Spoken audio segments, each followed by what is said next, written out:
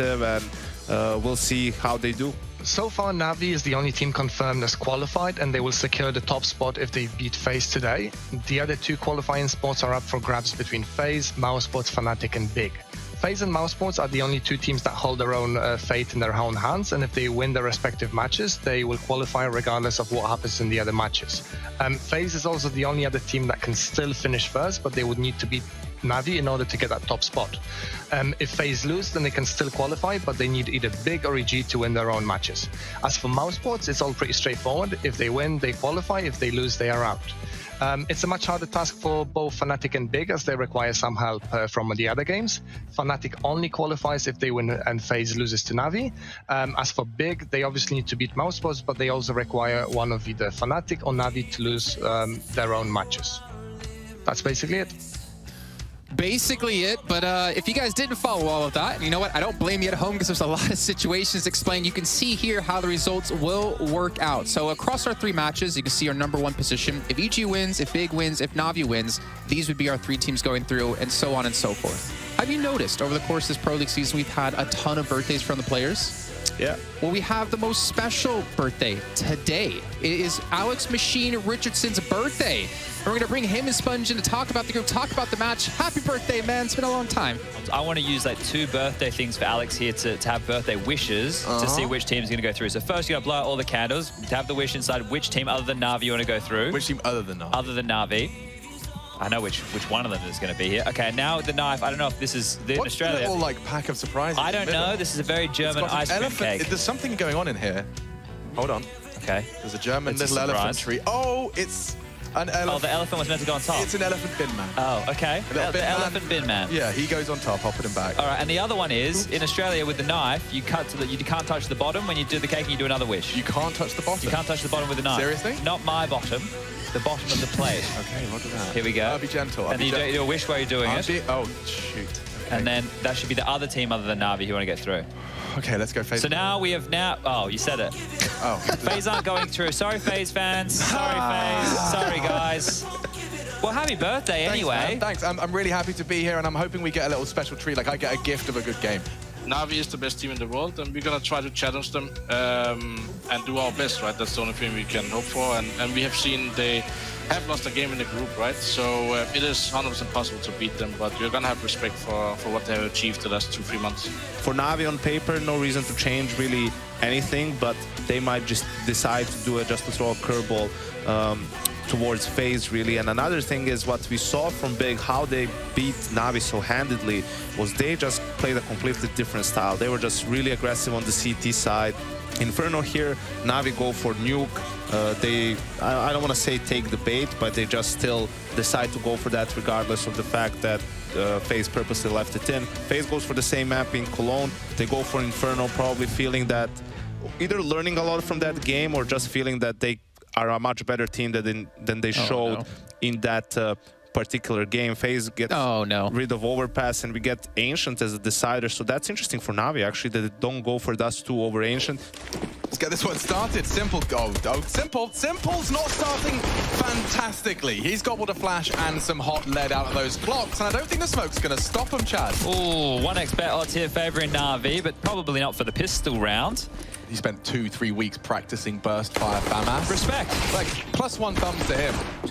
I don't know if he's going to be practicing the right-click alternate fire of the Glock, though. We're all wrong on this one, and Volvo are right, but yeah, this is the stuff I know what I'm talking about. Forget about all of the extra integrity and like paper and ink and law. None of that. No, thank you. Just saying, okay, do it again. Just asking him, hey, Mr. Castilla, have you got another one in you? Ooh, nice pronunciation. Merci beaucoup. Navi are in the right place to receive this. There's still ways in which this can go wrong. All it takes is a well-timed push or a good spray out of the MP9. Electronics been kept very honest. It looks like FaZe have weathered the storm. Yeah, been able to hold that one at bay there, and you could just see the moments where it could go wrong, but you try and run away, and instead that unravels the play. Whereas if you go, okay, well, we know there's 2 guys here, just not the head armor, right? Yeah. So I can see what you're talking about, because there you go. This is the first piece of that puzzle. Yeah, there's even a weapon that they have to contend with. Olof's feeling the heat. I will remind you, in counter to the 16-7 bang out at IEM Cologne, Olof did have a very hot, I can nearly said the word correctly, very hot Inferno just yesterday up against Big Clan, dropping a dirty 30 and pulling them across the line. Now this is already getting sketchy, Chad. They have to side now. But this is a full 5-man retake, and AK has fallen into Simple's hands. And that was an important frag to find. How has Perfecto pulled that one off? Brokey should have had more there, and Carrigan's lost his life as well. This one's gone. He needs something special here. Twist just over the elevation from Simple. Brokey setting something up. Perfecto getting boosted in the meantime. He'll be safe from the Molotovs there, presuming it doesn't break upon it. Oh, the timing's perfect as it fades. Rain's walk is completely neutralized. They're going to have to commit off this. And they are. Olof trying to be the pointy end, but Perfecto, another connection through the smoke, and FaZe limping with what little remains into this B bomb site. The rotate is in. Nades swallowed. Brokey's vision just restored, but Carrigan's got a wealth of space. My God, I just looked at the map. 9 HP though. He's going to have to do something crazy here. Electronic and Simple are coming in. Oh, he does. Pre-fire's lovely. Simple's his next challenge, and he's already managed to at least tuck in. They can plant here. He can get up Graveyard. I don't know how he's chosen to stick around so long. This is very brave from Carrigan. He's playing for the greater good. Simple will catch the first. Brokey trying to slip away at 1v4. Can't even get much more. It's a shot that's hit. It's definitely, there's a precedent set that it can and will be punished if you continue to go for jump peaks on the half wall, but FaZe with nothing posted. Looks like Simple wants to clear out top mid with the support of Electronic. That's easy as that. Well, this is one of those rounds where I think Carrigan has just gone, hey, let's get some deagles and let's go and see what we can find. Everybody go fishing, go at your own leisure, go at your own pace. We'll at least rinse through some of this util, but being rinsed right now, and Simple might have some more kills. And if you're FaZe Clan, right, like I think everyone, when they know, like they wake up in the morning and they know they're playing against Simple later in the day, part of you maybe even just for a second wonders, hey, you might have an off day. You know, it would be cool if you had an off day. And then, you know, all it takes is 5 rounds of Counter-Strike and you realize, oh, he's here, isn't he? Carrigan floating around middle as well, should he desire. He's looking very A-heavy right now from FaZe.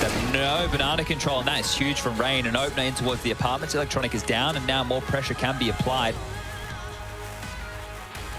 Ooh. Carrigan's got something in store for us here. Whether there's a full commit, I hear the apps pop, perhaps. Brokey, Carrigan all release their nades here. We go, let's see Na'Vi's reaction. He's flashed off, but he still pulls the trigger onto a back-turned Rain. Info on Beer, he's fully blind and executed. Now Simple can get overwhelmed here. He's done very well, trying to dig himself out of trouble. Through the flames they push, and round converted. FaZe have successfully taken the A site. Oh, that's a nothing statement, I realize. It looks identical, but I wonder if the result will match. This time, Electronic actively contests Twist's first look, and Bit realizes upon the first frag of his teammate that there's pressure coming his way. I love that util set. Bit nerdy, but will slow them down. Rain's found a solution. Oh, has he though? He has to walk through. Gray screened, an Electronic set up by the Bit util, and that will leave them wanting. I mean, they've got nothing left. Absolutely nothing to celebrate there from FaZe Clan, and weapon upgrades galore for those A-tested CTs. It sounds like, oh, well, we've had a great few days, haven't we? Until someone says, yeah, but if you lose, you might not even make it. It's pretty brutal. Oh. It's good, though, that every single game has something on the line tonight. That's one thing that I'm happy about, certainly. Right? But who's the team they have to beat, Chad? It's only Na'Vi, only the recent champions of our return to LAN. Indeed. They really want to exploit A, but I don't know what you're trying to exploit. You mean that Simple Bit and Electronic crossfire? Yeah. No, I'm not so sold. If I had to pick my poison, Chad, I think Boomich and Perfecto sounds a little bit more manageable. Doesn't it? It really does. That's strange how deadly that A site setup is. Really, no excuse. You have no excuse. That took me like an extra 6 months to finish. It's a really short anime, no? Isn't it? Yeah. I think I've marathoned it, and there is a start. B site, as we discussed, is exploited. Boomich down, and the rotation from Simple. Good smoke. The utility dump from Perfecto. Certainly delayed. Boosting the AWP up, I'm not so sure. Yeah, that makes more sense. Carrigan's going to creep through this here. Setting them up for success, and Perfecto just catches Carrigan straight through. I think the visibility. Simple, they're coming. Yeah, and Simple. Oh! He's actually been caught out! Whether by design or otherwise, they've been given a gift of an open B bomb site, Chad. I can't decide whether it's genius or just a straight coincidence. Some close rounds. Decisions down to the finest of details here.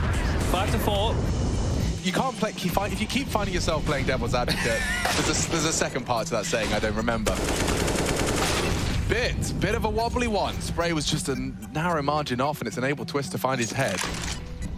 Simple's just still picking here. They're really aggressive, Na'Vi. Yeah, I think they just got really pissed when Big kept jumping at them. They want to do it themselves. Oh, they might just run down this B bomb site here. Yeah, Perfecto's got a lot to do, and I love the reaction out of him. He's managed to make that relatively threatening. Drops the smoke in time. Unless they face some resistance, which Electronic pushing. That's resistance right there. Big frag. Ooh, yeah, and already Perfecto's caught the B lurk as well, so stars are starting to align for Na'Vi, but advantage phase in terms of ground. Bomb now planted. Karrigan opts for the site. You can see they're discussing their crossfire. Now, Olof's actually been let off the leash. He's been sent to try and find the first prong of this. Oh, poor guy, booked with his back turned, crab walking around the apps. And Karrigan stays a number, he's being flanked. And flashed. Lovely conversion from Na'Vi, and they keep a cool head. Well, they just called top banana clear again here, so yeah, they will need to rotate away quickly because they found nothing on their info plays. FaZe could be coming any second now. Yeah, you can see they got the read. The rotations are on their way. Just sending Perfecto, the only man with a smoke, to go back to B. Karrigan's opened up proceedings onto the AWP, no less. Simple's gone, and Bit doesn't last long either. That crossfire's been broken FaZe into a pretty stacked down site. And Karrigan hunts down Electronic as well. They knew he'd be lingering on the site. That's enough to force the save. Money is fine for another Na'Vi buy, but if it continues back and forth like this, you're going to be happy with the first half of your FaZe, right? If you want the black and orange in your playoffs as a debut in their official capacity, it would be quite poetic, and so is that flashbang. Good God, Simple was blind for an eternity. And there's more to come. Electronic's gone too. Olof has won the round with his AK-47 alone.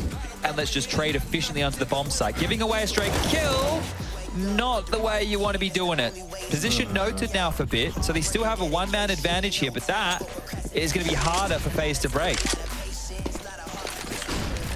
And it looks like they want to take some liberties here. Just jumping nades, walking casually, not clearing all the corners. They know Perfecto likely isolated, and he is just hanging out behind the pillar. No contact, but it's option. He's been caught. An adjustment out of rain. And Bit this time handed the headshot as opposed to the other way around. That will be the round saved by FaZe. I'm trying to think of a team who we could maybe use for that. I think like a Heroic would be a good example, right? You sent... That's FaZe Clan doing a whole lot of what they couldn't in their previous head-to-head. And FaZe, I've opened up again. Speaking of it, it's Brokey this time that puts his AWP in the feed. What a gift, right? Simple's about to go for a second mid-peak. He just takes his eyes away for a second. Brokey steps out dry. Na'Vi that are looking definitely a little flustered. I mean, look at this. Once again, a wide open site. How often have we been saying that? Oh, even with that kill, unless they get gifted another, I feel like it has to be the save. Yeah. The money's just not there for Na'Vi to risk this round, so they have been whittled down here, and this will be the third consecutive round for FaZe. Yeah, as long as everybody wants to win, yeah, I think that's all Simple cares about. You need something here. It's starting to get real awkward, and it could be another save if they just lose the site. They need guns for the final round of play, and their loss bonus is only at 2,900 here. Owie, ouch! 150 damage. They have the patience. And now they're going to be poking B. Now, this is interesting. Let's see Na'Vi's reaction here. Karrigan's trying to be smart, but unfortunately, Rain's taking contact way too soon. They haven't shown the bomb, but they'll clear him. Oh, Karrigan, you are a loud boy as he stampedes through the apartments. Electronic about to win the round. Yeah, hello. Is that the explosive device that you intended to plant? Oh, if Brokey can do some damage here, never mind. He goes down to Bit. It really hinges on what Karrigan finds, but this is the pressure from mid. Go! He's flashed, but Bit saves the day. He finds both of them. And Perfecto, he's babysat nicely. Boomich saves him, gets the info, knows they're committing, spotted out Twists and Brokey. And the bomb on the backpack of Twists. They're in a lot of trouble. Last round, so full commit. 5 versus 2 becomes a 1 versus 5, and Brokey last alive. There he goes. Na'Vi win out the half. Simple goes the dream again here. So the P2 50, the 2 smokes set up right now, and the collision caution to Rain. Owie, ouch. Just Glocks to the dome, and now, well, panic stations for Brokey and Karrigan. They've got 5 Glocks. who want their name and number bit. The first bullet on the adjustment straight to the dome of Carrigan does conclude the round. Now, I hate that this is the meta right here, and okay. I was going to say, I hate that this is the meta right now where the CTs are better off just saving their armor so they can get the cheap upgrade into head armor in the next round. Olof didn't want to do that, and that's fair enough. Pistol is not going to be as juicy, but 4 of you go B with util. and the other guy plant. No, we can't have util, we all need to be eco. Oh, you're right. Everyone has to be eco. Oh, bloody hell, mate, it's going to be late. It's already past my bedtime. Boomich sorted the problem out as Rain wanted info. Instead, he finds an SMG to the face. Poor old Carrigan. Flash for info. No one's blind, and Boomich is gonna catch a scalp on it. Lucky there, didn't he? Lovely follow-up from Brogy. He converts the no-scope. I'm afraid that might be all to celebrate for FaZe in this one. A quick one as well. Yeah. No wind beneath their wings in that one, I think. What a special treat. Yeah, so this one could get spicy, but like I said, it's up to Brokey. He's about to get run boosted. Special delivery. Simple accepts that package. Yeah, that's a dream. That is exactly what you were prophesizing. Chaddy took 2 chunks out of Boomich. He's been hard done by there. Olof, so much damage. Just shy of finishing the job. Bit will swallow the nade thrown by now the cold dead hands of Twists. I'm afraid FaZe kind of relying on Carrigan staying alive. Now they'll just take some space on A and staying alive. Staying alive. Is it the BJs? I don't know. I haven't kept up to date, but it's pretty hype. Flashing him off. Range got him here. Should be, and does deliver. Oh, and he tagged another. Sets up Brokey for the conversion. Na'Vi going to be propelled into Carrigan's solo B hole. Well, if they're quick, it's just him. And no one flashed. Maybe slows them down. 20 seconds. Brokey's in position now. The Boomich clear. He's looking the wrong way. Carrigan sprayed the wrong way. He's been run down, and Na'Vi have the sight. Oh, how have they gotten away with that? Here they come. Carrigan, Rain, good flash, but that's all they've got. That divider smoke will be thrown out. Rain needs a multi-kill here. It's compulsory. There's so many people looking for him. Trying to play around the smoke. He's tagged up a few. Safe. And that's enough for the FaZe Clan boys. They'd rather have another go in round 21. They had a back and forth affair there. It's 7 in a row from the tail end of the first half. Yeah, a couple of lost gun rounds. The pistol and its conversions. It's left FaZe with a couple of options. Carrigan, what throws caution to the wind? Straight down Banana. It's Rain's multi-kill that could be the difference. Has a good tag. Simple somehow tracks him as the Norwegian does tuck in. A risky Big push. Miss. All off with only the FAMAS. Sure, he's got some util. We'd love to get that well placed out of the apartment position. Oh, timing. Yeah, he knows they're in there and softens him up. Twist just Molotov'd out in response. The time, there's nothing left. Olof would have to pull out some crazy shots. Oh my God. Yeah. They are just walking straight in uncontested right now. Alex, nobody on FaZe has double-digit kills right now. Yeah, that is odd. And Boomich is so good at being ahead of the pack. Never mind finding impact from it. He's so far ahead of the boys. Close it down. It's over. Look at Simple, he's pushed up the tree already. They're just bloodlusting for these frags. And if they find them, Pepping their steps, Simple trying to clear out his corners. The AWP oversight has looked away. Twister's on an island. He gets destroyed. Brokey's been spotted. Electronic is on the chase. oh, leave me alone, bro. Oh, come on now. Oh, they look for Pit. He might try and get an AK. Oh, Olof. No. They're all there. They're all there. These guys are getting set up. Oh, Boomich flashed through. And Carrigan's done very well there. Gets the first, somehow gets away. Good luck, have fun. After an 8-7 half, it looks so promising. Down goes Rain. That was supposed to be their ray of hope. Oh, Twist has an MP9. But now it's just a desperate prayer. They'll have to use their fortitude. No, okay, I'll stop with the Priest references. It's 3-3. Bombs going down. An odd little plant corner for Simple, but it does mean he'll be safe from the spray. Brokey perhaps can find. Oh, no. He can't finish off Bit. 4 HP. Bit of a heartbreaker. And poor old Olof's got no hope, really. Carrigan's the one with the kit. He's low HP, now loose on the site. And Na'Vi condemn FaZe to the same score, 16-7. First half was going great, right? If you're FaZe, yeah, we're getting some rounds on the T side. That's awesome. Like, let's go into the second half, see what we can do now. but they couldn't do anything in the second half. Unfortunately, right? Even in the They did first half, nothing in the second half. I think this was like obviously a very dominant win for Navi, but also you look at the first half and the rounds that Navi was losing, the gun rounds, were mostly when they were going for some holes aggression that was getting punished a lot by all of Meister, whether it was electronic or simple. They were getting punished there, you know, a mid push that didn't really work out too well for Navi either. They won 3 gun rounds, I believe, full gun rounds without losing a single player. Navi just wins those trades, wins another round. In a 3v4, Brocky misses a shot on mid, on bit coming out of the smoke. That round falls apart, and all of a sudden, like, the rounds are just adding together, right? You're not winning any of the half-buys either that FaZe sometimes was able to do. And yeah, they can't just win a single round on the CT side, which is a bit shocking, really. But when you look at it, it's not like they were making some massive mistakes. It's like small mistakes, small. I think those losses suck the most, right? Because you're rewatching that game and you're looking at this and it's like, yeah, just like they were just better. Like they were just better, right? They just outplayed us. Well, 1xBet don't believe. Simple throwing utility for his team. I believe so, and we're into the top side. Perfecto, excuse me, Electronics the one to go down. The one-way's been dropped, and the entire Na'Vi squad have been dropped. In fact, it's as easy as that. Perfecto is a bit of a clutch master. He's already had 1v4 on Luke. No.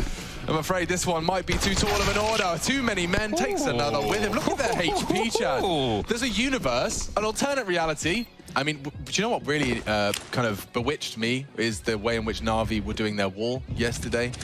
That wall of...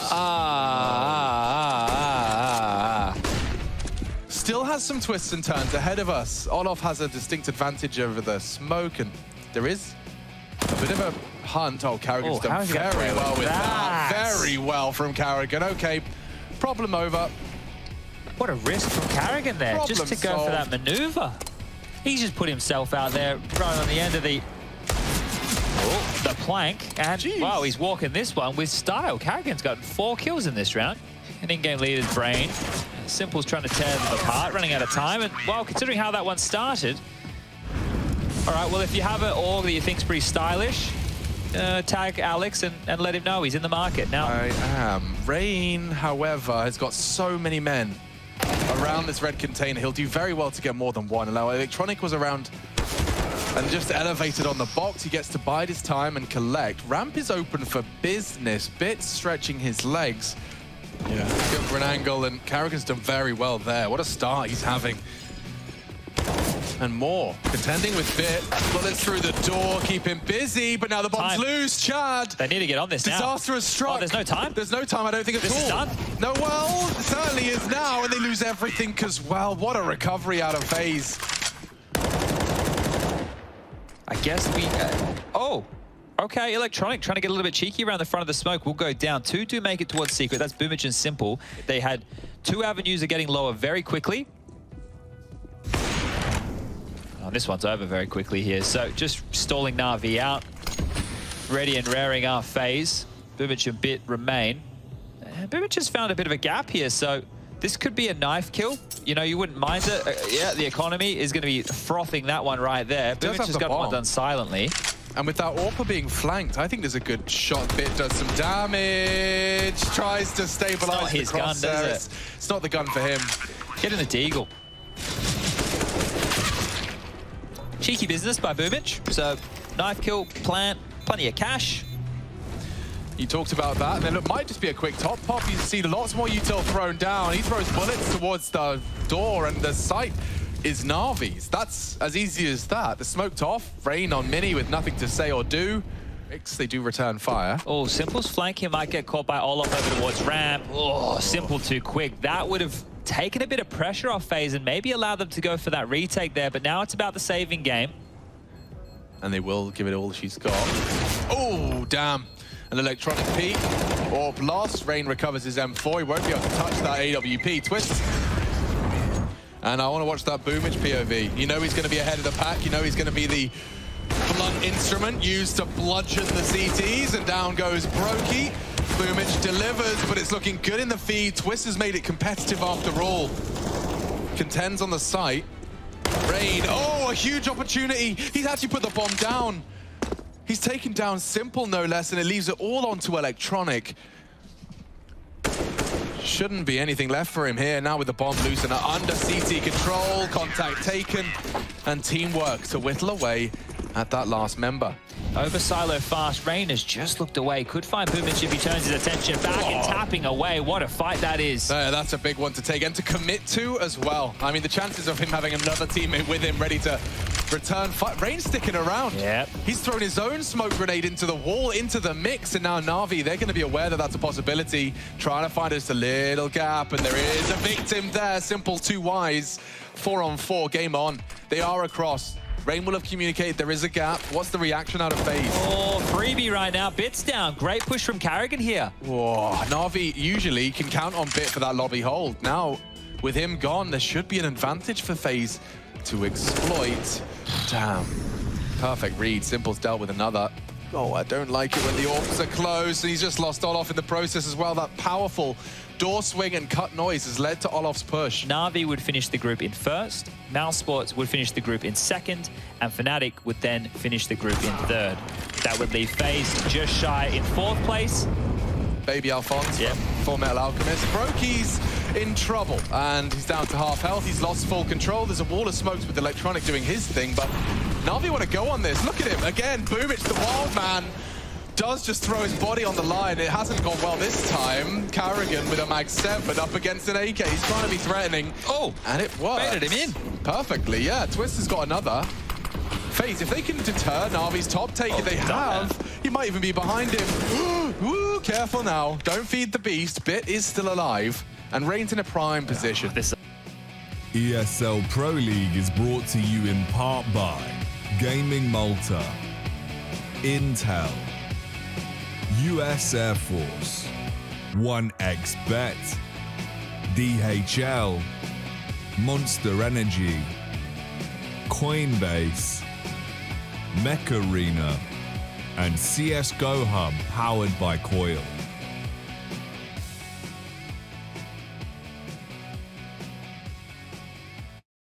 These are those moments I don't think anybody else is going to forget.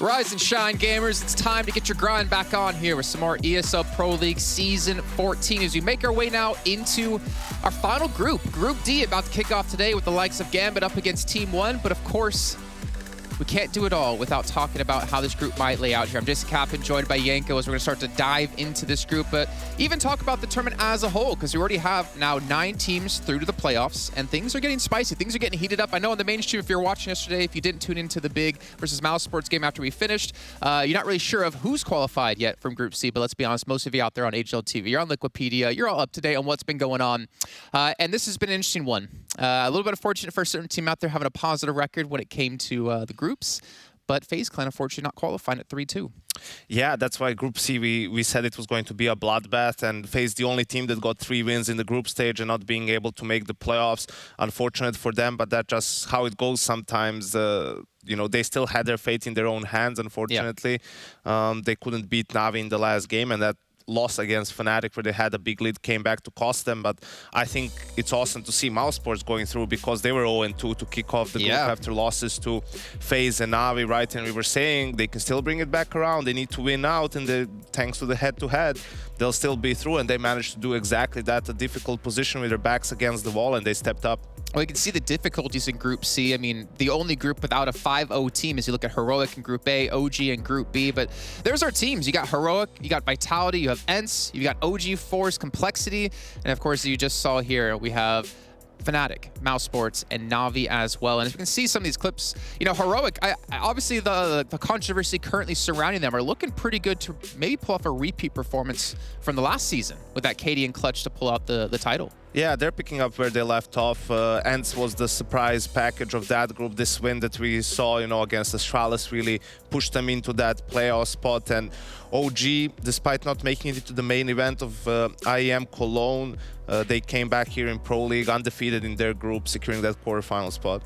Still interesting to see complexity though with with a new player with that's tag and with a stand-in out of Safix able to qualify through, and even Force as well, another team that we were talking about, of getting told literally at the end of a media day they were doing, hey, we got invited to play in the Pro League, and they didn't even believe they got invited. They didn't even believe it was happening, and they had to double check to make sure that it was real. And sure enough, they made the best of the opportunity. They qualified into the playoffs, and also likes of Fnatic, a team who's had struggles of recent times with the swap round having Alex and Mezzi coming in, looking pretty damn solid. Historic struggles for Fnatic, really. We saw them, coming into this group, they were ranked like 51 or something, like just ridiculous for such a storied organization, right? Yeah. But they have had struggles, just winning any sort of a game, and changes had to be made. JW, the long-standing member of that roster, I mean, wow, it's been like on the team for 7-8 years, and this point with the org. So they make the switch from Swedish to an international roster, and it bears fruit immediately. So that's a huge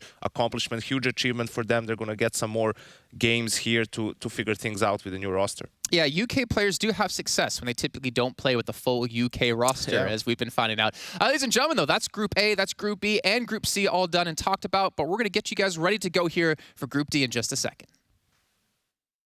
In Group D, one of the most impressive teams is currently Gambit. Since building a new lineup around their in-game leader Hobbit, the CIS lineup saw great success with wins at IEM Katowice, IEM Summer, and 4 other events this year. At IEM Cologne, they fell a bit short, but Gambit will do everything to strike back here at ESL Pro League. NIP's latest team adjustment was very surprising to many. Stealing away Device from Astralis and making him their new AWPer wasn't expected, but holds a lot of potential for the Ninjas. Completed is the roster by stand-in player LNZ coming from their academy team, and now they need to turn their new potential into a deep tournament run. Liquid has struggled lately with their results, but with their new addition of the Brazilian in-game leader Fallen, things could change. Speaking of Brazilians, Furia could be as good as the old Luminosity Gaming lineup with their young talents, or maybe their fellow countryman Team 1 could prove them wrong. Will Gambit show again why they were considered the strongest team in the world for quite some time? How strong will the Ninjas be? Is America's Counter-Strike scene gonna make a comeback? This season of ESL Pro League will tell. And a lot of great storylines come into this for quite a few teams, even some adaptations and some last-second roster changes for a couple of ones out there. But let's start talking about this here, Yanko. What's the first team you want to focus in on here in Group D? I don't know. I want to say how this group is really odd. Like, we have 3 NA teams, basically. I mean, the Brazilians, you count them as NA teams at this point. 2 CIS teams and only 1 European team. Like, it's really funny how it played out. Furia, Team 1, and Gambit, they were in the same group last season of Pro League 2. So I think it's going to be really interesting. If you want me to talk about one team, I would talk about Entropic. I think low-key they could cause a few upsets here. Elian on the AWP, he's been amazing this year. Sure, it's mostly like tier 2, tier 3 scene, but I think here against some of the more vulnerable teams like Furia, they could cause some upsets, and we have to see how Team Liquid and NIP are going to look like. They're the 2 big unknowns, probably not really justifying the expectations just yet, so we'll have to see if they step it up here.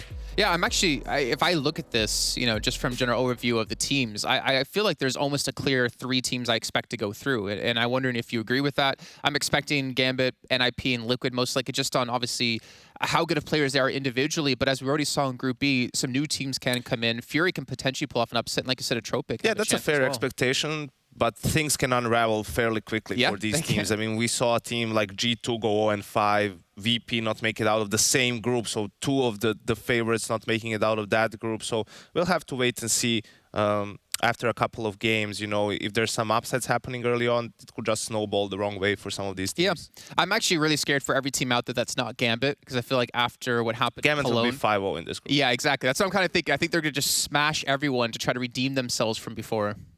They will. They've also been boot camping for like 20 days already, so the Gambit is for sure the most prepared team in this group. I don't see them losing a game to anyone here. Okay, well, we'll see if that's going to happen. But before we can even get to that, we're going to talk about our Coinbase crypto challenge that, well, I wasn't a part of, but Stunna was. You were as well, Yanko, and of course, Chad and Machine.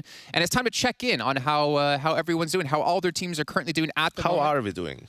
Well, I can tell you that we're not going to look at it just yet. We're not going to look at it just yet. We're going to look at us. We're going to talk about it. But I'm curious, though, where did you choose to allocate your money? What was your strategy for this one? I just spread it around a little bit, you know, a little bit into the meme coin, so to speak, in case Elon Musk decides to tweet something again, right? A little bit in the more stable ones or like the big ones, basically like Ethereum. But, you know, you shouldn't really take anything I say as advice. You guys can just go out to the Coinbase website. They have a lot of different strategies and, you know, guides and so on. Like you can learn more about it there. And I think that's the safer option for sure. Okay, well, we can see... Jason, what do you see on this graph? I see that you are currently winning this challenge, actually, at the moment, by about 50 USD. So pretty damn good here. And unfortunately for Machine, it was his birthday yesterday, but he's kind of tainted here. That's unfortunate. It's rough, you know. You never know what's going to happen. That's the fun of it. But yeah. I think just... in general, all right, there's also a link that people can go to. Yeah, coinbase.com/partner/ESL if you guys want to actually get involved in this as well. You get $5 free towards Bitcoin to help you with all your needs. Every penny counts. It does. Every penny does count. I remember picking up pennies off the ground actually just yesterday. Anyways, let's actually check in with Machine and Sponge, who as well are participating. And Machine, you're not looking too good, but we're not done just yet. So I have hopes for you, man. Yeah, I mean, let's be honest, it's been a week. I heard finances take a while to kind of balance out, certainly with crypto. Tomorrow, I could be at the top of the graph. Chad, what are you doing? I'm balancing my books. Okay. Is it too early for that one? No, it's great. Okay, well, no, but all right. To be fair, you know, Yanko said he went the stable route. He got Dogecoin. Don't know how stable that is. I went with USD coin, which is meant to be, you know, like that's the definition of a stable coin. It's like almost supposed to match and follow the USD. Yeah, value. Apparently. I only read into it like face value, and then we both went Ethereum and Bitcoin. But my methodology with that is like a rising tide lifts all ships. So, you know, we've all been looking at the crypto the last couple of years. Every time Bitcoin seems to pop off, everybody tends to follow. Well, yeah. And, you know, have you been reading into about the scaling about Ethereum, Alex? Oh, the Ethereum scaling? Yeah, the Ethereum... I was trying to read into it this morning. I don't understand anything to do with it. I'm not going to lie. It's very, very complex, all of that stuff. What I did was... Please tell us more, Chad. That everyone told me to buy, and... I went for the 2 coins everyone used to be telling me to buy, and I never did, and now they're thriving. Yeah. I'm just going for them nice now and late. Well, we're still pretty close. Yeah. What was that top to bottom there? What, maybe like 100 separating us? So you never know. There's still a chance. It's a good bit of fun. And of course, the 2K is going to charity one way or the other as well. So just looking forward to seeing if we can get some good hauls for our selected charities. Yeah, I like that Machine. He's very smart about it. It's not about the one-week gains, it's about the long-term games. He's playing the long game here, and luckily for him, he's got some time to work with before we do close this one out. But yeah, remember, this is not professional advice in any way, as you clearly heard from all of us. But it is a nice little challenge, and again, it goes to charity, so all for a great cause. But, Yanko, I'm putting my hopes on you. I think you're coming out #1. Yeah, I think I'm going to crash and burn. It's usually how it goes with everything. But hopefully not. Hopefully we all do good, because it's all going to charity. Exactly. All right, well, ladies and gentlemen, that's enough from us here on the pre-show of what's coming up in Group D. We're going to head to a short break, and when we come back, we're finally diving into the nitty-gritty, the meaty section of Group D as we start off with Gambit up against Team 1 to kick off the group.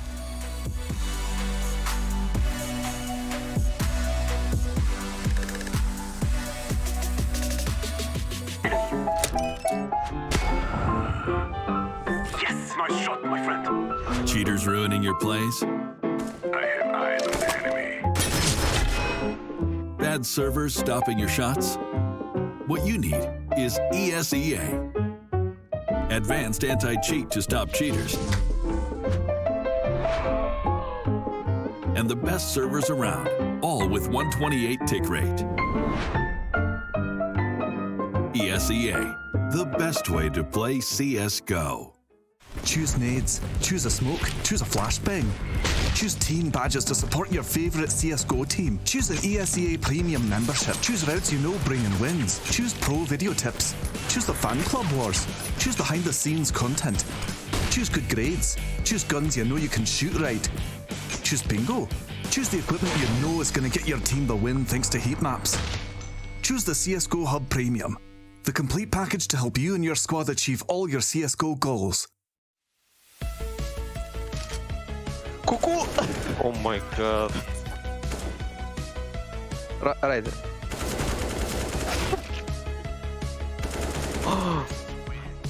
Справа. Найс. Справа. Закрысил.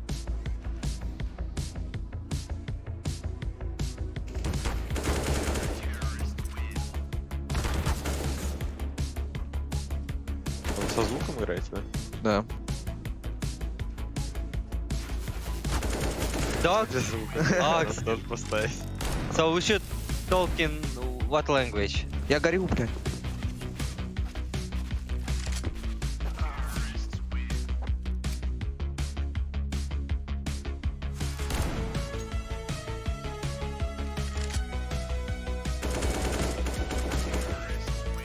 Молодец, молодец.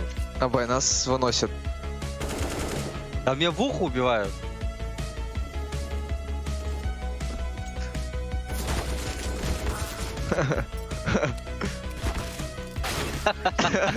Что-то страшно иногда двигаться по карте. Вообще. Карта живая. Один у нас на респе. Я умер. Меня прибило. Вас прибило. Сзади он надпался. О, у меня идея.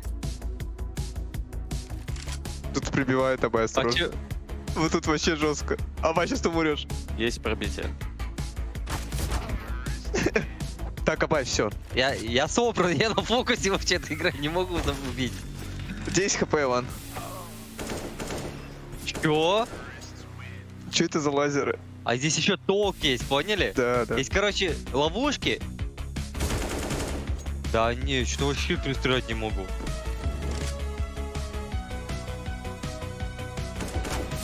Справа, справа.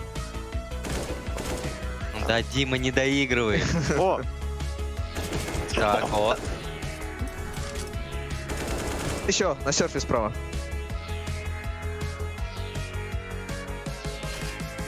Где? Вот, справа. Он битый, минус 52. Серега, я посмотрел экран. Хорошо. О! Не знаю, слева где-то. Вон, в подвале.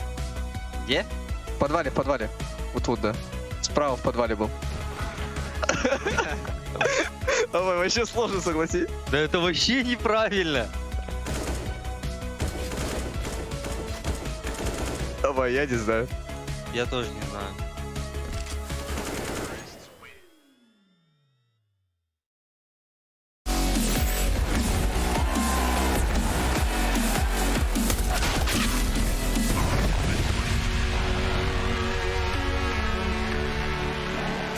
All right, it's time to jump into this thing. We have Gambit taking on Team 1 here in our debut match for Group D, our final group of ESL Pro League Season 14 before the playoffs kick off sometime next week. And this is going to be an interesting one, I'd say. A good testament to see where Gambit currently is at. We're expecting to be extremely good at the moment, but more importantly for Team 1, who had a rough time in Cologne. They had a rough time last season in Pro League, going 0-5. Obviously, they had a different player with Skulls instead of XNS. They had a rough time every time they were in Europe, basically, and they're not having a rough time in NA. Yeah, that seems to be the status quo for most teams in NA, unfortunately. Anyways, awkward moment aside, we actually do have an interview this time with Malvs, a little bit of a pre-match interview in just a few moments, and I'm curious to see what he's going to have to say when we do talk to him, because he definitely is a standout player. He's a star player for the team, and he always has been. You know, from coming in from Argentina, everyone's always had their focus on him. But the thing is, they're playing Guatemala. I thought it was Argentinian. Okay. Well, the flags are a little bit similar.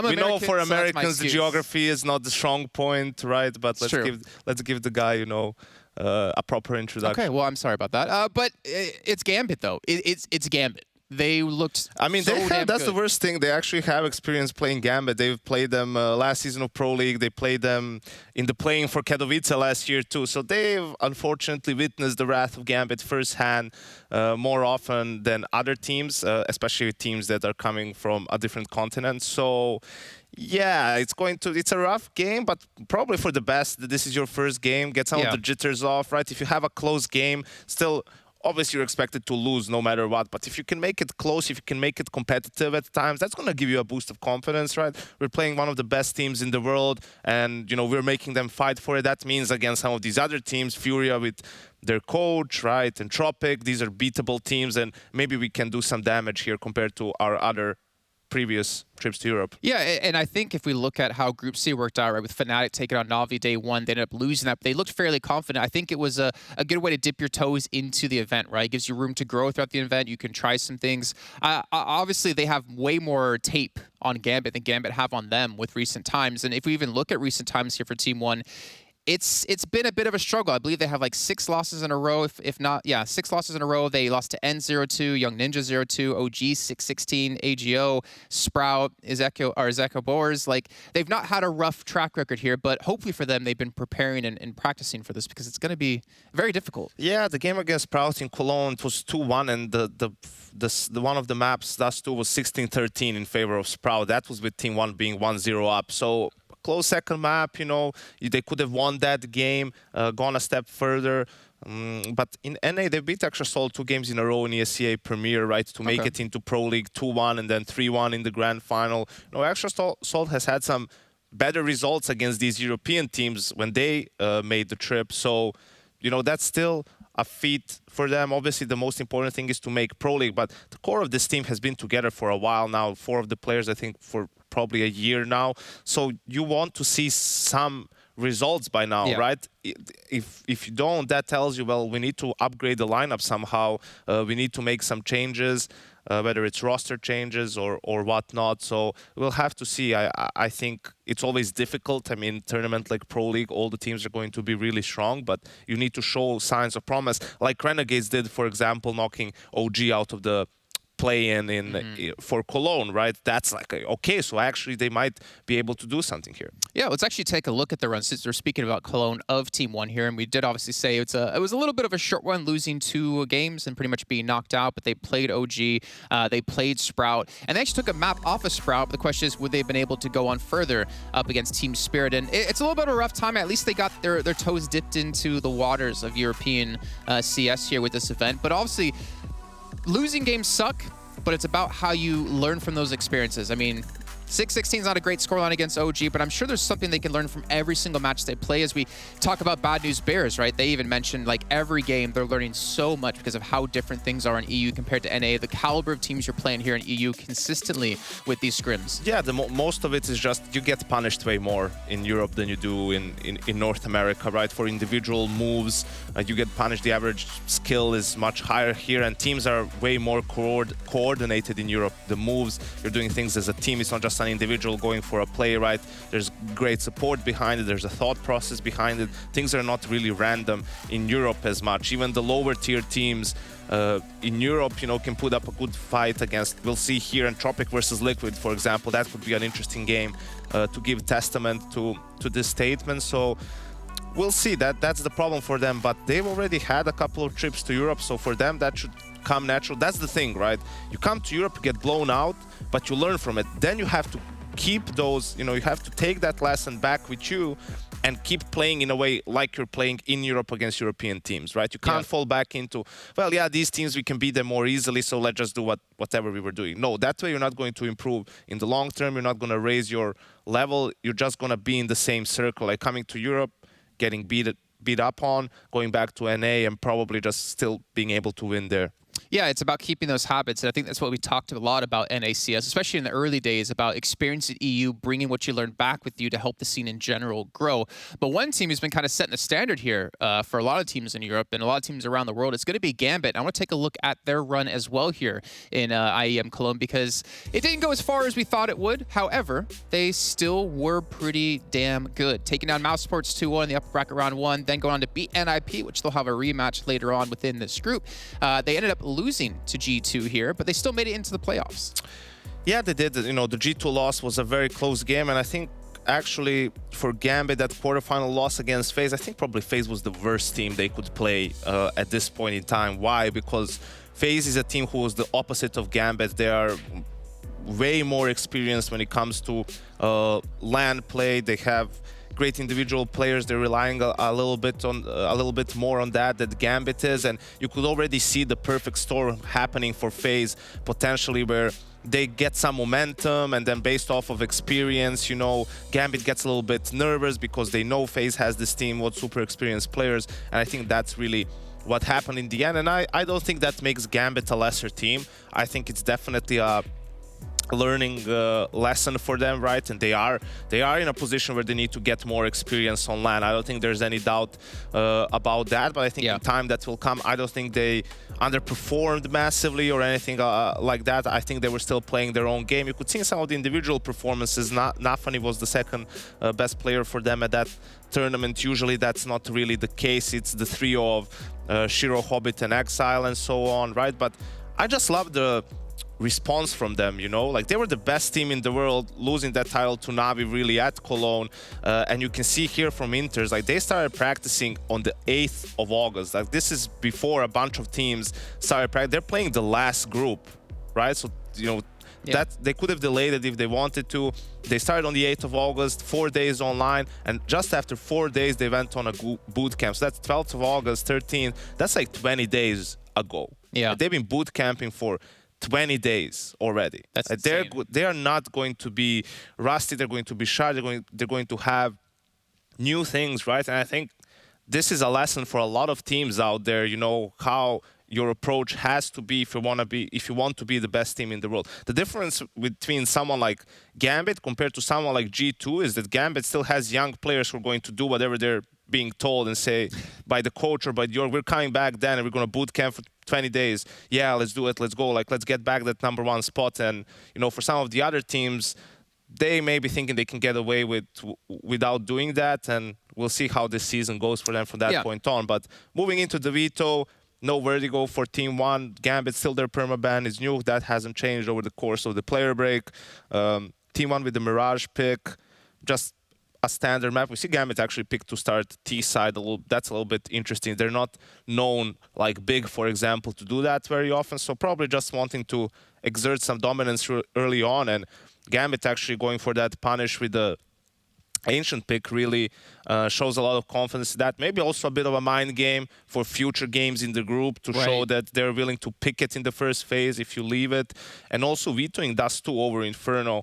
I think the thing is, at the start of this year around Katowice, right, the obvious punish against Gambit was Inferno, but people were trying it so much, they played it so much, they practiced it probably a lot, that they actually got really good on the map over time, and it's not a weak point for them anymore. So an interesting pull to kick this off. I think Chad and Alex are going to be extremely happy for getting Ancient to cast for sure. They didn't get it yesterday. Since it's map #2, but yeah, unfortunately, not much I can tell you to get too excited for this game, that it's going to be close. I think Gambit is going to have a comfortable win, but it's going to be interesting to see, you know, how do they look? Do they change some things? Potentially Team 1 can, you know, get on a roll map like Mirage.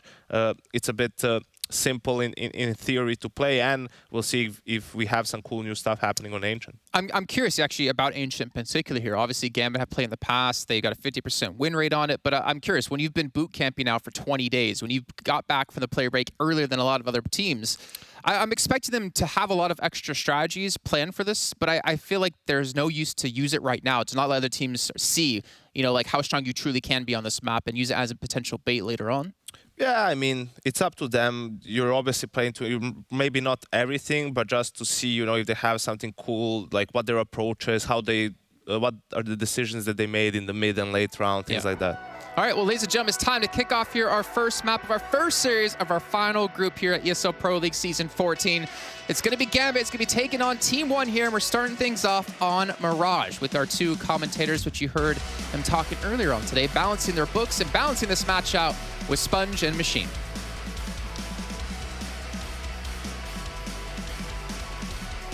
Thank you very much, fellas. Appreciate that. That's Jason Kaplan and Janko Paunovic, otherwise known as YNK. It's one of the cooler nicknames. And I'm afraid stuck with Machine and Sponge for now, though. Let's get into Mirage. We guarantee an Ancient. That's hype as hell. We get that as our second.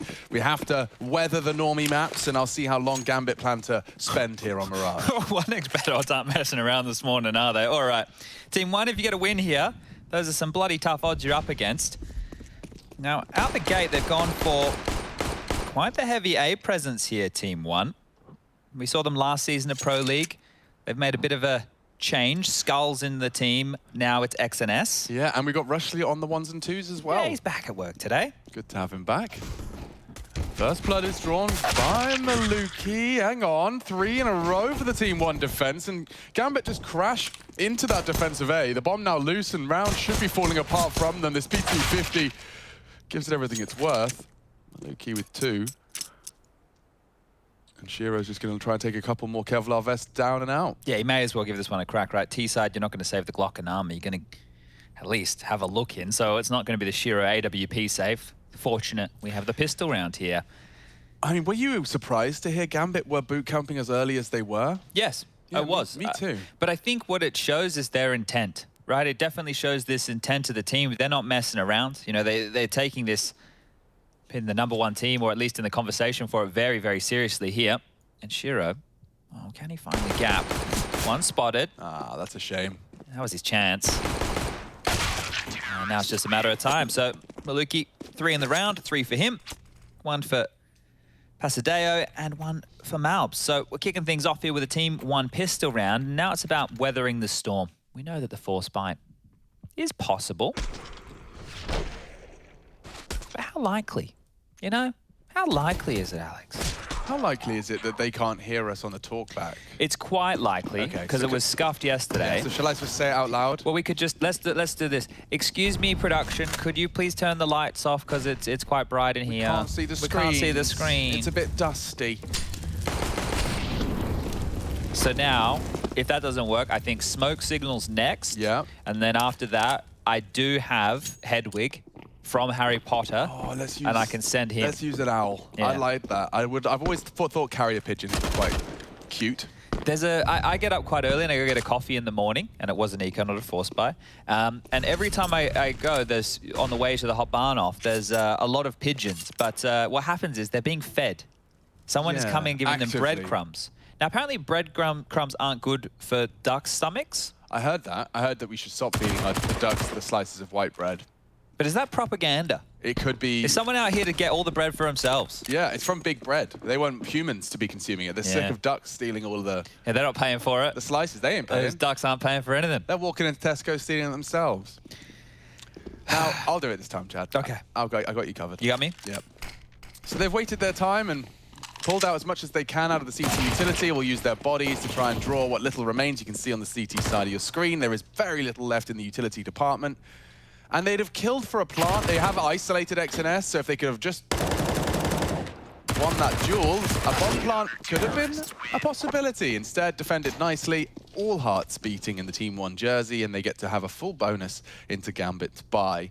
And the bonus doesn't suck. I actually feel like this is a lovely smorgasbord of relevant rifles and aggressive SMGs to poke and prod the Gambit boys. 2-0 so far for our South Americans. Yeah, I hope that Team 1 have a bit of a maneuver here to do with these SMGs, right? Because when you get away with a free one, a clean one like that, you want to hope that you can play these in the best possible way. So mid-control, jumping down towards that underpass.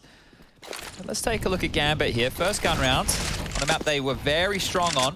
It is going to be a 3-man B lean, so that's the maneuver that Team 1 are opting for. And Maluki, tasked with middle, popped on down to half HP. Oh, I like this.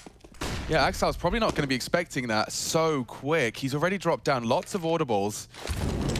And they'll drop a deep util. So, I mean, Axel now aware, fully aware that they've pushed up in the apartments. Let's see what the Gambit response to that is.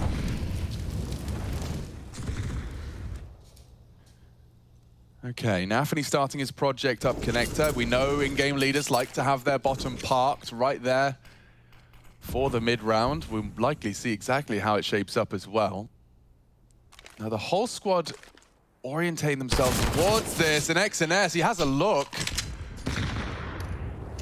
It's Nafany who's being held. Solid defense so far XNS is the first to fall for Team 1, and looks like Shiro, boosted into the window, will now be able to lock down that rotation. Malbs, PRT both have to try and relinquish control of the jungle position. Gambit fully set up for this. And the bomb's going down now, triple side. Oh, Shiro coming in to finish the job. Good check. Maluki's caught him. He's used that AUG fantastically. Unfortunately, the rest are MP9s. It's just not easy in the head-to-head. They'll go for another save. PRT, he's been able to get himself a rifle as well. So all things considered, not too shabby, right? I know they lose the round, but the fact that they didn't just get disintegrated there, they're able to upgrade those MP9s into rifles. A tidy round here to get away with. Good stuff from Gambit. Did feel a bit easy. They just kind of strolled up through connector there. Nafany, I'm sure he was hoping a player was going to be able to trade him towards the top of ticket. Look, he gets away with his life. And Taxile isn't going to push past the magic line right there. So 2-1, scoreline reads. And as the desk was talking about here, there is a history between these two teams. This year, they've played 3 times. Well, 3 maps, right? They played twice. All of them being 16-5. All of them? All of them. So, if anything, Team 1 are competing against themselves in order to find themselves just a little glimmer of victory. In fact, victory's been hard to come by for these boys. Good God. 6 in a row. And that's, I mean, that was before the player break as well, right? Like, so they had 2 months of a bit of a lost streak and then proceeded to return and where they left off. It's not been a fantastic return to the season for Team 1. It's just difficult out here. You know, you're up against some of the best teams in the world. If you can push a squad like Gambit, if you can make them sweat, if you can get to double digits, I think right there, that's something that we're going to be looking as a victory in itself. Now, it's not the W, but considering Gambit have been back since the 8th of August, they've had a lot of prep time for this. So you're expecting big things out of them. Another nade chases Hobbit away. More utility exchanged in middle here, and well, Gambit are just going to continue their crawl. Connector smoke from Axel. It's going to dissuade Pasadeo. Maluki has to stay committed to this now, so he's in a bit of hot water. Oh, that came way too easy. Malbs down. That's going to get the B defenders feeling a little hot under the collar. Nafany even stalking for Maluki, who was last seen not far away from the window position. They're just calling back for an A crunch here. So Nafany gets to control these rotations. He can jump through the window. He can stall them out through connector or short. The lion's share of the attack coming up A ramp. Inters out Palace. It's on XNS really here. He's going to need 2 or stall them out. Oh, and it's a very predictable position. They could Molotov him, nade him, spray him, and he peeks out. Finding the head of Axel and kept honest. They need to actively contest that plant. Shiro's setting himself up for it. There's a great flash, 10 seconds, the bomb's still not down. Hobbit bodyguards nicely. They just need to deny, and Shiro, he's screwed, surely. They just need to bang him. They can't deny the bomb, and Gambit extend play now with a man advantage. Oh, and PRT falls as well. A couple of seconds, the separating factor. Team 1 and some opportunities there. Kept it really scrappy, right? I kept it really scrappy against Gambit, and if you could do that when you're down a man early, that's great, right? You consider the way that round started, pedestrian stuff out of Gambit, isolating key choke points, walking up, finding an easy opening kill without response. But now, 15 seconds as they're coming up the ramp, it does really get spicy. Anybody's round. Great bodyguarding there from Nafany, and they can wipe the sweat off the brow because now they're going up against these pistols. 4 digs, 1 USP, a flashbang, and, well, Kevlar for Malbs. Now, his dig is apparently something to be feared in North America. You're going up against Team 1 in those realms, you have to worry. And, well, XNS has something to say too. Long-range shot, top of stairs to Hobbit's head. Gonna stall out this Gambit trawl. All it takes is 1 more of those. All it takes. And they know it. Well, there's 1 more of those. Exactly what we're talking about. So AK's on the deck. A lot to pick up here. PRT. Oh, Maluki got punished for his greed there. He wanted the AK-47 from Hobbit's body. Inters is the one that's just been holding that. And it has produced the first for Gambit into our 5th. You kind of want Team 1 to punish Gambit for this, right? They've given away 2 for free.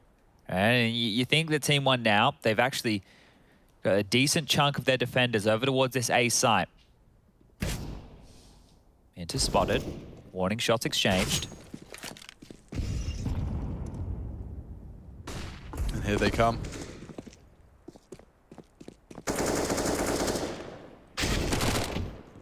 Malvs' Deagle has provided another.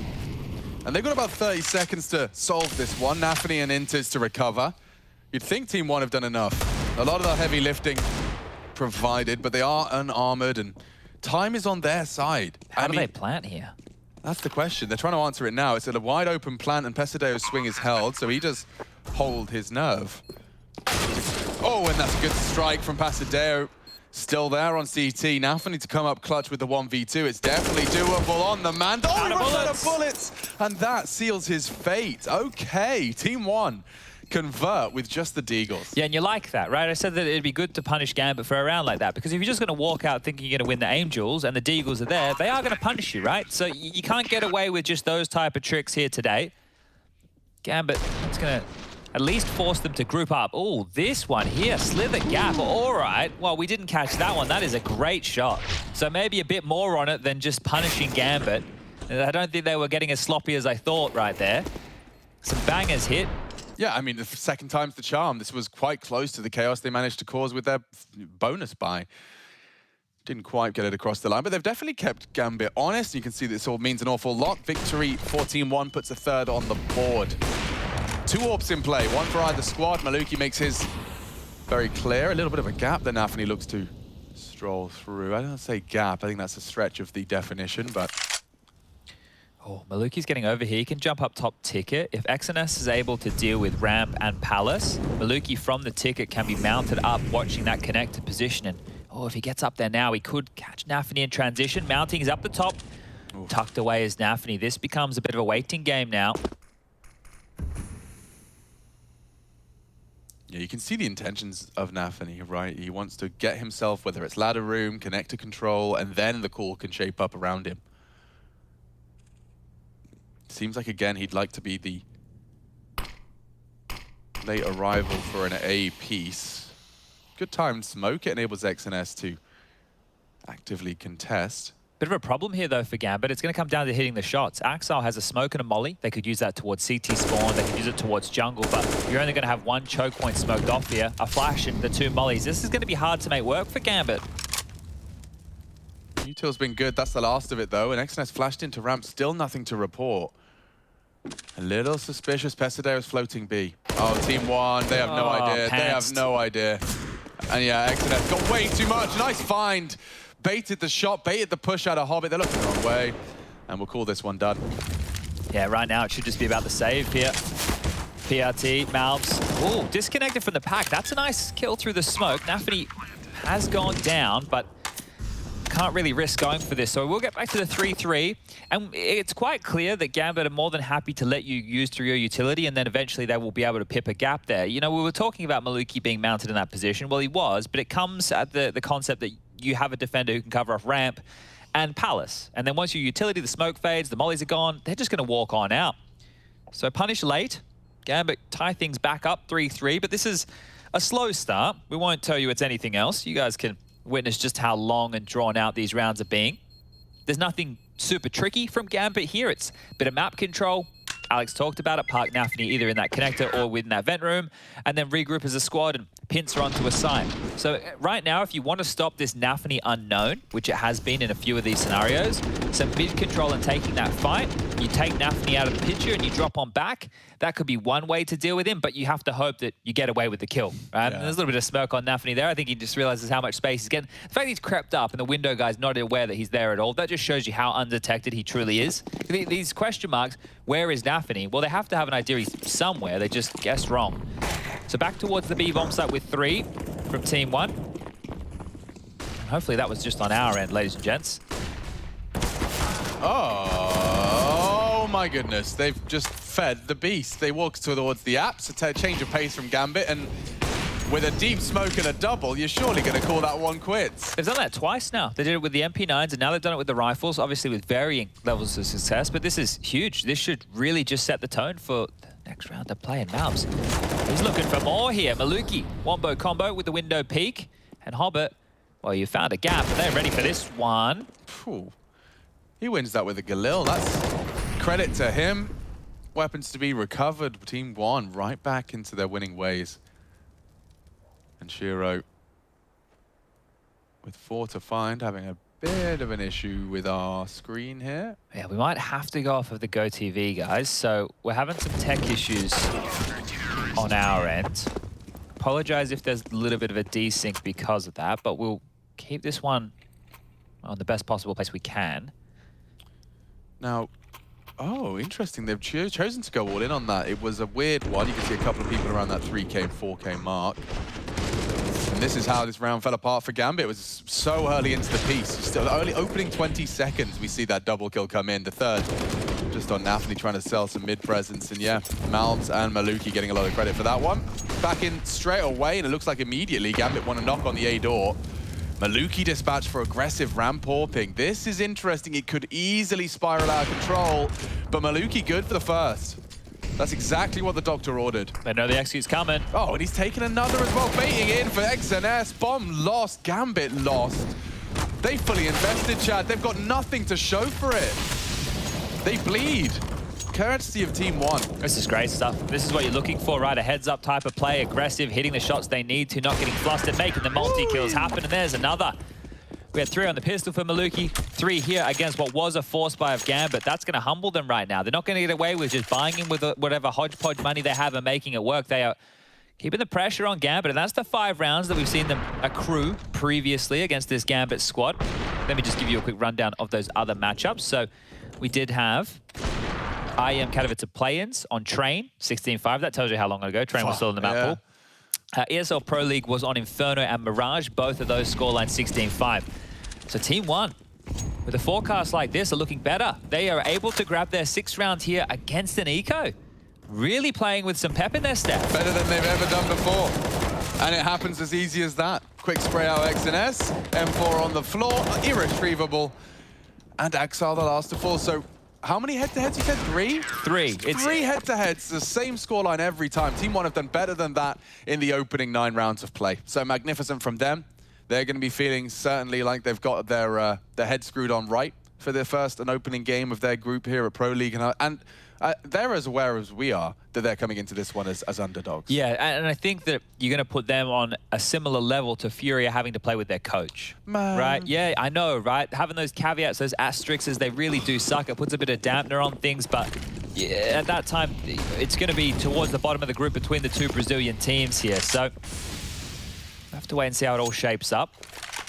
I'm sure you'd love a win either way if you're Team 1.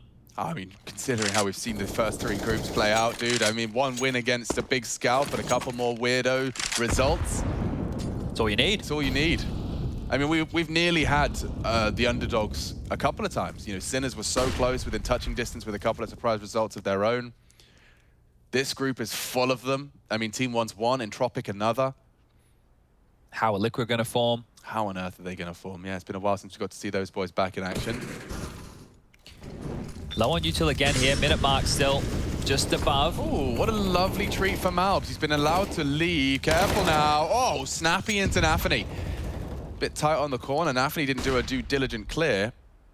Yeah, you can see with the way that now Nafny's moving around here that he's not like doing the jiggles and the clears. He's just actually holding the shift key. So very susceptible to those type of deaths. There's no...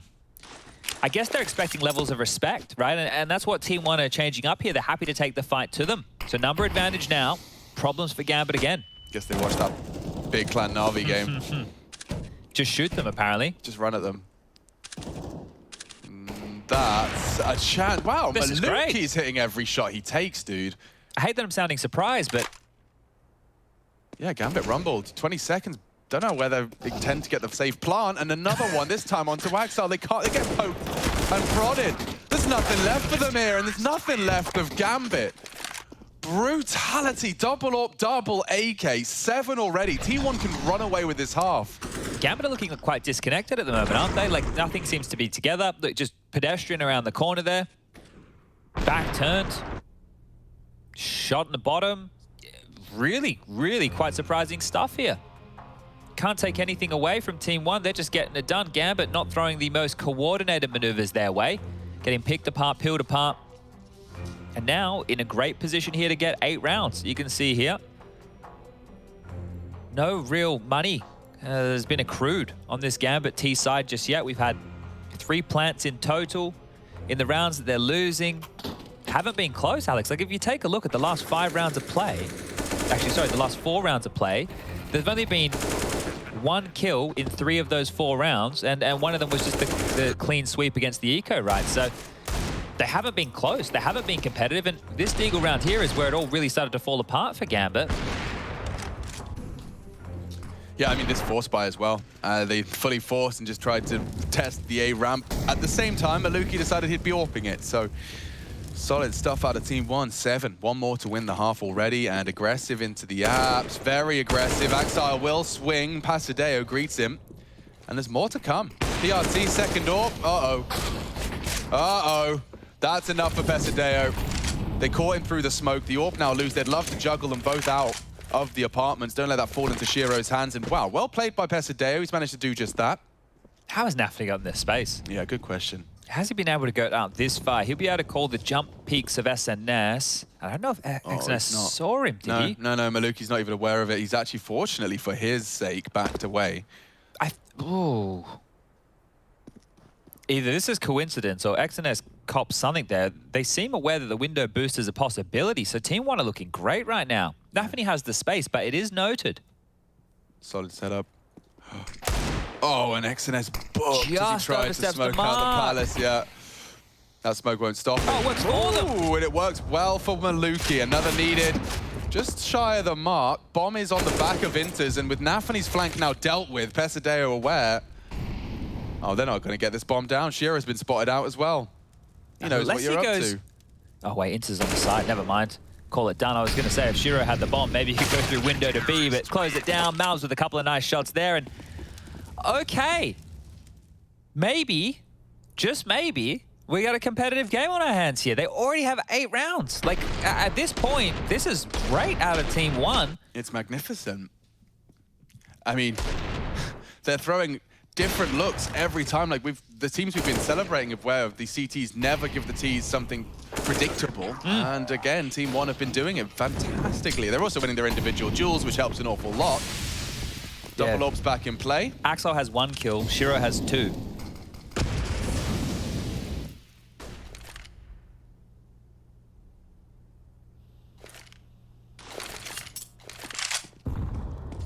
Pasadeo's getting walked on here. Exile perfectly timed, just as he turned away, piecing together the audio cues. XNS on notice and looking like we're returning to just a little bit of Gambit dominance here. Malbs, however, makes short work of Shiro. He's lost his teammate in the process. And it looks like they'll just be playing the percentages a little bit here. Yeah, I respect the hell out of it. Well, we say Axel's name, well, he comes in, gets a couple kills. That's good, but like Shiro there not being aware of spawn, there was no spawn. They're giving away a lot of space here for Team 1 to be able to punish, and unless they really start to tighten up some of those gaps, no reason Team 1 can't get a few more rounds in this first half. Hobbit on the chase. I think he's going to be regretting that one. He's down and out. They do love a chase, do Gambit. Axel's found another kill in this round, so I think finally been shaken up. Been stirred by the scoreline and wants to do a bit of crushing of his own. 8-4. It's just very difficult to get crazy excited, because if this was at this juncture, if we were just sitting at 12-0, or let's just not even say 12-0, let's say we were sitting at 8-0, right? Okay, then we really can start percolating. We can start having that conversation. But in these games, even with a team like Gambit being down to that quite the deficit, they could turn this half around and end with 8-7. They could get onto their CT side, they can completely lock the door, and they would have looked like they're in control the entire time. That's a missed window smoke. And that's an aggressive AWP. A lot of players like to throw this one into the mix once or twice. Molotov off, so that's the end of that. Inters deters, and Nafny actively trying to finish the job onto Maluki. He's going to burn out here. He's burning. And what was that? I need to see that one again. Regardless, a 3v3 is shapes up. Short-lived. XNS is the only A defender, and he's been caught as well. So similar scenes, I suppose. PRT on the boosted convert 1. May as well go for this now. I mean, if Shiro's looking the wrong way, you may as well go for this. There's so many gaps right now for Gambit, and unnecessary fights here as Hobbit feels like he needs to convert this one. Oh boy, they're coming in from jungle side. Low HP on PRT. Incendiary towards him. Perfect. Right on the nose. Right on the money. Hobbit sprays them both down. I do need to see that wallbang again. Oh, he must have had the sight line on him. That's the only way. He Molotoved him down to half. I wonder if that was required to even hit, like, get the full damage on the wallbang. Oh, okay. So he catches just a glimpse there to know to pull the trigger. You can see Nafany burning. Maybe on one of the jerks as getting burnt. That's when his elbow's stuck out. You could see him turning to open up his model a little bit there. Decent round there from Team 1. They got the money to go one more time, but this is the factor. They lose this one, then it's likely to be that Gambit 8-7 after all. And all that optimism that I was just flowing with for the Brazilian side will disintegrate very quickly here. And Hobbit, yeah, he's just out for a walk. Got the dog on the lead. Got a coffee in one hand, ready to read the newspaper. Yeah, I'm already out A, boys, actually. The whole A side looked good, but I'm not going to commit. I'll let Nafany kill someone mid. Maluki went looking. Nafany, this just seems like all part of his evil plan. Peeking around for another conversion. Pesadeo down. Oh, Chad, they're broken if they lose this. Yeah, and right now, they're not grouped up even for a gamble stack. Nafany's pinned. They'd love to get this kill as a cheeky one back, and they will. Malbs stands and fights, but in the meantime, a bit of a project over towards A that, well, that one's not going to get all the marks they desire. That science project a bit flat. Yeah, and as you'd already highlighted, I mean, this just leaves them in a bit of a tough one where it would be nice to voice concerns, but you kind of just have to roll over and accept 6. Yeah, next round 2,400 loss bonus. So you guys do the maths. Add that to the cash currently residing in the pockets of the Team 1 players on the left-hand side of your screen. What was your favorite science project? Ooh, I didn't hate the bottle rockets. Those were fun. Yep. Good bit of fun. I always enjoyed a good Bunsen burner, especially when we were doing it, you know, like the different flames, things, different chemicals burnt with different colors. Did you have a cool science teacher? We had one, and then we had about 3 creepy ones. I feel like if you're going to do science, you have to do it in a fun way, because that's the only way to get the kids to be interested. Like, otherwise, if you're just talking about different elements, right? Like, take that out of it. Guys, if you do this, this happens. I think upon reflection, the issue at the time was that I think teaching was just seen as something you did when you kind of scuffed your field, but still wanted to be your degree to be I see what you're saying. I see what you're saying. So like, it's all the people that just resent themselves and where they've ended up in life, so they just project it all onto these kids who end up hating the same thing that they... Yeah, I think in British schools, probably quite similar to Australian schools in that regard. That just felt like there was a lot of disgruntled teachers. Now, whether they were disgruntled when they started, or just disgruntled when I got there, or just chewed up and spat out by the system. Yeah, that too. Yeah, because you know, to be fair, to educate the next generation of people that are, it's so much responsibility, and they don't get paid a lot. No, but there are some parts of the world where they do, and it turns out teachers that are paid a lot tend to be really good. Okay, well, shout out to all you teachers out there who care about the next gen, and you're doing a stand-up job. Shout out to my sister, actually. There you go. There you go. Shout out to Miss Richardson. Good morning, Miss Richardson. Oh, Nafany. Good morning, everyone. Today we're going to be talking about Charles Dickens. Isn't that exciting? It's pretty much exactly how it goes, I reckon. Well, the aggressive maneuver. Not quite up to snuff, and yeah, that gap you were talking about has firmly slammed shut. 3 in a row make it 4 for Gambit if they can wrap this one up. That 2,400 spent wisely. They've got some Deagles in play. Mal's really treating himself to that FAMAS. Happy to pause here, Gambit. Happy to just give just enough rope. Ooh, careful, Pesadeo. Look, isn't it insane that Gambit lose like a Deagle round, and then they have a couple of sloppy gun rounds, and they still walk away with an 8-7.5? Yeah. You know, so, oh yeah, they're a bit disjointed. There's a lot of gaps. They're giving away a couple kills. They're losing the pistols. Oh, but the scoreline's 8-7, so forget everything. Just forget it all. And if I was taking odds on Gambit CT half being a lockout, it's like 60-40, 70-30. We know the cliche about the pistol round. I think for Team 1 here, that's going to be essential to keep this map competitive. Otherwise, you lose the pistol, you lose the force, you're quickly sailing to the map loss. Ancient up next. Cannot wait to sink my teeth into that one. Ooh, nice shot. Luki sinks a bullet between the eyes of Shiro. Sandwich's blind spot. Does adjust. Good collection. Could be 9 here. Up, and they are running out of time, and players more in the feed. This time Nafany, a late arrival, perfectly timed.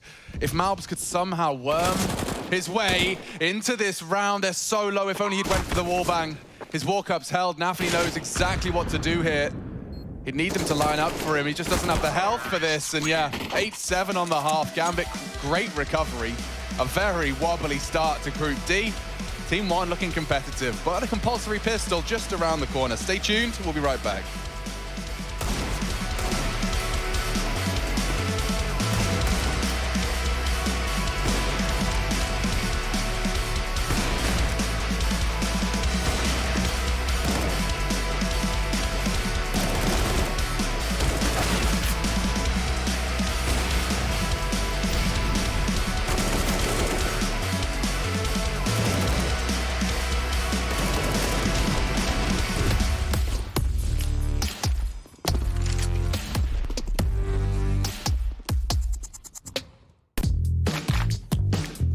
Hey Future Pros. Ooh, we got a fun one for you today. I see Flusha trying to do this one every time with some success, but let's see if I can show you how to do it. This is a T-spawn smoke that will land in the mid window. To do this one, stand beside this bin. Aim just to the right of the edge of this wall in line with the window. Run to the left and jump throw the smoke just as you get onto the steps. Easy, right? Well, maybe not. It's gonna take a good few attempts for you to get this one nailed down. But when mastered, you'll be gifted with a very quick mid-window smoke.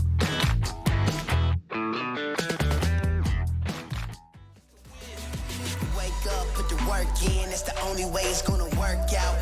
Hard work and dedication, no time for procrastination. Takes a lot of time, a lot of patience, a lot of heart mixed with motivation. On the days that you're feeling down, look in the mirror for your inspiration. Like, woo, just notice, never stop, never quit.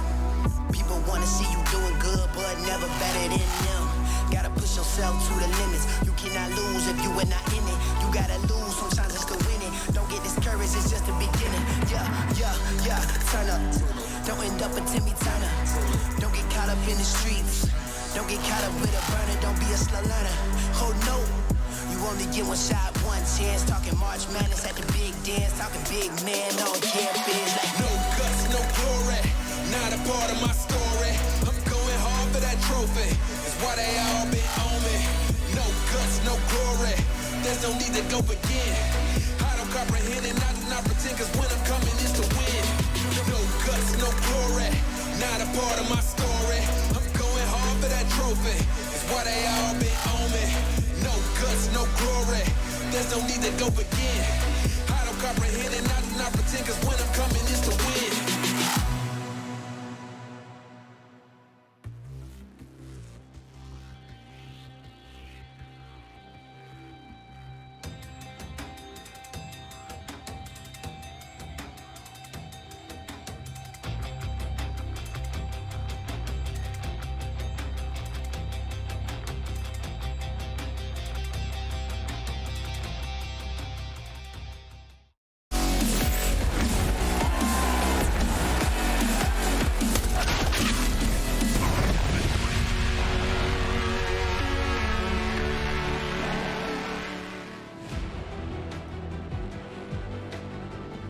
A solid haul from Team 1 on Mirage. They've managed to keep it competitive, and this is supposed to be one of those games where there is a large discrepancy between what both teams' histories have entailed. Team 1 looking to make a name for themselves on the international stage, all the way from South America, Guatemala in particular for one of them. Malbs, we're not going to get it wrong again. No, we're sorry, Malbs. That was, it feels like 2 seasons ago now. Well, only the one, but does feel like 2. Yeah. And the boys from Gambit in response have basically just kind of got the sleep out of their eyes. The crusty eyes are out now, and they're ready to play some video games. Maybe a bit of conjunctivitis. Oh, that doesn't sound like fun. What's the rabbit one? The rabbit one? There was something to do, myxomatosis. What's that about?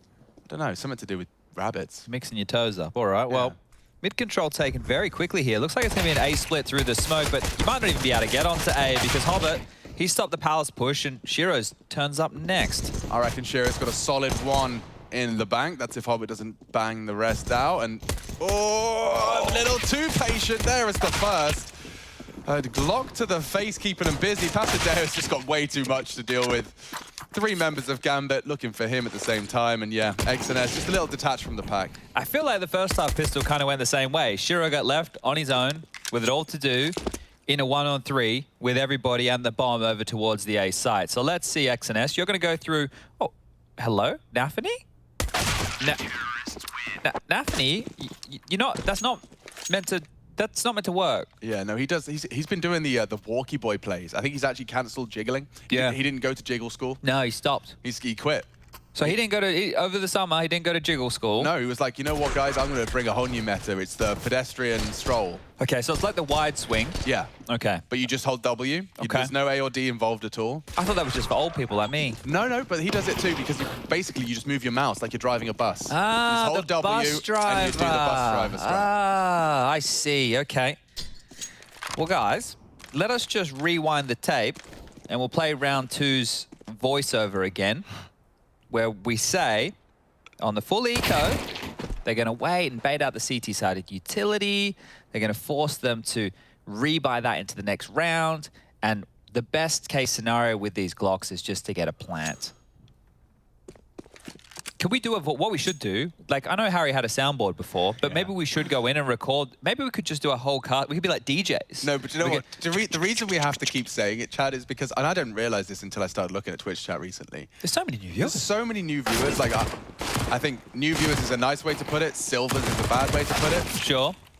Where they don't even have a rank. They get really upset. They go like, oh my God, casters cast the round, when they don't realize that it's rifles against Glocks, and 95% of the time there's nothing to be said. But Hang on. They've actually got the bomb. So we give them that, right? And that's the objective. That's the highest achievement you could possibly have found in a round like this, unless, of course, Gambit choke. Nafany's coming ramp. Yeah, anyway, he's got a kid too. No dramas. No dramas there. But remember Adam from DreamHack? I remember Adam from DreamHack. He would always tell us, because we'd do the same stuff at the start of the time. All right, guys, we got 80% new viewers in this one. That's true. Right, it was always 80% new viewers. Yeah. So, hello to the 80% new viewers. Hello. How are you? Are you well? Hopefully. Guns are coming out now. Plant is great. That AWP would have really been a non-factor without that plant. So they get a much juicier buy here, Team 1. Yeah, and I mean, all XNS, the only price he has to pay is a couple of lighter on the nades, which Maluki can now cover. So not too bad at all. Let's see if Team 1 can make this one threatening. It's against the bonus. If ever there was a round for them to kind of, you know, demonstrate their value with the full guns, it would be here. And it's interesting, the call. They haven't gone poking and prodding at A at all. Might be a late default, because at this point you can see XNS, he is in T-spawn, watching for an A push this early. Mid control being worked on now. Oh, and the run boost in play. They don't have a lot of numbers for this, so if one of them goes down, the mid prong is already traded back. Yeah, Maluki's done an awful lot there. And Pesadeo goes. Quick extinguish. He was waiting for that util dump, and now he's still maintained mid control. I like what they've done so far. It's enabled Pesadeo to have full mid control with Maluki. Info B is non-existent, but if Pesadeo lives, there's a good chance he can find more on the rotates around this mid area. Where are they trying to finish right now? It looks like they do want to go B, so PRT trying to bait out whatever. Oh, no. Oh, that's a horrible death. Ah, the traces. Yeah, he just unloaded a mag and the smoke. You could see the flashes. Enters a couple of bursts of the SMG, and he takes down a rifle. Now the man advantage is favoring Gambit on this bonus carried over weapon round. Intus might get caught out here. He needs to tuck in towards Van. He will. Nafi's dead. That was quick. Yeah, that was quick. Good adjustment. Intus. Oh, he's allowed to take another with him. That's incredible. 2. For the most expectations would have been none. Planting short side makes sense with Pesadeo's position. Hubbard's picked up the AWP for the retake here. This isn't going to get easier with the scoped rifle in play. I suppose it means he can crawl into clear short. It would actually favor him in this fight. And oh, just a bit shy. Pesadeo, that's the shot. Double AWPs to get past now. No kit for Axel. Call this one team one. Good luck. Yeah, I don't fancy his chances. I don't know about you, Chad. He's going to have to dip up back out through that kitchen window in a second. How long is he going to wait for? Who's going to blink first? Pasadeo's already running away. Maluki. Oh, you're dead. That was all he wanted.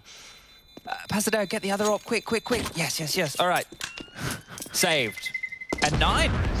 God, team 1. First gun round. And a conversion. Lovely stuff for them. That trade in middle for Maluki was essential, right? That shot right there onto Shiro, that's the primary AWP on the other side removed.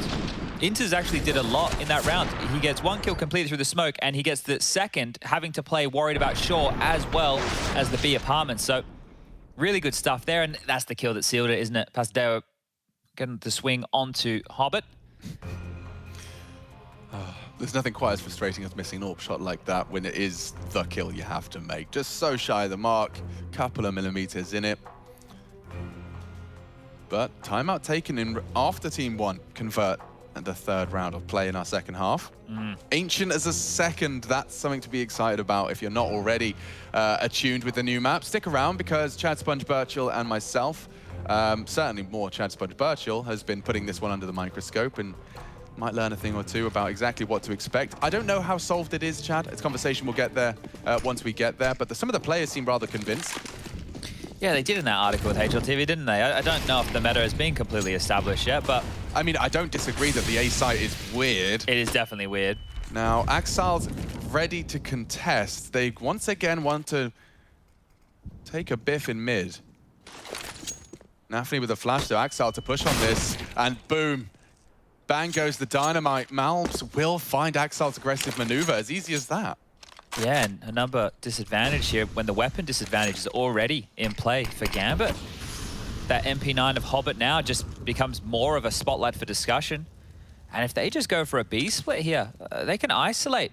They can isolate this B bomb site with Inters again, who is left in a really sticky situation. He has no assistance whatsoever. Whatever Inters gets done here is better than nothing. Uh-oh. So Shiro onto Malbs. Inters may have heard the scope of Maluki, can assume the boost. He's in the blind spot. Inters does have a look. Oh dear, 1 by 1. Finds it mid-air. That'll do so nicely. PRT with something. Nafny does need to be shut down if you want a chance, and those chances are gone. Solid hold in the end, I guess.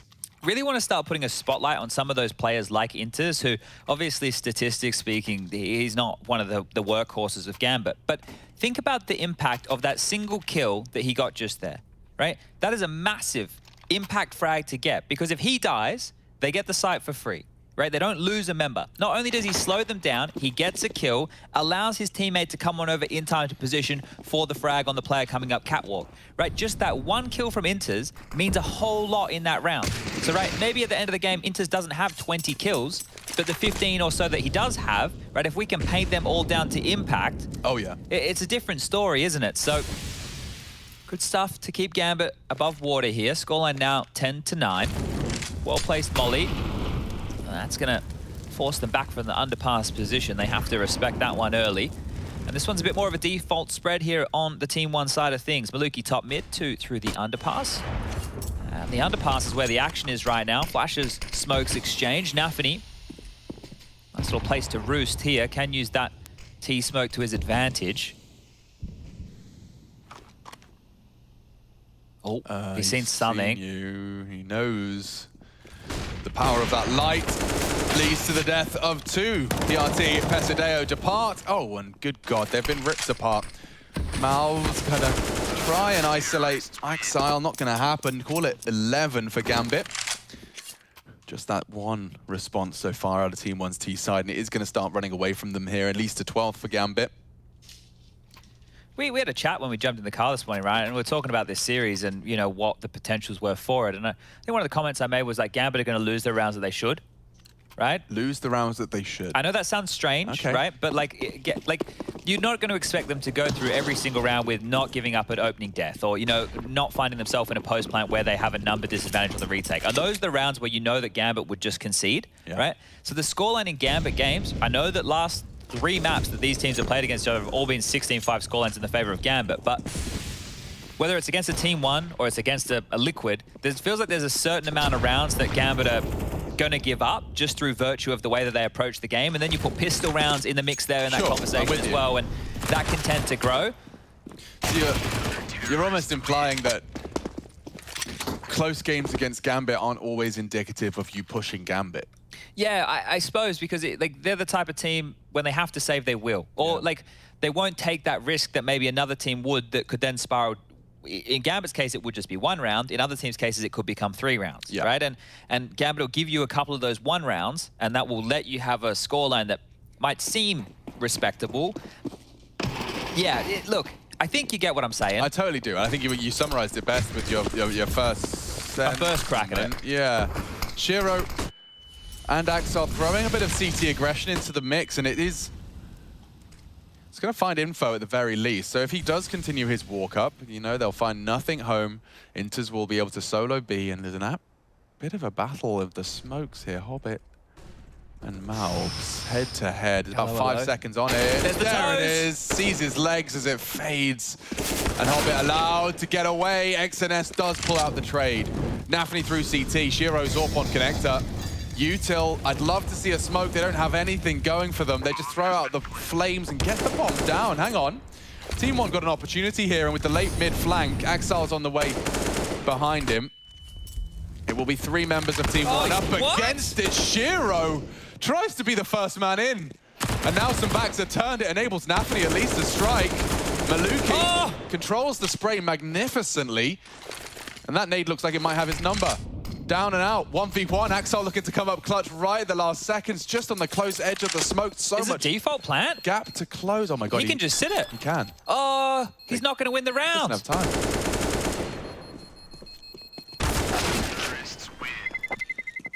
Few odd moments in that one right there, wasn't it? Maluki's spray was round winning though. It was, but what's Shiro doing? That's the question. What's he up to? I don't know where that came from. I wonder, I mean, we saw the product of it. I think they saw an AWP jumping through the smoke and assumed there's more players coming that way. Like this, they see this, they're like, boys, I think we should worry about connector, but you can see, yeah, this is the spray you're talking about. Maluki controlling that lovely into Nafany. And the rest was sorted out. Yeah, Axel could have potentially held it as well. Pesadeo had a large gap to clear. He didn't necessarily know. Not planted for him. That looks an awful lot like Bit in the background. Let me double check. Not Navi's Bit. I don't think it is Bit. Maybe it is Bit. I don't know. I've been wrong before. I'll be wrong again.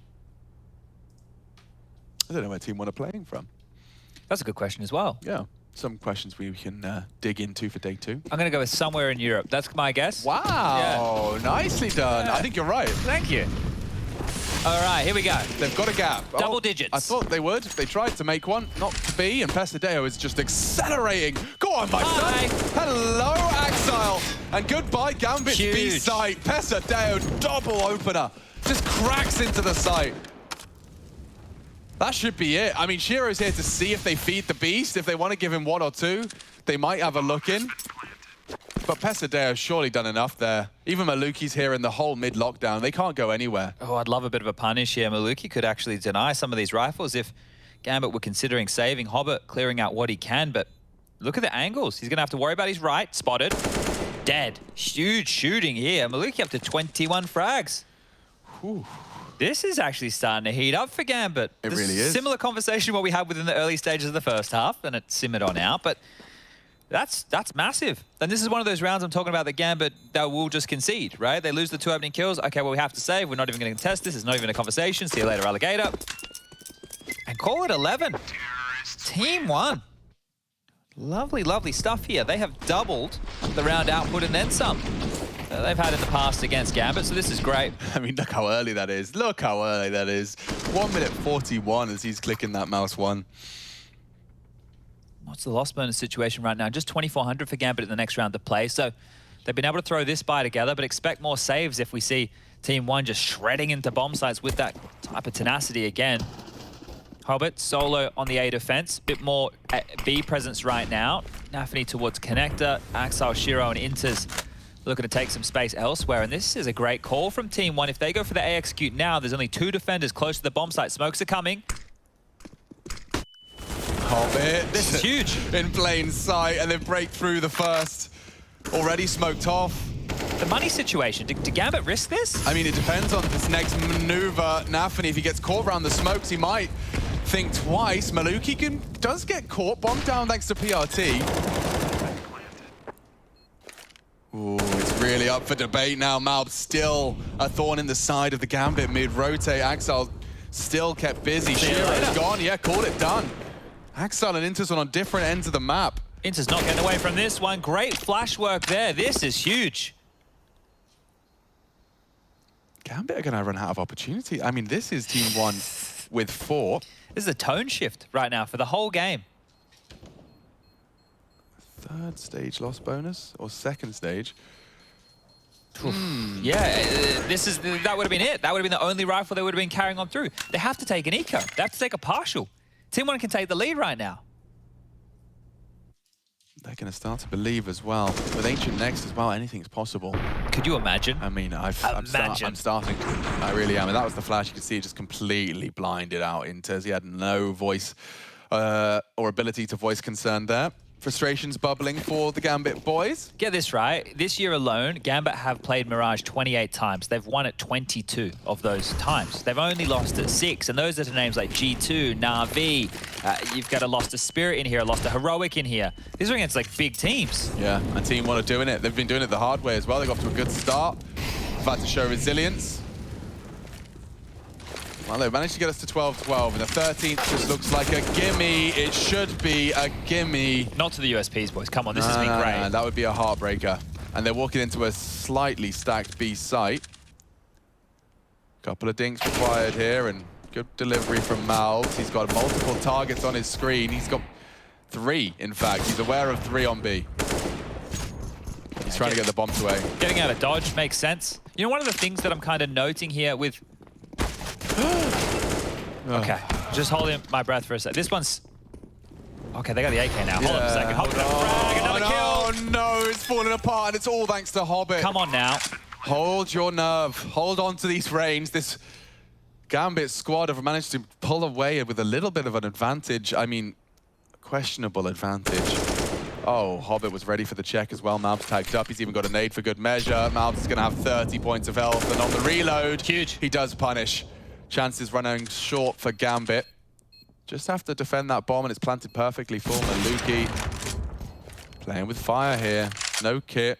Gambit have made this at least threatening. Very, very threatening. And they've lost the AWP as well. Shira gets to play a different game. There you go. Good shooting. Finishes off what Hobbit's damage started, and Shira leaves with a free AWP. This is looking good, though, the fact that they're able to withstand that. So you think about, like, they've been able to win a Deagle round in the first half. They've been able to deal with an eco round when it gets sketchy. They've had some good calling that has out-positioned and out-maneuvered Gambit. Right? They've had some great pace changes with entry frags coming on in. Their individuals, their AWPers hitting shots. Malbs is being a bit of a thorn in their side. You know, can start to have a conversation now. And the conversation I was getting to is, this team, it's not like when we see the other Brazilian teams that are all getting fired up and jumping out of their chair. They're just chilling. They're just here. They're just grinding through it, and they're pushing Gambit. We are at the tail end of map number 1 right now. And unless Gambit have a real reason to change the discourse, unless they're able to now button it up and show us a different style of Counter-Strike, this one could go all the way. Oh boy, oh boy.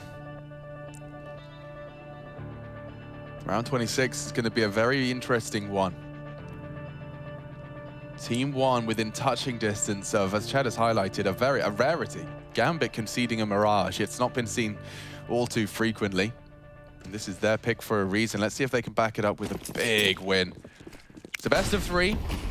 Having that leg up in the series up against Gambit does really give you everything you could desire and more.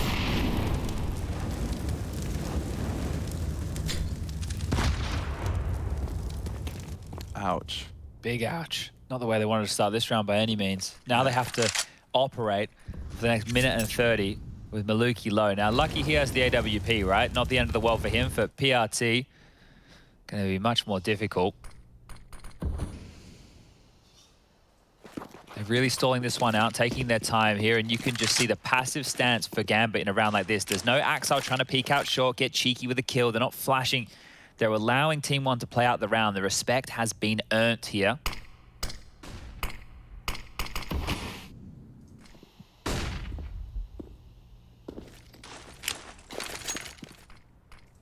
Hobbit. He actually wants a look, and I think he's given XNS a little bit too much there. Gives him the shoulder. Confirms his Palace presence and gets away safely. Flash for Hobbit. They want to set him up. The timing is perfect. 2 of them doing the dance. Malbs does manage to adjust in time. Hobbit with nothing to show for his push. 30 seconds. Team 1 starting to close their grip onto this A site. Snaffing that's trying to hold on as best he can. Pesadeo's on either side of him. Re-smoke on jungle. Oh, yes. To go down. Maluki puts another in the feed. How do they go for this? I don't know if they want to. Gambit typically wouldn't. This is falling apart at the seams right here. Uh-oh. Barrel spotted. Shiro one. Enters another. This could fall apart for Team 1. Pesadeo's in such a premium position, though. He should be set up for the first at least. Yeah, Nafany caught on the stairs. The rest in the palms of XNS. He can just take a wide swing from the Palace position. AWP is posted up on him. It's done. This is done. They're saving this round. They can't go for this. They just can't go for it at all. Maluki is over towards short as well. They have 2 players in safety net positions. Shiro to save. Inter to do the same. 14 for Team 1. Whew. Okay. Not what anybody was expecting when they got out of the bed this morning, I'm sure. Gambit either. But you take a look. I'm just flicking through now just to check out the results here for this Team 1 roster right on Mirage. 16-9 win over Isaac Bors. 16-8 loss to Sprout. A 16-13 win over Extra Salt. More North American games. Like, this is Gambit. This is Gambit. This is Gambit. Yeah, Team 1, I mean, I really want to, I'm not going to speak too soon. I really don't want to just, I don't know, curse it, voodoo, whatever dark magic you guys believe our words have. Thank you for adorning us with that. Yeah, but this would be huge for the individuals of Team 1. Not necessarily, I'm not even talking about a series win here. I'm talking about taking Gambit's Mirage down. Like, this is your map pick. If you take down Gambit on it and you do it in this convincing fashion, it's a great sign of the times, it's a great sign of what you're going to be capable of, and it's also going to be a bit of a warning sign to anyone that's feeling a bit weak on Mirage when it comes to those vetoes in the head-to-heads of this round robin. Could lead you into a bit more of a power position. We'll see how their depth of their map pool continues. Obviously, don't forget, a bit of a loss streak prior to the end of the season. Be quite the way to buck the trend, but long way for that just now. Again, with the A knock, 4 players setting themselves up with some util. No real difference here in the Gambit setup. It's still this passive scenario, right? Shiro can flick back towards Ticket. This time he is just AWPing from jungle over towards the apartment's Palace position. Hobbit tucked in Sandwich. Smokes are coming over from Team 1 now. They're in the air. They sail through the sky. They bloom, and the A hit is imminent. Yeah, XNS does not clear Sandwich, and that leads to a 1-for-1. You're trading. Quick out of Pesadeo. Bit of a gap for Shiro. He's boosted over that, but nothing to report. Oh, the default plant is denied. It's Nafany that catches him. Maluki's going safe now with it. They can actually get CT control. Oh, that's huge. Oh, no, again, through the bombs. Bomb lost, but Malbs refuses to quit. Another one. Inters finally silences him, but Pesadeo is in jeopardy now. Can't quite manage the spray. What a recovery for Nafany. He does a lot for Gambit there. I think he stopped the bomb plant twice. Yeah, that's crazy. One through the box and one through the smoke. So Nafany, right, he right now is leading for his team. 23 kills, he's got 6 assists in the mix. Someone give him a bit of a hand here, boys. Like, Nafany's impact in this kind of a round is just nuts. Just slowing this bomb going down, that is insane, right? Think about the difference that round could shape up to be if it wasn't for Nafany denying it twice. Not only denying it twice, boosting his teammate Orpa while spraying the first, then getting the second. I mean, he was doing everything he possibly could. He's spinning, never mind plates, he's spinning full dinner trays. Still in a decent position here, Team 1. That is a frustrating one to lose, but they've got the AKs back out and just a round win. Let Gambit save anything as Shiro's AWP signals its position, strikes again, and the trades are out. XNS, some damage. Shiro is starting to happen. It's bound to happen at least once. Shiro just pops off, 3 heads drop. Oh, and a potential 4th on the agenda as well. Axel will finish it off, and he's looking for a no-scope. It's cost him his life and his AWP. Malbs. He can win this. Forced out very wide, double incendiary, a good headshot, and so much time. Chad, he certainly can win this. He is sprinting towards the B site. Nafany's not going to vocalize a concern. He's actually been able to slip through the hole. Yeah, they'll have heard him. Oh, great tag. And Malbs pauses to swing out. Damn, good catch from Nafany there. Yeah, Nafany again. Yeah, obviously it's Shiro with the big 3-piece, right? But then you can see a world where that one gets out of control. 14-14. Shoes on the other foot here. Team 1, after being in the power position, the ones feeling the economy woes. Oh, dearie me. Oh, no, oh, no. Okay, well, 2 options here. Next round, the 2,400 loss bonus will guarantee the buy. You could do what Na'Vi did last night on Nuke when they were in a similar position on the CT side. They went for 2 force buys back-to-back to scrape out OT. Would you rather have 2 half buys or 1 full in order to... Oh, then it's the overtime. It's the exactly. Na'Vi. Yeah, I understand. So this is why we need timeout. You have to have this discussion. Bloody hell. And Gambit have gone through all their timeouts. So right now, if you're Team 1, the investment is indicative. Are they playing for overtime or are they playing for the win? As an underdog, surely you want OT. I don't know. Well, that's the thing. In OT is where you're going to start favoring Gambit, because any implications the economy could have had earlier, which we did see woes as to how this has trickled in decision saves, etc. But they're going for the conservative approach. Just a couple of smokes. You want it to be threatening at least. I don't know why Glocks and smokes is probably the most depressing thing you could have possibly bought. Well, Malbs has the Deagle. Yeah. So, I've heard nutty things. I've heard nutty things. I've seen a couple of clips as well. Now's a good time. Harry losing his mind to Malbs' Deeg. Give us a Malbs special right now, mate. Show us what you got. Yeah, here we go. Put yourself in the shop window. Well, they'd absolutely murder for a plant, and Malbs' Deeg is thus one dispatched and eliminated. Easy as that. Some couple of bullets into the CT heads there. It was a long-range Glock, but falls flat at the mark. So they were saving their pennies to push us into OT. Will it be a loss in the last round of regulation? A very competitive map out of Team 1 here versus Gambit. This is a bit of a tough one. Like, look at the money situation for Pasadeo and Malbs. Yeah, they're coughing and spluttering over the line, aren't they? It has to be Galil's, right? And look, they've gotten themselves to this point, right? This is so much further than they've ever been before against Gambit. Just one more round to take it to OT. Just one more round here.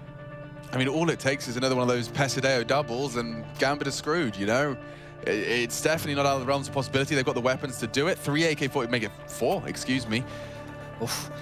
So Malbs has gone with no utility here. So they're working with 4 smokes, 1 Molotov, 3 flashes, and a HE. Oh, it's so light, dude. I don't know.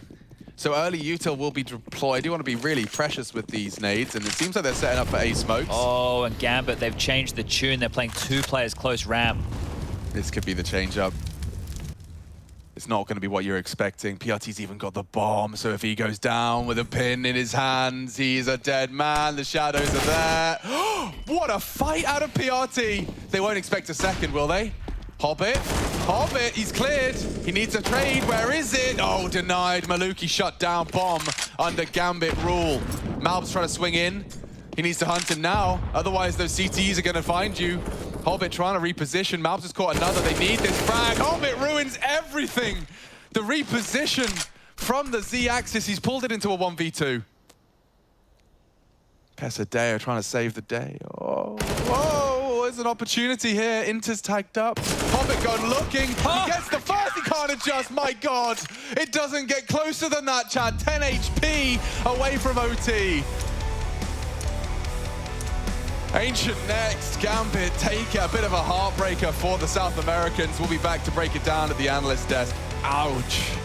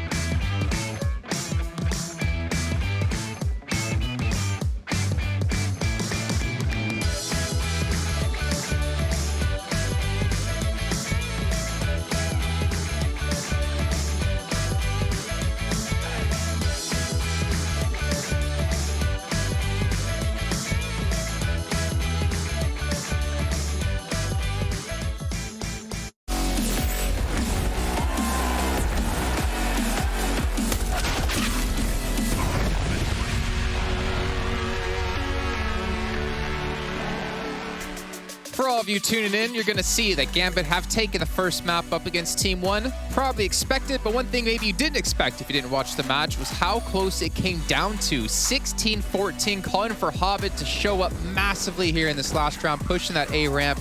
But Gambit have been able to close it out. But credit to Team 1. Looking pretty damn solid. Honestly, Yanko, I think when we went into this, we were assuming Gambit would pretty much walk over Team 1. So I really want to give a shout out to them. Oh, yeah, absolutely. I didn't expect the game to be nowhere near this close, and it really took everything Gambit had to bring it back. These rounds were not, these rounds were really close. Even the rounds Gambit was winning, they only had 1-2 players alive. Team 1 really pushed them to the limit. Yeah, and as we were talking before, we were talking about, Gambit have been boot camping for 20 days. We're actually going to throw this back up on the screen for you guys to see this quote we have. There was a little bit of an error on our side. We had HLTV credited as the place it came from. It was actually played.gg, so make sure to check them out, doing some fantastic stuff over there.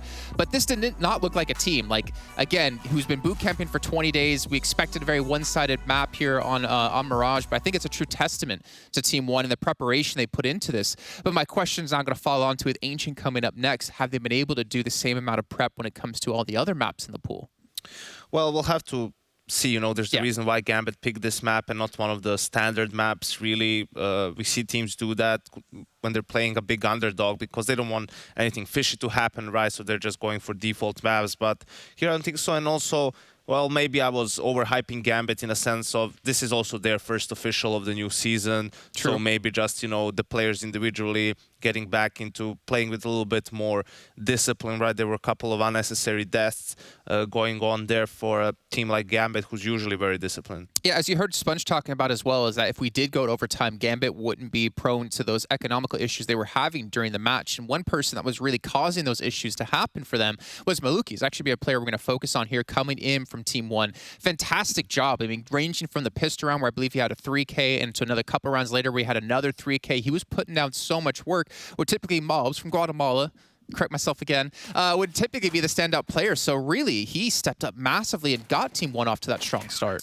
Yeah, he had a great game here. Mobs did end up leading the whole team in the end, in ADR and in kills as well. But it was a team effort. PRT just falling a little bit further behind. And yeah, what I liked from Team 1 was their approach, really. They didn't play scared against a team like Gambit. They had some... in particular. Yeah, they had some very fast-paced executes. We have a round to show you where, Pesadeo was the entry fragment. It also shows a little bit of how disjointed Gambit was. It seemed the communication was lacking a little bit. They were getting caught a little bit off guard too, which is not something that usually happens for them. And Nafani was the one who was leading the way, the captain, the in-game leader of Gambit, sort of getting his boys in line and, leading by example, really. There was that big round where they were down 14-12, where he got kill on the bomb planted through the smoke, then the spam on when they tried to plant it again behind the triple. So a couple of really, really important frags from him.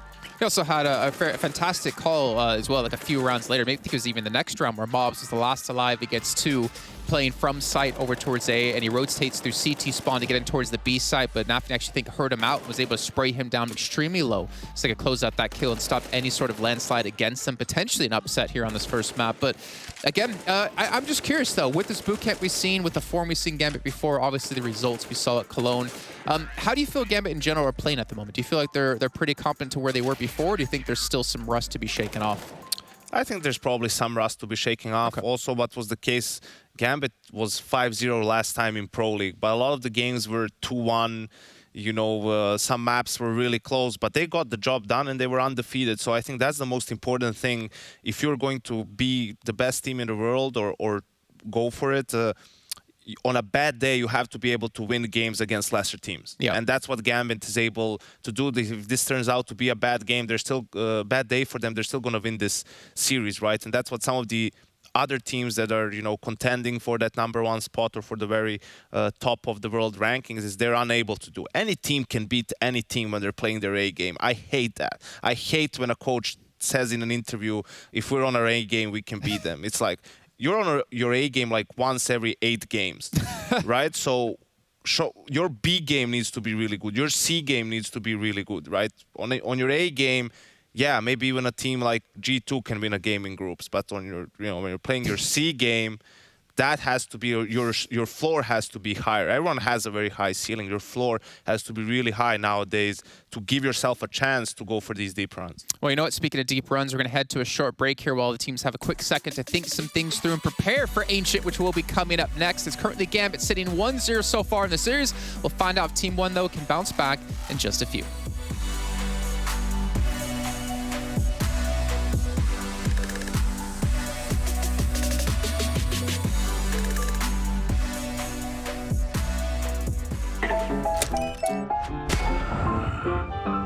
Yes, nice shot, my friend. Cheaters ruining your plays? I have eyes on the enemy. Bad servers stopping your shots? What you need is ESEA. Advanced anti-cheat to stop cheaters. And the best servers around, all with 128 tick rate. ESEA, the best way to play CSGO. Choose nades, choose a smoke, choose a flashbang. Choose team badges to support your favourite CSGO team. Choose an ESEA Premium membership. Choose routes you know bring in wins. Choose pro video tips. Choose the fan club wars. Choose behind the scenes content. Choose good grades. Choose guns you know you can shoot right. Choose bingo. Choose the equipment you know is going to get your team the win thanks to heat maps. Choose the CSGO Hub Premium, the complete package to help you and your squad achieve all your CSGO goals. Я не слышу нихуя. Так, ладно, надо что-то другое сделать. We need to do something another. Let's go. Я закупил? Нет. Еще где? Левее, бай, левее. Кнопка левее, не другая.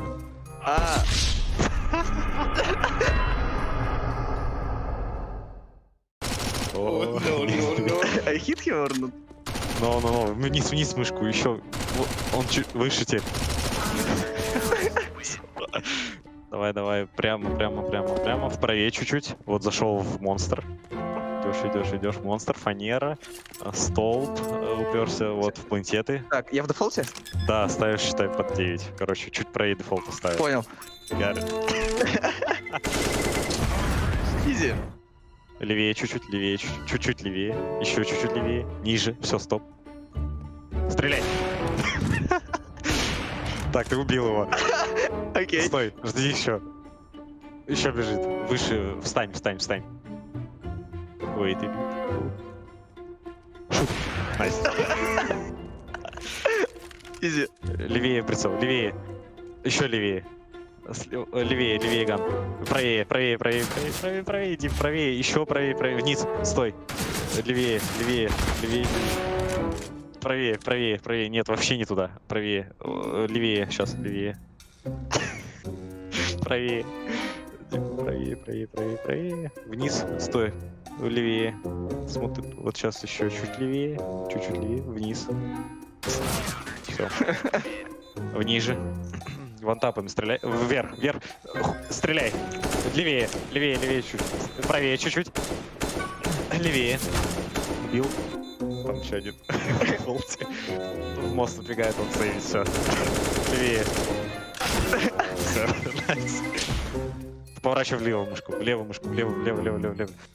Двое уже вышли голову. Выше. Выше.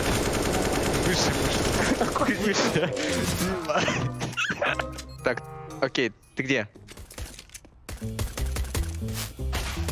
О,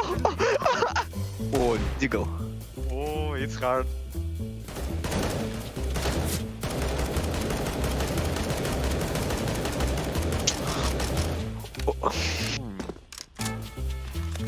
А, я тебя убил? Да. Сейчас он didn't hear it. Ты пушишь? Я не знаю, где я.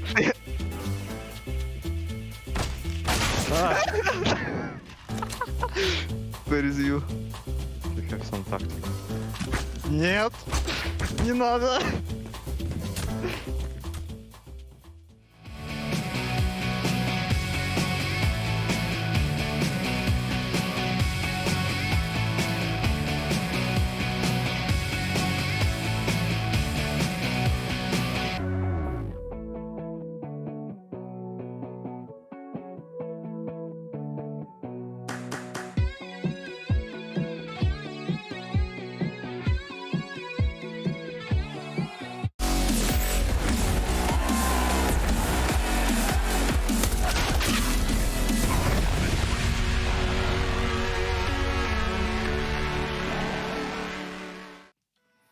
Step right up, get your Ancient action here. Map 2, Team 1 taking on Gambit, and thank bloody time, we've been able to get an Ancient game under our belt here. I'm hoping for a whole lot more. The green map that can is about to get a whole lot of play in Team 1 after a heartbreaking loss on Miraji. Man, my heart's only just getting repaired after that one. It was 10 HP. Yeah, bowl of Ancient, a pound, bottle of strawberries, a pound, all of it must go. And Gambit just need the one. They'll be picking this one up. Most of the bookkeepers leaning that way. I don't blame them. But there is the volatility of it being a new map, and we get Gambit's T start. So if anything, we get a lovely T tutorial. Let's see what they've got in store. I mean, Intus could not have more nades if he tried. Nafany's lining up for the mid-smoke. Get it right. Rush will be mad if you don't. He's been showing the future pros and the current pros, I'm sure. Maluki flashed off. Good util dump here out of Intus. He's got another one. Oh, it doesn't catch the mark, and Pesadeo good for the one. He'll dip away. Axel's poking and prodding at A. And the bomb's still in that limbo position. They could commit through Donut, and that's what Pesadeo is supposed to be responsible for. This is going to be tough now. Multiple angles. Hobbit quick on the draw. Ouch. Yeah, A is not meant to go that easy against the USPs. So walking on in, getting that bomb down, and now it's just 2 to find. Hobbit ruins XNS's day, and it is just Malbs in a 1-on-4 situation. I'm not surprised Hobbit's in a lot of people's dream 5s. A lot of impact fragging out of him. Yeah, he's a handy player, old Hobbit. There's a kit in Temple. Malbs is actually playing the game. There's a kit in Temple. There is. He's going to be told exactly that, and he does retreat to retrieve. Oh, he didn't need that one bang. He'll have one more chance, one more shot. Hope that the jiggle from Nafany's a bit shy of the mark. He's trying to play with the hitboxes. Malbs makes something out of nothing there. Very convincing stuff. Gambit take the pistol down to the 1v1. Oh, dearie me. Okay, so let's just quickly reflect here on the history for Team 1 on the map of Ancient. They played it 5 times, so they played it a little bit. They've won it 0 out of those 5. Now they have losses to Pain, Extra Salt ×2, Ents, and Ago. Oh, so, it's damning. Yeah, so it hasn't gone great for them whatsoever. But look, plenty of time to change that discussion here. Certainly. And just good to see what their thought processes have been about, you know, the CT side of Ancient, and see if they have any different reads of how to approach this defense. At this point, Gambit have thrown out the very standard smoke cave and progressed up lane. They can even use mid as an access point towards that B lane. It's curious to see how teams want to approach cave on the CT and the T sides, if it's real estate they think they need or if it's real estate they want to hold. Left and right. Big problem here for Nafany as he continues to jump across that cavern. CT smoke, okay. Now they've got one more where that came from. And there it goes. It kind of helps Hobbit a little bit, right? Like it gets him up towards Red House where Maluki is the only one watching passively on that B site. If you can get Donut presence and you can get Red House presence, a bit of an ace split here. Might be on the agenda. Nafany lining something up. Jump, throw, and away we go. That's for Temple. Oh, perfect landing right there. Yeah, and they're going to be able to split nicely off the back of that. PRT's completely nullified. And yeah, Pesadeo doesn't even get to pull the trigger, I guess. Game sound. It's intermittent at the moment. Every time we're at that L-bend, we seem to lose it. I wonder what that's about. Yeah, I'm not sure either. We know Ancient has a couple of quirks to it. Hopefully that's not one of them.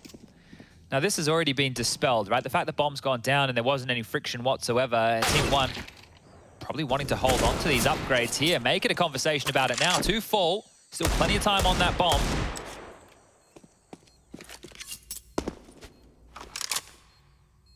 Yeah, just going to force Gambit to tighten up here. A little bit loosey-goosey towards the tail end of that one. So an AK.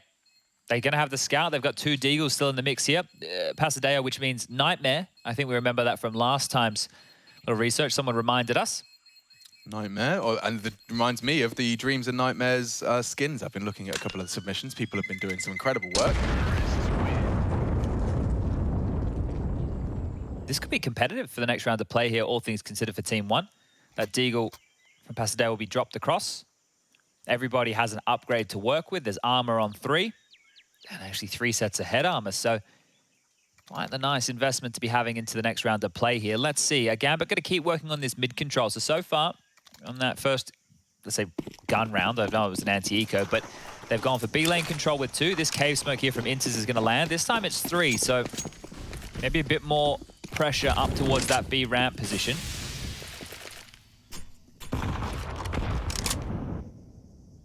This is a boost they've been waiting for. Maluki posted up with a scout, though. It's going to be very hard for him to find an effective tag. They're going to flash first? You'd hope so. Oh, lovely. Inter's head is gone. And that scout, relevant. He'd love another. Trying to throw a couple of stray bullets into the smoke and delay. That's a CT smoke they've thrown. I'm not so convinced it's enabled the plant. And Gambit now bomb ticking. It's going to be hard to play the after plan, though. Still the AK in play from Pesadeo. Smokes are in play as well. Oh, good from Malbs to at least be threatening. Nafany's down. And that's not an easy fight to be taken. Shiro very quick to the draw. Smoked himself out. That's an accident.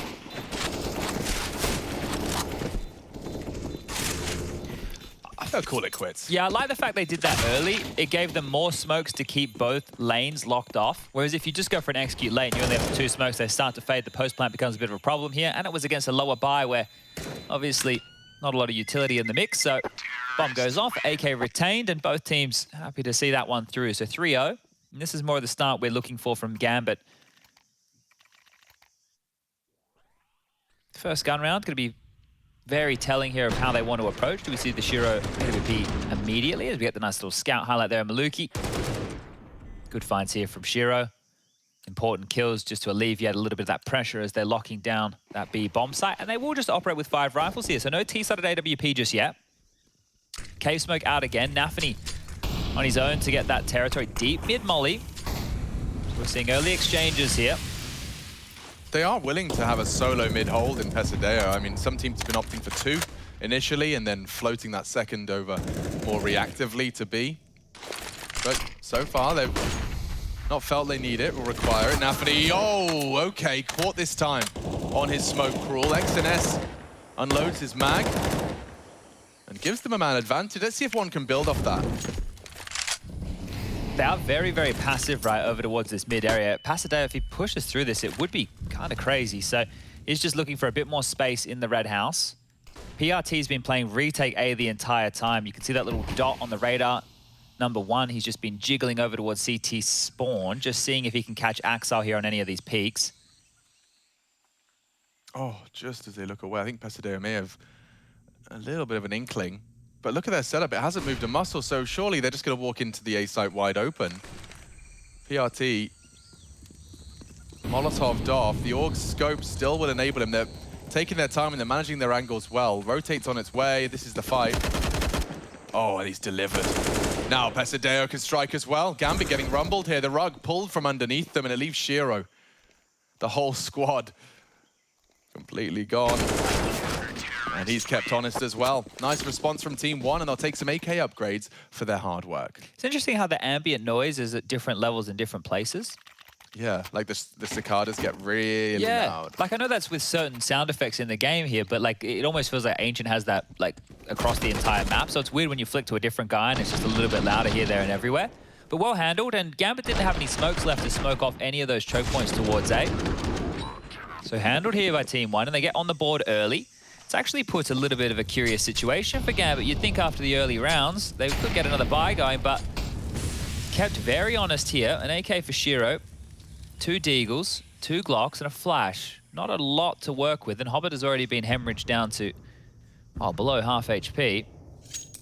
Eyes will be on Shiro here.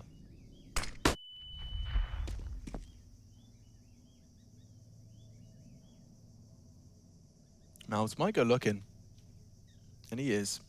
Now, as soon as they find Inters, the rotate from Maluki should come in. Because there's nothing else there. Surely your A defender, PRT, once again, is being tested. Oh, and that's the AK big pass. A green tick in the box. He falls after 1. But that was the only armored AK in play.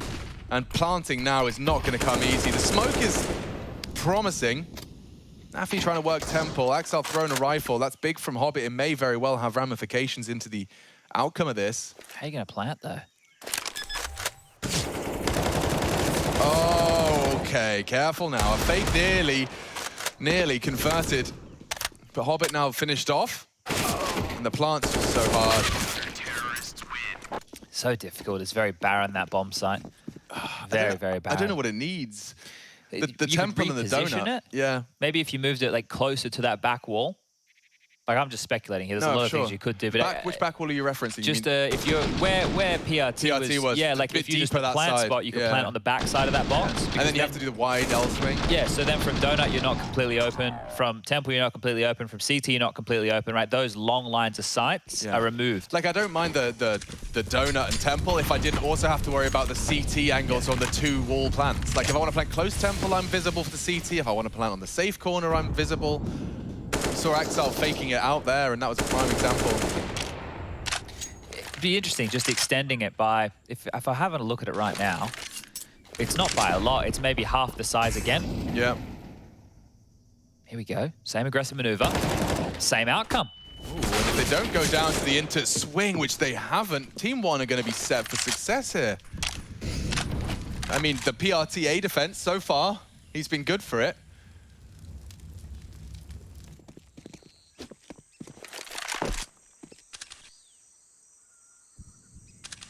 3v5, it's going to seem very difficult for Gambit to get through in a round like this.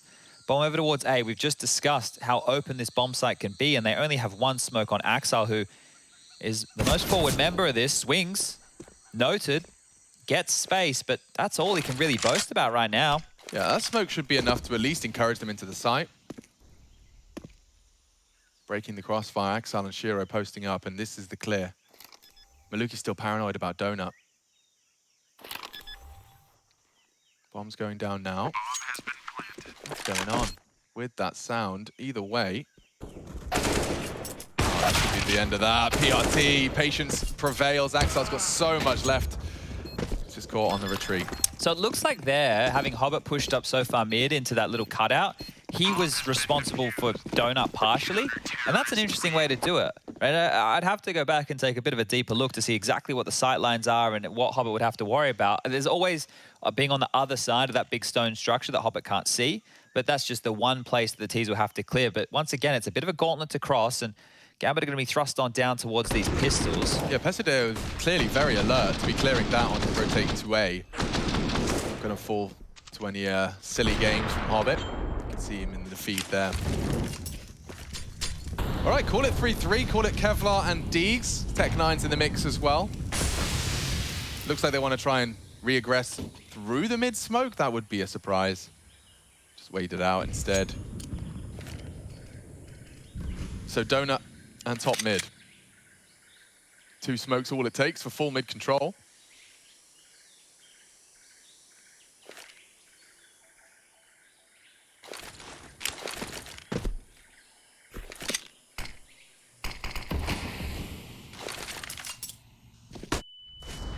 So he flashes them off. He confirms presence through audio. They're advancing straight towards his location. If no one's holding that gap, yeah, Pesideo, you better not give up that territory. And he is posted up, getting swung on, and Shiro keeps the Team 1 boys honest with a great Deagle headshot. XNS now called upon. They're rotating the bomb into A, and it is a lot of space for Axile. Oh, too much for Maluki. And now an AWP in his hands. He continues to push, try and lock down this rotate court as he drops off, leaves them with a very promising round here, Gambit. Very threatening, and defusing going to become a bit of a nightmare. They've got the kits, they need to survive, get the smoke down, and that's Malbs' job. Both of them Donut side. Oh, and he found a lovely angle for that defuse. He should be sitting it. They're pushing off the flash. Malbs cancels, Malbs down, running out of opportunities now. Oh, and XNS is so low, the smoke will fade. Gambit have won this one. And they've played themselves here. Team 1 booked. Gambit only needed a couple of pistols. Oof. I guess you see the other side of that, don't you? With the open plant, or the open site, the open diffuse, I guess is where that conversation starts to go. And the smoke was in play here. I don't know, I guess there's an argument if he sat it, would he have had it? He did get off, right? He must have been getting peppered, which is what forced him off here. But that response is the undoing of the rounds, and that is going to be Gambit responding here. And I mean, that's nightmare fuel for Gambit. When the smoke arrives, you know, you'd think that that's going to be the beginning of the end. Far from it. Great conversion, and that puts Team 1 now on notice. They have to take this one. They're really liking this A bomb side, aren't they, Gambit? Hobbit this time tasked with dealing with the B lane presence. I think it's just because they're hipsters, Chad. They just want to be different. Feels like the CIS teams, like when I've watched Spirit, when I've watched VP, they've all really liked going towards A. So here we go again. Let's see if they can make it work. Ooh, and he's getting away with murder there. Even trades, but if they lose the A site, which PRT is now making very clear, he's lost it again. Those retakes were tough. Gambit successful into the A site. The after plant I'm interested in. Will there be a retake of sorts?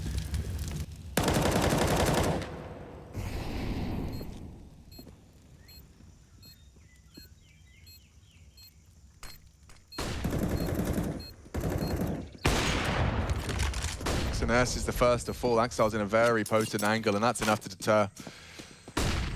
Solid stuff out of Gambit. They need to hold on to what they can.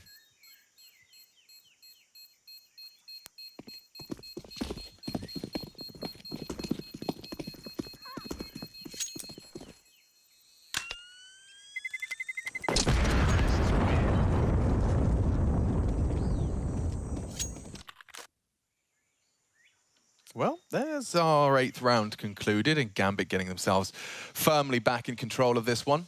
We've seen a fair share of CT saves. Gambit, though, are going to force a timeout out of Team 1, so they're going to want to think through their options a little more. Maluki 2k residual. Malves has his armor already. Looks like they've thrown the rifle over as well. And the fish, Chad. The fish. The fish. The fish foot. It's actually the toes. Ah, okay. I guess that water is probably a little bit shallow for fish. Frogs? Frogs would be up for it, like amphibians. Yes. Loving life. An axolotl? An axolotl. In this part of the world would definitely be flourishing. Ah, and it is fun to say. And maybe some tadpoles. There'd definitely be mosquitoes. So, guys, if you're going to visit Ancient, make sure you take some mosquito repellent. That's going to be very, very important. I used to go and collect frog spawn from my grandma's pond. Yeah, I think as a little kid, I think that's a pretty common thing. That is a common thing, yeah. But did you ever keep it to get to a frog? That's the real question. I think so. I think I had tadpoles in a jar, eventually frogs in a pond. Nice. Yeah, and then the pond was a safety hazard, so Dad filled it in. I fell in a pond when I was a kid. You see, it's people like you that ruined it for people like me. I'm sorry. I didn't mean to. I just wanted to get closer to the frogs. Apparently, kids fall into ponds all the time, and so I didn't get to have a pond lifestyle for long. That's the end of our pond cast. Oh. On next week's episode, check out the algae. Malves, I don't fancy his chances. Wow! Does very well. His team has as well. Team 1, they peek into the ramp, actively contesting. I'm getting some Inferno flashbacks here. They want to fight for that banana control, and well, look at it. Look what they're left with. Shiro posted up, hoping to be fed something. And it's in Team 1's best interest not to be jumping into his jaws anytime soon. There is a tiny gap right now, but that would have them heading over towards A, and it kind of feels Overpass-esque, where they can rotate in time. So, oh, the util displaced, almost gets 2 kills there. X and S into the jaws of Axel for sure, but now it is just Shiro, and I think we know what time it is. No. Yeah? Yeah. Yeah. Yeah. All right, well, we get to learn more about the optimal saving spots of Ancient now, Chad. There's a nice little tree down here that he could position. Oh, he doesn't like that spot. No, okay. There is a tree over there. Maybe behind the spawn pillar? The T-spawn pillar does sound safe to me. Right back where he started. There he goes. Just tucked on in. There he is. That's sticking out of his thigh. Is that the Tech 9? Yeah. I received a tweet, Alex. Somebody isn't happy that I am analyzing the game. This is commentary, not analysis. And it upset me a little bit. Oh, okay. Can I take this one? No, like I just blocked him. Okay. But I don't know, man. Like I'm out here, you know, I'm just talking about the game. Yeah, I've had many people say it's so silly how I'm always the one talking about the action and talking over you when you're analyzing, and then there's something to be play by play. I mean, there's roles in commentary. Well, yeah. So I guess it's probably duo dependent, but in ours it's quite clear. Yes, I'm doing the color commentary, and you're doing the play-by-play. Yeah, but back in my day, I'll come back to it because this is actually a full buy, and he's ahead of the util. Oh, Pesadeo booked by Hobbit. A perfect read. Catches him just as he tries to... Okay. replaces mid-util, and look how quick he's through red. There is No a one's gap looking the at all. size of Africa. Hobbit can do whatever he wants. Yeah, sure, you push B lane. Maluki now We're going A. is going to address it, but Hobbit's already slipped through. Hello, hello. Oh, and Maluki's a dead man. No, you can't even help the A site right now. He's going to ruin their day. How many is he going to go for here? I reckon we might get a second if Malbs just hurries up. What? Hobbit, don't overcook this. He's not overcooking it. He's got 2 in his sights, and it's filthy from Hobbit. Absolutely filthy. Oh, that's just round winning. Just like that. Positioning alone. Oh, the takes volley's great space. too. The volley is forced PRT. Oh, Where are you going to stand? Oh, can't find a single angle he likes. I think it could be get on the hell out of here right now. XNS, isolated by the smoke. PRT, forced back by the molly. And Hobbit, through the opening kill and the positioning, just wins the round. All 3 kills for him. Lovely jubblies.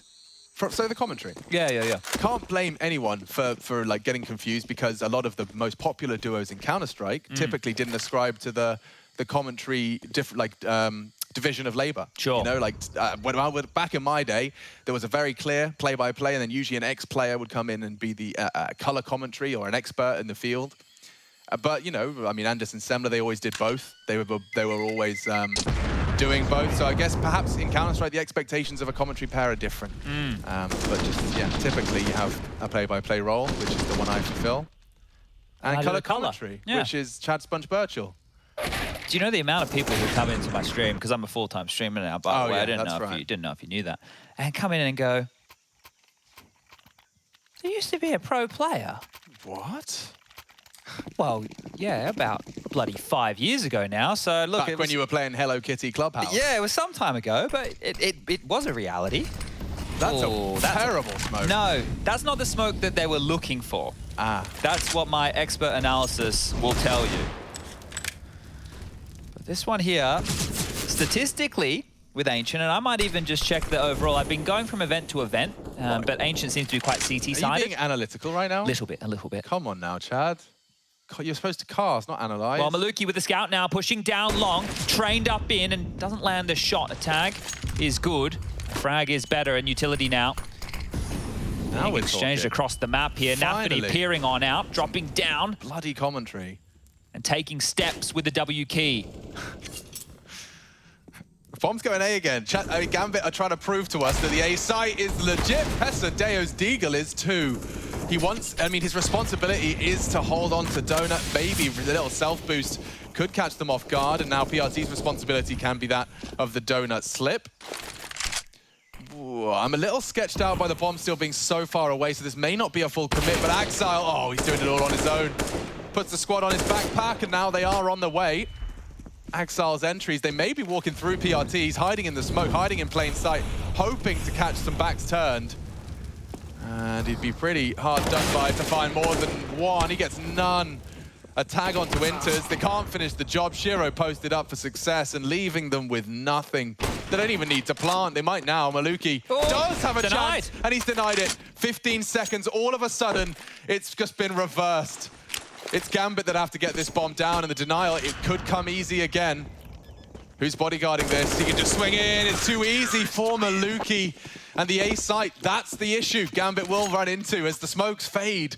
Denial of the plant extends play. Just chipped away at, right? Just absolutely chipped away at there time and time again. Poked and prodded, just like some bloody bees in a hive. And, well, the final frag there as the bomb is going down with roughly 16 seconds. That spells absolute disaster for Gambit. Unfortunate to lose to a round like that, but great stuff from Team 1 to keep this competitive. Now, as I was mentioning, I was having a little bit of a gander at the all-time statistics for maps recorded on HLTV and the CT or T distribution of rounds. The highest, in terms of being CT side, this is historically, this is over all trains, right? This is different versions of trains, this is all years of trains.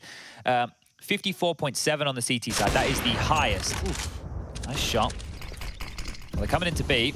Yeah, XNS would have to find at least one, and he has done so. So play on, they say. Rotates on its way. Maluki. It's not ideal position to find yourself as an AWPer, but maybe you can still line up a nice denial. Nafany goes for the safe, quote-unquote, safe plant. Maluki was ready for it, and again, Gambit having issues getting the bomb down. They were counting on this. They were counting on it. Inters has been bailed out. A nice little team play between Axile and Inters, dropping his util to get that bomb site a little more under control, and they will have it. This is a tough angle for Inters to clear. Big gap in that smoke as well. Here comes Axile, swinging in. He's just too good, and yeah, Pesadeo, he'd be hard-pressed to find them both around that 40-second mark. If he could get one and get away, that is absolutely optimal. He's unknown. I have no idea where he is. Yeah, and he might be... Oh, he's been spotted. And Axile, goes down, but Inters is there. There you go, the power of information. And this time, Gambit recover from a denied plant. All right, I'm going to quickly readjust my little point I was making before. I'm just going to look at 2021. We won't go historic. We'll just go with the maps that are in the current map pool. In 2021, Ancient has a 53.8% round distribution for the CT side. And over here, Nuke has 53.5. So Ancient is the highest on the most CT-sided map in the current competitive map pool. There you go. Bam. And Gambit leading on the T side, just to completely hammer home exactly what you're witnessing here. I love a bit of Abs aggression. It's definitely not been a secret, though. PRT with a deep smoke. Really loved it. Like those B hits that they've had there, sure, it's gotten messy and they've had to trade, but the A hits, the issue have been just getting this chipped away at, right? So, oh, that's nice. Goose through the smoke there. PRT won't be hanging around it. You can see them just lining up all their goodies. I can't believe they're doing it again. Yeah, they're really quite stubborn on this A side, but they can make it work. I mean, as long as you complete your mission while the smokes are still up, right? Like, that's the only caveat. So if PRT could somehow delay you for 15 seconds, yeah, a one single deagle bullet isn't going to slow them down. Smoke's not up on Donut, so they're willing to just actively fight that. Interesting. Interesting. Bomb planted. Gambit set for 8. Malms and XMS are gonna... Oh, XMS. The French star. Yeah, it's good to see him back in the server. It's been a while. Can't believe his Portuguese caught up so quick. Yeah, he learned that real fast, didn't he?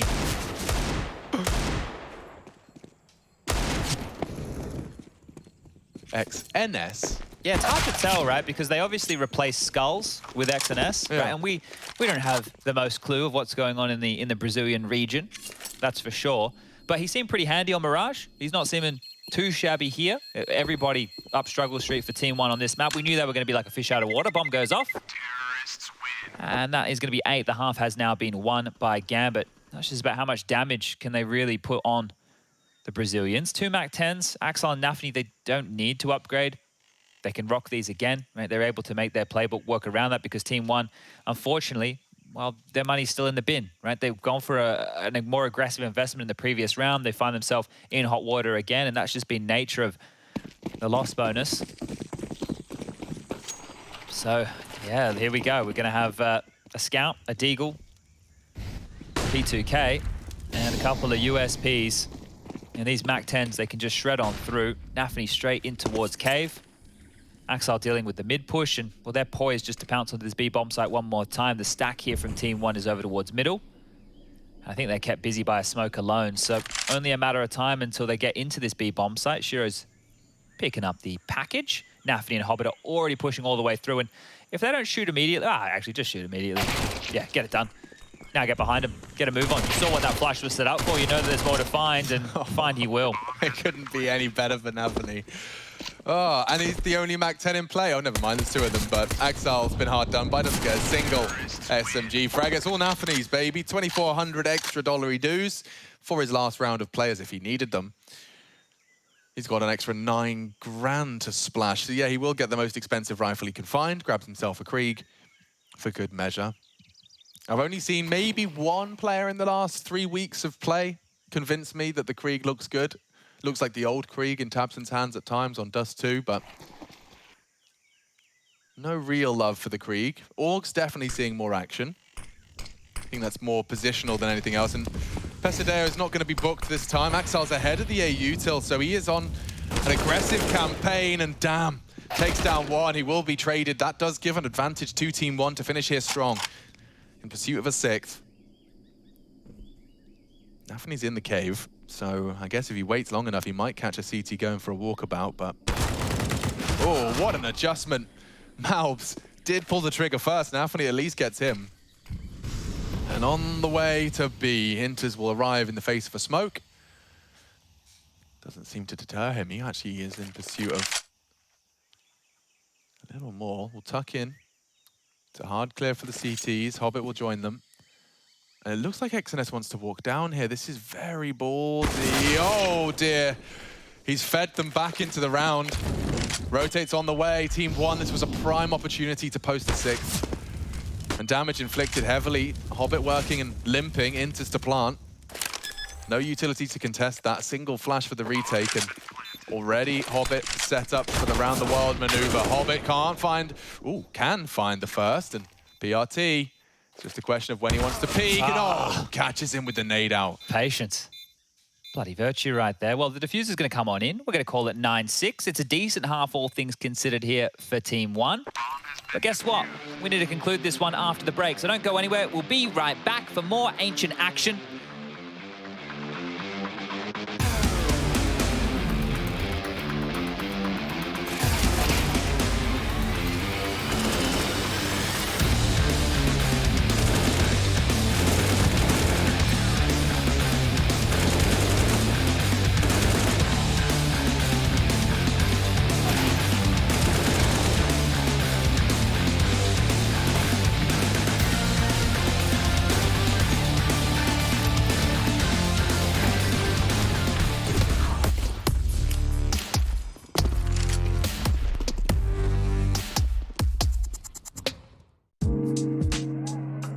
Hey Future Pros! Locking down mid as a CT can put you in a good spot in a round of Ancient. So let's check out the Smoke Incendiary combo that the Chad Sponge Birchall likes to throw. Get into the middle of the doorway just before the stairs. Aim to the vines at the extended leafy bit and throw your smoke. Then quickly position your crosshair at the tip of this leaf and walk forward and throw the incendiary instantly. These nades will surely make the T's mad and make them hopefully respect the util. If you want to change it up, you can also throw your incendiary at the same smoke lineup for a deep coverage of the elbow area. Good luck holding mid and make sure to throw your nades fast.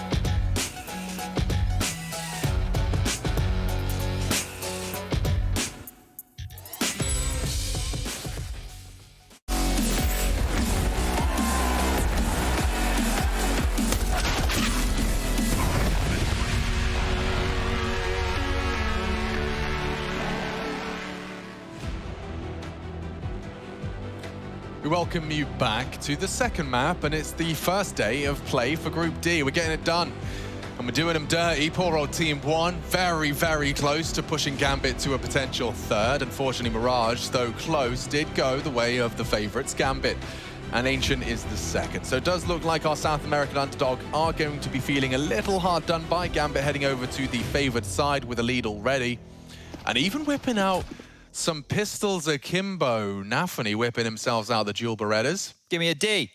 Give me a D. D. Give me a U. U. Give me an A. Hey. Give me an L. L. Give me an I. Oh, no. We didn't get there in time, but the 1xBet odds certainly did. Nafany ready to destroy. I've got a sneaking suspicion. He's getting 4. That he's getting none. You don't think he's getting any? Not a single frag. All right, I think Nafany's about to light this bloody scoreboard up, man. He ain't seen what Pesadeo can cook up. Man, oh man. It's just a matter of time. Nafany's been practicing these Julies every single bloody day. That's why he came back early from the break, actually. He did. That's why they started on the 8th of August. Julie related. Just said, I just want these to be the best gun in the game, and I want everybody to see. Oh, that little micro jiggle. This is we could have the slowest ancient pistol in the record books here, actually. Well, they're playing musical statues, so when the music starts playing again, they'll start moving.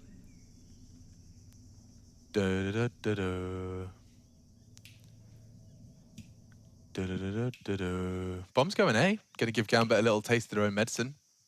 Well, they have to get past Cave, right? If they want to assist from mid to flank on towards this A site, they have to get past the Julies. Who's going to blink first? That's the question. Oh, Pesadeo starting his campaign. Nafany looks away. No, Nafany. They're doing it, Chappy. They're into A. They haven't cleared Exile. And that's 3. As easy as it gets, really. But the gap, they got the gap. They did pip the gap. They got the gap. That's kind of exciting, because Pesadeo is in red room and 2 players are holding him. You need to die. They got it. He's just going to take one with it. Bang. And the dirt is gone. No. XNS, no one's near you. You're not going to get any loss bonus. You're going to keep a glock. Oh! Yeah. Okay, well, he's got $150. It doesn't sound as good as 2,000. And Kevlar doesn't cost 2,000, so we'll see this again. That couldn't have gone worse. It could have. I suppose 2 of them could have not died. You're right. The whole team could have not died. Yeah, other than that, it's pretty much the worst case scenario, yeah. Oh. Well, they dropped him a P250, there you so go, mate. I think they felt a little bit bad. Okay, so he's got a P250 and Kevlar. Everybody else is going to take the economical. Oh, like in the last 10 seconds, he's just XNS just looking for like any high ledge he can just throw himself off. It's not like Vertigo. Oh, okay. Well, Axile, he has a plethora of different positions he likes to play over towards this site. Right now in tandem with Shiro and Hobbit, who's rotating back over here as well. So Axile farming simulator. Likes a kill or 2, does old Axile. Yeah, he's not going to let that bomb go down.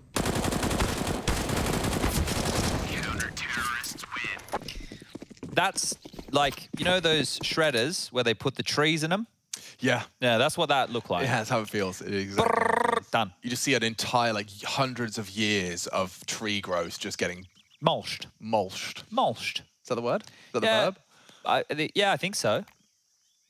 I've always been jealous of people that have like the skip outside their house. I'm like, okay, you're doing some serious renovations. My dad loved a good skip bin. Yeah, he loved it. We were on a corner block. We had more skip bins than you'd imagine. Yeah, my family skip in a year. All about that. Lots of smokes here. Cave smoke, extinguished smoke, door smoke, you name it. And not many left. 2 reside now, and the pressure 4 with the MP9. Well, it comes out on top. Yeah, it's a tough one for Malbs to stomach, given the AK-47 was in play.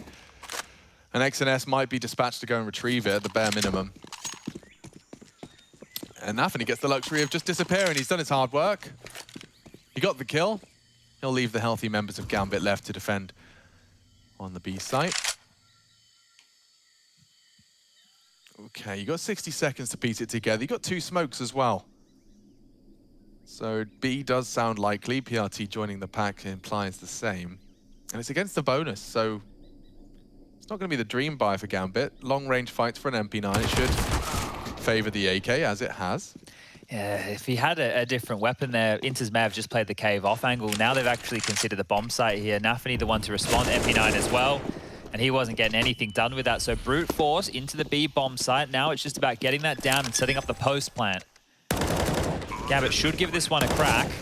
Oh, and chipping away through the smoke. Unconfirmed damage there. Kit on the floor. They will need to pick that one up.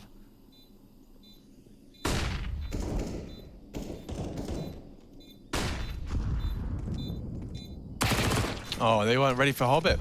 Just by biding his time, they actually are quite threatening now. And on the defuse, Pesadeo's crosshairs not on the right spot, not a 10-second.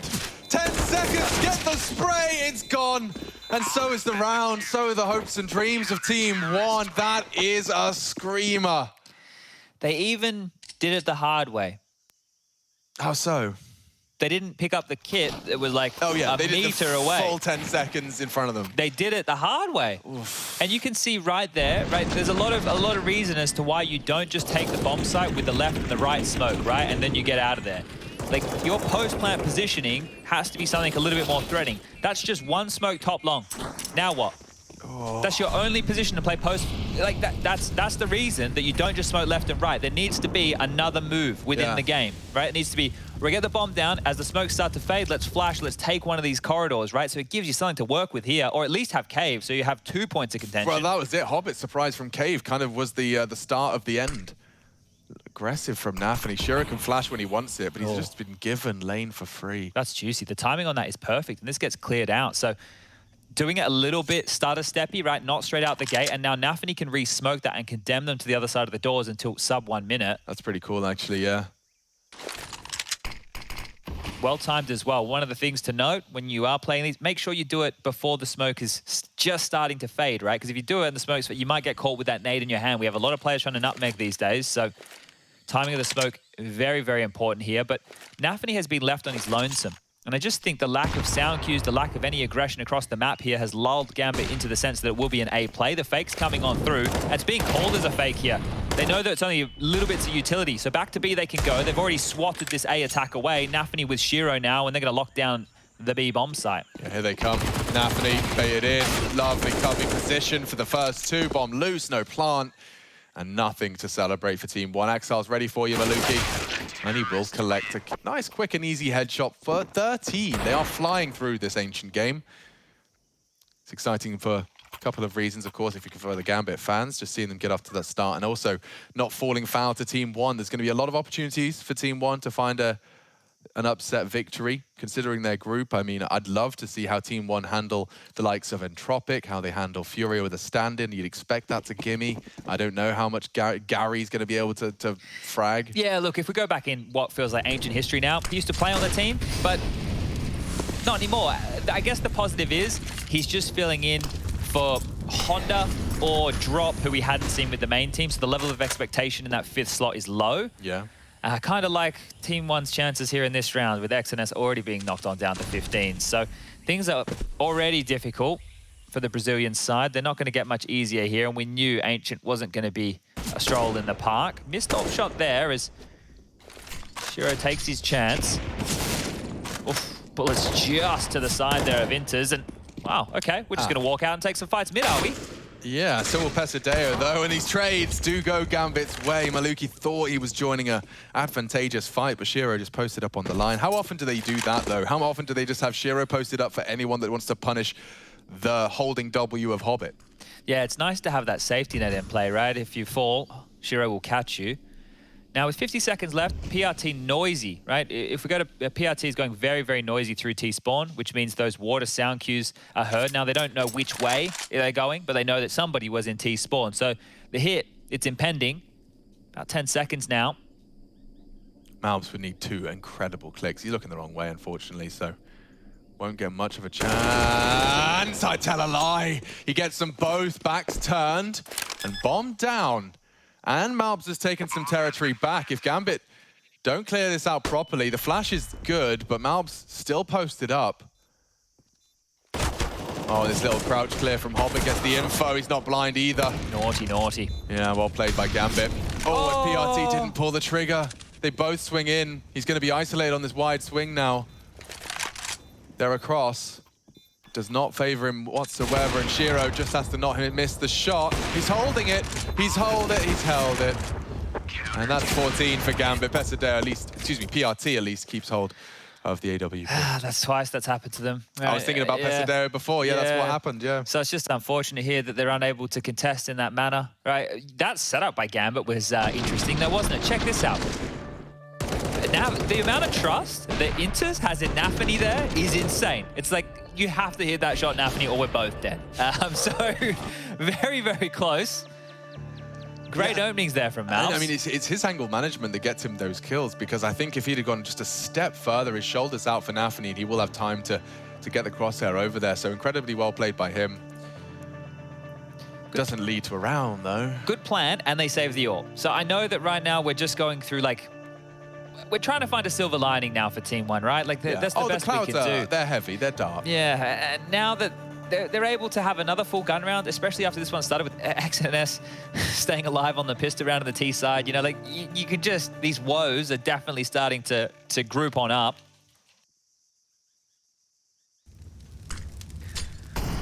Standard stuff here. Cave smoke, ledge molly, and B presence.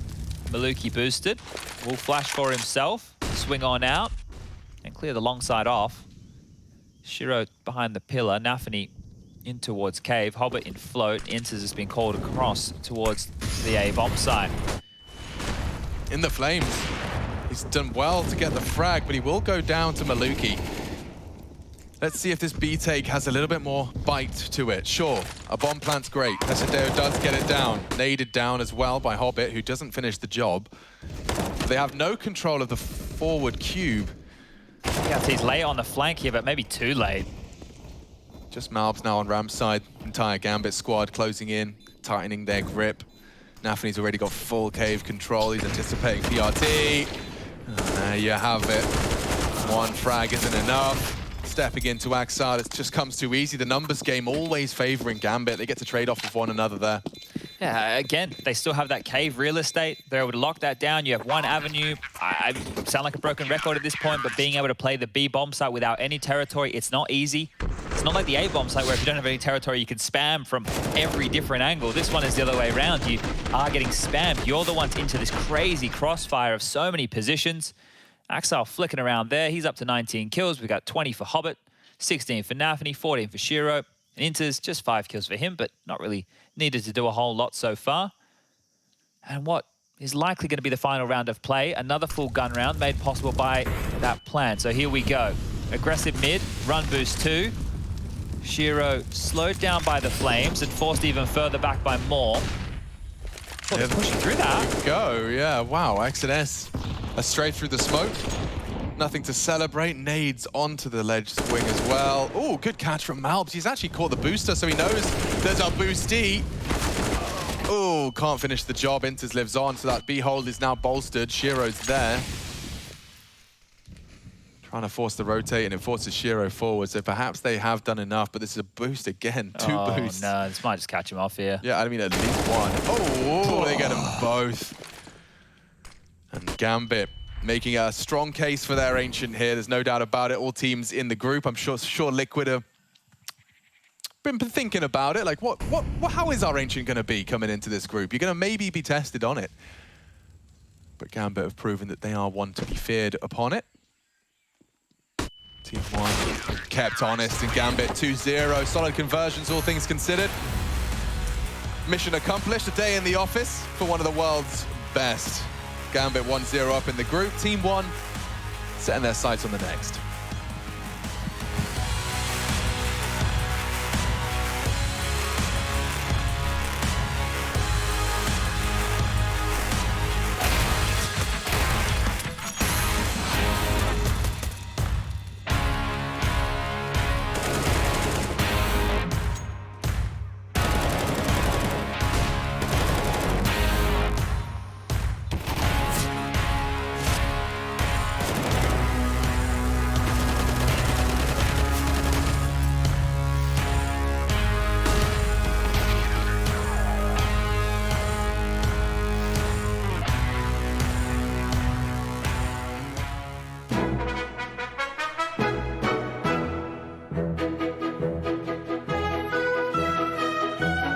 Stay rush.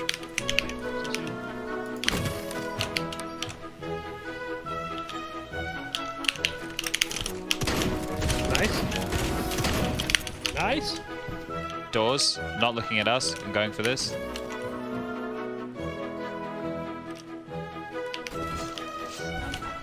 Nice. Inside. Yeah, I see it. Going. Oh, I can reach him in the hole. Oh no. How have you managed that? I didn't know you could get stuck here. Did you know you could get stuck I here? had no idea. Alright, should we see if this works? Yeah.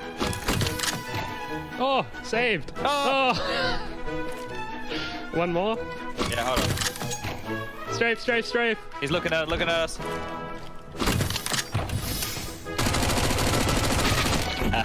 Okay. I would have Everything is can't see it saved. takes that. Parachuter virtual coming in. Commander. Guy on top of the tower parachuting up as well. There's so many parachuters. I'm gonna try and pluck him out of the sky. Oh, he's got a shotgun!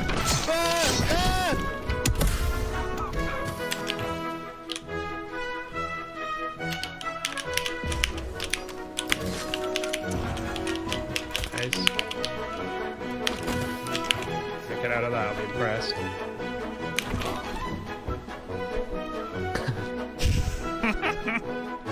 He was shooting at me, but I don't see him. Yeah, he's somewhere in the trees. Yeah, he's down, I'm good.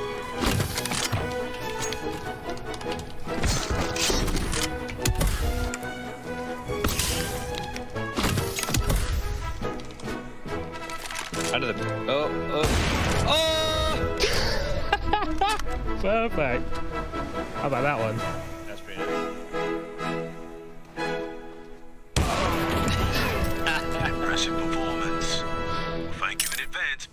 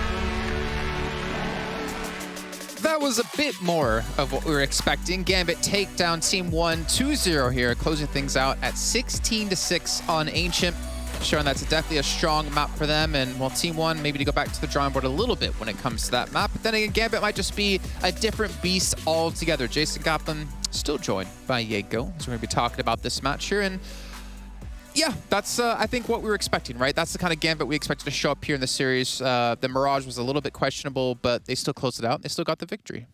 Definitely, and it was a great pick from them, as the guys pointed out in the cast. Team 1, 0, and 5, I believe, on the map so far, and that's just going to be the case with lower tier teams, right? They have so many different things they need to work on, right? Other quote-unquote more simple maps that they need to get better on, that Ancient, just as a newer map, and still teams banning it, and teams not really willing to play it. You can get away. I mean, we see it from OG. They have a 5-map pool so far, even 4 if you consider that they've lost all their new games, or one map they've been losing constantly as well. So yeah, great pick from Gambit. They played a bit tighter, a bit better on Ancient than they did on Mirage, and just managed to close it out 2-0. Yeah, looking a lot stronger. I mean, you have Axel dropping 21 kills. You have Hobbit dropping 21 kills. Inter's bottom fragged at 7, but when you win 16-6, you don't really care what the bottom fragger is, to be honest. On the other side, you know, Maluka, who we talked about, is being such a pivotal force to drive Mirage that far by keeping Gambit on rough edges when it comes to their economy. He finished on only 9 kills. A little bit unfortunate time for him, but Mobs, I mean, that's the superstar we expected. Team 1 dropped 16 kills, but as we saw, you know, Gambit were more than comfortable to play Ancient.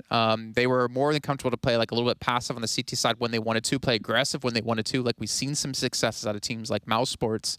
And Team 1 weren't really able to adapt to it. I mean, I think maybe one thing we could talk about here is Gambit's willingness to hit the A site so consistently and so much more often than we see other teams.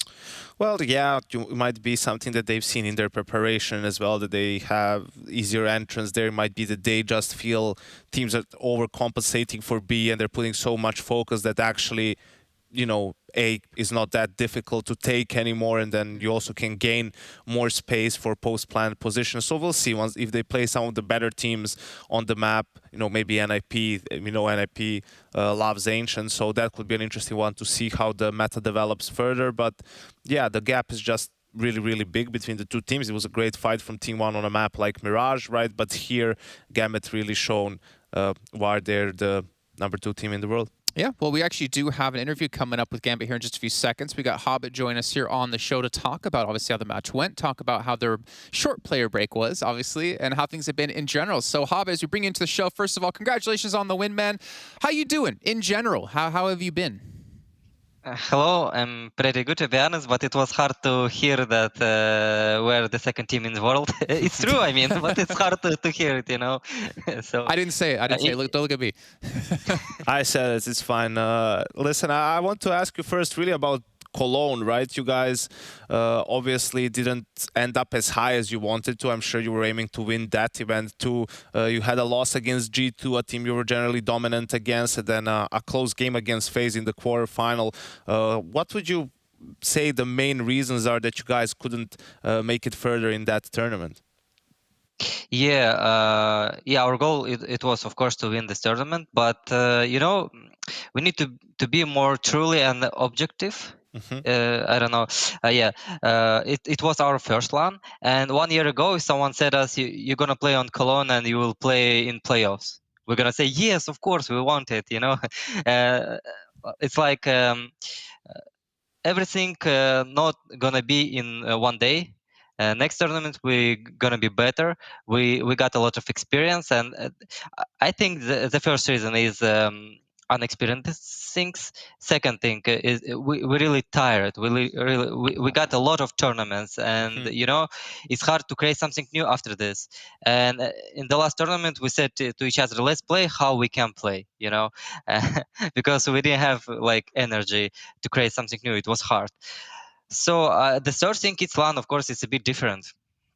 All right, cool. Thanks. That's a great answer. So would you say that's the reason why we saw the interview from Inters, right? He was saying you guys started practicing on the 8th of August, and 4 days later you moved into the boot camp. So was that the main focus, kind of refreshing the playbook and just making sure everyone plays a lot of CS so you can come in fresh and prepared for the second part of the season? Yes, of course. I mean, it's a bit hard to come back. I don't know. First game was very hard. We didn't feel the game. We are feeling it now, like we're starting from the beginning of. I don't know. We need to play a lot, to play a lot of tournaments. We don't have a goal to win this tournament, for example. We have a goal to play as much as possible games, best of threes, to get a lot of practice. That's the main goal for us. And as you see, a lot of teams struggling and cannot see their best. So it's because they need time. Everyone needs time. Everyone, CSGO is very competitive right now. At this moment, very competitive, because I don't know what to expect from some teams. For example, Entropic, in my opinion, they're a really great team, and on this shape, they can do big things, really. Okay, you know, you mentioned, Hobbit, that you guys are like really tired, obviously playing so many matches. I'm curious about one thing that affects a lot of players. Are you guys worried about burnout at all if you continue the grind like you've done in the first half of the year? You know, we accepted every tournament last season. So this season we don't have so much tournaments. I think we have 4 or 5 big tournaments till the end, and our schedule is more better than it was before. Okay, that's very good. I'm actually really happy to hear that. Last question then, to focus on the group. Looking at all the teams you're playing against here in Group D, which team, in your guys' opinion, will give you the biggest push, will be the biggest threat to that #1 spot you're looking to take? Yeah, as I said before, after the vacation, it's hard to say who is underdog, who is favorite. But I would say Entropic gonna do some damage for sure. And Liquid, I don't know. They're doing some shuffles, maybe. I don't know. In my opinion, Entropic and NAP is the hardest opponent. And Furia, of course, Furia. But Furia gonna play with coach. It's a bit. advantage for some teams. Yeah, not ideal at all. I think that's a very fair and honest answer. I'm not saying yes, Gary is not good, but he is a coach. Good, yes, but he's a coach. Yes, it's a bit different. Okay. Well, Hobbit, thank you so much for your time, man. It's been a pleasure to talk to you, and I wish you guys the best of luck in the remaining matches.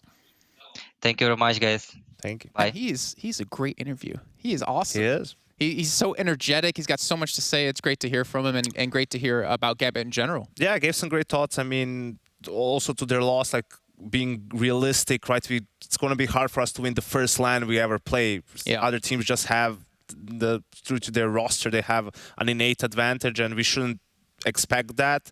And it's great that they have the right mindset, you know, and even now saying the thing about the schedule, well, they were also in a position where they had to accept, because tournament invites, you get them a little bit in advance. They didn't expect that they were going to be the best team in the world at the start of 2021, right? So you had some obligations, but now you're able to plan it a little bit better. We know they played almost every single tournament out of the boot camp. They've been practicing from the boot camp, so I'm sure even though they're mostly young players, right, and they're hungry, they can play CS for 20 hours a day, it's still going to be good to be able to give them some time home every now and then, right? You're still going to come back feeling even more hungry, right? It's going to be great to see your teammates again and all of that stuff. So yeah, I think it's great for Gambit that their schedule has changed a little bit. On that note of Cologne, as you were saying, that they, you know, the first LAN together, they didn't really, I'm assuming didn't have high expectations. Like they weren't like, okay, we're going to go in and win. I feel like that's a really reasonable thing to keep in mind for them to like, yeah, it's our first LAN together. We've been dominant online, but he respected the other team's experience when it comes to LAN. Absolutely, and also the fact that it was the end of the season and they had so many games and tournament. The CIS had two RMRs, so you have to add that into account. Blast Finals, Cologne, IEM Summer, you know, there was just tournament after tournament for them, and you feel like it's a different feel you get from when you're in the team from people watching the game. Like for them, they feel like we're playing our 10th Inferno in 20 days. Like we've done this anti-eco, for example, like 5 times. Like surely we can't do it again. And then you start improvising, like because you feel you're being figured out, but perhaps it's not like that for some of the other teams. So it becomes mentally taxing also in terms of strategy and tactics and all of that stuff. So yeah, I think it's going to be exciting seeing them in the second part of the season. For Gambit as a team as a whole, it's great that we have this soft return to LAN, as people have been kind of calling it, where it's not really a crowd in an arena, it's more of a studio environment. For them, it's basically as if they were in the boot camp, just with cameras on you, and sure, being able to maybe hear the cheering of the players a little bit, right? So for teams like Gambit, the young teams, it's the perfect way to get back into it, and to, you know, when we get back into the big arenas and everything, it's not going to be as abrupt of a transition. Yeah, exactly. Not so jarring for them. But he did mention really quickly, while we have a little bit of time, as you guys know, we still have about just under an hour before our next series kicks off. He talked very highly of Entropic. I'm actually curious. You talked about Elian quite a few times being the star opper. Does that just kind of reassure, after talking to Hobbit, that this is a team that can easily contend for top 3, or has a chance to? Yeah, definitely. I mean, they're from his region too, so, and they've also probably played them a few times in the RMR. I mean, Entropic at some point I think was ranked 12th or 13th or something like that on HLTV's ranking. That's extremely high for a team that doesn't get to play Tier 1 events. The way you achieve that is you're really dominant in Tier 2, because you get more points the better teams you beat and the better tournaments you are participating in. So we'll see. I agree with him also that some teams might be a little bit shaky. I mean, we saw them getting pushed to the limit against Team 1, right? So Entropic is a team that could potentially take advantage of that and might just even make it into the playoffs. We'll see. Yeah, we'll find out. We're actually going to head to a break now while we get things ready to go here for our second series of the day. It will be Entropic taking on Fury here. A little bit of a wounded Fury, we can say. But we'll see as things are going to break down in about an hour's time. So make sure you guys don't go anywhere. Get some rest, you know, go get something to drink, go get something to eat, because we'll be back in about 45 minutes here to kick off the second series of Group D.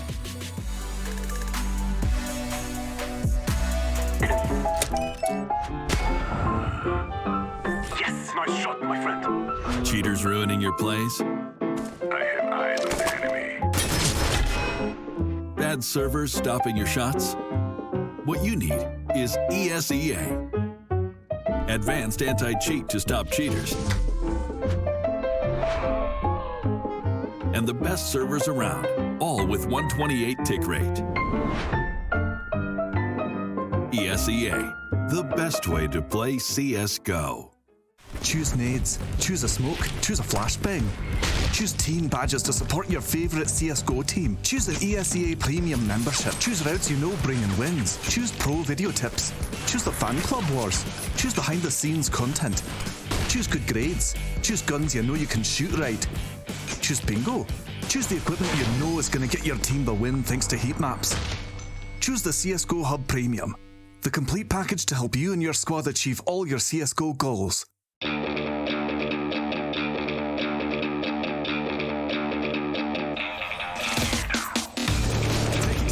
Taking some aggression! No way, Anthony! How are you doing it? How does it look so easy?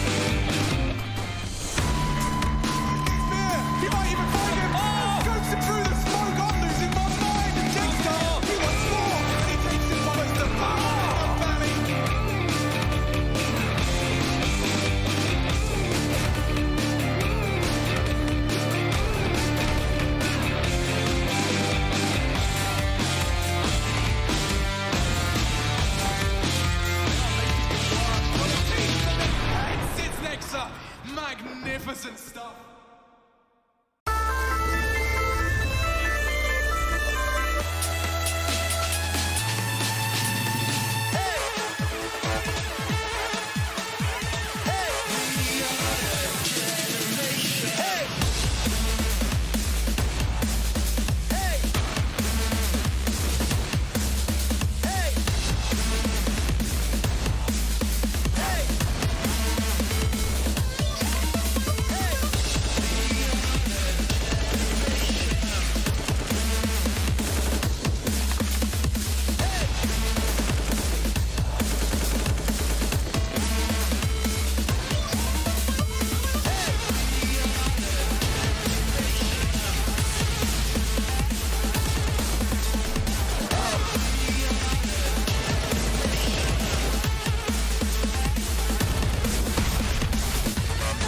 That could be a problem for Stewie. Burning, he's got to get the pod. Oh, he's a madman. We see the consistent aggression. Art with a third, and he's hungry for more. Hey, oh, it's a collateral Zephyr and Leaf taking in one shot. Art is nuts.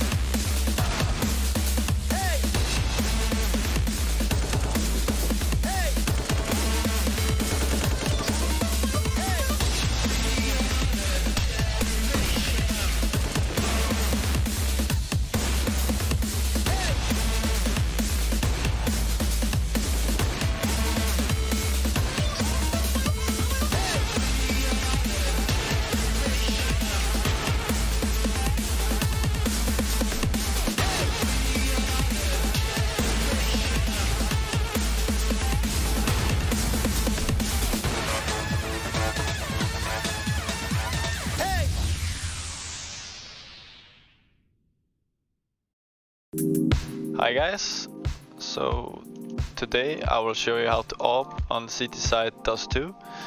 Yeah, so let's just get into it, right?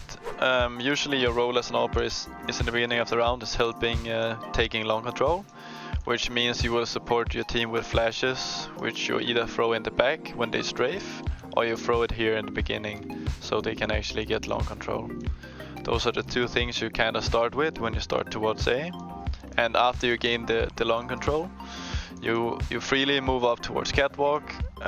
Remember to ask your team if the T's can already be here, but the usual peeks are just sitting here, shooting when you get flashed, or dodging the flash, peeking out when you hear the T's flash, right? Playing against executes, there's two different things to do. You either play at the slope, or you play towards car, and currently in the meta it's pretty normal to just play around the car, try to get 1 or 2 shots and retake with your team. Most common way is just to get your long player to sneak up close to this wall and throw a flash over here. I'll show you a few spawn peeks that are pretty good to do if you get the spawns. Usually if you spawn here towards long, obviously you want to move all the way to long and just peek here in the beginning. Remember to look into the wall when you're running, because then you won't get blind. Then there's one other spawn that I really love. It's when you spawn here, the best spawn towards B. You can instantly smoke and just run here. Obviously gonna peek towards B. And yeah, just hold this angle if anyone wants to cross. And if you don't see anything, you can just slowly search into upper tunnels and try to kill the opponent lurk. Yeah, I would say that's mainly how I played up on the CT side on Dust 2. If you are a mid player though, it's really useful to play around this area when the T's try to get short control, and try to kill them when they have to cross this area by using flashbangs or asking for your team to use flashbangs, and just try to get some good angles. That's mainly it, and hope you enjoyed it. So yeah, feel free to use it in a match, guys.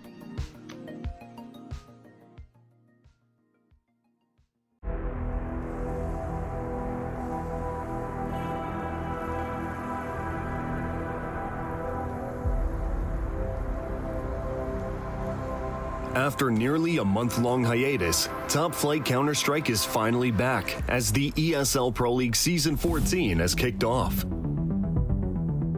From 6 teams in each group, only the top 3 in each will make it to the playoffs. So sit down, fasten your seatbelts, and get ready for a crazy ride, as we're about to see what happened in Group A, which is called the Group of Fallen Giants for a reason. As expected, everything went silky smooth on the first day for both of the Danish teams, as well as Vitality, where all of them easily beat their opponents. Things got shaky on the second day, though, as Astralis weren't able to capitalize on their great start, as they surprisingly fell to Ents. The European mix didn't even allow the Danes double digits on Ancient, winning it 16-9. Very well, but they're both behind boxes. He needs to pick an angle, and he needs to pick one now, grabbing Magis, and now looking back, he's found the AWP. How is Hades doing this round on his own? He needs no help. Finally put down 3-on-2. Flank is in. Don't try and park. You'll get backstabbed. As well as closing out Nuke 16-11 to bag the series. I want to get off, but Mr. What's his wild ride? What's happening? Oh, doubling down. He's taking matters back into his own hands. This is absolute chaos. And coming in through lobby is someone to help out as well. Magis trying to backstab Diha. Dihu? He's got 3 in the round already. He's looking to close it out for Ents. And there it is. Diha will deliver. After consistently leaving their rivals in the dust, it was time to check who's the hungriest wolf in the pack, as Vitality took on Heroic. But looking at the 13-2 half result for the Danes, it didn't bode well for Apex and his crew. And his teammates still here as well. They heard him run back. Are they ready for a close crate player? Double orbs down Acadian side by side might not be needed, because Tessez is answering the call with a flashback in. He finds a third. It's 4 in the round. Move out of the way, Acadian. Acadian wants to steal it. Acadian saying, look mate, remember there's a chain of command in this team, and there he is. No ace for you, Tess says, but Heroic are up on a 12. Despite a miserable performance on Vertigo, Vitality turned the tables on Nuke and managed to take it on the 3rd map. Inferno went back and forth, but Refresh was the one who helped pull his team across the finish line. They're hiding in pit, and they don't know about Shoxy till it's too late. He doubles up before all is said and done. But Refresh, is he going to close the series again with 3? The 4th day only made us realize that the North American side, Bad News Bears, were just fodder for the rest. They lost against Team Spirit, which caused them to drop out of the tournament as the first team to do so. Heroic, on the other hand, experienced what a splash of cold water is as ENCE showed them how Mirage should be played. They outplayed the Danes 16-5. Hades and Snappy, this now becomes a matter of playing around this bomb, playing around the plant, and with Hades dead, Snappy gotta do it all. And he's gonna double up with the Tech-9. 3 in the round in total. Shush gave them a taste of their own medicine, first on Overpass. Hades drops the bomb, it's left onto Shush, 1v2, 25 seconds. And he's making it happen, he's making us believe. Just Doto left to beat, and Shush with the swing. All 3 in the clutch. Followed by another comeback win on Nuke, which ensured their first place in Group A. It's fair to say Astralis had some stuff hanging over their heads, like the fact that they've been training with their new player Lucky for just a few days. Maybe that was the reason why they were miles from where they wanted to be. Vitality 2, Astralis 0. They could hit the ground running here to open up their map pick. Double porch side set up though, and ZywOo's taking heads off. He's on for the ace. Not gonna get it. Lucky will remove him. But oh boy, the big boy of ZywOo immediately throwing down the gauntlet to open up this pistol round. On the last day, all eyes were focused on the Danish fratricidal clash. Heroic simply cracked Astralis first on Inferno. Refresh did catch a glimpse of a barrel, and we'll get more than just a... It's 4 in 1 mag. He gets the ace. And again on Vertigo, giving Astralis sleepless nights and sending them back home. Meanwhile, Vitality beat Team Spirit and ENCE bested B&B. But let's not forget, 3 more groups are filled to the brim with some of the world's best teams, and Group B is right around the corner. Don't go chasing your demons and ghosts, 'cause you might find what you're looking for. You might find what you're looking for. Don't go chasing your demons and ghosts, 'cause you might find what you're looking for. You might find what you're looking for. We both know we're not the same without rock bottom.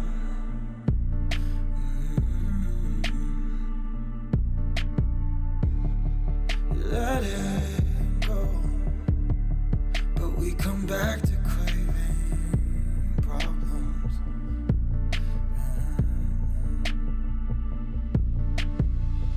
Am I your favorite kind of shame? Do I make you wanna hate?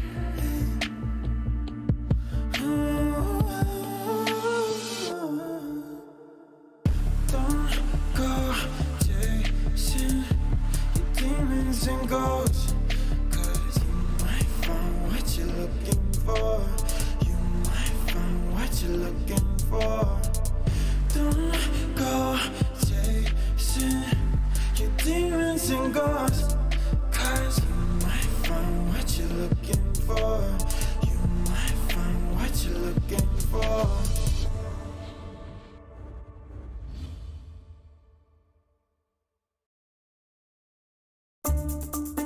Which teams at this event has a logo that represents an animal?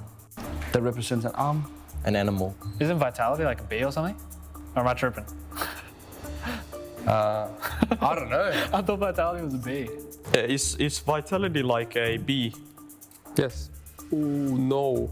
There is 9, bro. They have to be. It's not Navi, not Gambit, not Sprout, not VG, not Cole. Not Vitality. Not Vitality. Not Astralis. Not Astralis. What else do we have? Vitality, what the fuck are they? There's nothing, right? No. Oh wait, they're all doing this bee shit. Vitality. Is there something I'm missing? Bzzz, they always do bees. Vitality, a bee.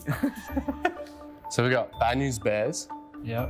So okay, so us Bad News Bears. Liquid, Horse. Liquid. Fuck. Who else is there? Wait, is LDLC a bird? Wait, is Mouse something? A mouse? Mouse? Oh, yeah, well, yes. It would be funny if you forgot that one.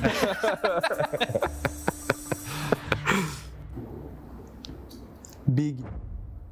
Big? It's Big, an animal? No, yeah. it's not. The beer? Yeah, okay. The beer? J'avoue. Wait, so Spirit is something. Dragon, right? Yes, Spirit. Yes, Spirit. closest in this tournament?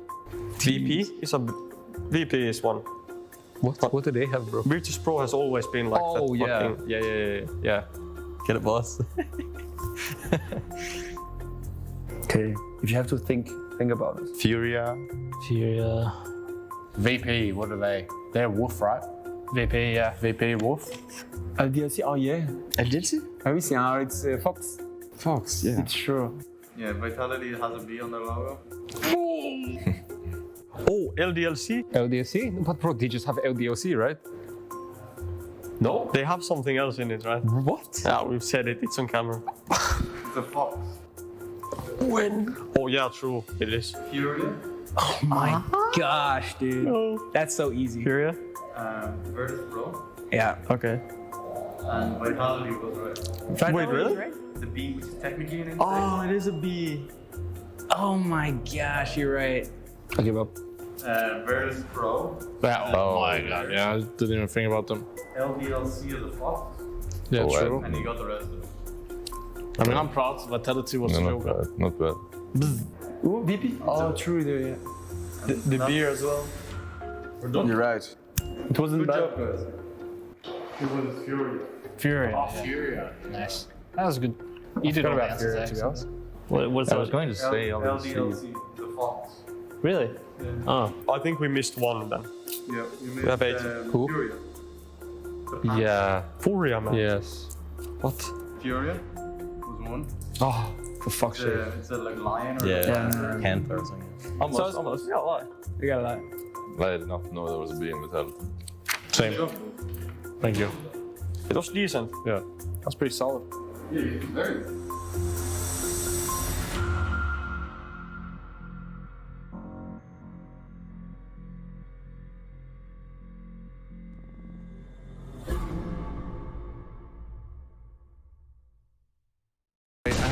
Rain, however, has got so many men around this red container. He'll do very well to get more than one. And now Electronic was around and just elevated on the box. He gets to bide his time and collect. Ramp is open for business. Bit stretching his legs. Yeah. Good for an angle, and Carrigan's done very well there. What a start he's having. And more. Contending with Bit. Bullets through the door, keep him busy, but now the bomb's loose. Chad! They need to get on this now. Disaster has struck. Oh, there's no time? There's no time, I don't think at all. This is done? No, well, it certainly is now, and they lose everything as well. What a recovery out of FaZe. I guess we... oh! Okay, Electronic trying to get a little bit cheeky around the front of the smoke. Will go down. 2 do make it towards Secret. That's Boomich and Simple. They had 2 avenues of getting lower very quickly. Oh, this one's over very quickly here. So just stalling Na'Vi out. Ready and raring our FaZe. Boomich and Bit remain. Boomich has found a bit of a gap here, so this could be a knife kill. You know, you wouldn't mind it. Yeah, the economy is going to be frothing that one right there. Boomich has got one done silently. And with that AWPer being flanked, I think there's a good shot. Bit does some damage, tries to stabilize the gun, does it? It's not the gun for him. Get in the deagle. Cheeky business by Boomich. So, knife kill, plant, plenty of cash. You talked about that, and then it might just be a quick top pop. You see lots more util thrown down. He throws bullets towards the door, and the site is Na'Vi's. That's as easy as that. The smoked off, Rain on Mini with nothing to say or do. They do return fire. Oh, Simple's flank here might get caught by Olaf over towards ramp. Oh, Simple too quick. That would have taken a bit of pressure off FaZe and maybe allowed them to go for that retake there, but now it's about the saving game. And they will give it all she's got. Oh, damn. An Electronic peek. Orb lost. Rain recovers his M4. He won't be able to touch that AWP. Twist. And I want to watch that Boomich POV. You know he's going to be ahead of the pack. You know he's going to be the blunt instrument used to bludgeon the CTs. And down goes Brokey. Boomich delivers, but it's looking good in the feed. Twist has made it competitive after all. Contends on the site. Rain, oh, a huge opportunity. He's actually put the bomb down. He's taken down Simple, no less, and it leaves it all onto Electronic. Shouldn't be anything left for him here. Now with the bomb loose and under CT control, contact taken, and teamwork to whittle away at that last member. Over silo fast. Rain has just looked away. Could find Boomich if he turns his attention back and tapping away. What a fight that is. That's a big one to take and to commit to as well. I mean, the chances of him having another teammate with him ready to return fight. Rain's sticking around. Yep. He's thrown his own smoke grenade into the wall, into the mix, and now Na'Vi, they're going to be aware that that's a possibility. Trying to find just a little gap, and there is a victim there. Simple, too wise. 4-on-4, game on. They are across. Rain will have communicated there is a gap. What's the reaction out of FaZe? Oh, freebie right now. Bit's down. Great push from Carrigan here. Whoa, Na'Vi usually can count on Bit for that lobby hold. Now, with him gone, there should be an advantage for FaZe to exploit. Damn. Perfect read. Simple's dealt with another. Oh, I don't like it when the orbs are close, and he's just lost Olof in the process as well. That powerful door swing and cut noise has led to Olof's push. Na'Vi would finish the group in first, Mouse Sports would finish the group in second, and Fnatic would then finish the group in third. That would leave FaZe just shy in fourth place. Baby Alphonse, Full Metal Alchemist. Brokey's in trouble, and he's down to half health. He's lost full control. There's a wall of smokes with Electronic doing his thing, but Na'Vi want to go on this. Look at him. Again, Boomich, the wild man, does just throw his body on the line. It hasn't gone well this time. Carrigan with a Mag 7 up against an AK. He's trying to be threatening. Oh, and it worked. baited him in. Perfectly, yeah. Twist has got another. FaZe, if they can deter Na'Vi's top take, if they have, he might even be behind him. Ooh, careful now. Don't feed the beast. Bit is still alive, and Rain's in a prime position. This is a hard to clear spot. Yeah, but Bit's new gen. That's actually the first spot he's going to clear. Clearing the hard angle. Yeah, the hard one. We're going to get in. That was his first shot, and he's got the bomb on his back. And oh, Bit trying to distract. He's put his whole life on the line to distract. But Carrigan is actually Simple's first victim. He needs to plan. Ah, Brokey's got it. Brokey's got it. Maybe absence of sound cues, and oh, a perfectly timed push. That was Boomich as he tried to sell something. You've had a smoke thrown your way, actively contesting for that fight. He's not letting Simple get away with any extra space here, and in fact, he's peeked into him again. So yeah, not only Boomich, but a second victim to that Rain rifle. And oh, he may as well collect them all here, as Perfecto's made things a little more costly. Oh, has he? But this time, Electronic wins out his head-to-head. Oh, they've actually left the vent rotation. Oh, and they're going to drop down the vent. Or maybe not anymore. Carrigan's revealed himself in that lower side bit. Gone. Down the vent anyway. But and he gets another. There, they knew exactly where he was. He hears another down the vents. Stubborn, perhaps. Oh, and he's taken them all down. Carrigan completely destabilizes Na'Vi.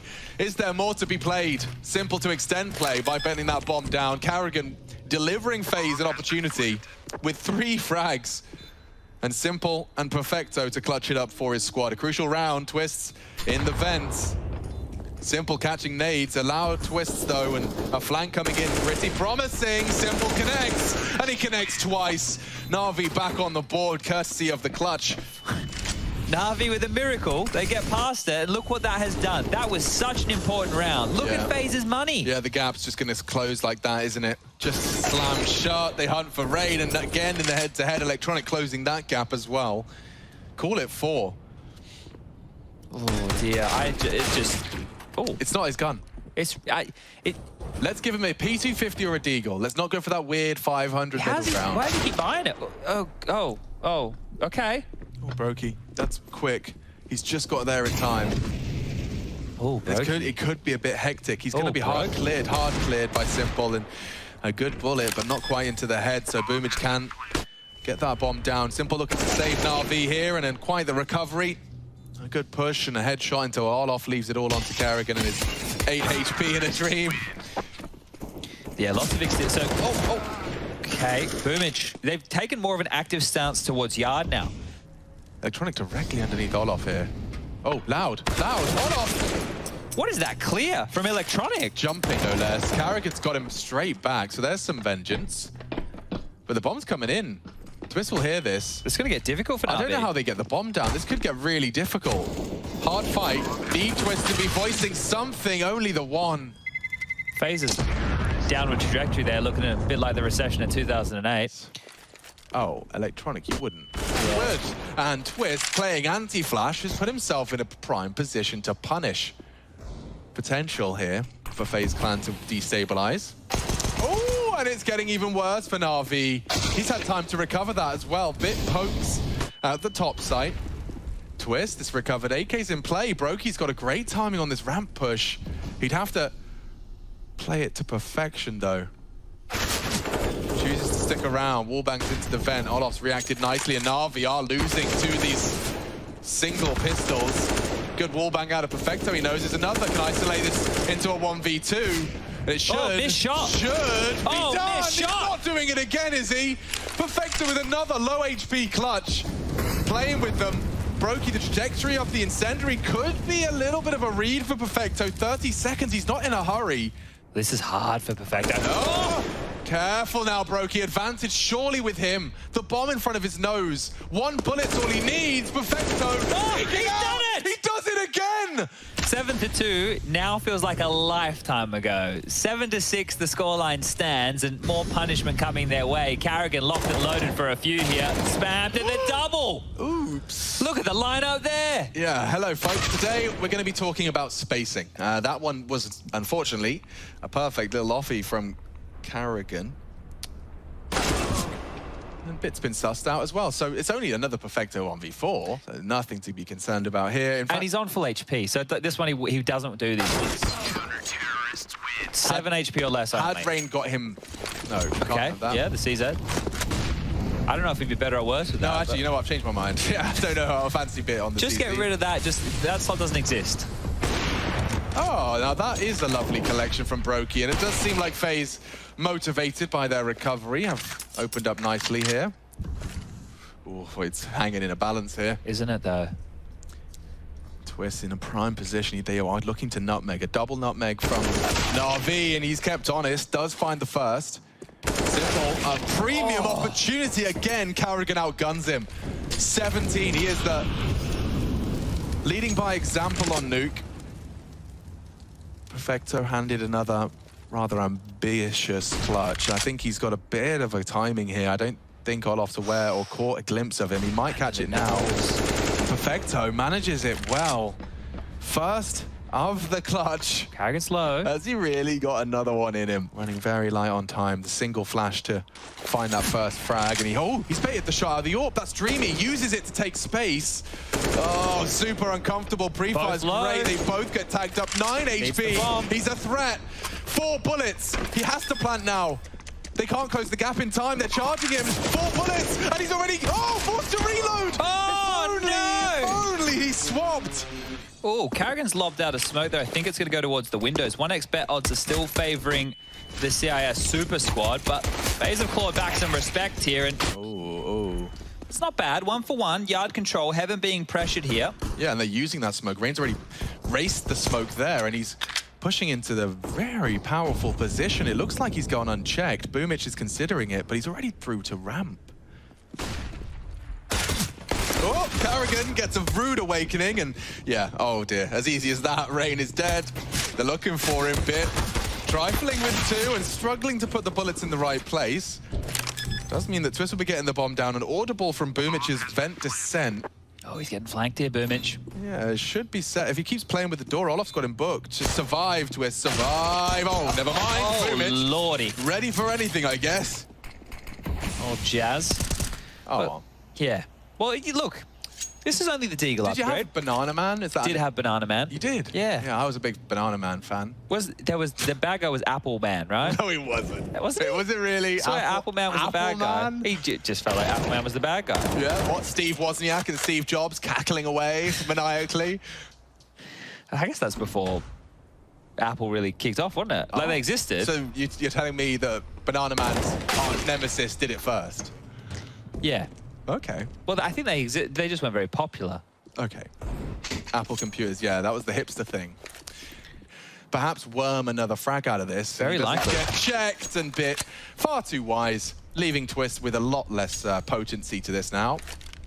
Bomb's getting planted. That's being called on out. Twist has to hit some bangers to get out of this one alive. He won't. And they don't. So 8 now for Na'Vi. Guns will come out for FaZe. Na'Vi certainly continuing their winning ways so far. 1-0 up in the series, and the same frag for Simple. They've come real easy through that smoke. Well, they'll dip their toe in that water. Electronic fully blinded, and Scarpa's off to the side just as he swings out. Perfecto greets them with ease, and the M4s fill the feed. And we're now going towards B. And there's a bit of trouble brewing. Nah, a bit of trouble brewing. This is a strong brew. Remains to be seen. Simple, good shot. And Carrigan always been kept very honest on his first peak. He won't get many more opportunities. Hang on. Oh no. Oh, just as he had a chance to peek around the corner, thought he could pass one and find the other, equip himself with a more viable weapon. Na'Vi will collect the 10th. I just want to see the rounded corner. He's bouncing it off. Oh, Boomich is being tested. They are coming in. Carrigan looking good for the first, and there goes the entire Na'Vi defense. It's a double out of Olofmeister. And sheesh, they don't even bother getting the bomb down. They'll just do it the easy way. Orp is out for Simple now, and the miss this time round doesn't profit. Oh, again. It feels like he had all day. Same frag. Brokey this time does manage to cage the beast, and he's actively ready for that fight on Heaven if it comes. Oh, Brokey! Does Olof molly the CT vent? Oh, Perfecto. He's done well to manage to pull it back now, and he is going to be cleared. There shouldn't be a single way he gets more damage done, but Brokey, in the other hand, has got backs turned, and his patience is rewarded. Still, they swing out. It's just a second shy. Oh, and he's given a lovely sound cue to Rain. He might have died here for free. Yeah. Locks him down. He's been having a lot of troubles in yard. That's going to feel good to get one back. I don't think it's going to be ramped with that stack, and definitely not now. Carrigan's also having a barn burner of a game here, 20 kills for him. The top site is open for business. FaZe will get that bomb down, and in 40 seconds time after that, they'll be securing their 12th. He does have the silenced M4 on, so maybe that's why he spent a little bit more. But there might have to be something a bit weird about this next round for Na'Vi, because you can see there Simple only has 3,900. Need to make this one work now, though, Na'Vi. It's running away from them here. Oh, Olof throwing a bit of spice into the mix. It costs him his life. I can't believe Simple's caught that shot. That's the one every AWPer dreams of when they post up Heaven. Yeah, I think Rain's taken a page out of Electronic's playbook here. Okay, that one I didn't see coming, and maybe FaZe were hoping Na'Vi didn't either, but more than ready for that. Bomb in an awkward position. Brokey could snatch it under their nose, and definitely now. Rain wants to pivot towards that vent, and, well, Bits found him. So that avenue is done as well. Brokey, 1 on 5. Tagged on up, that would have been heard. Any kills he gets here are nice, just to keep Na'Vi's economy honest, but this should be Na'Vi responding immediately. Where are you meant to go? Nowhere to hide here. You can see every single CT towards that squeaky door at the tail end of the round. Boomich is hearing so much action in the lobby. Rain, however, goes looking for that electronic flank. Little does he know it's already on its way. Boomich needs to live here. Yeah, just delay. They've all got their backs turned. This could be a disastrous end to the round. Kept busy, Boomich with one, and look at this lineup from Electronic. He'll take 2. Olof burning down Rain, puts himself into the clutch. He decided he didn't need a teammate for this one. He's got it covered on his own. A 1 versus 3 on the agenda. And this time he's down the vents. Oh, Bits here. And Bit is ready for this one. Door swings open. Looking the wrong way. And there it is. Perfect from Bit. Rain, what are you going to get away with, my friend? Simple shot misses. Do you have the space to work with it? Looks good now for Rain. Straight on down. The gap is in. Electronic with the opener. Huge opener as well. That gap has cost them at least 1 life. They continue regardless. And that's a big return of fire from Brokey.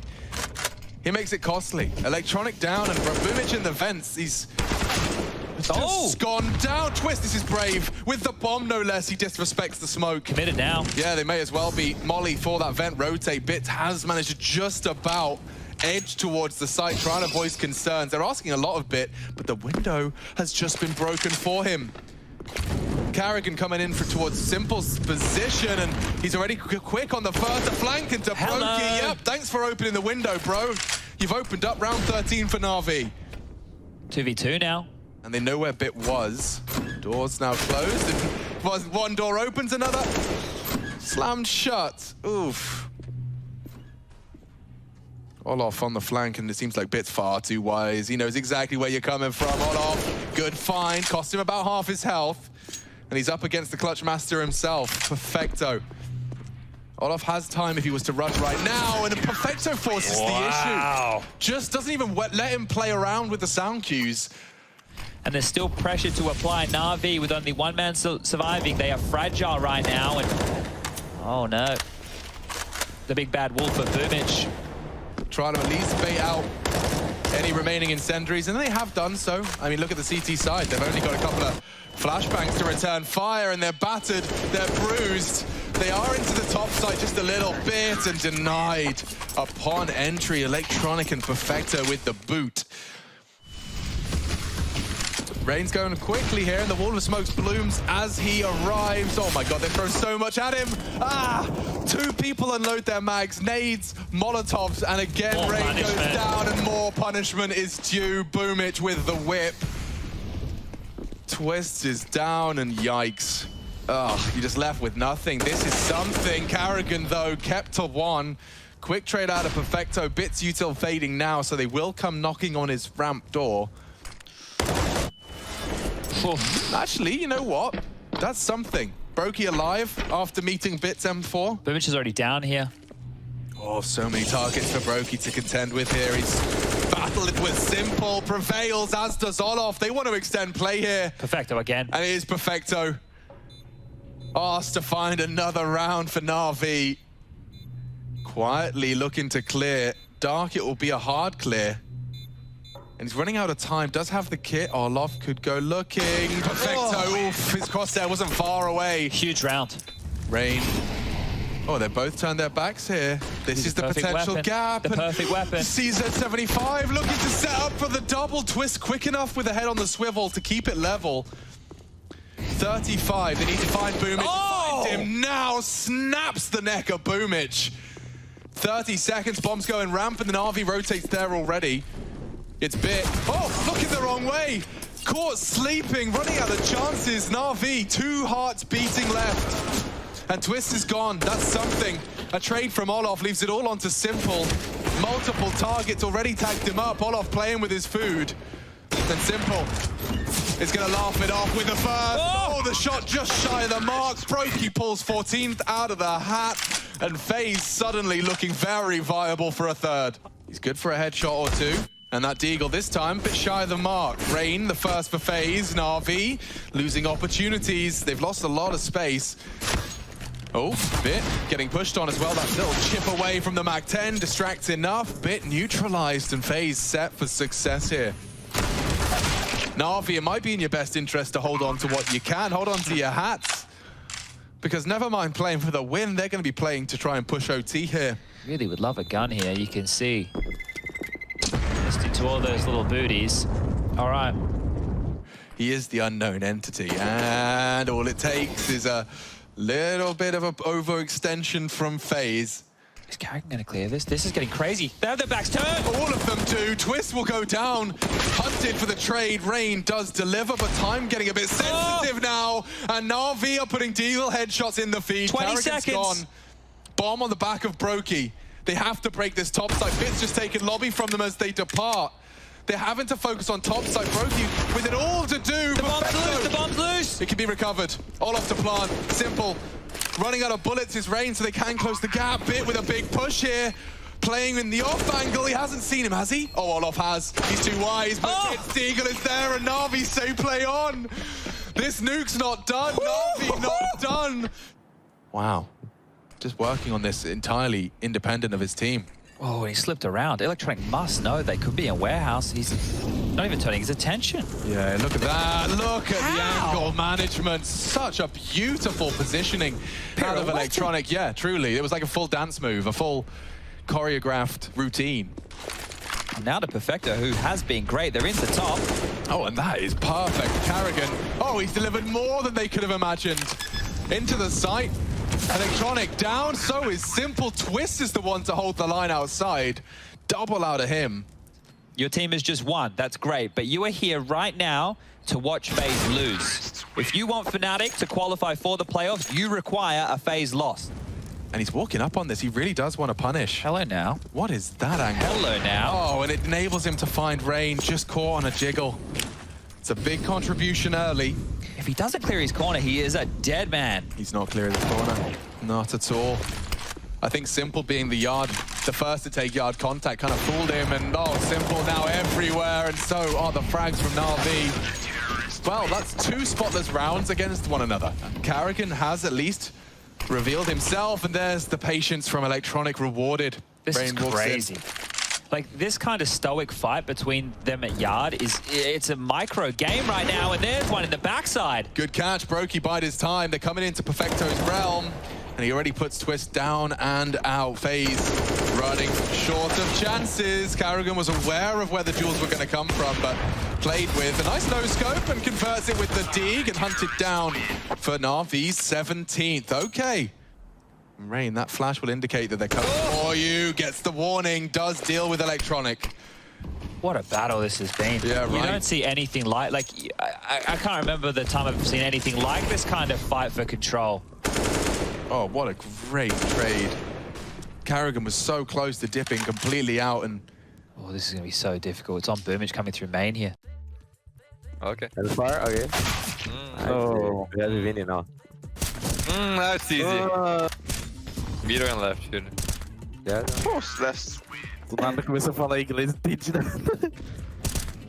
Ah não, já era, improvisei já. Right side. On the surf. Satã não conhece 11 da manhã, Yort. Ah, forget. É falar inglês ou português que eu não entendi ainda? É português, porra, mas não sei, né? Começou a falar inglês do nada. Eu achei que era em inglês. Fala os dois. CT, Vini. Aqui em cima. Aqui. Marcha, fala aqui. Ah! On the surf, right side, Yuri. Tem um cara aí. Ah, então tem que ir comigo, então. Yuri tá camperando essas horas da manhã, Yuri. Nossa! Nossa, vou dar faca aí. Ah, toma. Nice. Right side. Nossa! Vou ficar os dois à esquerda, dois times. O Cancelato, ele, mano, tá nem tomando tiro, tá estrepando. Você viu isso aí, Yuri? Nice, e aí, cara, esse cara tá tirando em mim, não é você não, primo. Tá estrefando por dentro. O Cancelato bangando eu. Right side, Vini. Aí já era aqui, não tem nem team play.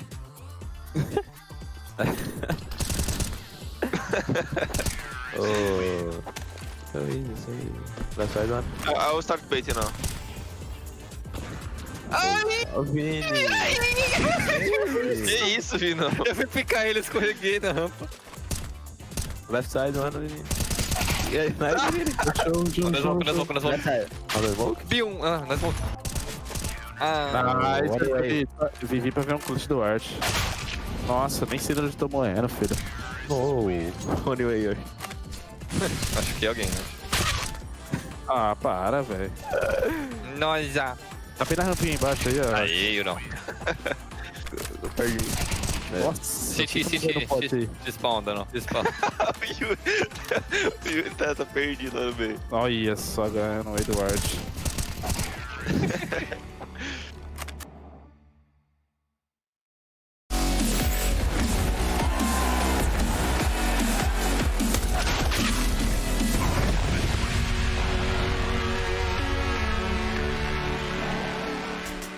It's time for the debut match now. Furia and Entropic as they go head-to-head here in their first match of Group D of the ESL Pro League Season 14. And I can't believe I'm saying it. We're actually almost done with the entirety of Pro League. We obviously still have playoffs to come. We still have Group D to finish off here, but it's been a very quick run here so far. I'm just Captain, joined by the other Jason, the better Jason, Moses, as we start to break this one down here. And some quick little thoughts about this match.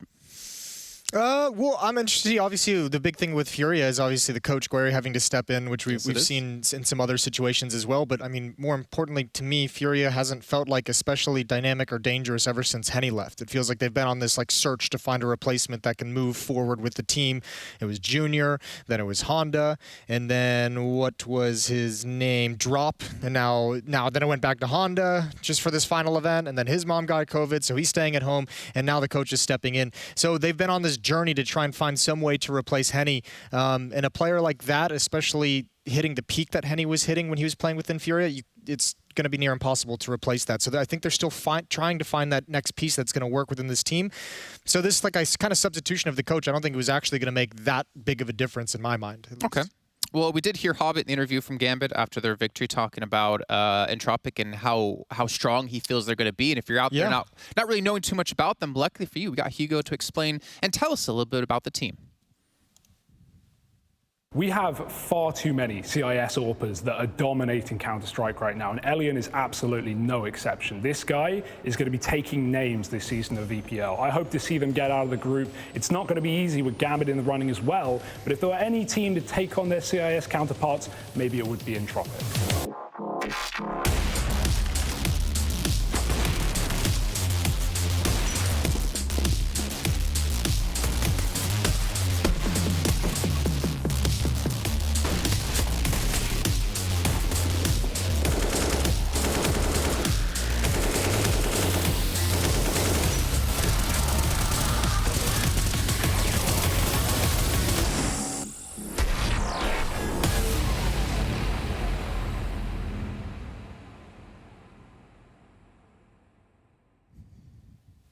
Well, we've heard Hugo talk about Alien. We've heard Yanko talk about Alien as well. Yeah. And this guy has been able to put up some good numbers. Ignore the numbers you're seeing there on the screen. That's for Pro League only. He's actually got a 1.28 rating over the last 3 months. Got a 1.36 impact, 83.7 ADR. This man, this AWPer for the team.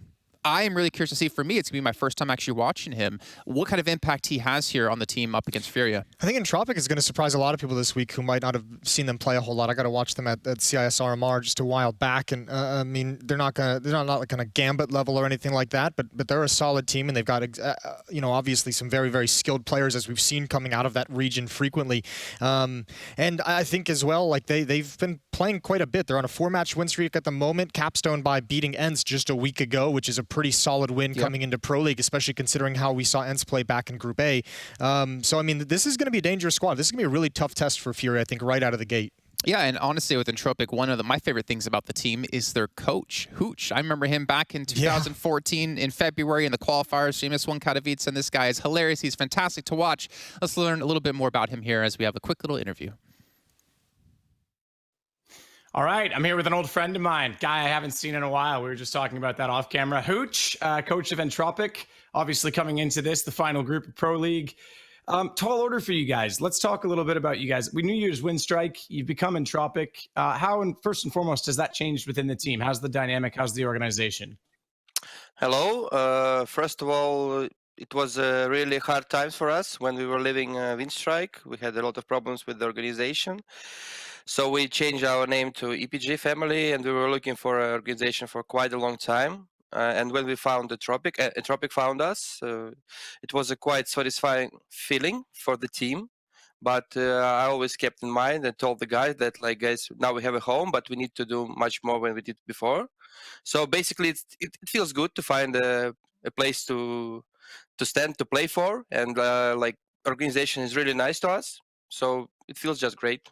Well, you're currently holding, considering, like you say, Tier 2 and Tier 3, you're holding the number 18 spot. I know that's a bit hard in the online era because certain teams are playing more games than others. It's hard to tell who's exactly where, but where do you guys see yourself, say, 3-4 months from now in terms of the landscape?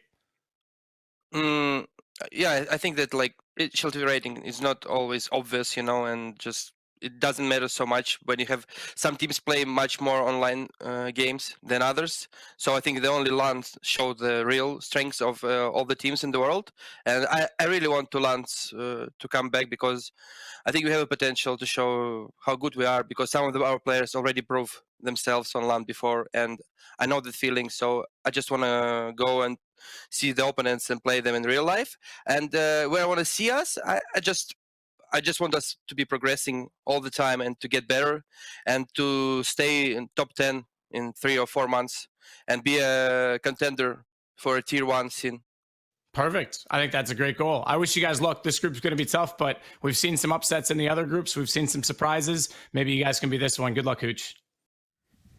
Well, you know what? It's very possible for them to pull off some upsets here. Obviously, when Hobbit's back in your team up as well, I'm expecting some good things out of you. But, you know, Moses, you've touched on their opponents a little bit here. Furia, obviously bringing their coach in and Honda stepping out. This is going to be tough. I mean, we have seen teams in the past have success with a coach coming in, especially last second. But considering what's on the line here for the Pro League Finals to get into playoffs, this is a big undertaking here. Yeah, it's a really tough scenario to be in, a really tough scenario for the coach who has to step in as well, who is all of a sudden now being forced to play and compete against some of the best players in the world, where he probably doesn't have as much in-game experiences as the rest of his players. So yeah, a really tough task. And when you look at this group, I mean, obviously the top 3 teams you're going to say moving on: Gambit, NIP, Liquid. So for Furia, that's tough, because the next team I would have is maybe a dark horse to maybe steal one of those spots, probably away from a Liquid or away from an NIP, depending on how those 2 teams come into this group, would be Entropic. I think Furia's really going to have a tough time, and I think you know, there's going to be way more challenges for them as they try and figure things out with the stand-in coming in. I wish there was an opportunity when you were at Liquid that you had to sub in and play. That was actually my nightmare. Yeah, was it? Yeah, that was actually my nightmare scenario. That could have been the start of your, or I guess not the start, the restart of your professional career, dating back. We're all good, baby. We're all good on that. Let's take a look at the vetoes, though, coming up here between these 2 teams, because I feel like this is going to be interesting. I'm almost expecting a Mirage to be coming through, because Furia, Mirage, it's basically like, why would you not? But we do have the first pick coming in, and it's going to be Overpass out of Entropic. Yeah, which is a nice pick for them, a good win rate on it as well. I always think that Overpass is one of the tougher maps to be able to navigate with a stand-in or with a coach stepping in as well. Ancient, maybe a pick towards a weakness of Entropic, as they don't play the map super well at the moment and still being figured out. Because they were one of the early adopters of Vertigo way back in the day. There was a DreamHack in South America where they actually, I believe, won from that one, and it's interesting to see them go to be an early adopter for Ancient as well. I think at the moment Ancient seems to, it possibly lends itself to a little bit of how Furia like to play with their kind of hectic nature, like being aggressive, like pushing with AWPs as well. I think there's a lot of opportunities on the CT side of Ancient for Furia to really bust that out and showcase this style of play that they've been come to known for. So that's kind of a cool pick in my mind, and obviously it's going to be cool to see a team like Furia show us how they're kind of figuring out how to play it, how they like to play it, compared to some of the European and North American teams that we've seen on it. Yeah, honestly, I'm looking towards the lineup. You know, I'm looking at Gary, and obviously he has some fantastic players on his team, right? You have Art, who just can put up some ridiculous work when it comes to a map like Mirage, which unfortunately we're not going to see. You got Vinny, you got Yuri, you got K-Serrata. You have so many great players on your team, but it's about what role is he going to be filling in now for the team, and potentially trying to... I don't mean this in a bad way. It just sounds bad, but to not mess things up, right? Like to do where can he be put to do the least damage for the team? Well, the nice thing is remember he's stepping in for a position that they've had kind of like a rotating carousel of players coming in and out. Junior, Honda, and Drop, right.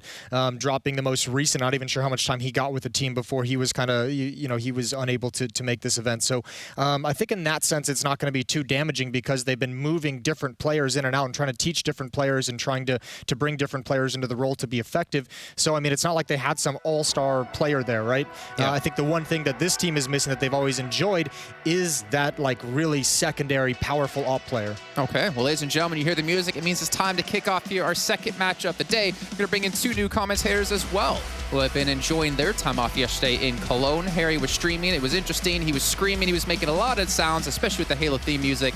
But they're going to be making more sounds for your ears to listen to here with now Furia taking on Entropic. Yeah. Give us a scream. Yeah, Jason, I love that. Jason's been tuning in. He's been listening to Halo. I call that man the Master Chef. You know, he's not quite Master Chief, but he is one hell of a cook in the kitchen. Yeah. All right, this is going to be a banging matchup as well. We have a bit of time to lean in as we get in. Gary's mic has stopped working, so you know he's fresh on the block. Welcome back to the playing scene. You know, last time he played an official, Harry, it was back at CS Summit, and it was at the event where Mouse Sports not only had NATO standing in, but they even had their coach of Regin playing for Carrigan in that final that they won over G2. We all remember that matchup, and so Gary was there for Furia as well. So what a wild ride, what a funny time, and he's back in the server as well. It's not what we wanted, you know. It could have been Honda, it could have been Drop, but it isn't, and so yeah, pressure's on for this guy. And for Furia as a whole, who are certainly no lock-in to get through this group and up against one of the most interesting up-and-coming teams as well. Entropic, let's see what they can do. I got my eyes on Guerry, man. I'm expecting some big things out of him. Yeah? Bit of pressure from you, huh? Yeah, I'm really putting the pressure on Thick. All right. Right, so Art's made first contact in this round. Oh, and second contact, and now he's out of there. It's a close encounter, but not of the third kind here for Art. He's going to get out of there. No, he's not. He's still hanging around. Still. Kind of tempting fate here, Art. He just really wants this fight. K-Serato's now moved in to join him, and look at this rotation. They've left Vinny alone to anchor that B bomb site, and they've put all 4 up here on A. K-Serato's going to open. Whoa. There's Lucky and Forrester with a response. Yeah, double headshots, and Entropic don't hurry. They know that stacks might be prevalent in a round like this. They've only shown that A control, and they're going back to check on it as well. Nickelback, in-game leader, looking at Spawn. Forrester going to get given another fight, potentially. Yuri tucks in, though, close. It's info Entropic don't have, and they don't want. They go back down to B. Guerry's got a drop as well. He's already making that move as Connector gets hurt by Yuri. The call is in. The info is there. Entropic are now walking into 2 with a flank behind. Nickelback throwing a flash, and here come Entropic. Oh, it's still pretty labored, and that's giving time. Yuri had a chance there, but it's Vinny to break the silence next. Vinny and Guerry left up in a 2-on-3. Guerry's down in the pit. He's looking to get stuck in. Ooh, dear. 2-on-2 with Vinny getting another. Lucky trying and failing. It's Vinny and Guerry to close it out. A coach, a manager. Oh, look at him go. Oh, you've been saving that one. You saved it for one round. One round, mate, one round. Well, we've already done it. It won't be the last, I can assure you. Yeah, great round. Vinny's just playing protect the VIP, as they say, Harry. Just keeping him alive. 3 kills from Vinny. Lovely B anchor work as well. And Guerry to close. Yeah, that was Fury just getting the info, right? Yuri pushed up in the toilets in the mid round, right as Entropic went quiet. And then they run down those metal steps. The click-clack gets heard. And right into the stack they go. Entropic don't wait around, though. I love this buy. Second round, full Galils. Krad's providing the util. And Elian's got a scout. Bit of a sniper legend is Elian. Yuri and Art moving up on long, and the scout obliterated. They even get out of harm's way, taking some health on the way back, but Fury are 5-on-4. They've seen the force, and they've managed to live through it. That's going to force Entropic right back to that B bomb site where 3 CT sit.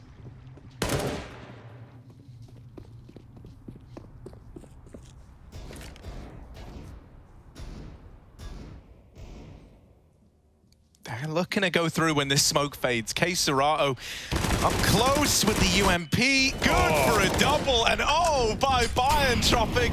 They're shut out at the monster. The doors are closed firmly by this double hold. And look at this.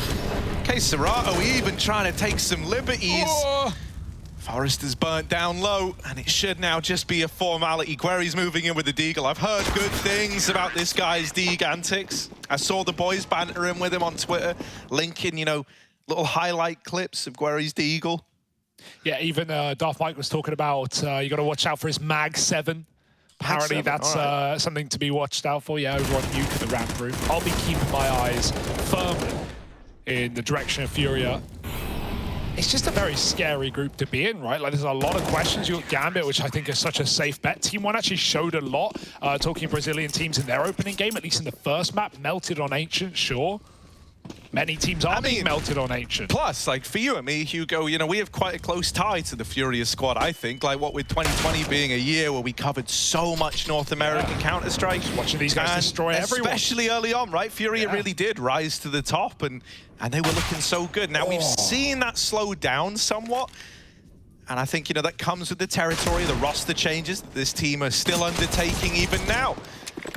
This round could get out of hand. It was meant to be nice and clean, nice and easy.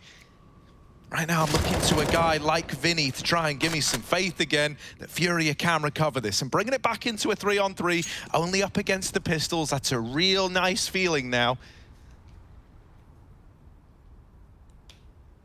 A lot less worried about this getting out of hand.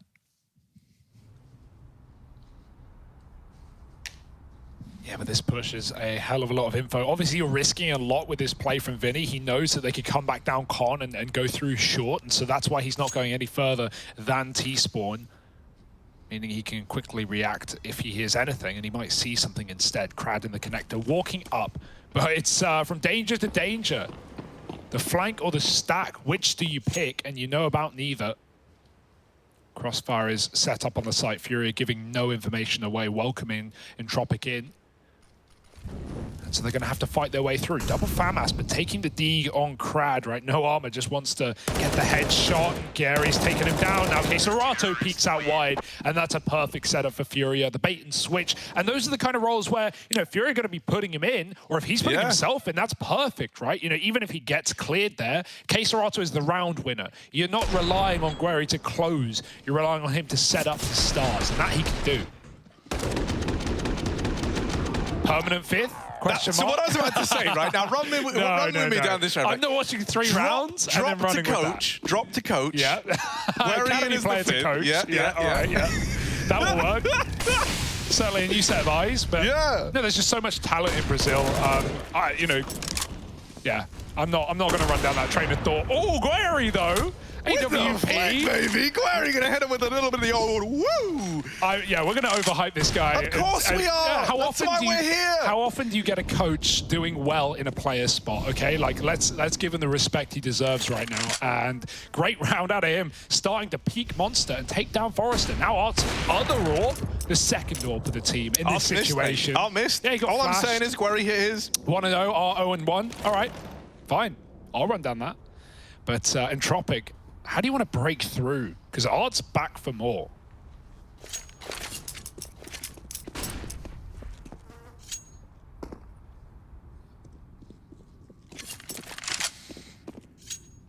Well, Entropic are all the way back through T-Sport, going on a long rotate down here to B. Now, the problem that they're going to have is Furia have actually re-aggressed up here on A. We have a very, very heavy A stack in this round. I'm not really sure why, right? Serato could Molly bomb. I wonder if that's the play. He looks like he's playing a very safe retake setup. Because I'm just looking at this though, right? With the AWP of Art scoped up down middle, he basically cleared it. At least now you know, like for sure, it's not an A play. This isn't a fake. This is the commitment. Guerri, that nade could actually be big. Instead, it's going to fall just a little short. Some damage to the bomb planter. Bringing Ellie and Lackey both down low. A man down in this retake. A hero might need to emerge, or else this is looking like a save round for Furia. Yeah, you know, the rotate, the gamble, sure, I agree. A bit weird. I really did think Serato was just going to save the molly for bomb, right? Because then that just buys you time. It means you don't even necessarily have to be in a post plant with an AWP coming in through heaven. It doesn't get smoked, but he throws it out Monster, and they just disrespect it. They go right through. So, yeah, you know, it could have been a very different round for Furia, but the opening kills come in for Entropic in that 4-on-4. 4-on-5, rather. And so while they were down from the start, they do pick it up at the end. First on the board for the Russian side. Also, we haven't really touched on it because there's a lot of things to talk about, but Ancient in the map. Harry, we're on day 1 of Group D, and we've already had 2 Ancients. How lucky are we? They're trying to outdo all the other groups combined. That's the goal, from what I understand at Group C, is just to play as much Ancient as possible, and I'm all for it. Oh, yeah, D. Yeah, sorry. No, I said that earlier. I know, dude. It feels so weird, like, you know, we're just swapping through them so damn quick. I know, it's crazy. Like, we're right at the end. If only there was some, like, order that the alphabet was in. This will mess with your mind. There's no reason the alphabet need to be in that order, by the way. Think about that for a second. No, that's very, very true. Who decided the order of our alphabet? Numbers at least make sense. They're in ascending order. Alphabet, mate. It's freestyle. It was just, I think it was all around the basis of like what sounded the best in a song. Yeah. Right? And when you're like, well... A, B, C. Exactly. It's easy as, that is the Jackson alphabet, 5 famously. came up with the Jackson the alphabet. 5 did actually invent the alphabet. I remember that. It was... Not wrong. It was a young MJ, you know, penned it out for the first time. He looked at them all and he was like, damn, you know, all these letters, they should be arranged. Yeah, and shout he out made that MJ happen. one time. That was a little Gary frag movie highlight montage. We like it. We're back in though, folks. We got round 5 right down the barrel. Smoke on the Molotov, and Tropic taking middle, and Art, he sees there's a bit of a gappy in that smoke. He doesn't want to go through. Boost up, denied by the Molotov, but the spam trades damage either way. Forrester only just gets out. Last time he got picked up the orb here, he doesn't want to die first while his team is still defaulting. And they're taking their sweet time. They've been forced to, respecting this AWP or double orb that you have already seen Furia run, and you know they saved.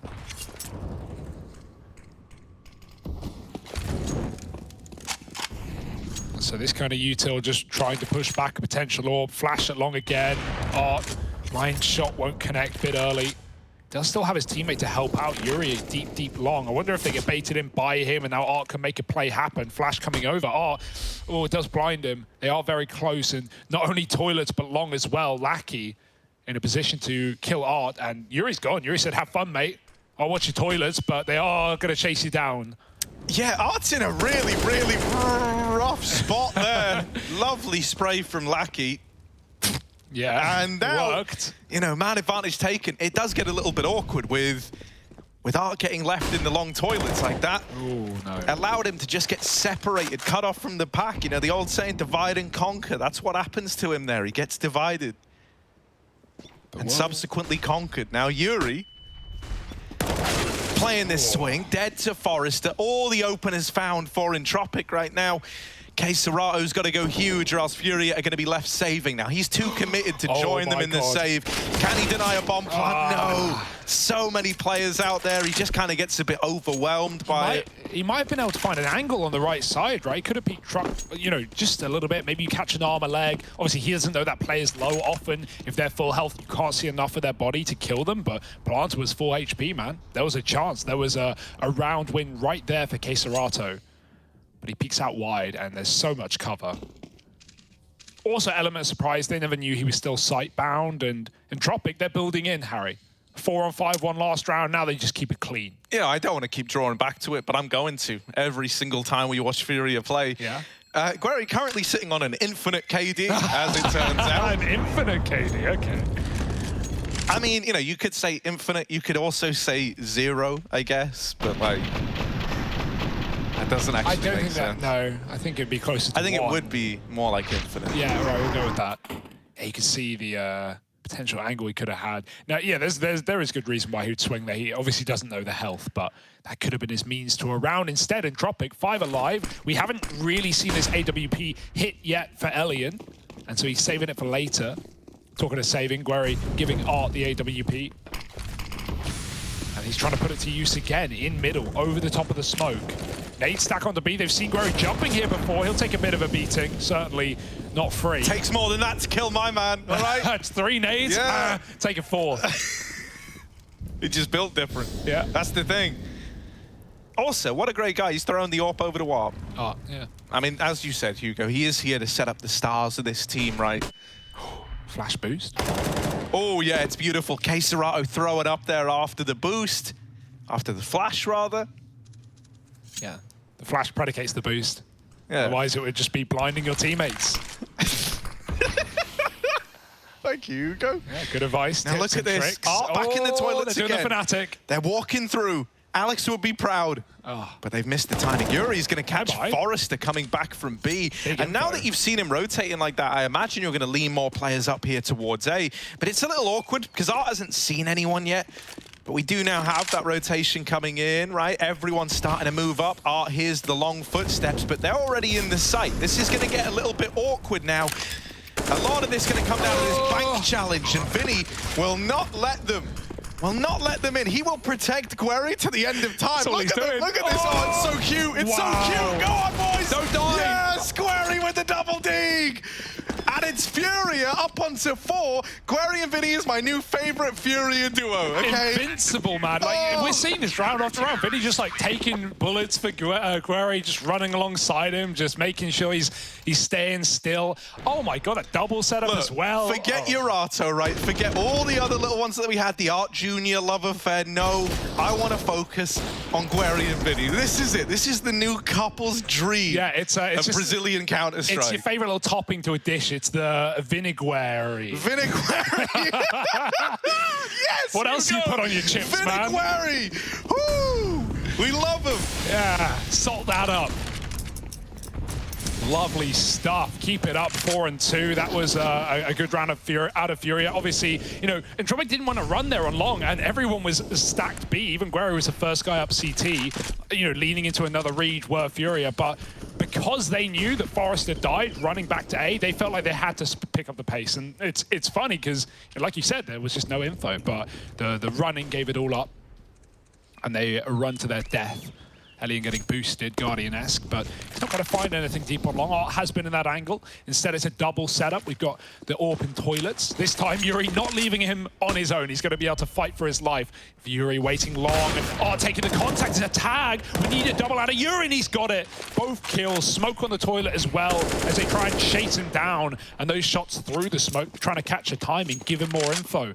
Entropic are in middle. They're walking into the main AWP of Furia. Yeah, at least that's how it's looking right now. Guerri, come on board. Yes, another. Guerri, 6-0. And now just trying to stay alive back here in the site. Ooh, this long push is coming in as well. Guerri's looking for the trade, but he can't find it yet.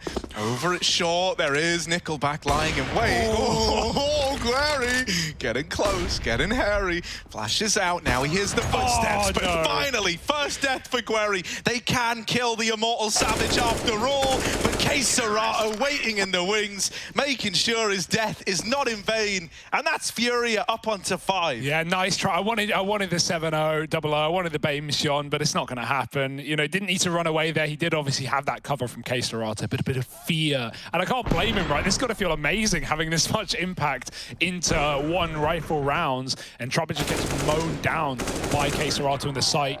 And yeah, Furia looking fresh right now, man. Entropic, bit of a slow start on this T half. Probably weren't expecting this much resistance. 0-4. We've really not had to see him do anything. It's so strange.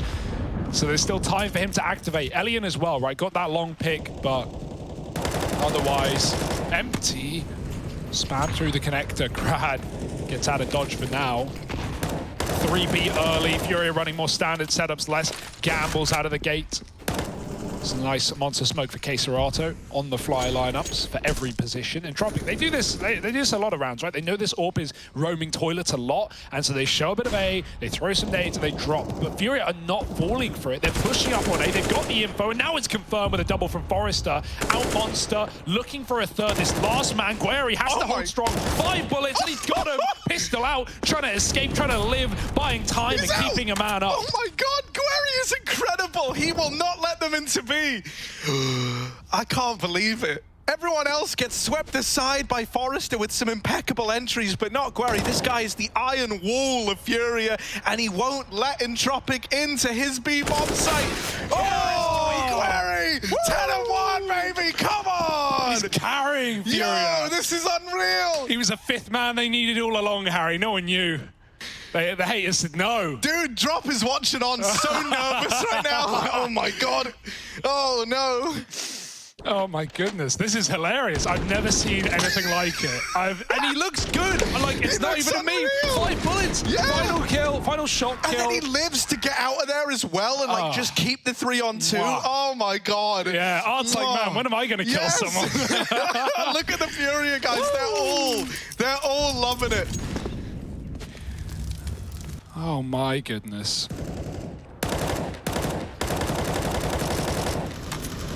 Deegs out for the boys. Guerri, not scary from the nades he's seen in the past. That spam's close, but Entropic tuck in connector. Art finally might be able to break the silent streak, right? There's so many players from all sides. How will timing's fair for him? No utility either. Just dry Deegs, contact walking. You should hear some steps. They're getting close. There's Art on the board. About time, but one more is close around the corner. Art is dead. That's a lovely Deegs shot out of Lackey. Can he grab the AWP without a punish play? Because it's only Yuri up on long toilets right now. Forrest is trying to cut off B-rotate so that a panic running back up into the site, and Lackey is looking for that second man. It's been consistently the same setups or similar ones for Furia. He knew what to expect. He smoke spam, okay. And Yuri goes back. He doesn't retreat to the bomb site because Guerri's there. He just stays in toilet. Every time Entropic have gone B, Furia have known. This is the one time they don't. Yeah, so what will it look like, right? Guerry is starting to move back. No, they're making the call. Ooh. Yuri's suspicious. And now bomb. Vinny's seen the bomb, crossing out bomb. Oh my God, that's an orb. I don't know how Vinny is still alive. He's done so much damage. Guerry here to help out and hold down the short side. Serato might not need help with all the damage that Vinny's done. And so together, they're able to hold down that B-bomb site. I don't know. Save the orb. The comms there maybe fell apart after winning the round. The orb was right there. They run Monster for Deagles. Hey, the orb's 5 grand. Do the maths, but yeah, you know, not the end of the world. Furia can rebuy it if they want. But, you know, you want to save some money for later. Either way, yeah, like you said, perfect. Dude, timing on the rotate, spot the bomb. I hope easy. there is just an outpouring of love for Guerry. I'm sure there is. Like, I know everyone already loved him as the coach of this team, but damn, dog, like no one was expecting this. Respect. He's still top. He's 10-1. Yeah, he's second in the server. Second to top, yeah. Serato's got a bunch of eco frags, so we don't count that. Guerry's top in our hearts. Also, that was triple assist for Vinny on the triple kill for Serato. I saw people calling him Coach Zera, as in, like, you know, reference to Cold Zera. Yeah, that, no, like, I've heard of him. Brazilian legend, actually. Yeah. Legend of the game, as it turns out. Zera. Why you leaving phase? 7-2, and Elian's still pretty quiet, right? He got given that ult by Lackey after killing Art, but he didn't really put it to use. Art is back for more. Off goes the door, and a triple boost to give him cover 2. This is nice. It's risky outside Monster, but you know Entropic are not rushing to go through. Art's still in con. He scoped early in middle and then walked down, so Entropic never hear that he's scoped up. This time they're going long, and they've seen a lot of resistance in this position, so Entropic are probably just going to take this space and go, hell, let's go to the A site. There's no one here right now. At a certain point, Art makes the call, like, yeah, okay, I don't actually have mid. You got to watch out. There could be people moving up. There probably is. And so we already have Yuri beginning that rotation. Art's just trying to win a 1v1 if he can get one. They're not offering it. Forest is so scared of T-spawn, right, in Tropic. They have nothing. Art's even going to drop into B, not safe rotating, instead sending his team as he holds this deep angle towards Monster. Again, Furia, they work the map so well, and Tropic is just defaulting. They're scared away from the potential of orbs, and now Furia, another stack in the right place, but at least this time, an opening kill. That was a wallbang through Divider. Yeah, man, it's always worth spamming it, right? You can see the blood as well when you're doing it. So now, look, they've got this opener in towards the A-bomb site. The molly slows them down for a moment, but finally they've gotten past the Viniguera hold. Crad gonna get that bomb down, and nothing left to do but save for Serato and Art. Yeah, like when Entropic get into these executes, they actually look really good, but they're just being so scared off or so pushed back by the AWPs in middle and all these like double, triple setups that Fury are running on the top site. When they get given the space, perfect rounds, right? 4 or 5 alive so many times, but they're not often getting those opportunities. They're often getting picked apart before they commit. So Furia, they try a cool setup in that round, but it doesn't work out. And now it's back to the drawing board, back to just taking A control. Bit of mid presence, perhaps. Put the AWP back in play. But Entropic, no sleepers. Up to 3 and building still.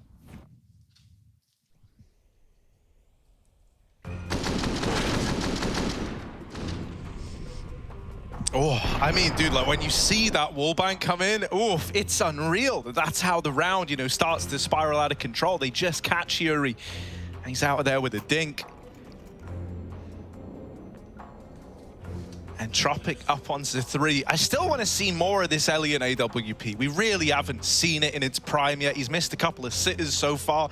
That round there, he gets one of the kills that helps with the A play, right? He's the guy to find Guerry over in Bank. Vinny dies at Truck, and then the round falls apart. So hopefully, you know, you win a round from the impact that you have. It's not like a big, you know, 3K moment, but hopefully that's a little confidence builder to hopefully get this guy back to form. I've said hopefully way too much in that sentence. So now Art's done in the AWP. Guerry dropped an M4 over as well. He actually dropped 2 of the things, and now has a Deeg for himself.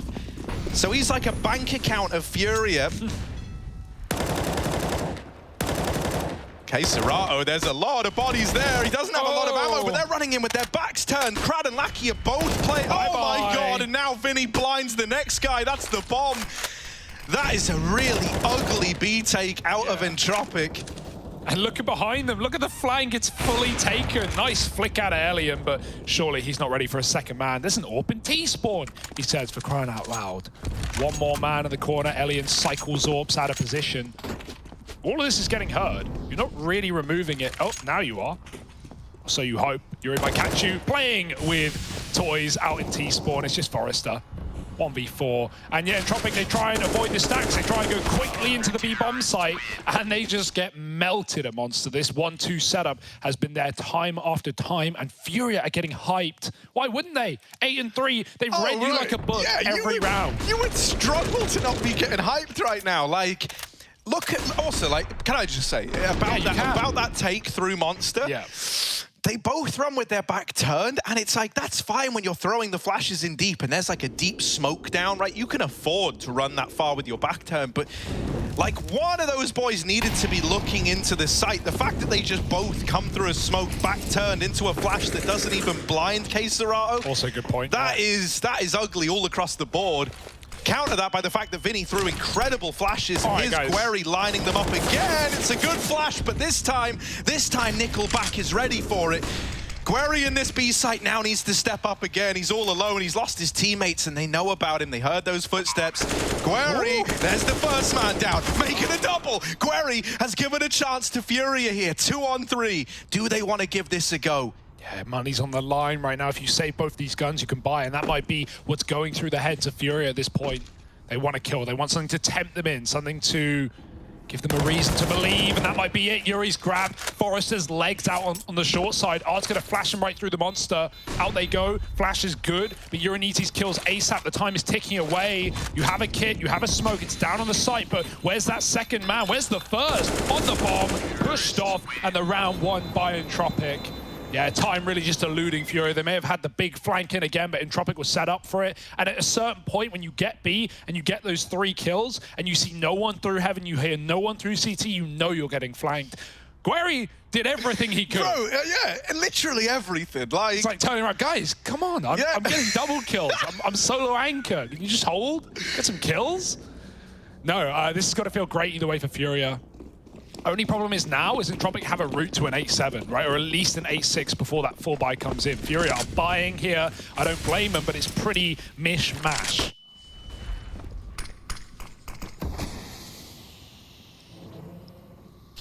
Look at Art making moves. Yeah. There's the opener taken. No. Leave him alone. Oh my God. It's all a little bit wild. They will get out. Now they get up to Yuri. They spot him in the long toilets, and Krad is good for that kill. K-Serato needs to hold the line here. Quick switching on Nickelback has given that kill away. And now the A push is slowed right down. Krad no longer wants to solo commit with this bomb. Art is nailing shots with the AWP. He's had a very quiet game, but this round now more than ever, where he had to... Oh my God, Guerry's about to win the round. Guerry's going to do it to him. No, not Krad's Krad. watching. Don't do Krad like this. Guerry drops the bomb, and with that kill, the round is now unwinnable. Yeah, I mean, Alien, let's see, this will be a trial by fire, and he's not looking in the right place, nor at the right time. It's 9 for Furia, and there's nothing that you can't not be loving this. You have to be loving this. The double negatives are back, and in the best of ways, Harry. Or in not the worst of ways. We are all Guerry fans. Yep. That is what I will say. Yep. Okay. But we need all the coaches we can get right now, boys. Bro, yeah. Look at this. I'm so happy. Ooh, Entropic, triple rifle. Well, this was their way in, man. Winning that round and breaking Furious money, forcing a force buy, and still with 1 AWP, it's really all they needed. Art. Yeah, he's 4-7. Yeah, he's not the talk of the town right now, but he's not doing a bad job. He wins that 1 round, really. Oh, don't know what that is on the ground, but it looked like a person. Art now just being walked on by the rifle of Elian, one of the 2 AKs. Vinny got dunked, and so does Art. Shot in the back of the head. Never saw that party player, and Elian gets out of there. Still Yuri and Con. We got Entropic leaning B. Furia will meet them there, but that bomb is already rotating back up. This fake is being sold hard by Entropic. Hell, they may have won or lost to the bad buy, but now they're going to win to the better buy. 2-on-5. And even though you started to realize now the penny has begun to drop, by the time you get up CT, they're already in the site. Yeah, save is the right. You got no choice but to concede a round like this. Even though, you know, your two best performers are still alive, they might be tempted, but this is one where they will just elect to save. That is another thing. What is? I say as I swallow my spit. Okay, lovely. Queserato is looking really good as well, which is, you know, that's a nice feeling, especially when Art's a bit quiet. Yeah, like, Guerry should die here, right? Surely. Well, he's... Dude, he's like Cyclops They're so scared, man. They're not even hunting. They're so damn Guerry's scared. put the fear in them so badly, so much that they won't even who's commit alive? to the Queserato? hunt. Well, and Guerry? Oh, don't peek. Keep your guns, guys. Yeah, Guerry's got to be careful. He should live here. Well, Queserato certainly won't. Bro, Guerry's going to be the only guy to survive. Or is he? Yeah, he's got... Oh, he's taking some steps. They're trying to knife him. Oh, yes, you don't knife the Guermeister. There he is, gets out. Was that a knife or was that just Elliot quick switching for speed? I thought it was going to be quick switched for speed. He was trying to get into the halls, but... The one thing that weirded me out was it happened as Guerry takes steps, but I guess the bomb's just exploded. No, you can't really hear anything. He was just trying to hippity hop into the hallway. Guerry gets out of there. He holds on to that AWP, and now that AWP's going to go back to Art. Woo! The secondary AWP of Furia. It's all fun and games. 9-5, and Furia having a great time, looking for double digits at the end of things. Got this boost up in Con again, it looks like. Art's going to meet them there on short, so if they can't finish the job, he will. What a setup. Through connector, and Yuri smoke spams crowd out. And Tropic eat your heart out, 2v5. And they're getting burned alive. Nickelback takes out the AWP. Almost smoke spams a second. Could have bought Entropic a first-class ticket to a sixth round, but instead, they've got to walk. Check the absolute just mauling that Guerry's about to deal with the Deagle here in Con. Right? Let's see. Bomb's going long. They've gone past him, they've gone round him, but that just makes him more deadly. He's coming in on a big backstab now. This guy's like Sam Fisher, Splinter Cell series. That's if his team don't win the round first, although they're getting picked apart, Harry. Maybe it is time to go for Guerry. Oh, now Elian's back on the angle, though. Nickelback can start to make his way in with this bomb. Now, when it gets planted, Guerry could deny it, but Elian's holding this angle, so he would have to win that fight first. He cover. Elian's still homed in. Guerry should be dead on this peak, as good as he is. You can't dodge this one, surely. What? Oh, no, they've stopped holding it. Guerry's gone away with a bit of chip damage. Vinny still on the stairs. This is it. This is the Vinny-Guerry duo. This is it, the topping. And they make the Entropic boys salty. No, Elian will lock in the round. And that is a really impressive little 2-on-4 out of the boys. But is that going to be enough for Entropic on their map pick? Furia with Guerry and Queserato with the helm are here to win.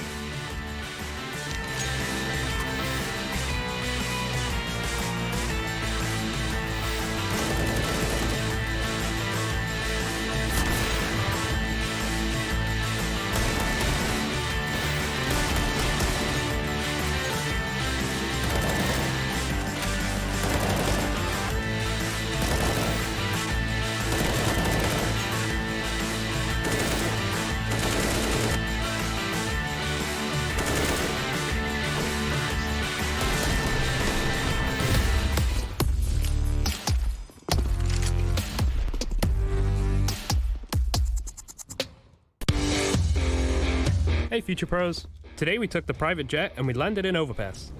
And this time we have a CT molly which will help you get aggressive in the fountain area. To do this molly, squeeze yourself into this corner.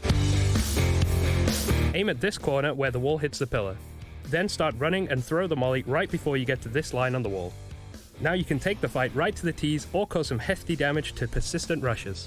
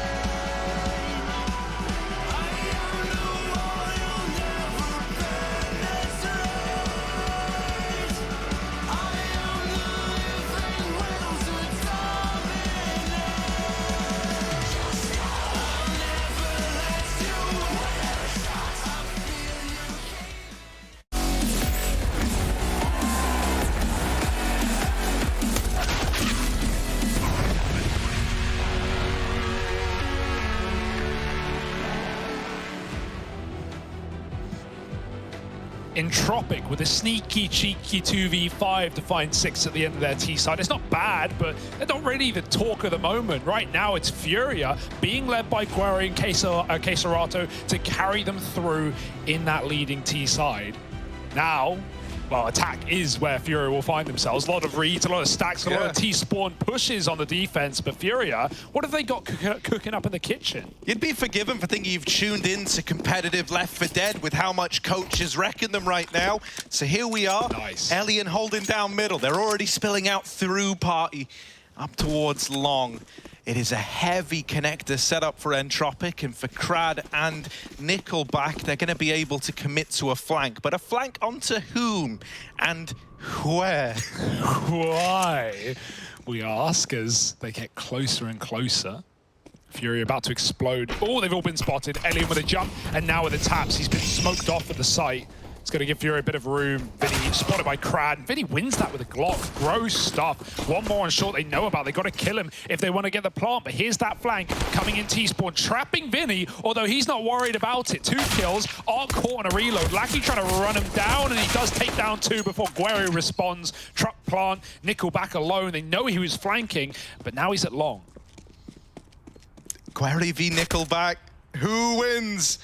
Who wins this? Now he's got support. Now his duo partner in Vinny is here. And oh, you better watch out, because when you pick a fight with Guerri, you also pick a fight with Vinny, and you can't beat them both.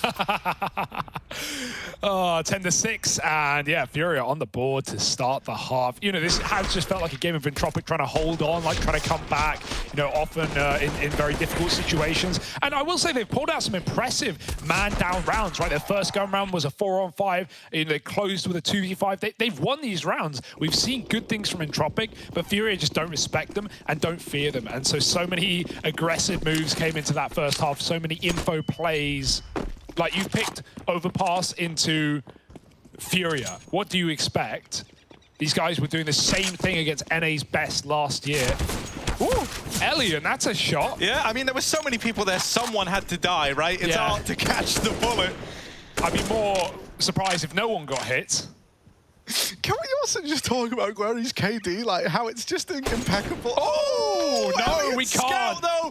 That's what I want to focus on right now. Lovely little double out of it. This is more what we expect from this guy. I feel like he where hasn't was this had a multi-kill round. Dude, this is lovely. Any more for Elian? Be one way to break the mold, get your first round on with a force buy.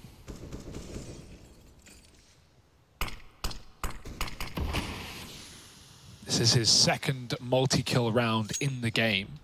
His first was, I presume, that 2-on-5 to close. This is a weird situation to be in now for Furia. Going B would be free, right? There's only one man here. Elian now coming in with a scout at Heaven, but by and large, your best bet. Furia are hoping that they make this misread and drop into the lower bomb site. They're going to either save right now or go in with 20 seconds. And it's a save. They're giving it up. Fair enough. 3 AKs, you know your chances of closing this are pretty difficult. And so keeping your best guns at least means you could buy back in. I actually kind of like this save. It looks silly, but it's better than giving 3 AKs to your opponents. So, joining the little break, I saw Tacticus. You remember him, right? He's the assistant coach of Furia. He tweeted saying, Art is a nice secondary AWP in this Furia team. Maybe one day Guerri will pass the role of main AWP to him. If he's lucky. Yeah. If he's lucky. I mean, you can only hope, right? For a young and experienced guy like Art, right? Yeah. It must be a lot to be playing in a team alongside veteran, seasoned legends of the game, like Guerri's era. Yeah. That's a very good point. And now, Furia, they're in hot water because you're going to buy here, you're going to put what you can. Guerri's playing USP armor into a gun round. He's just trying to give them a chance, trying to give them anything they can get. And Trump need all the help. That is ballsy, though, I'll say that much. No deagle, nothing. Be one thing if it was an eco, but Entropic have triple M4s. Guerri really should just bait a little bit and get a rifle off of one of his teammates. That's the hope. Or go in first and get traded. Or just get the entry, hell, if you can do it. more of a default round for Furia, but they will be ending B, but looks. Where he drops his nade, it's nice, but the spam is even better. Furia eventually going to come down, connected with those AKs, clear out what they can of the map, and then explode into this triple hold. It may soon be a quad hold. Elian's backing up, but only to jump spot. Forrester going for the jumping MP9 play. It's info, it's also a bit of free damage, and no one's holding that, I can assure you.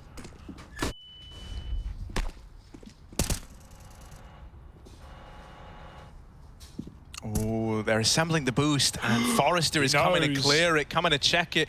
They need to be watching this, and neither player is. Vinny's just looking at the wall. With a double, yeah. Vinny's looking at the wall. Okay, Elliot's taking more heads off. This scout is nasty. And this attempt at the force buy has gone disastrously wrong for Furia. Yeah, I mean, obviously not expecting that to happen, but Vinny is literally looking at nothing. It's one thing to hold the con door, but he's just staring into the woodwork. And that did work for Forrester. Good little double to catch the boost play, right? They just jump spotted, they just saw players there. They knew Furia had to be in the corner after clearing everything else. So another AK save, and now it's going from, okay, this is your best bet, to this is a desperate situation for Furia. Entropic are building in, they're getting more guns. Elian's warming up, that's a scary factor as well. Didn't really do much with the T-side orb. Now with the CT scout, he's already had more impact. And awkward timing for Furia leaves them now only 2 rounds away from devastation. So full eco here around the AK.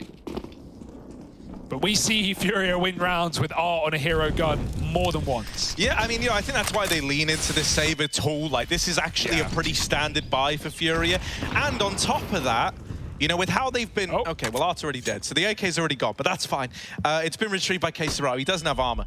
What I was going to say was, it doesn't really matter. The round's screwed. Yeah, they can't win this.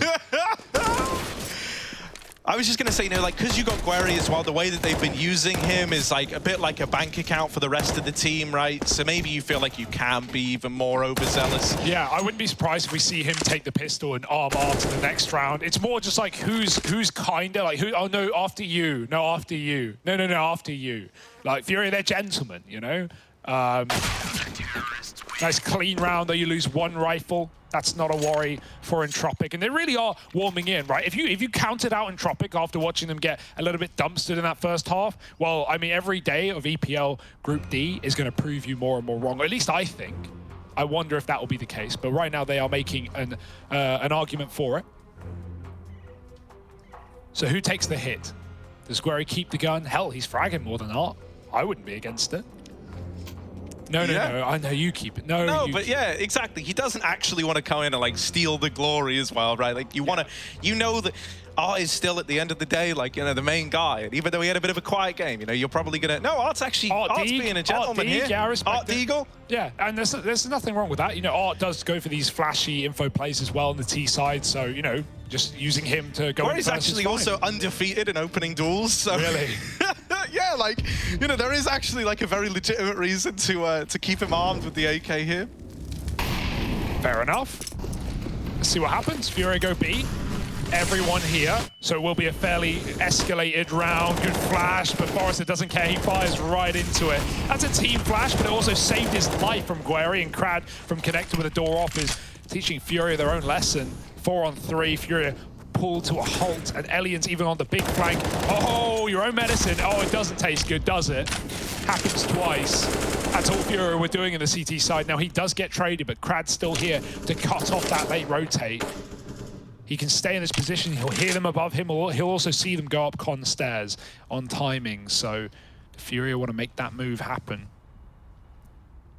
Right now he could miss the timing, but they might boost instead. Got to watch out for that deep con. Art's checking it. Oh, this is a bit awkward because Crad has completely missed this one. The timing on that. He has no idea. And so his team are going to stay double B. Now he's moving in. I still think he's going to get timed again. Yep.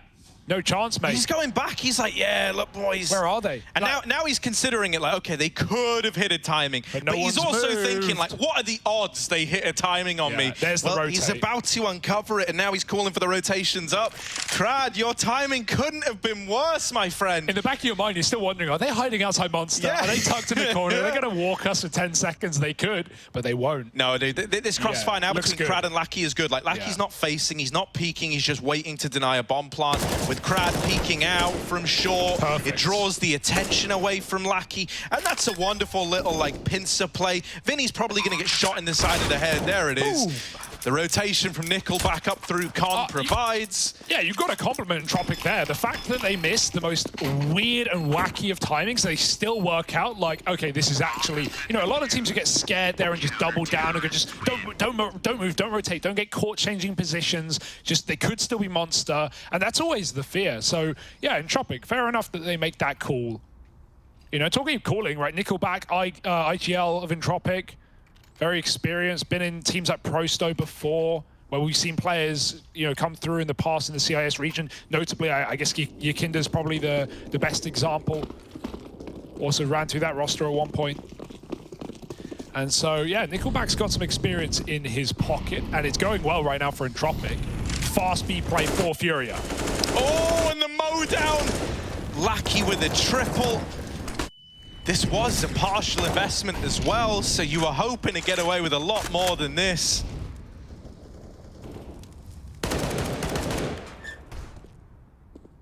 Ooh, okay. All right, Vinny, making us believe. Lovely little sequence. Art's going to try and retrieve this bomb. Now, he doesn't want to get spammed to death, and that smoke went way too deep.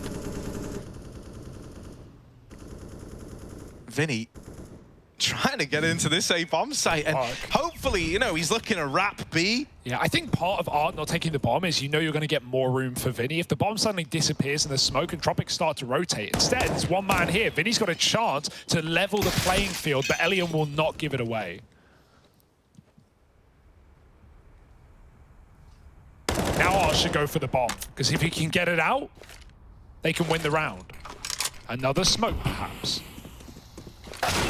Ooh, Art with the style. But does he have the grace? Because Nickelback is still here, ready to shoot him in the face. Art with the spray, deals with them both.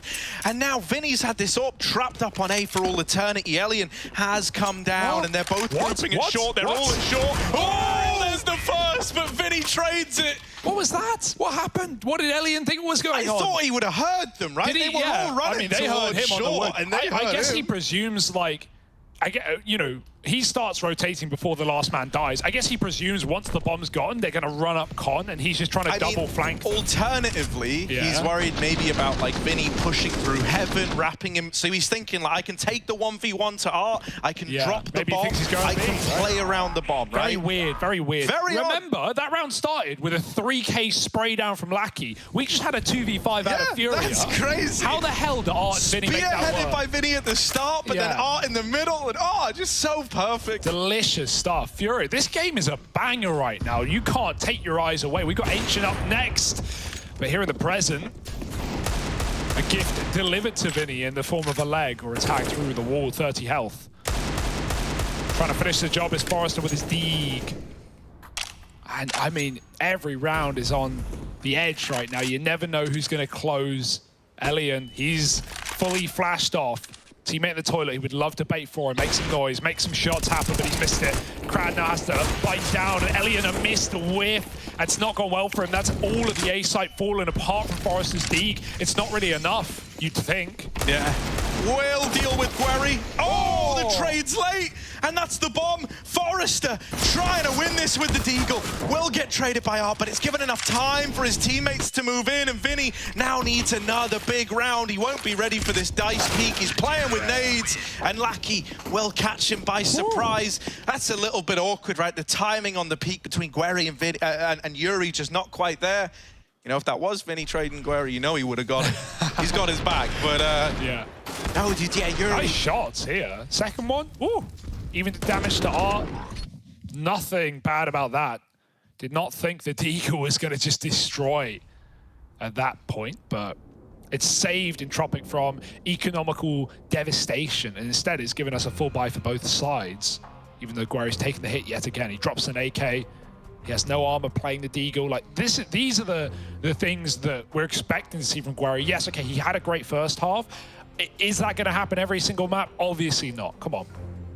But it is good to see that he's still filling the void of, you know, dropping guns over, being that backpack. And hell, if he can grab some kills alongside of it, well, we're on to a winner. Right now, so are Entropic, a big comeback. Remember, Furia won the pistol going into the second half, and then they got swept aside until that 2v5. So anyone's guess as to where this game is going, and that's all it will be, a guess.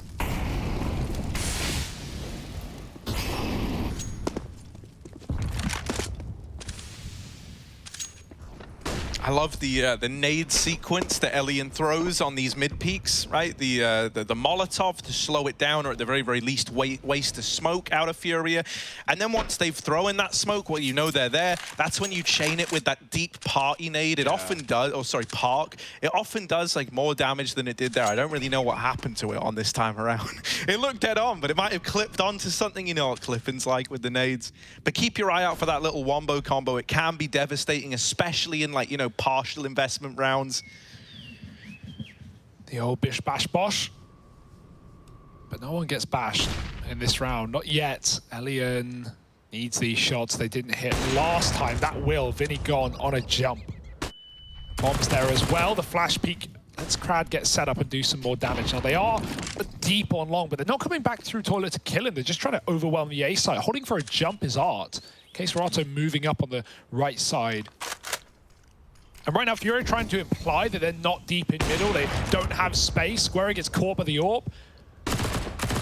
Oh, yeah, good flash. And Entropic, just 1-2 punches coming out right now. Furia gets stuck in mid. This mid utility out of Elian's great. Not just the stuff he throws at the start, but even setting up that flash for the MP9 peeking con. Beautiful. Yeah, I really thought Furia were going to double down and start to take long and try and wrap that toilet setup. That's what it looked like with, you know, their team being so slow in middle and barely fighting. Knowing they're getting double-faced, knowing they don't have the guns to stop them. Instead, it's just Furia stopping right in their tracks, saving both these weapons. And there we go, Entropic in the lead now, Harry. Not said that all game long. Yeah, you know, I think it's in no small part to guys like Elian starting to find their footing. You know, he had a really, really quiet first half. I think he came into the second half of play on like 6 kills or something like that. It was pretty ugly for him. And then, you know, he has that wonderful scout round to open up. He really starts to find his form. Then alongside him, you know, I think we've had some really nice entry work on the T-half from Forrester, while he's still keeping that going now in a lot of these sight holds. It's all coming together, it feels like. This is the Entropic we wanted to see. Exactly, exactly. Maybe they're just a bit late to the party, but fashionably late, Harry. All the cool kids, they don't show up on time. I think, I wouldn't know. 12 to 11. You were always there half an hour early, right? yeah. Helping them set up, and then you would leave when it was when the party was ready. Invited, no, yeah. You know. You were just on the crew. Well, Furia bought here. They kept a bit of bonus money. They ran the molly. Does Crab know? Because it's not smoked. He might think that no one got through. It's art, of course, running the Molotov with the AWP. Solo selling an A play with no utility. It's going to be very difficult. Meanwhile, Fury clearing out the map, loud and proud about it. Con gone and water theirs. Fury have good real estate, but how much can Art find with this AWP? They're not giving him anything. Caserato was holding for that boost the entire time. Yeah. The moment he looks away, they employ it. But they did flash boost, right? So maybe a good thing he didn't hang around. Vinny hopefully going to peek this first, and then Art isn't even needed. Cool angle, bro. Too far off the angle for Art, and so Elian never sees him. Wow. Crowd up here in the bathrooms needs to get freaky with it, and flash is good, but only one from it. There's the trade for Nickelback. Caserato dead on one of these B-lurks, and so now we look, Yuri and Guerry left alive in the 2-on-3. Yeah, the big flank. This is nice. Nickelback, he's just shown his face on A. He's going to wrap round through long toilets now. In the meantime, A's open, but Forrester has done a great job of anchoring this down on his own before.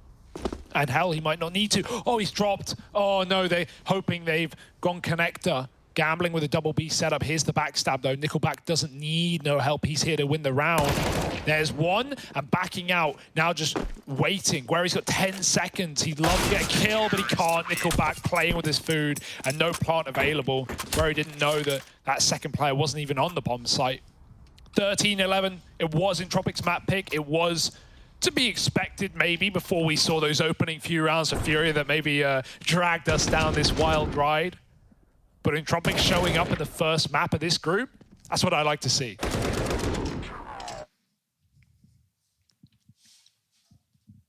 Yeah, I mean, you know, if you're the Entropic guys, you're looking at this and you're going, look, out of all the games here for us to show up and win, we should be able to beat the guys with a coach, right? Especially on our map pick, at least. So when it started so scarily, oh, that's a lovely little crossfire. Now Elian's out on this island, though. No flashes. Instead, they're just peeking him. They're just running him down with the Mac-10 and Guerry. Oh, it's getting scary. Scary Guerry. Elian will need some help here. He's losing teammates all around him, but there's always more, it feels like, mate. Every time Furia are getting one, well, 3 more heads of the beast grow back. It's funny because a lot of what we're seeing now on this T side happened to Entropic, right? They just ran into these heavy stacks, these really nice toilet setups, these 2-3 players on A. And you know what they did, Harry? They started going down to B and starting their rounds lower a lot more. It tried some B rushes, didn't work. Tried some, you know, slow Bs, and we saw that 2v5 to finally give them some T rounds to play with. Furia, instead, they've continue to die to this AWP and these heavy A setups, and they just keep going back into them. They're fully confident in the setup, but none of the results are there. While Entropic adapted and overcame, Furia are just repeating the same thing. And like, you know, I get not wanting to B-rush. One time they did, they got mowed down by Lackey. The boost up on short, where they get walked on by Forrester. It's not like that site's been much better, but we don't really know for Fury. We haven't seen a lot of B-focused rounds, and so all these weird saves have come through in toilets, multiple rounds, one at a time. I think 3 already in the second half. So Entropic have done a great job of working their way back into this map. Do Fury have anything different? Because while they show B control, they rarely execute. Oh, that's dodged. Okay, Serato is ready for it at least. And we might finally get one of these B rounds now, although I do think it's got that worry in the back of my mind that what if this is just showing the early B presence and then moving away? Wow, Nickelback's even setting up a short flash. Now this time they've got to hold for this. Yeah, Yuri's even here to make sure. Oh, the double boost. Boost meets boost. Oh no! No one's come out on top. That's ugly. Yeah, Vinny was just not ready to face someone up there, man. And now he's running in. Oh, the Deagle, good for the first. That's surely going to help them pick up the pace here. Now, they don't have the bomb on this side of Furia. Someone's got to go back and get it. Oh, dear. And that's a bit of a disaster, because no matter how well you do at B, nothing is going to remedy the fact that you don't have that bomb. And with Elian looking lights out all of a sudden, damn, Guerry with the Deagle. And at least this is going to give them the opportunity to reset. Yes. You know, they weren't committed to be on the basis of like, well, the bomb's there, we got to go. They can get weird with it, but they've only got 30 seconds to do that, Hugo. Yeah, and at this point, Elian's clearing out a lot of corners, making sure that second player wasn't already on A. Why are they leaving? Right, Entropic don't know that the bomb was back in spawn. So now the Fury have got it. They will be walking into the solo man, but it is Elian, who, like we said, has had quite the return, quite the recovery in this CT side. He won't give it up. Oh, dear, 8 seconds. They're getting closer. Kesarata from long, on the bomb, on the plant. Elian stops it, and now he wins the round. Knife out. Ah! What's going on? Guerry may get the slash, but he won't win the round. Yo, if that's a vintage Guerry moment right there. Oh, he's top fragging Harry. He's joint top with Vinny. It's a Viniguer again, but that's not even a good thing, sadly. It's getting scary. Yeah, once you miss the first shot on this boost, your Deagle's inaccurate, your shots are going everywhere. Look at this. Crazy. Everyone just write KKKKKKKKK over and over again. That's an official moment for it, you know? Yeah, if you don't laugh, you cry, so, you know, that's fine. We're happy with that. We'll take that. We win the round. We're at 15. And Furia, maybe that'll give them some high spirits as well, right? That's pretty funny, even if it's against 15. Yeah. Oh, what? I mean, you can't say it hasn't been entertaining, oh, yeah, right? Like, yeah. I'm loving this. Who cares who wins? This is just great Counter-Strike. Well, this is just Counter-Strike.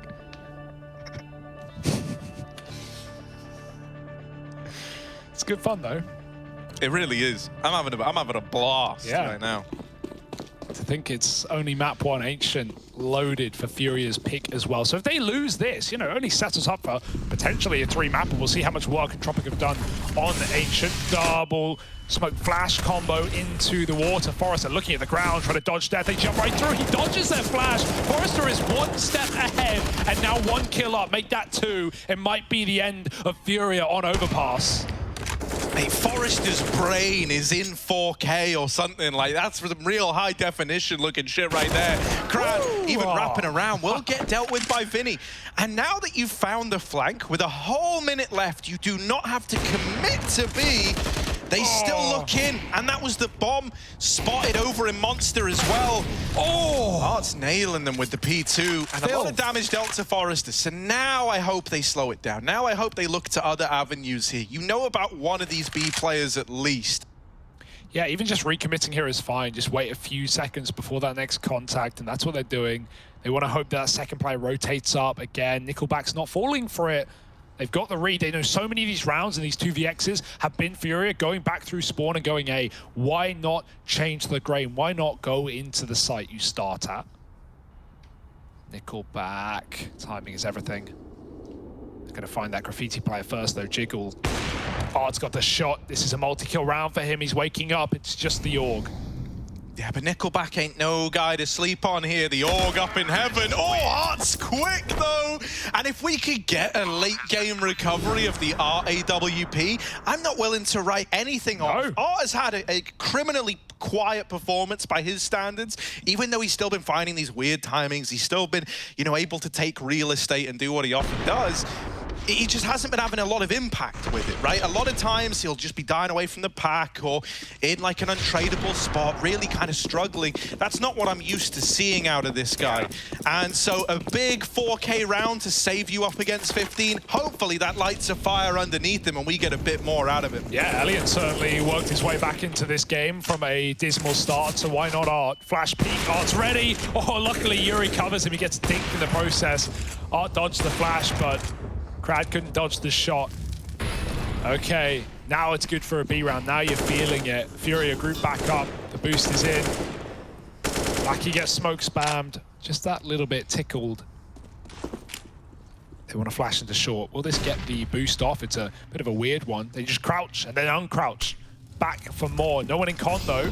They saw a double setup there earlier. That's why they're scared of it. Furia have come back through spawn. They read the boost, but they read it too late. Guerry's 1 step ahead, mate, but also 2 steps ahead, as it turns out. Lovely little Twice the amount of steps. Too many steps. Some said maybe it's Furia 2 steps from hell after all, because they're bringing the heat into this B-bomb site. Just Nickelback tries to hold it down. He deals with King Guerry, but that is the extent of the B hold. Furia are on to 13, and with this round, the money of Entropic is broken.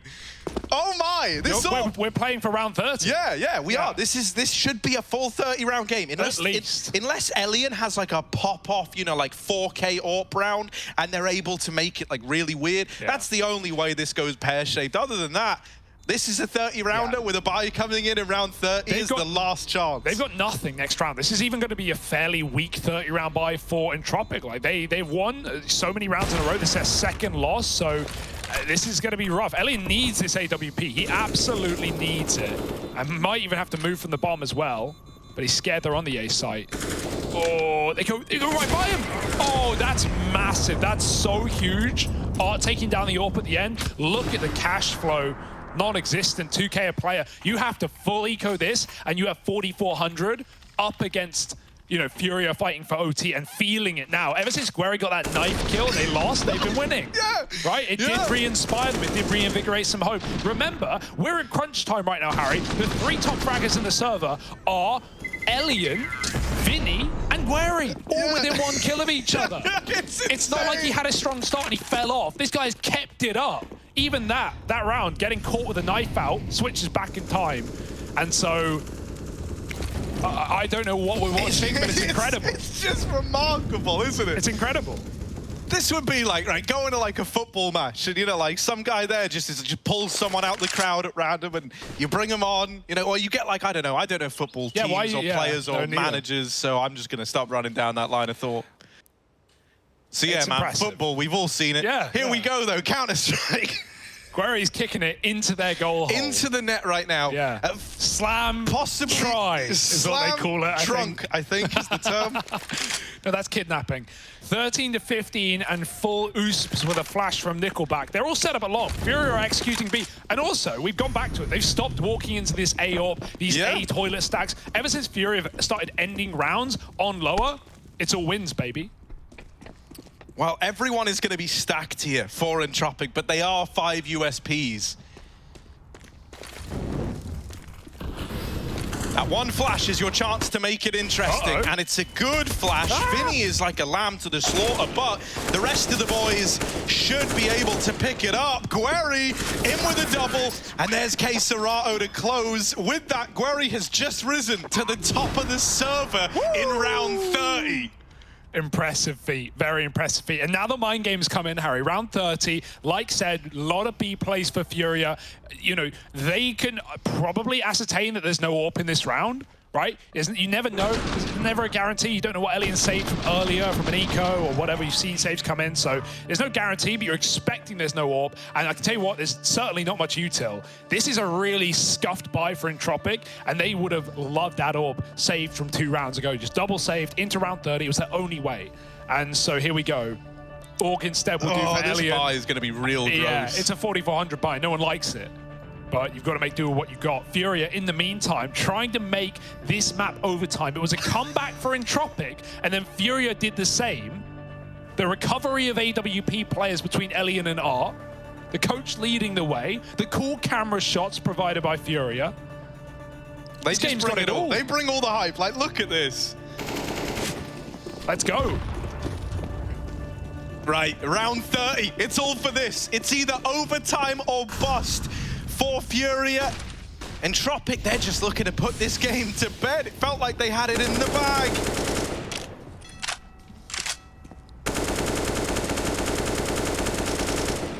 I'm so nervous with every time he sprays it, because Forrester is like playing around here, but he's gone past the spam spot. He's all good. Entropic, they assemble this boost, and they've used it to open up on a Vinny.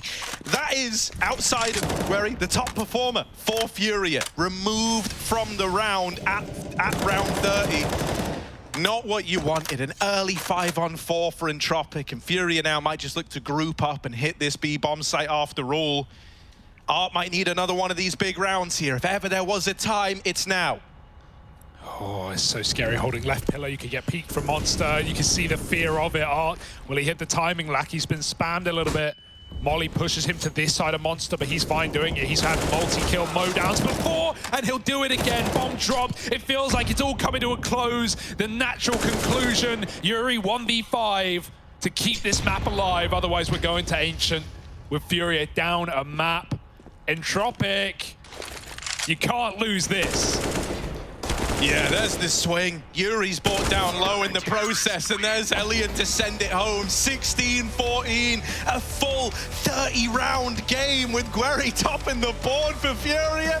Ancient now loaded and locked in the pipeline. It's Furia's map pick. Let's see if they can make that just as fun as this.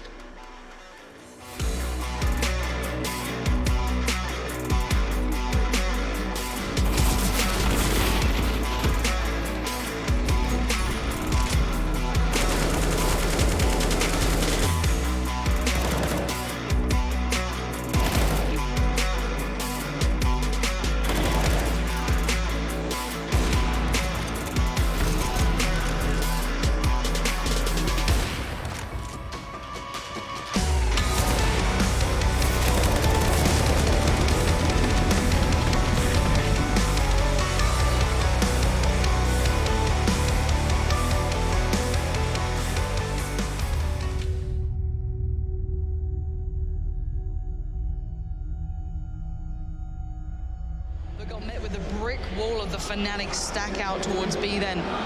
And my God, 14-14, nerves, pressure, everything is now on the line for both of these sides. Fnatic won this done and dusted. They got the first map, they won this over with.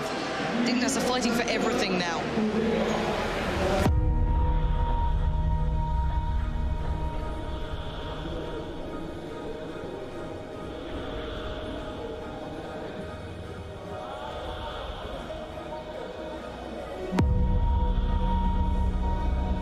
Look how many players are here for Fnatic. Fetish has got his foot in towards the site. Pronax finds Zipnix, not the best of starts. Flusher gets Dupree. Bomb is going down. Device still kicking as Fetish waits and waits. Finds himself a little bit of smoke to hide in, but it's a 2v4. Desperately hard to hold on to. Device around the world we go. But the defuse is coming in. He's still going. Oh! Just about gets it as the flames come in. And look at the little dance of happiness. That is how to control your nerves in a situation. Dance it out, but my God.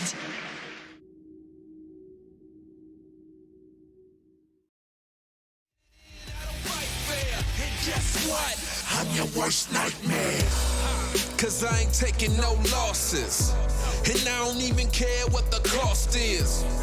Are you prepared for the forces I'm about to bring? Cause I'm the boss of all bosses. I penetrate your thoughts and fill them with doubt. You gon' feel where I'm coming and feel what I'm about. If they come in with the drama, I'm wheeling them out. Cause I ain't about to have somebody here stealing my clout. I keep my friends close, enemies closer.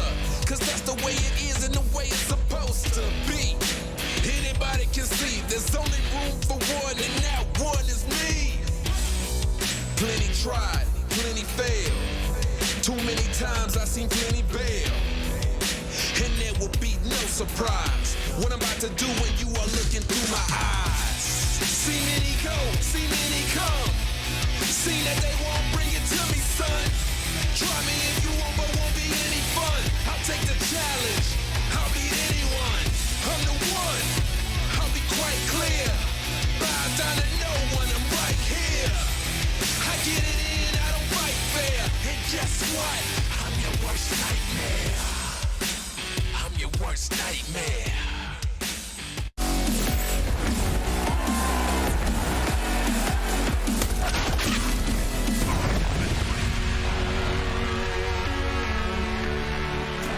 An insanely close match, the debut for Fury with Gary. And I have to say, that was intense. 16-14 as Tropic do pick up the map victory, the map of their choice. But what a game it was, honestly. We had a little bit of everything. We had the underdog story, we had a knife coming through, we had Gary leading his team in kills. Fantastic match out of him in particular when it comes to Furia, but in Tropic, they still pull out the victory here. Gary leading the entire server in kills, 23 kills on him, and then Vinny and Elian both right behind him at 22. But that's pretty wild for your coach to have to step in for the day and lead the server in kills. You could have did it. Lead the server in ADR. I could not have done it. It would not have been pretty. Yeah, that's a crazy performance out of Gary, and a lot of credit has to go his way. But certainly this match was one of a defensive nature. Both CT sides very strong for both teams. Yeah, I think Gary was like 6-0 towards the beginning of the match, really putting things down, really putting his foot down when it came to the AWP, as we heard Heron Yuga talking about him basically primary opting for the team, it seems like here. But I can't imagine what it must be like to be in his shoes. Obviously, his aim is proven up to par here. He seems to be in the right position. He's probably hitting the death matches like 8 hours a day ever since he found out that he'd be stepping in. He's probably done nothing but deathmatch and play Counter-Strike and get this aim back up to par. So at least he can have that. Obviously, too, as a stand-in as well, very intimately knowledgeable of how the team likes to play, so probably pretty easy for him to slot in. Well, he has changed appearance quite a bit here as we're seeing Azure come into the mix. I'm not sure exactly why. I missed that, man. I'm not sure the stats are even right. I don't even mind the mistake. I miss Azure. I do. I miss him a lot. He's such a nice guy. He's got an amazing dog as well. If you haven't seen that, I have not seen that. Yeah, it's I think a Shiba. Super cute. Super cute. Perfect. But anyways, I see Forrest on the other side as well. We're pointing him out. I mean, doing some pretty decent work as well. He ended up finishing at 21 kills. Not really leading the team, but as you mentioned, Elian, towards the top at 22, he was very quiet in the beginning of the first half. He was nowhere to really be seen. But when they're on the CT side, his play towards the middle, using the AWP to take a lot of ground, really controlled Furia. And Tropic did a really good job of always having control of bathrooms and really fighting for it and not letting Furia just get that space for free. They had a lot of battles in the bathroom area that went their way. A lot of good setups and crossfires and flashbangs from teammates that made that a very difficult part of the map for Furia to hold. And I think they might have made a transition to start heading towards the B bomb site and attack the B bomb site a little bit too late. They did grab 3 rounds right at the end, but outside of that, I mean, 4 rounds in that second half for Furia on their T side, they were just forced to give up and just save the round out and keep what weapons and keep what utility they had, not even being able to fight for the situation. So that just goes to show. And Tropic's defense just very, very solid, shutting them down early and shutting them down so convincingly that they felt like they couldn't even fight for the rounds. Do you think that's how it's kind of going to go here in this series? As we saw similar to like FaZe Clan and such, like the CT side's proven to be the real strength of both these two teams, because we're seeing not too many rounds on the T side for either of them. Not a lot of streaks either. Well, I think they got up to an okay amount of rounds on their T side. 5 rounds. It's not the worst thing in the world, but it certainly felt like they were trying to scrape for those rounds. It didn't feel like they were super convinced and super comfortable in terms of like their tactic or their strategy actually winning them the round. It was just like, man, how can we find these last couple down the stretch of this half to make it doable? I don't think that's. I think, you know, Ancient is going to be a bit more of a toss-up in my mind. I don't think I've seen Furia play the map. It'll be interesting to see what both teams kind of bring to the table. But I think it was Chad and Alex just in the previous match just mentioned Ancient being one of the most CT-sided maps, if not the most CT-sided map we have in the pool at the moment. Yeah, and I want to run it back really quickly to what we're talking about with Furia on the T side. There was a certain round that happened where they get like 2 entry kills towards the A site. They start to rush in, but the Deagle comes through, I think it was out of Forrester, to just completely shut them down. And you saw the frustrations. Again, I mean, 16-14, extremely close match, but I think there was a couple of rounds there for Furia where they let things slip away from them, losing like 5-on-2s and such. Those rounds where you feel like you have like an overwhelming advantage and you try and pick up the pace and have like a really quick, just like capstone the round, just like, let's just knock it out. We got 2 kills. Let's just do the uppercut and finish things and get to the bomb site. That's usually where like someone looks over one detail of clearing a corner, or where someone hiding in a position with the Deagle can get 1 to 2 kills and maybe turn it around. And those are really frustrating ones because you have the huge advantage, and then also usually it's kind of some form of silly mistake that someone forgets about because they feel like the round is almost, you know, unlosable at that point. Yeah. And that's where those rounds can be really, really frustrating as a player. Well, we do have 7 Ancients played for Entropic. They lost to Ents just recently, 16-13. They lost to Copenhagen Flames, 16-8. They beat K23, 16-3, but they got 4s in there. They got Mouse in there, AGO. I mean, there's some okay teams in there, but on the other side for Furia, you've got Heroic, you got Endpoint, 1 win at Ents. So again, like obviously Heroic is a very big one. They lost 17-19 against them over in overtime. But I don't know what really to expect here going into this because, again, it's such a newer map into the pool. It still has a lot of constant innovating from every team that plays it, constantly stealing something you like from another team playing, really looking around and seeing what you enjoy that other teams are doing, and finding new ways to fix problems that you have on the map. So yeah, despite both teams playing it, you know, a decent amount, you know, Fury hasn't played it since Cologne, since before the break. So obviously, you know, they could have spent some time on it and changed some things up, and it's kind of like test it live. Here we go. Yeah, here we go. Speaking of that, we're actually going to head to a short break here while we get things ready to go for our second map of the series. We're going to find out if Fury can bounce back here and take it over to a third, but this is only their second match today. We still have one to come up a little bit later on today at around 8 p.m. CEST. So even if this finishes in a 2-0 for Entropic, make sure you guys stick around for all the matches we have coming up today.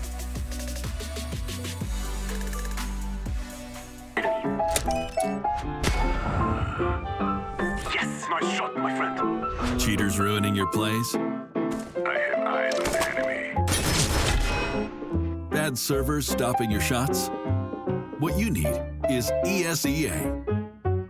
Advanced anti-cheat to stop cheaters. And the best servers around, all with 128 tick rate. ESEA, the best way to play CSGO. Choose nades, choose a smoke, choose a flashbang. Choose team badges to support your favourite CSGO team. Choose an ESEA Premium membership. Choose routes you know bring in wins. Choose pro video tips. Choose the fan club wars. Choose behind the scenes content. Choose good grades. Choose guns you know you can shoot right. Choose bingo. Choose the equipment you know is going to get your team the win thanks to heat maps. choose the CSGO Hub Premium, the complete package to help you and your squad achieve all your CSGO goals.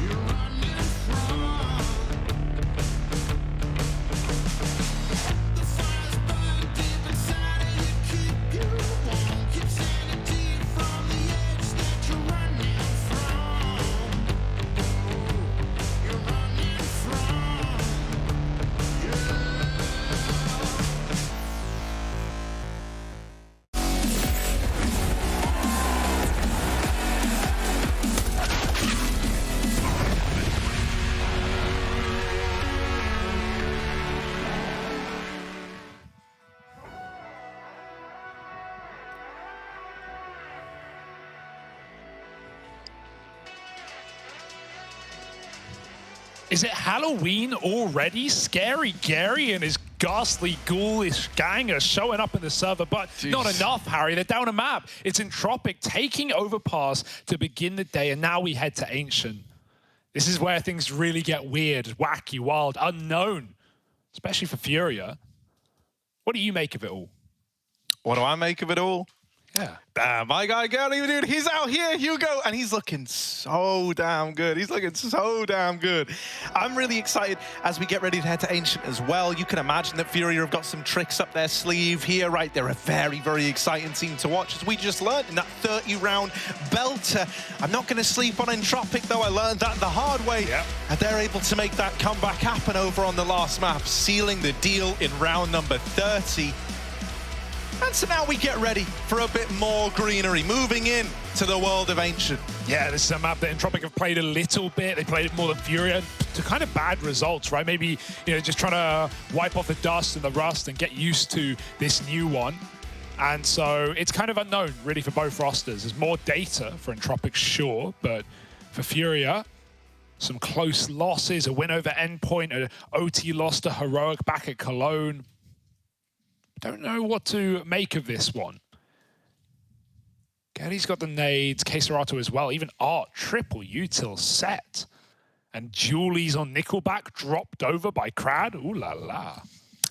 All right, Nickelback fans. Where's he taking them? I want to see him in cave. Oh, I get to see him in cave. But Furia won't. XD, they're going towards A. Oh, Forrester, he was a beast on that opening map, right? He was maybe slept on a little bit, but alongside Elian, top of the charts. Now Nickelback coming through the smoke. Or can he spam out the pond? He's heard it. Tiffany Tappany, and they suck. No surprise. Oh, wow. Shocker there. He got one. Oh, did he? Oh, he did. He denied the bomb plant, actually. Oh, no, he didn't. It's down. The bomb is after the fact. Sorry, running away. Came in Get it right. They got a molly for the spot at least, but Gary, he's dead immediately. Molly's down, but they're chasing UK Serato. Uni kills Pronto midair, catches Nickelback, but traded by the USP. It's a bit all up and over, all over the place. Yeah, I didn't see the fadeaway shot, final bullet, but that's because the plant came through.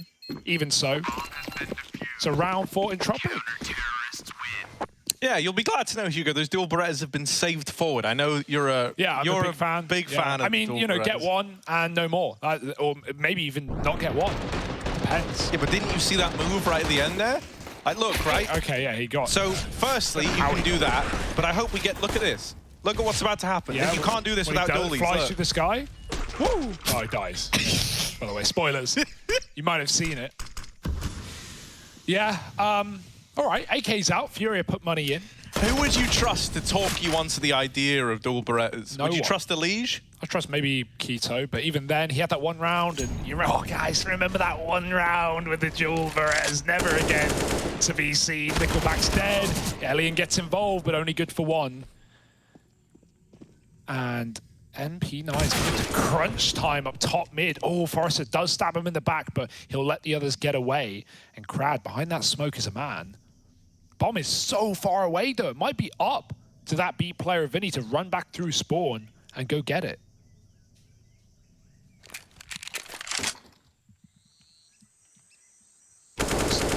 Ooh. Just by waiting here in top red, they're on for a winner, right? Just wait long enough and eventually through the players mobilizing and moving around the map, they go to Keserato. And, you know, that round there, very, very good showing of why the economy's in a bit of an odd spot, right? You had the, like, full rifles out for Furia and SMGs for Entropic, in spite of them winning the pistol. The triple AK second round, always nice. How have they done that? That is something, you know, that Guerry helps to helps the squad bring in, though, right? He dropped one of those into play. An AXX smoke from spawn? Damn, dude, Furia would be sweating it right now. It's getting hot. It's getting heavy. The Eagle through the smoke can't find any. And now Furia own the bomb site.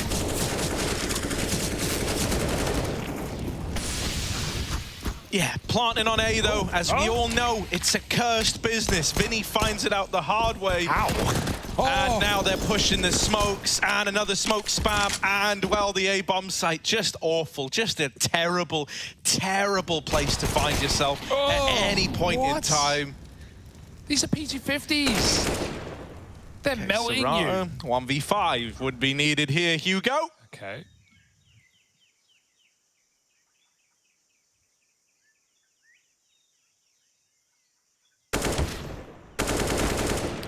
All right. That's the end of it. That's the end of his run. Yeah, I don't get the obsession. Like, you got the smokes down, sure, but I don't get the obsession that not just Furia show there, but many teams show with, like, just really doubling down on the plants. Like, you lose the first guy planting, and then you go right back for it. Well, with every person you lose, you have less cover. Entropic have more reason to push smokes. They have more guys there this time. And yeah, this is how it starts. And it's not like they stopped and they went, all right, forget it. There's like, I hear a lot of guns that stop, let's fight. They just keep going back to plants. Like 2 different guys got but you want that round. but you know the problem, Hugo? Yeah, hit me. It's that's why the A bomb site's bad, just objectively. Yeah, I can agree with that. Why?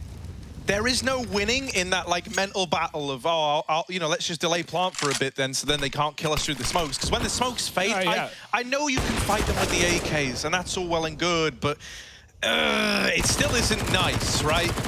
I've just seen either a lot option feels garbage. Yeah, I've just seen a lot of rounds, especially against pistols there. I've just seen a lot of rounds like that where you lose the first man and you just go back for it, and it never gets better. It only gets worse. You were trying to grab the gun. It's already been yoinked. Yeah, don't get me wrong. I agree. Site's busted, mate. But I love this map, but the A site, I think, just needs a little bit of love given to it. Dig in the hole deeper. Plus the water, plus the wall bangs, but we'll touch on them another time. Yes. Because you know how I feel about those bugs that are still in the map after 4 months of competitive play. Don't whisper like that. I feel like we're in a commercial. Yeah, well. Oh, this is so screwed, so botched. They have a 4th round orb. Art died in main with it on A. Caserato's going to try an entry. Might be up to the rifles, though. Oh, got to Elliot, doubled up. And Caserato now, good luck. Maybe throw it out the map. No, wait. Does that go over into That's going to go land in Ninja. Yeah, can we check that? Or is that safe? There shouldn't be anyone there, so I think it is still irretrievable. We'll never know. It did just go into Ninja. Did it? I'm 99.99% sure, Hugo. That's certainly what I was thinking as well, Harry. I'm going to go fly through the map and see. There's a little ledge up there. There is a little ledge up there. It could have. I think it hit the ledge. I think it was fine. But you could definitely jump and grab that if you're on B.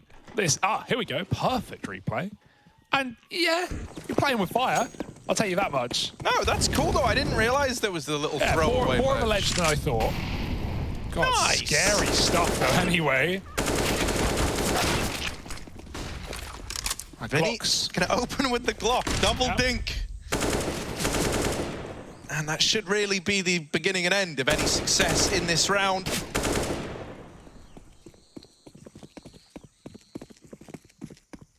Yeah, we've had the coach and the manager. Now it's time for the Glocks and one and done. We've almost competed the NACS summoning circle, guys. Yeah. Say it 3 times in a mirror. This is how we bring it all back, you know? Like, we reignite. Now we just need a 1G in there for good measure, right? Like, get Art to, like, kill himself with a Molotov or something. We're building it up, Hugo. We're rebuilding. Dazed and confused. Nature is healing. Yeah. Right, here we go. Furia, we've been waiting to see what they've got. You're prepared on this map. It's their pick, it's their T side, so they've got to show us something here. Lackey in middle. Forrester's nade stacked onto Gary, or Gary rather. 5v3 immediately, and Furia just run right back out the A side with Lurk Smoke again. Forrester, clean headshot boost up, and he does find out the hard way, but that's great info. You now know there are 2 Ts here. The AWP is trying to hold the cross. Donut player does it instead, and now it's just Vinny stuck behind boxes and smokes. Lackey, lights out headshots coming through. And right now, we don't have that slow start caveat for Entropic. They look damn good. Also, you know, and I get the feeling this is going to be the case with other CIS squads, as we've already seen. I think Ancient is going to be a bit of a pocket pick for a lot of these guys, right? One that, you know, they have been putting a lot of work into. You know, we haven't really seen much historically from Entropic here, but it wouldn't surprise me if they've been having a little look, right? When you look at the teams, actually, that they have losses to, can I just say, like, it builds an all right case, like close losses versus squads like Forza, who we saw look good on this map. Yep. Not only that, though, I'm not loving what we've seen out of Furia yet. Sure. A lot of A plays so far, and that already makes me nervous. I would say, pound for pound, a lot of the executes you get here come in towards like this B bomb site if they are just 5-man pushes. I think, by the way, this is Nickelback using the rain angles. Let's watch his demos. I think pound for pound, most like 5-man plays are normally done on like the basis of B. I think for the A rushes, there's been just everyone through main. I really don't like that, right? You kind of need to be challenging or suppressing the donut player or trying to influence the rotations. There hasn't been a lot of that. For sure. Lucky's been wrecking them from Donut, and the one round Fury won was them taking middle. That's more like it. Couple of entries are, though. His teammates a little slow behind him. He went ahead of time, and now everyone's falling apart here for Fury. It looks so good for a second and no more. 5-on-3 to a 1v3 immediately. Yeah, and I will say, out of all the maps to have put Guerri on, I think this is going to be a very, very challenging one to play with your coach standing in as well, right? Everyone knows how to play the El Clasico maps. Everyone knows where they're at when you're on, a Dust, a Mirage, an Overpass. They've been in the map pool for years. Whereas Guerri, I know he's probably watched a lot of VODs here. He's gone over a lot of the data. But I'm curious how much playing time the guy has here. Yeah. Definitely another worry for Fury. We're seeing a lot of them right now. And, I don't want to take that away from Entropic by any means. These guys are looking beastly. That round's a bit of a skew F1 anyway. 1 AK, now Fury have the full buy. Gary taking the hit. I don't know about you, right? Because I look at maps like Ancient and Vertigo as having a good bit of layers to them in terms of the cooling, right? I think if you're going to have to strip that back to try and accommodate, having 4 out of the 5 usual faces, that is a little nerve-wracking. Yeah. It might explain why we've seen so many just pump and dump A plays. I will say the one benefit of having your coach stepping in, obviously, all the negatives he knows all the. He's been here while they've, whoever they've been playing with, Honda Drop, whoever they've been playing with on this map, he's been there involved as well. So he's going to know the strategy. He's going to know what Fury want to do. But right now, whatever they're doing ain't working. Yeah. Back to mid control would be nice, right? That one round where K-Serato just waited for rotates in that 3-on-3, got 4 kills. He got fed a lot in middle. We've seen Entropic keen to re-aggress in mid and fight in the couple of rounds they've been there. They also, one more thing. The last time Fury went mid, they got nade stacked. So that's in the back of your mind. It's like the mind game, right? Of we don't want to run into that again. Well, I was going to say, I love some of these lineups I've seen out of Entropic for smoke spams. I've noticed they've got some really, really nice ones. It's how they won that little eco in round number, what was it, 3 or 2 when they won up against the AKs? Yeah, would have been 3. Yeah. All right, mid is theirs. Quick smokes out of spawn for Furia. Oh my God, talk about lineups. That's one of them. Lucky. I don't know if there's a gap or if that's just pure lucky, but he'll take it. Right into B they go, exploding with a smoke, and well, they're through the smoke before the long one lands. Krad's now pushed in front of it. He's got full faith. They're up 5v3. What could go wrong? Nothing right now. The attempt at a mid flank for K-Serato is put down by Forrester, 11-4, and it's a 2v5 for Furia.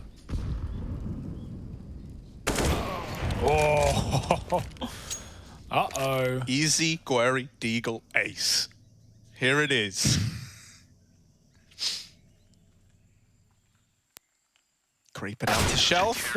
And dead in one shot to Forrester. Clean from Entropic, who are up 7-1 now. They look a lot more warmed up, right? Even, I know that's so hard to quantify, but in so many of these straight up aim duels on the A side, these pump and dumps from Furia, Entropic have just been hitting first bullet headshots in so many gunfights. Here again, you're pushing the ramp smoke before the long smoke's down, rendering that smoke useless. Then Krad has the confidence to go through. It's looking a bit scary. Oh, okay, this is more like it. That fast A play, but with a mid-tang. Yeah, I'm already preferring this one. I think you've got a real chance here. Lackey, dead to K-Serato. Forrester, how much can he get away with? How's he managed to double up there? Forrester, blinded, but held out. He's still alive, he's still going. Forrester lives, and he shuts down the A play single-handedly. Entropic up onto 8. Fury at no more room. They got the opening kill. That was meant to be it, but Forrester acting like Gandalf just won't let him in. Second kill? Look at this, look, he's fighting another guy. He gets spammed out of 9 while he's fully blind. And then his teammate saves his life, and then he still flicks back to main. Good guy's a tank. Despicable. Yeah, I mean, we saw good stuff out of Forrester first map. Nothing like this. Nothing like this. Oh, okay, is that a purposeful one way, or is that a bit of a accidental throw there? It gets stuck in the wall. Does look like the latter. They won't fight it. Entropic flash peek instead. Yeah, it's definitely not on purpose. Couldn't see for a second, but does mean Elian's just going to hold the angle with the AWP. And we've got late util into mid for Gary as well. Walking back to B. So Furia, they've really struggled getting past Lackey. Who's it that plays here on Forza? Was it Kenzie, I want to say, who's often using the AUG and just finding these horrible cross kills to players? You get this deep if you're out, you're like, oh, I'm fine. You are not fine. He's got your angle, he knows you're there, and he's about to show it. Oh, they trade a shot. But now he's got him locked in. Now, there's a lot of very little, like, nerdy angles you can come up with, right? We saw all the, like, Reigns ones over towards here in Cave. Around a lot of this brickwork at the B-bomb site, you can find little nooks and crannies to hide in. Oh, what? He hits the drop shot. Goodbye, Nickelback. Thanks for showing up. Bad smoke. Replenish it, they shall. Elian now trying to stop the B play, and he's dropped 2 with a bomb. Oh dear, smoke on the Molotov. Buys him time to watch behind as he knows this mid flank's coming in. Crab turns. Oh no, why is he turned? Ramp's just open. Yuri walks right through. Forrester waiting behind the smoke. K-Serato dead to him. Down to 12. Don't know how Forrester found that frag. And now Elian can go through. He can win the round of that kill alone. And so it's said and done. Take as many as you want, Art. It's all in Tropic. 9-1. Art's a dead man if he... I mean, he didn't know Lackey was there. He came from that mid push, but... yeah, Art could not get to safety. Scared of Cave more than he was of Ramp. And he loses the gun after time. This is going awfully wrong for Furia. Yeah, in just about every conceivable way. We get this nice little drop shot. Look at that. But that was, you know, the high point, I would say, of the round, right? It looked so doable, but then stripped away right at the end. And also with Art's death coming after time, needless to say, that's had big implications looking to the future. Guy's got a Glock and a flash. Really not what you want. Yeah, I don't know what happened as well. Oh, we'll get to it later, actually. It's a bit of a push-flash play for Entropic. They almost caught everyone there for Furia. But they haven't made the mistake of like giving away guns or giving up openers with over-aggressive ramp takes. Elian needs this shot, and he's gone to K-Serato. The 1 AK rounds, always a delight for Furia, but is that all it is? They've got an AWP now. Another for K-Serato, and now we're cooking with gas. Yeah, man, K-Serato's an ancient gamer after all. Crad going through. All right, bud. Now they're coming up the ramp. Forrester wiped out by Yuri's Tech-9, and 2 heroes emerge from this B play. I love it, though. They all in a B offensive. They go together. They have K-Serato as the guy to crack open the cave control. Everything about that, really just coming down to like the timings of those pushes was just a lot cleaner. You know, you get the opener, you don't kind of get overzealous. Like so far, in a lot of these rounds, especially over towards B, guys like Vinny have pushed ahead of utility and died like before anyone can even trade. Whereas there, it was just a really nice pincer when they got that cave control of coming up ramp, coming through cave, you know, trapping the guys in the site that were still alive. And you could see for people like, I think it was Crad down towards ramp, like, he didn't have any choice. He's hidden in a smoke. He either dies, you know, shot in the back of the head to cave, or he pushes through and sees if he can make some wild Forrester-esque play. Yeah. That's more like if you're with a round, though, at least. And hard can read by the arm. Also, these openers were so good. K-Serato has a good, right? Like, this has been pretty poor for Furia. The one guy who's been getting kills every round is K-Serato, and he popped as well in the first map, even though it led to nothing. And, you know, we said for Entropic, in that first map, Harry, we said, like, oh, this is the game they should be coming in expecting to win, trying to flex, trying to take a 1-0 to start the group against a wounded Furia. And hell, they certainly might. Gary taking that primary AWP again. Art's running amok in middle. And these rounds have been good, right? Taking mid. But this time Entropic, they want real estate elsewhere. For first time, they've fully pushed through. They've taken cave, they've taken ramp with the smokes, locking Furia out. The fear is Furia are behind these smokes, but they're not. And a very deep red smoke there for Furia goes missing, goes astray. That's we're seeing missed util for Furia as well. Forrester's got a gap. Careful, bud. They're coming through. Oh, he's missed the time. Now he sees a leg. That's 1 man in, second now, and this is awkward. Forrester's got no choice but to hang around. Elian trades out one of these, but K-Serato is a man on a mission right now. Guerry dead on the cross, Lackey doubling up.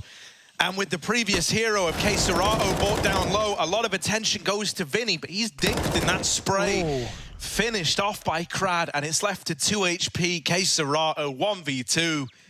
Surely he cannot do a thing here. And there's that swing from Temple. There's just so many positions as you go out into A. You know, I think clutching there really is a rough one. Even if you're 100 health in a 1v2 like that, it's not a fun place to be. Another round just hurts for K-Serato. Double entry and then 3 on 5 immediately within seconds, right? You don't get a choice there. You know, there was, I guess not 3 on 5. Elian grabbed Dart in the meantime, but even so, very, very scary round. Good shots out of Lackey as well to double up on the cross. Beating Gary's AWP did not prove to be a problem at range. That's when maybe you would want Art on the AWP, and he's actually gone back for it in this round. So maybe they're just trying to get Gary activated, but that's not gone well for him. 1 and 10. Flash play again. Spam through the smoke. It's a lot of damage. Crad firing back through, but Vinny just sits inside of this one. He leaves as Vinny comes through. So Crad doesn't know it, but he just dodged death. Elian takes out Art, though, with the AWP. Very low. He got legged. Did not matter. And now he's moved over to A to reinforce this site.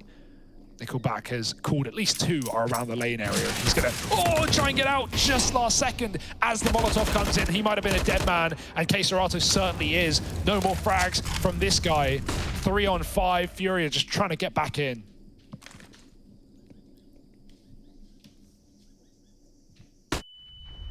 Their bomb's peeking into middle right now. That needs to come back, because if it got lost there on the ledge, that would make a bad situation even worse. They're gonna boost here. Is there a boost here? There are gaps. Oh, no lineups instead. All right, flashing through for Vinny. Molly gets one off the angle. Will they be ready for Crad at ramp? He's drawn the attention away. He's dropped the bomb. This is only going to make these side players that much more deadly. And there's just too many crosshairs, too many angles. You're walking in to a real, you know, killing circle, it feels like there, mate. Yeah. Circles don't even have edges. Everyone's just stood shoulder to shoulder, ready to wreck you. Call it the Bermuda Triangle, if you will, right? Just 3 Well, yeah, it was a circle, though, and as we recall... Yeah, it was just 3 angles. That's why three angles, you know, triangle. Triangles, yeah. Triangle of death. Circle of death, whatever you want to call it, Harry. You did stand everyone in a circle and all tried to shoot someone in the middle. I realised the obvious... problem with that now, right? Team damage is on. Oh, double nade set. Hello. Does a bit of damage to Gary as well. Art with an entry. The smoke's just come down in time now. Are they going to be able to get Elian off the angle? They fight him, but he's still got a shot. It will not connect. Molly behind him. He's trapped in. Forrest, the same story. It's him getting the kills, not Nickelback. He had a gap in the short smoke. More misutility. Was that by design? Was it a block? Was it a Molly? I couldn't tell you. Elian's trying to stop the bomb. It's a wide plant. 2 on 3, still winnable with a flank, and there it is, activated. Long have we waited? Not out of the woods yet. Oh, but Elian, team flash. All right, still good. Lackey in with the kill, and he heard something earlier on. He's holding for K-Serato, but as we've seen, this guy's on another level. He's feeling it. Nade goes in. It's gotten Elian off the bomb, and now he's faking it. He's given the illusion that he's still sticking, but hasn't baited K-Serato in. Do it. Gets him through the smoke. I don't think there's time. It's going to be close, maybe. Maybe. Just maybe. But a little too far gone. 3 on the board for Furia still. A damn good try out of Elian. The one random bullet through the smoke gets the kill. You've got to be clutching at straws there if you're K-Serato, hoping you've won the round to time alone. And yeah, if Elian crossed for the kit earlier, maybe he would have had it. But K-Serato faked him out really well there with a nade, with the footsteps, and then he stopped. I'm assuming that rapid scoping was to like give the illusion of a 10-second stick. Exactly, like he's just panic scoping on the bomb. He's really trying to force a play. For a second, it looked like he'd like crashed. I thought it was about to work because actually K-Serato took a step when he did it, and I was like, oh! But it didn't work. You know, someone on the bomb might do that, but no one standing still off the bomb would scope 6 times. Right? That's the logic you're trying to He can't go through that down. smoke. This game's got it all, man, but it's all coming up in favor of Entropic, even though Furia find a 3rd round.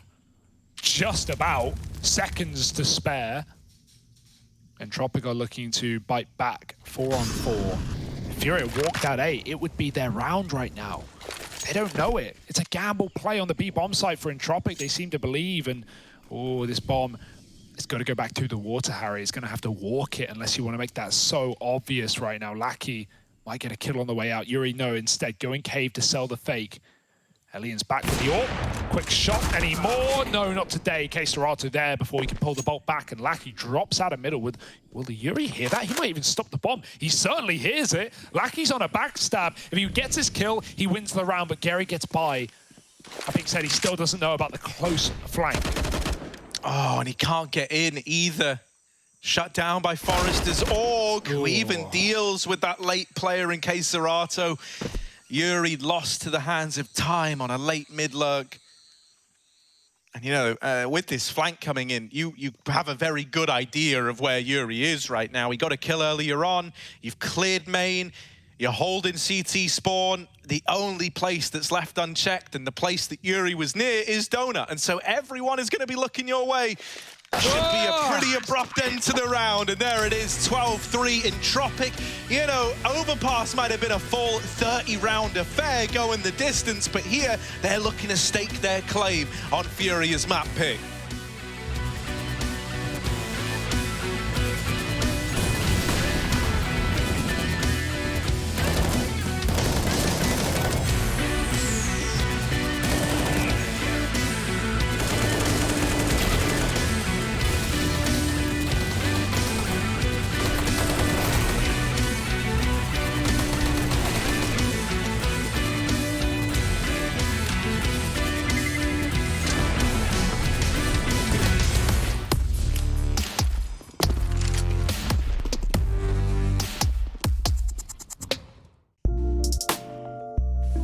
Hey Future Pros! Taking mid as a T can open so many options while playing Ancient. Throwing mid smokes from spawn is quick, but also means you could be locked out if the CT's utility is on point. So these mid smokes I'll show you will be great for a slightly delayed mid take. For this mini execute you'll need 2 Future Pros, 2 smokes, and possibly a molly to be safe. Future Pro number 1. You'll be throwing the top mid smoke. To throw the smoke, position yourself so this wall meets the edge of this highlighted brick while crouched. Aim just below this dark spot on the edge of the shadow. Then jump throw the smoke. Not too hard, right?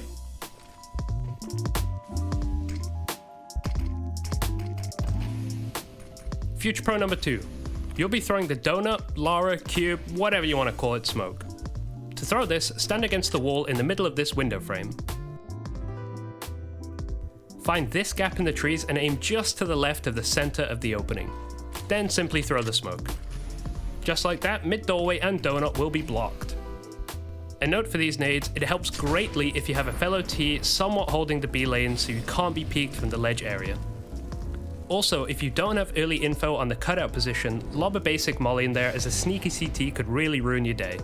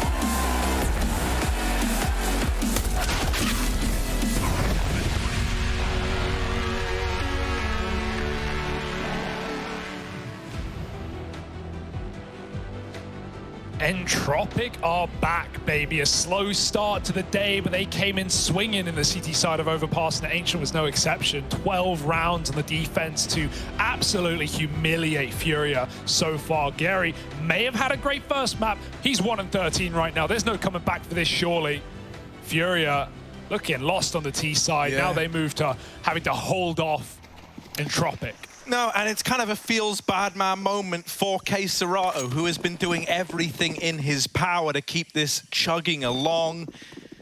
Unfortunately, this could be the end for Furia here on Ancient. Push down the ramp, Krad will get sidelined by it. Vinny and Yuri here to try and hold back this push into B. The taps are nice. It's Guerry to steal one away. And Serato's come in to clean up as well. Elliot left in a 1-on-4. So a good pistol round here to open for the Furia squad. It's not done yet. That's all I'll say, Elliot. I like that because, like, if you look, it's not done yet. Yeah, that's the point of the sentence. He's going to get smoked. 1 kill. This round, Harry, it is still live. You can tell by the timer ticking down at the top, Elian. He believes. Why don't you? Yeah, this game's not over yet. That much is certain. Elian, 1-on-3. Up through a B ramp. 2 letters, and I picked the wrong one. But Elian's got 1,000 angles. He's got to pick the 3 right ones. Unfortunately, it comes out of left field. Now it's over. That round wasn't over. Now it's over. Okay, now it's done. Yeah, four rounds for Furia. So there we go. We got there in the end. I believe in the Elian supremacy. He's certainly shown us a great game, and we know an AWP on a P250. Ooh, seen some filthy things before. Forrester, I thought you were going to say, we know an AWP when we see one, and I was like, yeah. Well, so that's not an AWP. We know that, because it's not an AWP. Forrester also having a great game, 21-8. I mean, there's no real weak point here for Entropic. Yeah, I mean, no wonder the A-bomb site felt so impenetrable. Look at the score lines of the guys that were leaning that way, for crying out loud. Yuri trying to take some liberties, trying to build a bit more confidence, has pushed in through Cave. This also gets you the bonus of having this lane control and lets you have a heavier A stack. Funny part about that is it's not like Entropic even did that much CT. They didn't even need to. Like the one round they took full lane, there was no one there for Fury. They were all outside mid and A. So, you know, it's nice to have that control, but I'm just very impressed that Entropic managed such a good half without it, if that makes sense. 12-4, and this one should just be done, right? You're waiting out the util, you're talking about the next round, and you're thinking about putting your hands on some big AK-47s. Oh, yeah, that's large. Hot with the MP9, good for 1. And this should be a nice, clean round for Furia. Should.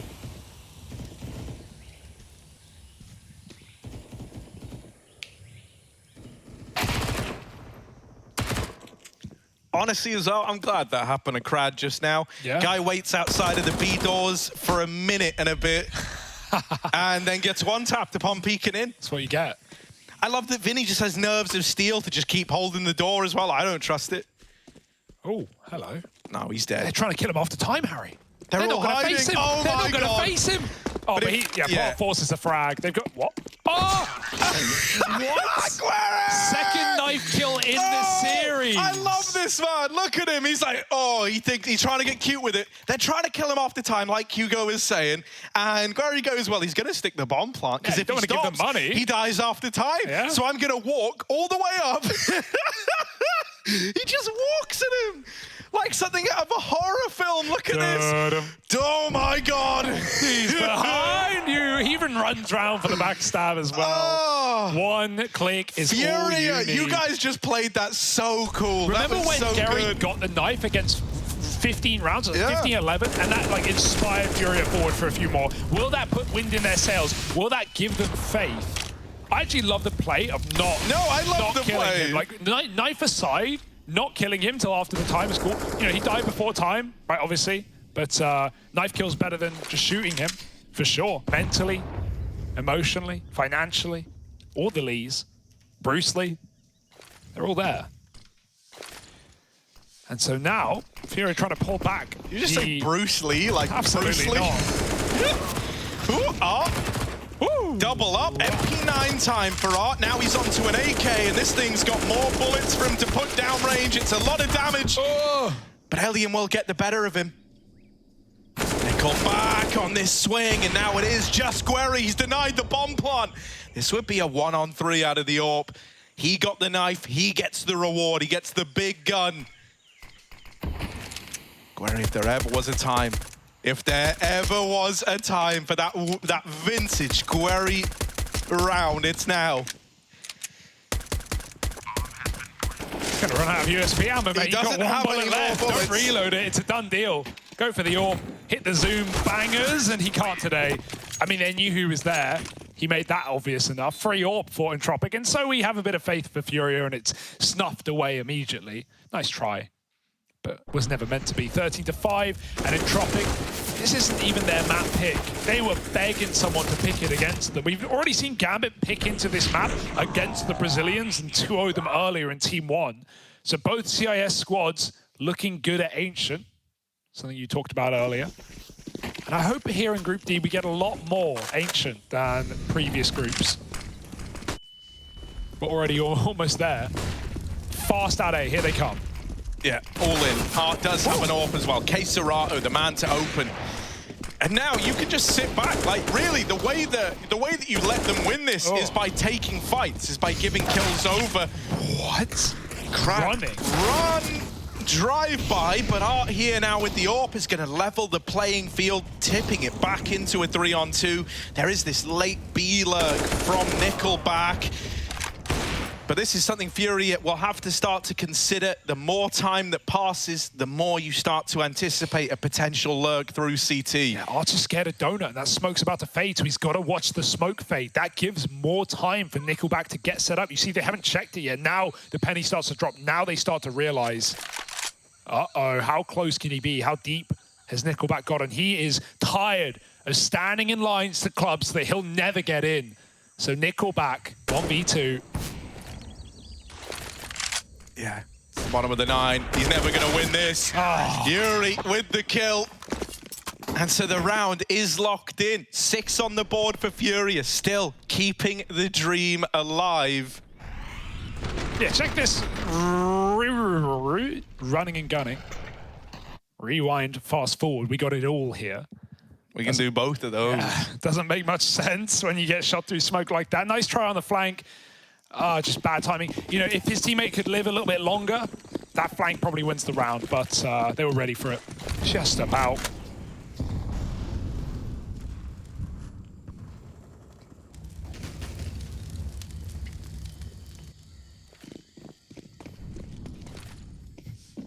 All right, Gary, what's this? What is, he's got a jump throw.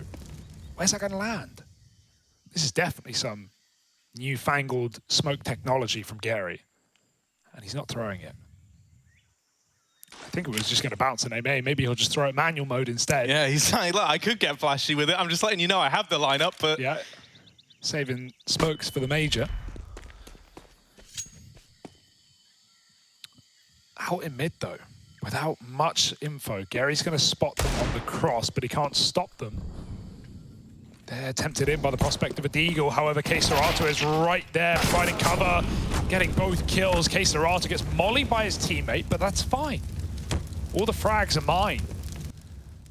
Yeah, man. I mean, Guerri and K-Serato, they butt heads a lot. They're the 2 stars of this team, right? True. So, yeah. Yuri holding this smoke fade, locks in that kill. And even though Forrester is in the A-bomb site, this is control given over by design. K-Serato is on a tear in this game. And if one thing could get you believing, it's this idea that look at how much K-Serato is giving this game right now. He still very much believes, and he's playing great. You know, if the rest of the gang can try and emerge, try and rise to the occasion around him, whoo, maybe we're in for something after all here. It's just such a late activation. You have a little worry if it's ever going to come through. And when it does come through, I'm waiting for gun rounds. I'm waiting for more Elian AWP to see more of these smoke executes, maybe on that A site, see if theirs are any better than Fury as well, which, as we remember, just got absolutely shredded by smoke shots, by pushes through. Still waiting for that, though. Here's the buy for Entropic. A pause before they get there, wanting to make sure everything is in tip-top shape. Don't let them get back in. Close it now. have a quick day in the office.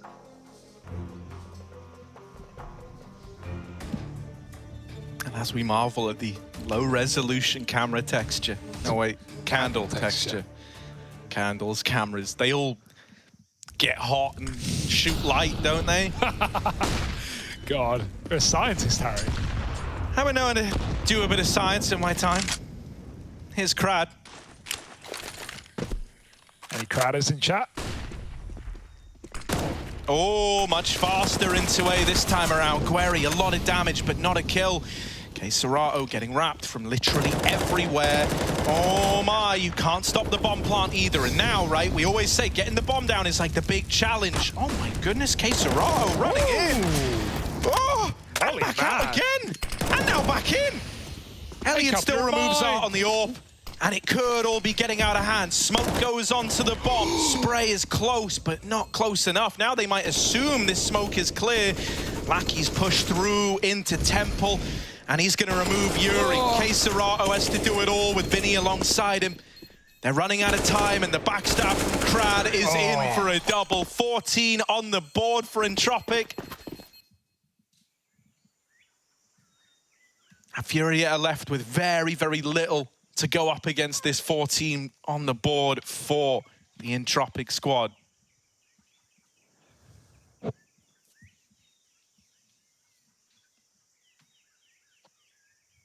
A bit more of a brutal execute, right? K Serato, it's felt this entire game, it's just been K Serato trying to win the round on his own, and if he can't, then, well, it's another round for Entropic. Look at this play, just right through. He almost got the lineup as well, or at least a close smoke player. Elian's AWP activates, Crab with the flank off of B, and this time a lot earlier as well, right? Like, or off of mid, rather. He started B. We saw that Nickelback attempted flank, but when your teammates will die, of course, you're going to be held. Well, there was enough pressure on the bomb site, plus the plant, to keep Furia's attention in the wrong direction. And 14-7, it's your final buy, it's your final chance. Gary drops again a rifle, leaving him with no armor. He really has taken hits for the team. Yes, his performance hasn't been there in the second map, but he's still, as he did in the first, continue to take the hit financially. Oh, the nades are good. They're going to have to smoke the Molotov. Nickelback trying to get cave control. Yuri's here. 2 CTs in position. Vinny plays at the back of the bomb site and throws his AWP into the action to find Forrester. It's a big kill to find on the top performer in the server. But Entropic were never going A. And Art knows that better than anyone. He's clear main, he's running his rotate, and Furia is waiting behind these fading smokes.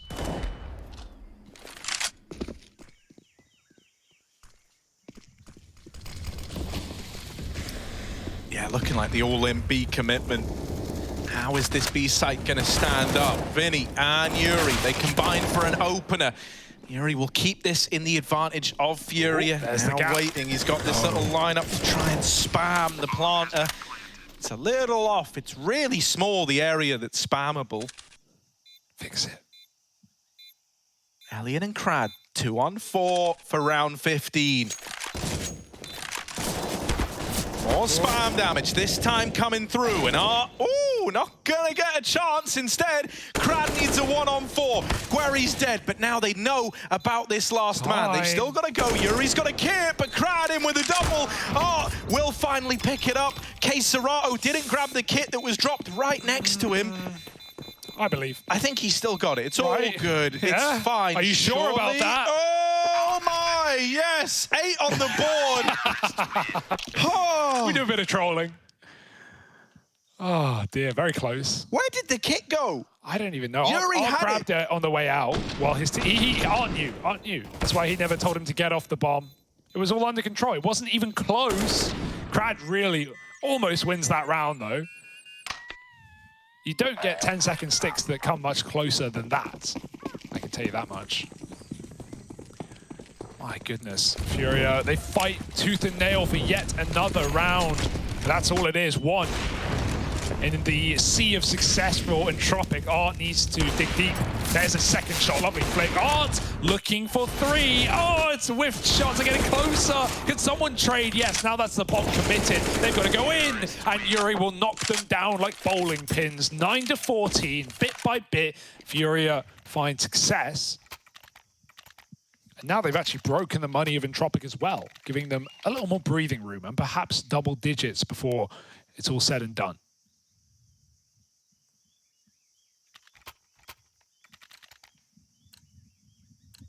Yeah, still though, right? Like you're able to save some face at least. But maybe this is more than that. Maybe this is a route to the comeback. You know, you're always up against 14. That's the worrying part. You could just have a guy like Forrester have enough and get 3 in one of these rounds, and suddenly it feels like it's all for nothing. It's a real test of the mental fortitude of Furia.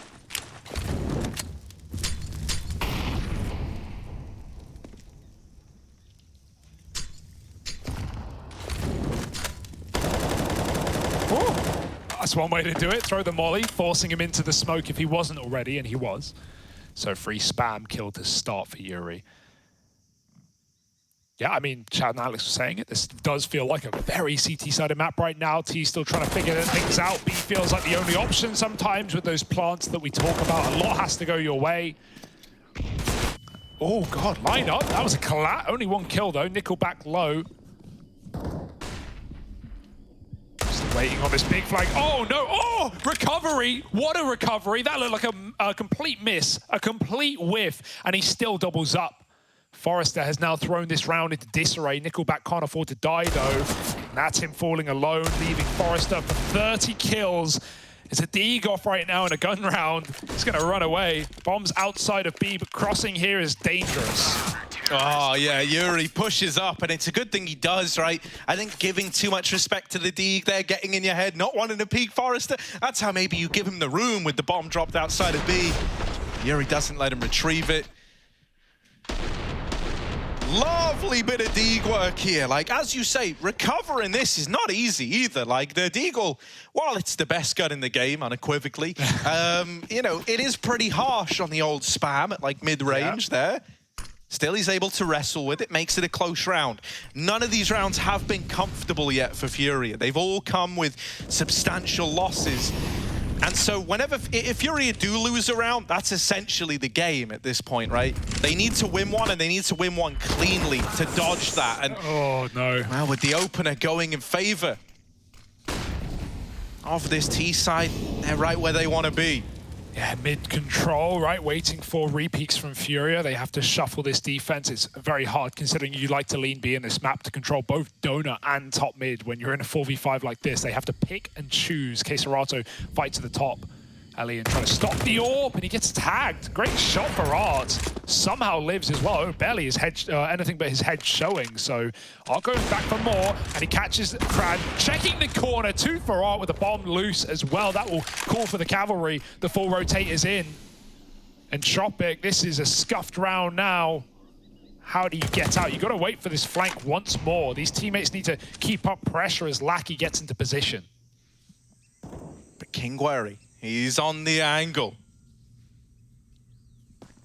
Gary, now you need this. He makes the footsteps, still locks in the kill onto the flank. Did he fake that out? It looked like it. It looked like that was like a 9,000 IQ move. Yeah, just runs backwards and then just insta-holds the angle.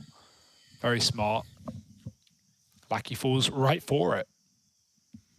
And so, yeah, this is always going to be a save. Elian too low, tagged from that AWP earlier on. Fury up to 11. Okay, suddenly we're having to consider it, right? This was a 12-3, keep in mind. This felt as done as it gets. Oh, they're even hunting him down after time. And of course, Queserato is the man to get it.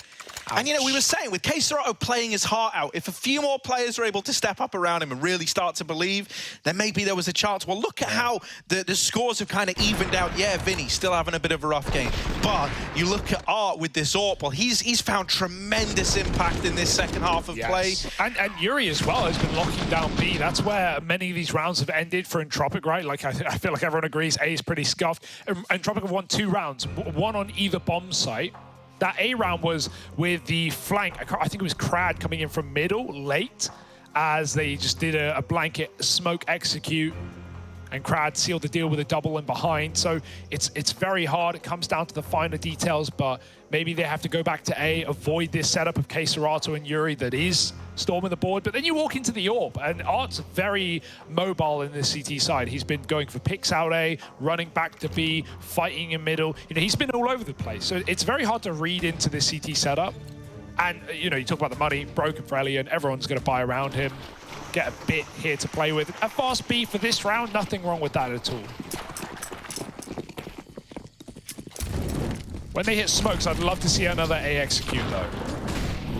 Oh, into cave, Yuri, there's too many. They run him down.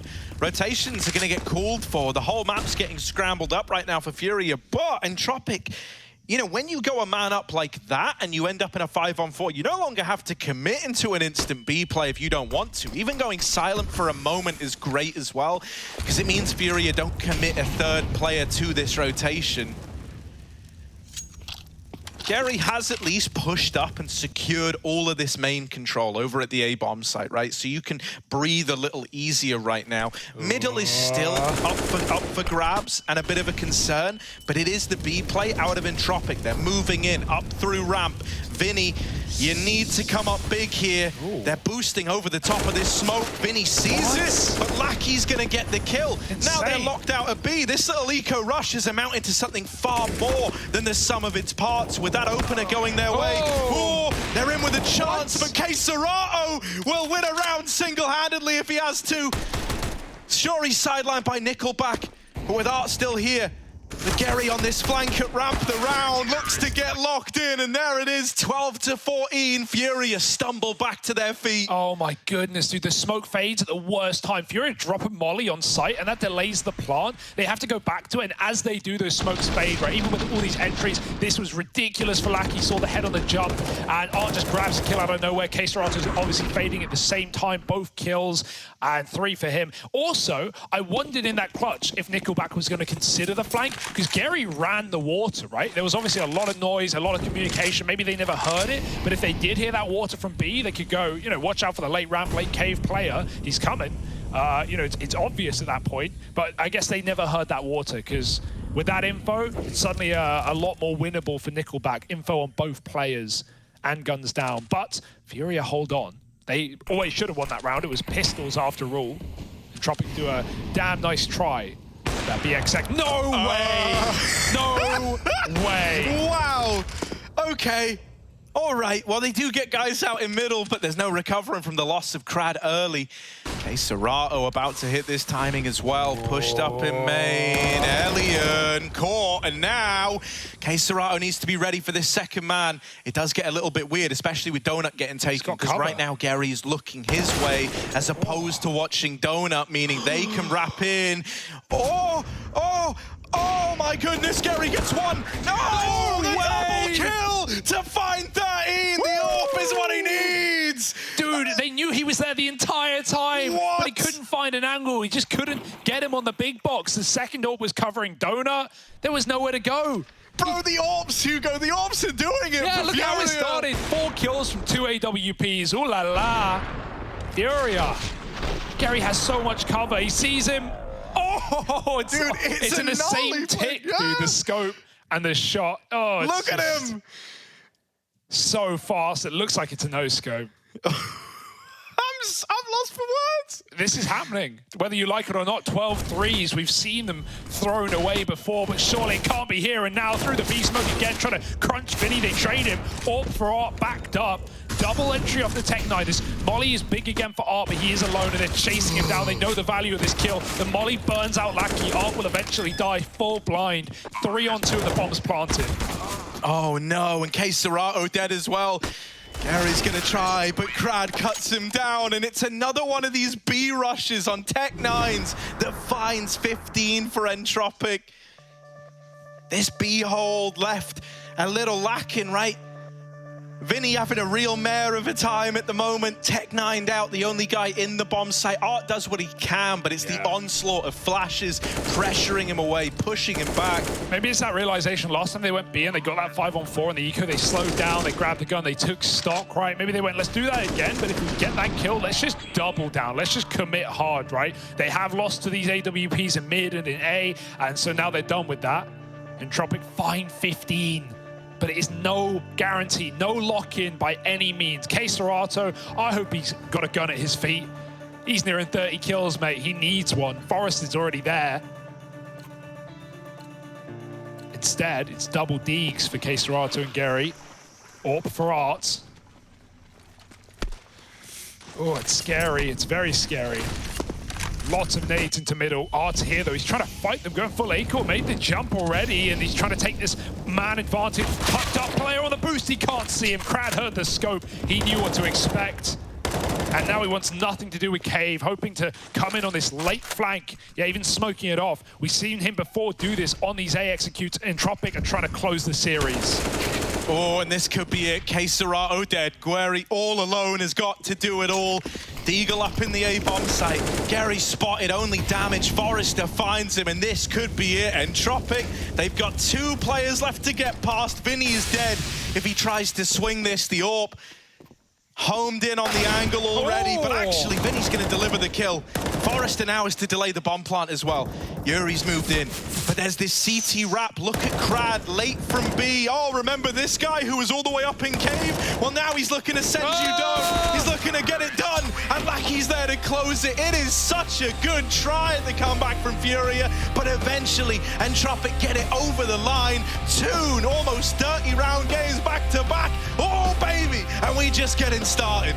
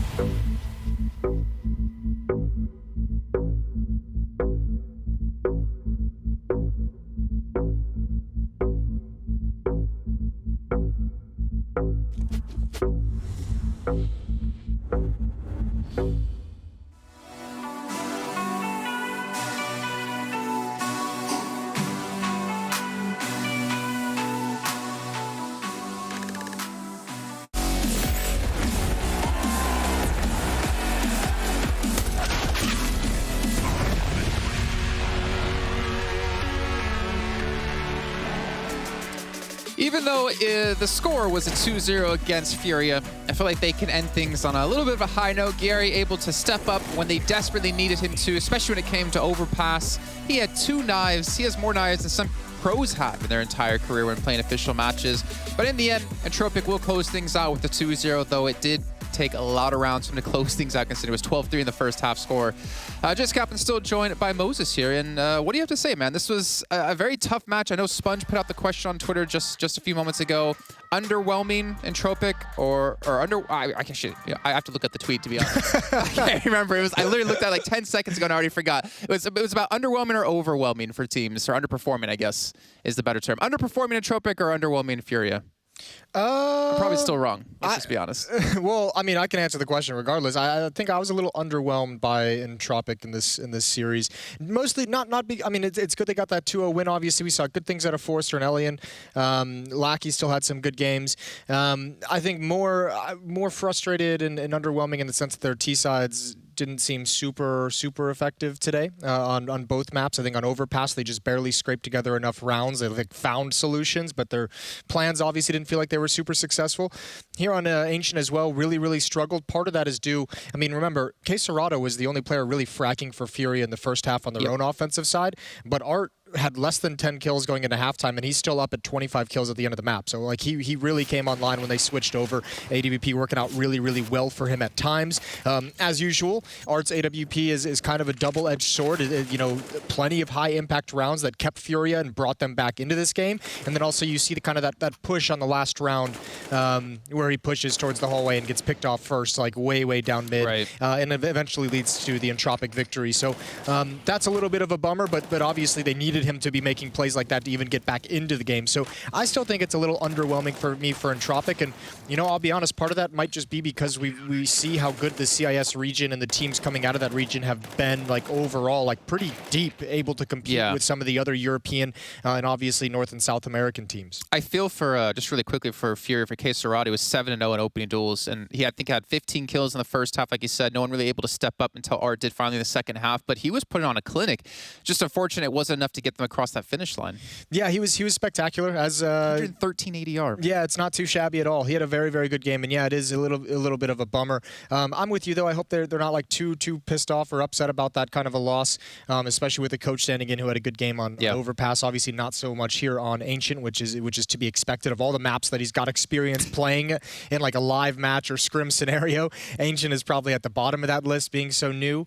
But you could see the map Overpass that he was like a little bit more familiar with. He looked pretty solid. So yeah, I think they're going to be okay with it. Obviously, tough group, and this is one of those matches you want to win if you're going to try and sneak and steal away one of those final playoff spots further down into the group. But yeah, I mean, a decent enough game from both teams, but you know, nothing that showed me that, nothing that screams to me that they're going to be able to cause an upset at the top 3 teams of the group. Right. Yeah, especially like them against Gambit at the moment. Not really sure I can favor Furia, but one team I can favor, at least when it came to this match, as we obviously saw them take a 2-0, was Entropic. We do have Crad join us here on the show for a quick little interview to talk about how the match went and obviously talk about the work going into it. So first of all, man, welcome to the show. Congratulations on the win. I'm going to hit you right off the bat here. Those were some close games. So let's talk about Ancient in particular. 12-3 first half score, but those T sides were a little bit of a struggle for you guys. Can you talk to us about that? Yeah, we didn't feel confident after we lost the second pistol. They're pushing us, and we a little bit starting being more nervous. After that, I felt that I'm killing Yuri in the room. I think 3 times, and I'm calling to my team that you can go everywhere. I will kill Yuri. They will go rotate to B. You can go A. And it starts working, and we win like that.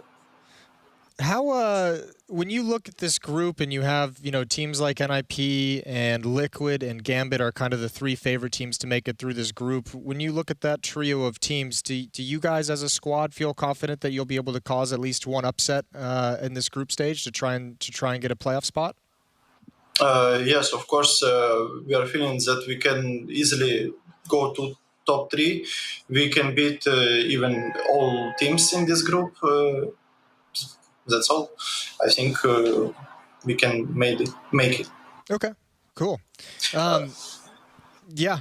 So how did the game? How did the games go today? How was Overpass for you? We kind of touched on Ancient. Overpass had some rough elements to it. Were you guys caught off guard by how well like Gary played for them as a stand-in of the coach? And what were the difficulties on Overpass?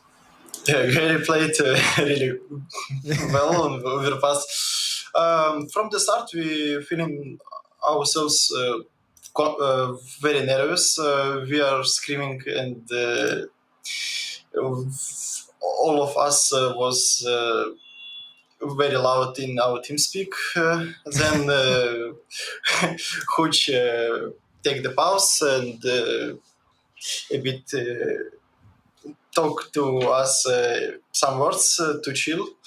Then we start to taking rounds by rounds, and I will tell that Furia played really confident. I think that they have Guerre. It's making for them advantage in confidence. They don't have pressure that they will lose with standing. Yeah. One last question for me. You guys have had, when we've talked to some of the other teams in the group, they've all expressed like some level of burnout and some level of really enjoying having the player break that just kind of ended a few weeks back. You guys have been playing nonstop tournaments as far as I can see down this schedule. So what is that? What has this kind of tough schedule for you guys been like? Has all this extra Counter-Strike and all these events back to back, is it improving you, or are you guys starting to feel a little tired as well? We was very tired after the first part of year. We played a lot of maps, a lot of officials. We are burned out, and players breakdown. It's a necessary thing that we need after. Weekends, we feeling ourselves more confident, more motivated. Okay. And we won 1 week ago tournament that Malta shows vibes, right? that we are feeling great. Yeah, you guys had a great win over, I think it was at Ents that you guys played in that event that you beat in the final? Yeah. How that had to have felt pretty good. Ents is a solid team. Yeah, but we were stronger. And we did great comeback on those two. Awesome. Well, hey, congratulations on the opening victory in Group D, man. Appreciate it. Yeah, thank you. Thank you very much. All right, good stuff. I mean, yeah, they were a good team, but we were a stronger team. I know, I like that. That's right perfect. at the end, he gets it in. But they do get the victory, right? And we're obviously talking about the potential for upsets. I mean, we literally had Hobbit on the show from the first game when they won their match, and he said Entropic are a team that like everyone should keep an eye out for. They're extremely strong now. I don't feel like we feel like we really got to see the full potential of Entropic there. I think maybe things were a little bit tough for them when it came to Ancient and at Overpass like we saw.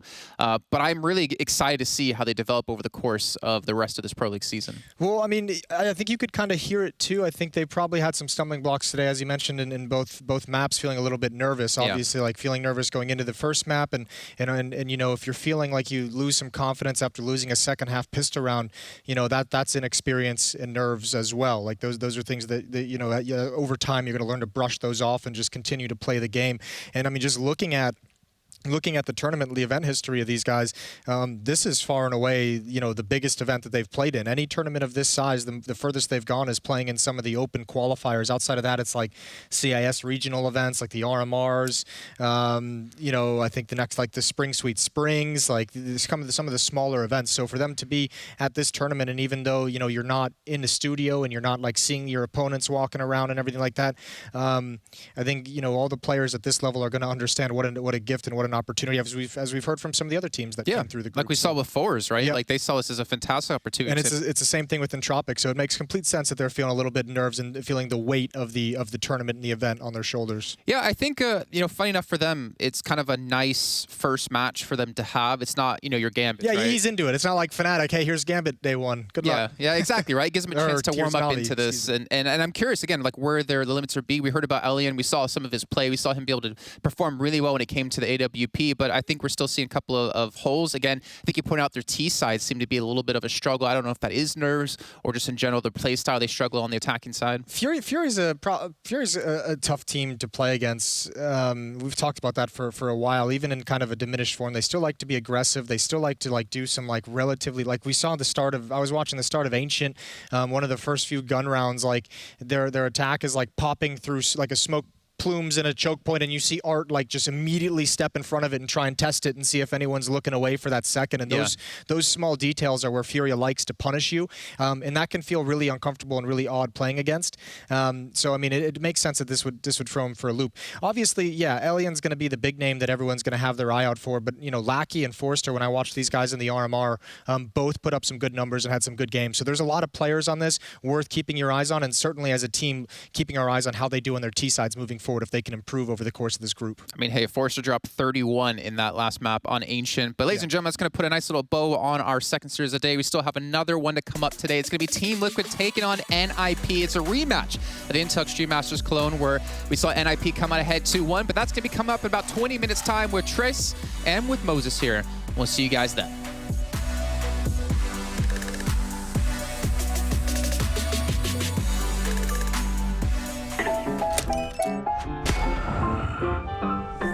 Nice shot, my friend. Cheaters ruining your plays? I have eyes on the enemy.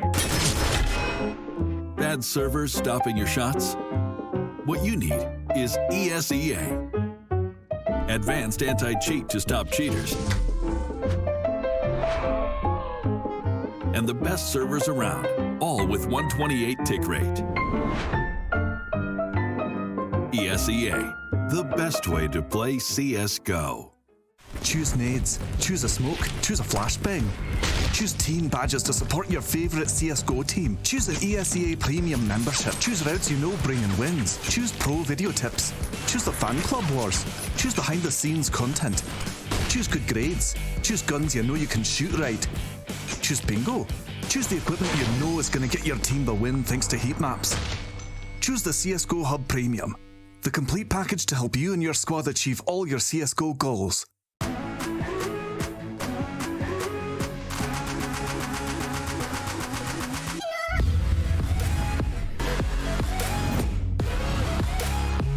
Entry fragger, I would choose Taco. That's my boy. He's pretty good actually as an entry, so he always get information really fast for us. We have good moves as well when he goes to the side. And he's like a nice guy as well as a person, so have a good atmosphere around him. I would choose Yuri from Furia. He's pretty aggressive, so he would be our playmaker for sure. He's really good at aiming as well. He's really smart, so he do a lot of plays for the team, so he creates space. And in a team, you need a guy like that. So you need a guy who always gonna create space with the entry fragger, or do some plays who can get opening kills. I would choose Fallen, and especially because of game leader as well. Fallen is pretty good as in game leader. He's pretty calm when he calls. I think he's pretty good actually. I play with him a lot, so along of my career, and he is really smart as in game leader. He always know how to adapt mid round, so he's really smart as well, choosing the strats, how to prepare the team. So I would choose him. So I think I do a good job supporting the team, going and lurking as well. So I'm pretty smart. So I always know when I need to cut rotations, and I know how to be a joker as well inside the map. So I would choose myself. It's gonna be hard, so I have a lot of anchors, right? But if I want to choose a team, I would choose everyone. Everyone should be from Brazil. So I think I would choose Cacerato. Some FC do a good anchor, and he's a younger talent. He still needs to learn a little bit more on CS. I think he's pretty good actually already, but I think he needs to have a team who can guide him more and have a lot of experience to help him a lot.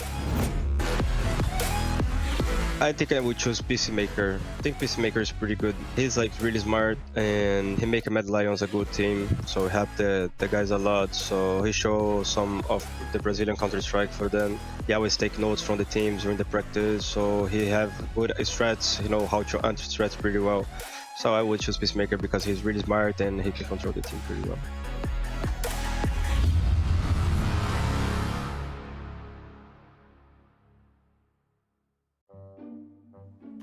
Which spawn I have? The worst one, so you for a bit. Left. Yep. More left. More left. Okay. I'm straight, okay. Straight, right. More right. Hard turn right. Hard turn right. Hard turn. Nope. You gotta go back now if you wanna go B. Left. An inch. More right. Did I get in? Stairs. Yeah. I want the stairs now. No. You gotta turn right and you'll go up the stairs. Alright, you gotta go down to the left and if you wanna plant it. Oh my god, where did I plant here? You planted back bomb. Back bomb, okay. Yeah, you're at oil right now. Turn. I have no idea. To your left, bro. To your left. It's coming up sidewalk. Hey, more down. Way more down. Oh no. Way more down to the left. Wait. I'm gonna have to put it on left. Let me do my work now. Like, oh my. Is he the fuel head? No, dude. You're aiming at the sky, bro. I got it done, though. Alright. Maybe try going Ivy this time. The bots are going Ivy. Gun out, Fallen. Gun out. How is the crosshair placement here? Go more right, more right. Perfect. Literally perfect. Hold on. Shoot now, shoot now. One more right, buddy. Go up, down, down, down. Same spot, more right. Left now. He's behind the trash can. Behind the trash can. Way down, way down, way down. I'm running. Yeah, you're in T mid right now. You're just chilling. Where's my crosshair now? You aim more left and way down. Did you hear him? Oh god, you got him down.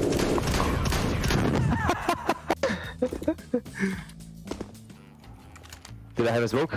Yeah. Oh my god, how did I buy that with the mine? Alright, let's get it done on B now. Cluster's perfect. Go forward and right. Not a lot. Don't go a lot forward. Now go right. Hold D. Hold D. They're coming for me, bro. You're in lockers. They're coming right behind you. You can move your crosshair. How is the crosshair placed They're right in here? T-spawn. You're looking at a wall. The bots are in T-spawn right now. You're in bathrooms. Yep. Forward to the right. And aim your crosshair to the right here. Way more right. Way more right. I gave up. I gave up.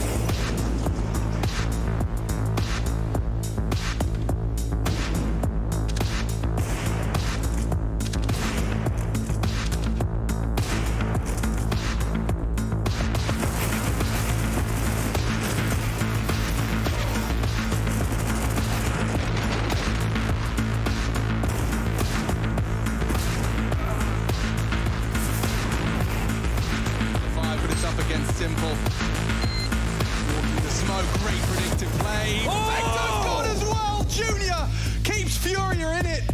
Now Shushin started the sights towards a teammate towards the back. It's Refresh with it all to do now. Oh, Refresh, that's huge! A 4K out of nowhere, and that is exactly what they needed. It's 15 rounds for Heroic, and Refresh just unleashes.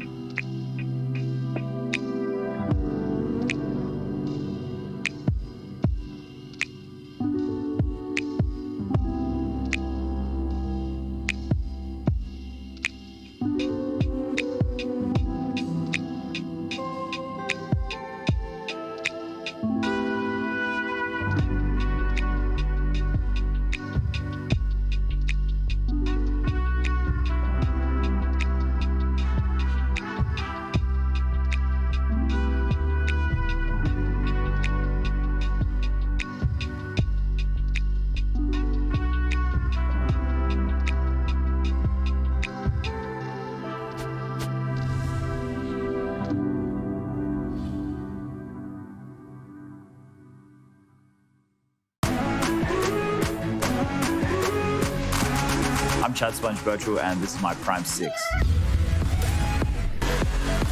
2018, with the dominance from Astralis, Glaive defined how the modern era of Counter-Strike would be played and is played today. I think somebody who's a strong leader, a strong personality, who can play the hero, he can play the villain. He is the type of individual who can get any 4 players of this caliber together and create a star team.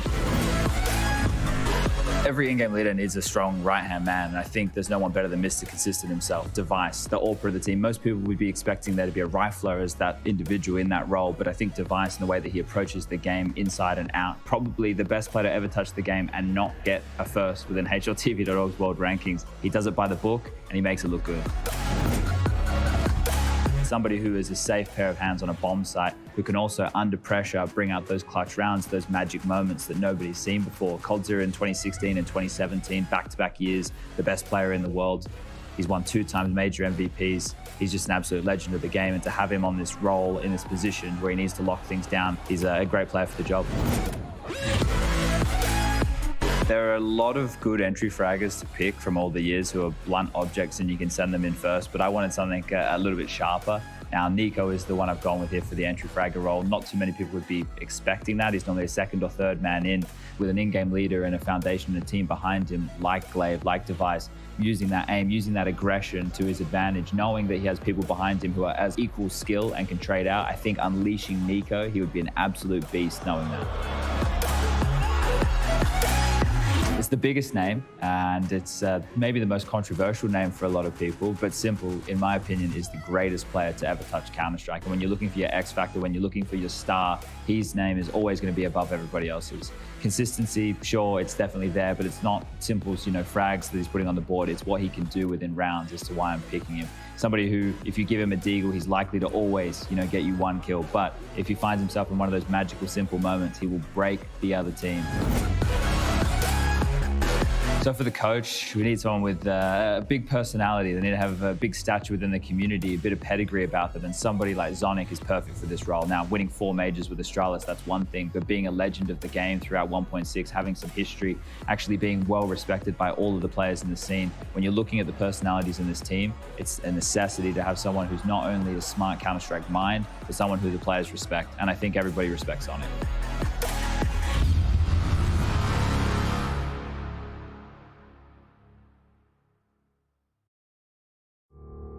How many players, coaches at this event have played at the first Cologne in 2014? You have to be here? Yes. Oh shit, right? Oh my God. Oh, it's gonna be tough. JW? It's not, okay, Fnatic is not here, forget it. Fnatic didn't make it, sorry. That's harsh. Okay, I can start. Me, Sip, Dupree. So obviously there is the Dignitas. So Dignitas boys were Zipnix, Device, Dupree. So those 3 players for sure. Then Olaf from Fnatic. Yeah. Me. So that was my NIP one. So Sure, I didn't even know that. yeah. And I played Fnatic. Yeah. I'd say Carrigan would have been playing. Has Device played, no? He would have, surely. Yeah, so grab Device, 1. Okay, Apex. I was there 2014. I don't know what. You were there with Copenhagen Wolves, you beat me. Okay, so we got Olaf, yeah. Kerrigan. Shocks. Kerrigan. Apex? Apex. Wasn't Kerrigan playing as well? Kerrigan, he was not in our team. Was he? I don't know. Yeah, he was playing though. He was playing. He played for Copenhagen Wolves with Glaive. That's true. Glaive was also playing it. Yeah. Then you take away, boss. I have no clue. TSM and stuff. So it's 3, Device, Dupree, Zipnix, myself. 4. Coach. Sonic, no. Coach is back in the days. Oh my God, I was too young. It's really hard. Face c'est Olaf. I was not in Spodek, you played in this one fucking NFP one. Okay, that says me a lot. Oh, that event. This is a major they won, no? Oh yeah, no, I know, yeah. Okay, there was like a small arena with Yeah, cover and yeah. people That was the plus arena. 18 had to go in. We only missed one, and it was Blade. from? Blade, right, yeah. Oh, right. Navi, yeah. Navi. Ah, yeah, Blade was playing with Flammy back in the days. In Flipside, no? I'm not sure it was with Flipside? He was playing in Flipside? Okay, Blade then. No, I can't remember the last two. It was Blade and Shocks. Oh, Shocks. Yeah, of course, Shocks. Shocks played in Apex team. Boss, man. Listen to the wild guess over here. So I just wrote down like 7 here. We got 7, I think. Yeah. I wrote down your answer. Ah, okay. Yeah. Fuck, I didn't write right. No. You're the only team to get all of them so far.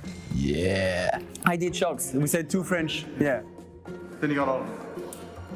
Nailed it. I'm good. That was pretty good. Yeah. Blade and Shocks. Yeah, we got close.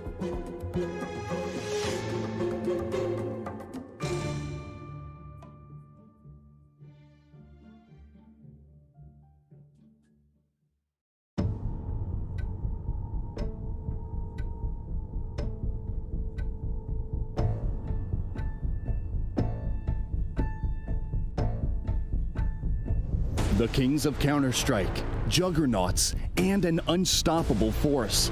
That's how you could describe Astralis' blazing hot form in the latter half of 2019. There was almost nothing they weren't able to win. However, the semifinal in Cologne against Team Vitality just wasn't one of those days. But they didn't bow out without a fight. After being demolished on the first map, the Danes showed their true colors on Inferno, and after an intense battle, managed to bring the game into overtime. Now was the time for heroes to rise, and Device was the one to heed the call. They do have a 3-man stack on this side. Device just had a really rough game. Flashed, he's gonna get that shot, and it has to feel a little bit good. Out middle of the air. Oh, you've got to be kidding me. He takes every single one from nothing to the AWP ace.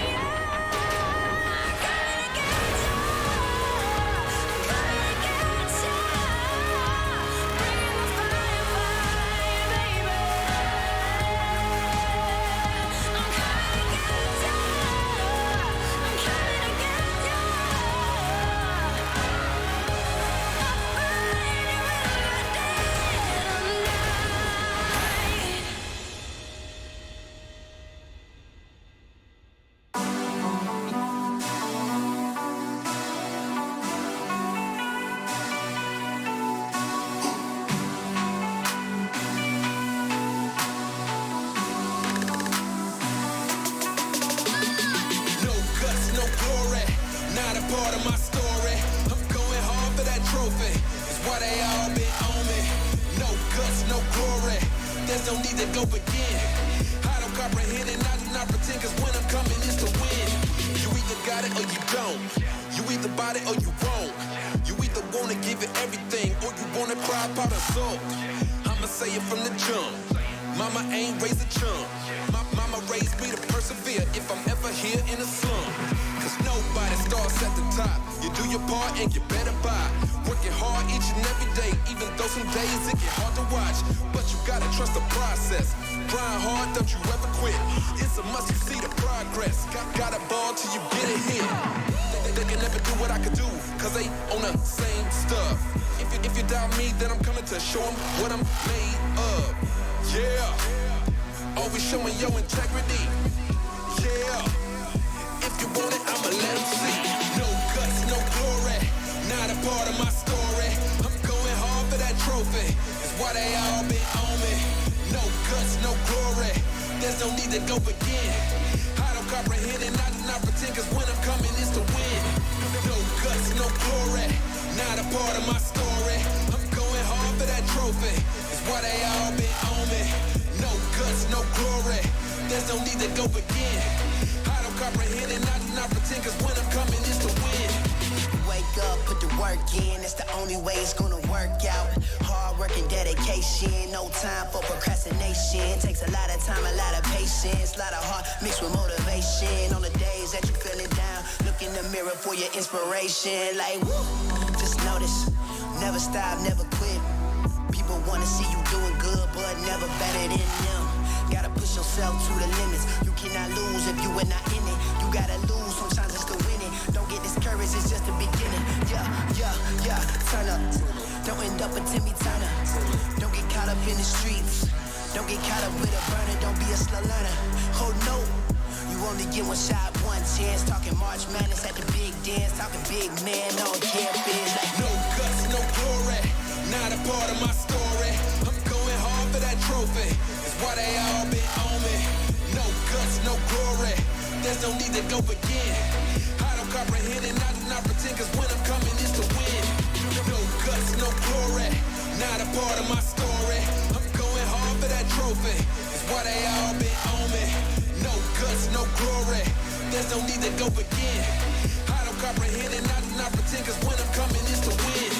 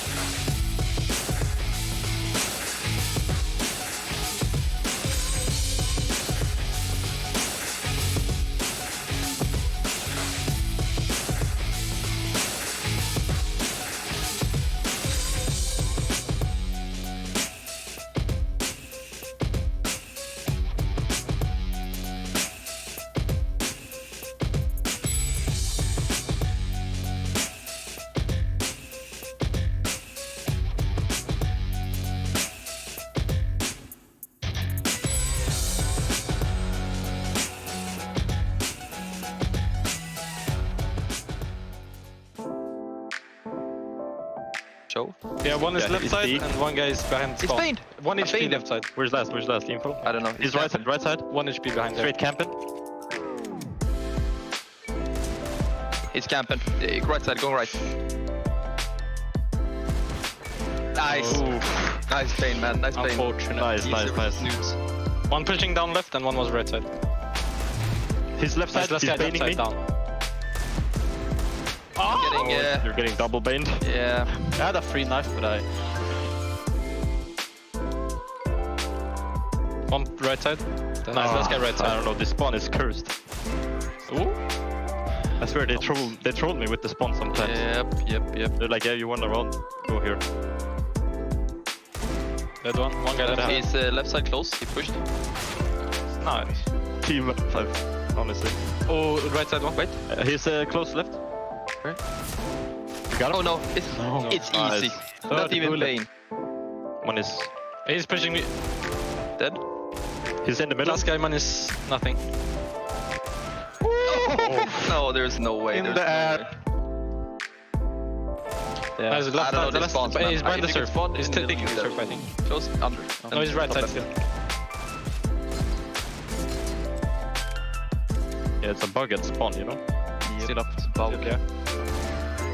I don't even know where. On left side. He's right side of me? He's surfing right side. I smell a camp. He's camping. Oh. On left side. Oh man, he's lifting again. On his right side. Right side last.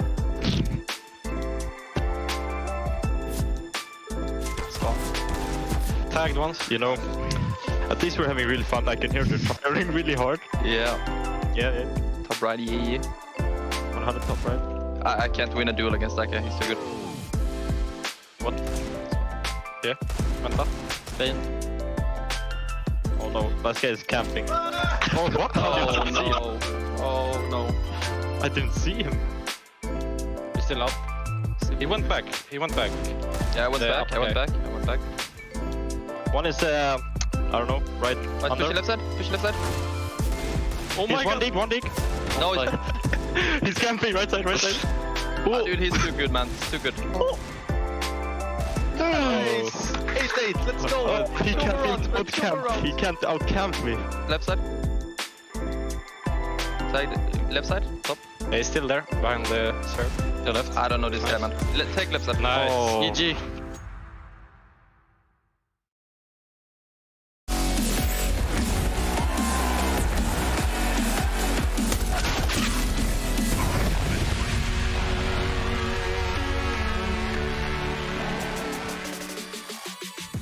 What we have in front of us is a rematch of IEM Cologne 2021 Group B opener featuring Device and Elige. That's right, ladies and gentlemen. We're getting it down to the nitty-gritty here.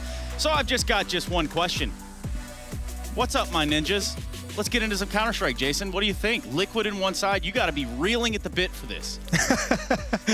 I'm just excited for the rematch. I'm excited for the matchup from Cologne that came back, and NIP actually was able to take Liquid out in 3 maps. So I'm pumped to have that level of rematch because it was actually a pretty big win for NIP. 16-6 on Dust 2, 16-2 on Mirage. They did lose Overpass in overtime, but outside of that, it was dominant for NIP. It was. Those last 2 maps of that series, yeah. Liquid were basically out of sight, out of mind, and that's not where you want to be for Liquid fans. Of course, 2 guys that we try to keep out of sight, out of mind. Jason, who do you think we're going to talk to? Harry and Hugo, I would imagine. My God bless it all. He's done it again. Woo, he's done it, ladies and gentlemen. This guy should buy a lottery ticket. Harry and Hugo of Brighton Beach, Brightfordshire. What's up, guys?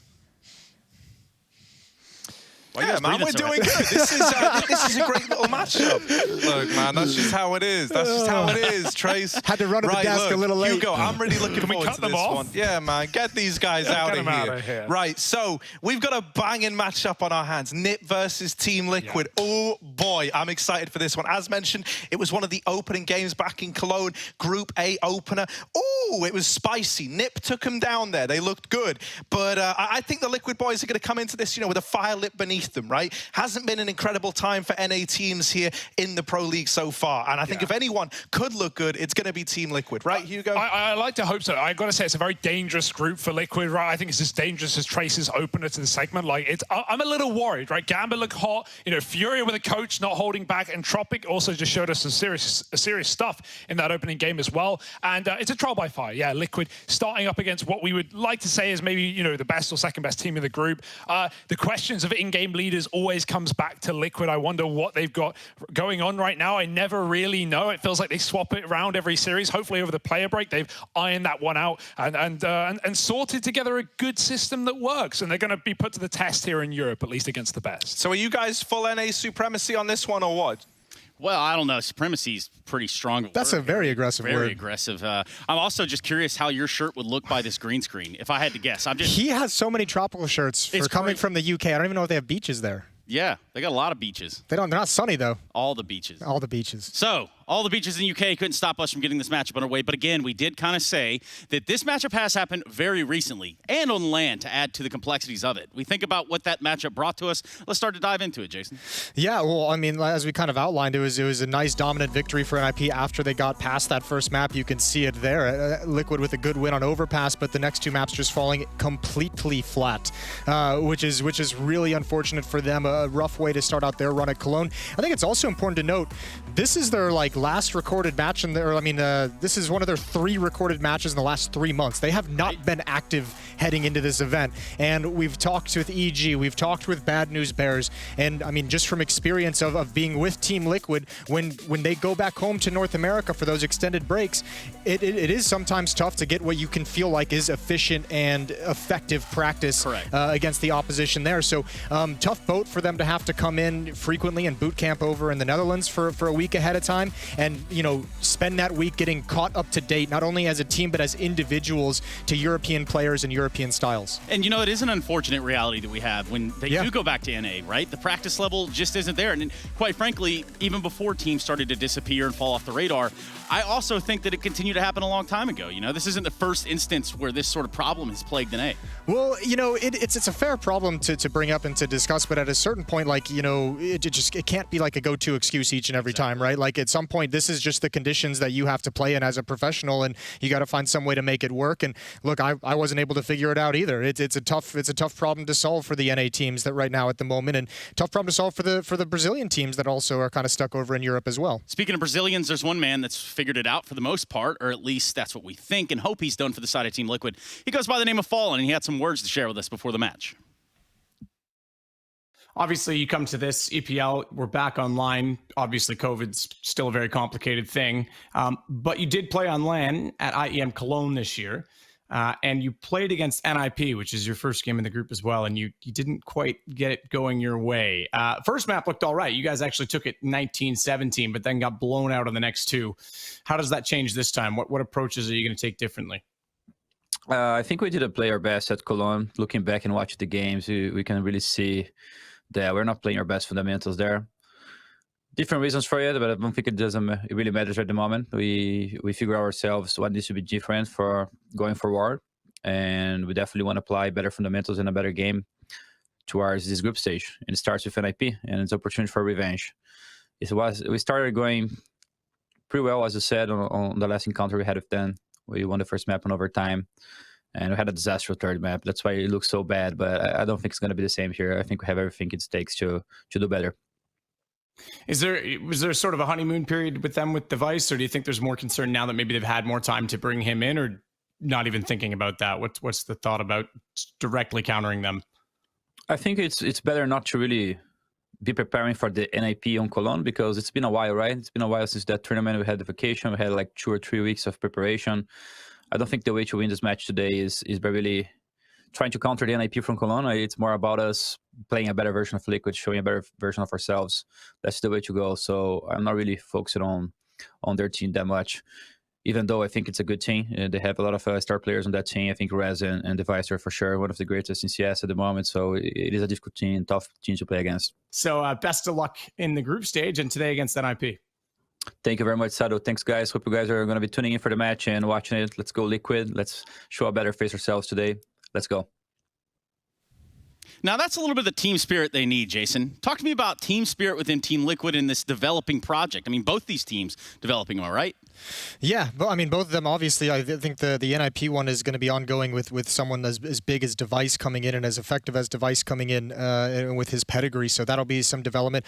Obviously, with the Liquid side of things, it's going to be tough too. I think Hugo brought up a great point about the back and forth now between Stewie and Fallen as in-game leaders. When we brought him in, Stewie was in-game leading. We switched it to Fallen pretty quick after that, and they went back to Stewie, and then I think they've returned to Fallen, and it's gone back and forth a number of times. And I think that's probably pretty tough to deal with when you're constantly switching who's kind of the leader in your head, and getting used to how a leader wants to call the game. They have vastly different styles of being in-game leaders. So if you're constantly switching back and forth, it's opposite ends of the spectrum. That's got to be throwing some players for a loop. So Jason, is there a chance that, not intentionally, but there's rounds where they get called over. They call over each other, or someone tries to pick up the slack. Not saying, in a disparaging way, but more so how that could create problems at the foundation. I think the bigger thing was when we brought them in, we were excited about the prospect of Stewie in-game leading and Fall and being able to notice something in the mid-round and kind of take it over, because they generally play on like different portions of the map on different maps. So having that kind of voice and that in-game leader experience to notice things that you can take advantage of and maybe enact a play before you have to pass all the information to the in-game leader and let him make a decision. We felt like Fallen on the other side of the map would be really, really cool to be able to have someone who could just take advantage of something he saw at that moment. It worked at times, but not as consistently as we would have liked. But there's not really talking over. I think both of them got used to pretty quick when Stewie likes to be vocal, when Fallen likes to be vocal, and back and forth. But there was definitely some initial friction. Basically reading the room. Yeah, read the room. Read the room. You heard that right. We're going to read the room a little bit more with our Epic's GG players to watch featuring Device and Fallen.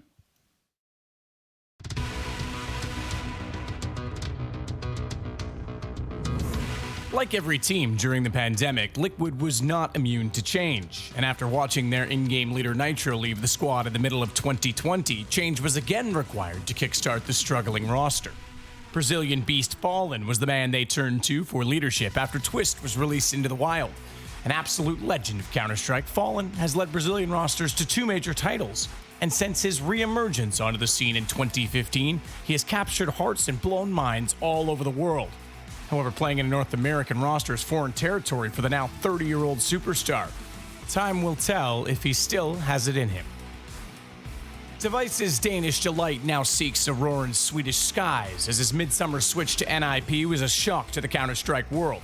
Leaving the most successful roster of all time to join Ninjas in Pajamas was an unpredictable move, and one of the biggest roster moves in the history of the game. His seeming resentment toward Astralis in interviews post suggested that perhaps it's because he has a point to prove. But can Device retain his incredible consistency in Sweden? Pro League is the perfect chance to prove his point. Epic's GG players to watch, of course. All of that amounts to absolutely nothing. We don't know that we're playing Inferno first, Jason. What's the second map? I have no idea how this is actually going to go, this veto, especially considering Liquid, like we said, not playing a whole lot of matches. So Dust 2, they're probably feeling, you would imagine that's a confidence pick from the previous time that they played. A nice quick, I think that was the 16-6 victory in that series from Cologne, and Liquid take out Mirage, which was the 16-2 loss that they took on the third map from that series. So yeah, might not be super concerned about that matchup and looking into it from Cologne, but obviously you can remember the things that went down. Look, Okay. Yeah? No, I'm just thinking. You look like you're about to have like a sort of flashback moment right there, Jason. No, I was looking up. I just wanted to see really quick because, I mean, they've only played, Device has only played Liquid once when he's been in the NIP jersey. But if you go back to the last 3 matches, which extends to the Global Challenge at the end of 2020, his rating at Cologne was 1.58. That's Device against Team Liquid. Pro League Season 13 against Liquid, 1.70 in a 2-0 win. That was with Astralis. And again, the third one with Astralis, 1.49 at the Global Challenge. Device can dominate this team single-handedly. So you're saying Liquid's going to lose, and that's the Jason Moses O'Toole guarantee. I'm not saying anything, Trace. And don't put words in my mouth. We're going into the game with Harry and Hugo. Thank you so much, Jason. We'll get back to you here in a second. But first, Inferno on the cards.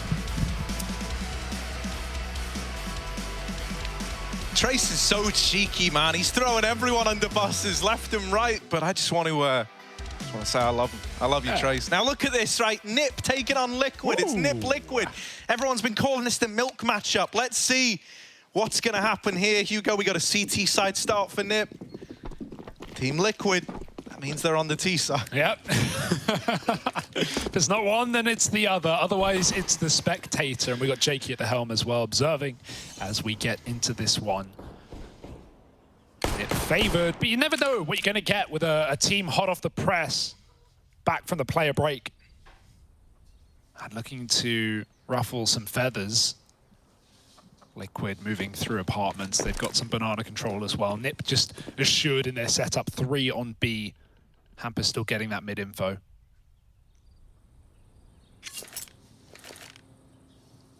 Here they come. Flash play above the pit into the A site. Red's going to get Molly. That will push him out into the open. Flash did nothing. Naf bullets will be a lot better. Hampus hides out at the back of A, but surely they're expecting more resistance. Oh yeah, Hampus, they coming for him, and they hunt him down. Grim gonna find that kill, solidifying the plant for Team Liquid. Nip, do they even want to give this 3-on-5 a go? They're gonna float around for a moment. And I mean, because it's a pistol round, you always want to give it a look in, but now you really can't. Elige tapping another head off has sealed the deal on this pistol round for Team Liquid. Linus and Plopsky, they're out of there.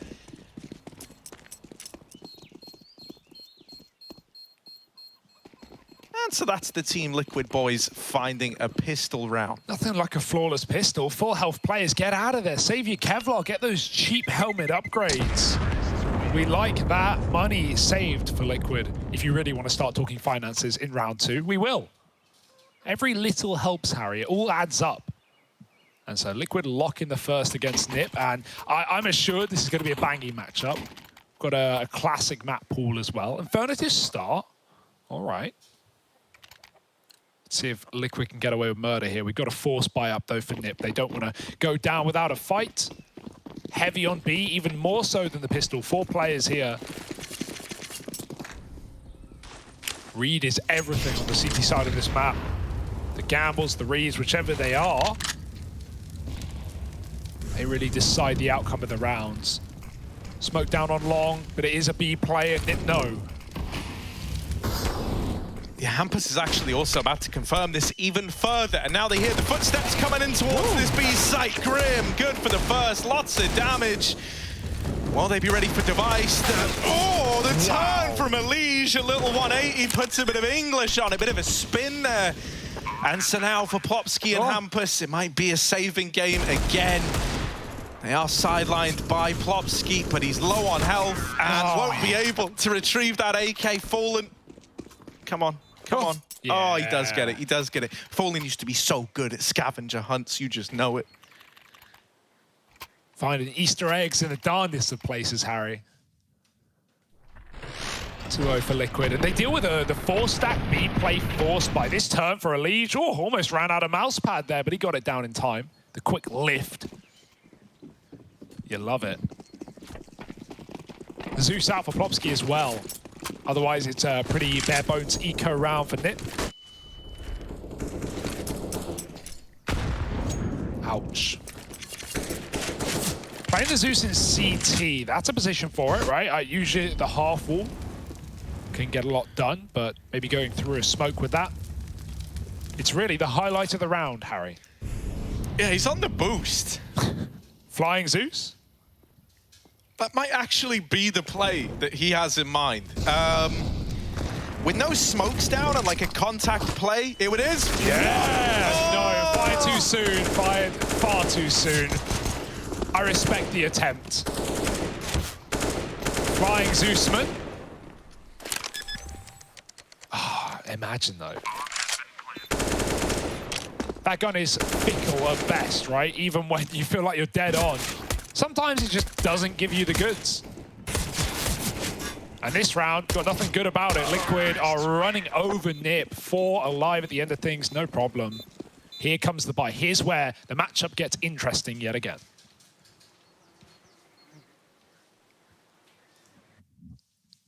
Yeah, Device going to be bringing that AWP out right away.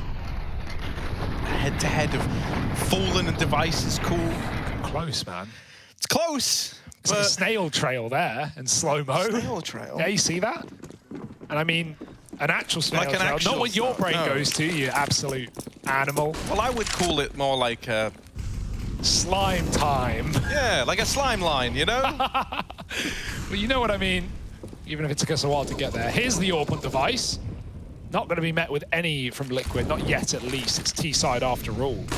They flash him off, he goes back on. 4 on A. Nip have attempted a lot of gambles already, and we're early in the game. Will this one pay off? All right, well, Device now knows that the top of middle is clear. Means he doesn't have to keep freaking out on this angle. Don't know how that was just a tag to Elige. Elige knows he's a lucky boy to still be alive after that one. The next contact is made by Rez over here at Arch. He's opened up the round for NIP. Team Liquid still grouping for what feels like the apps hit, timed with this play from the guys in middle. And so all this smoke goes out now with the goal of cutting down these sight lines. They deal with the pit player, but Rez still waiting in that smoke. And back of the site is Device. The USP claims a life. And that's the bomb as well. No Device making it happen with the sidearm, with the AWP. He gets it all. Device with 3. Brings that AWP out. And immediately makes his presence felt in the server. That's a sign of things to come. Yeah. Oh, this matchup is going to be a spicy one indeed, Hugo. Mate, the USP kill on the site player, that's just rancid. And then, you know, the pillar peek, he stalls it out a few seconds. Elise just holding him down. If Device peeks left, he's dead. And so perfect peek from him onto Elysian Grave, and then even closes. What more could you want from the Danish AWP? Easy does it. On the border, Nip. And Liquid back to their rifles.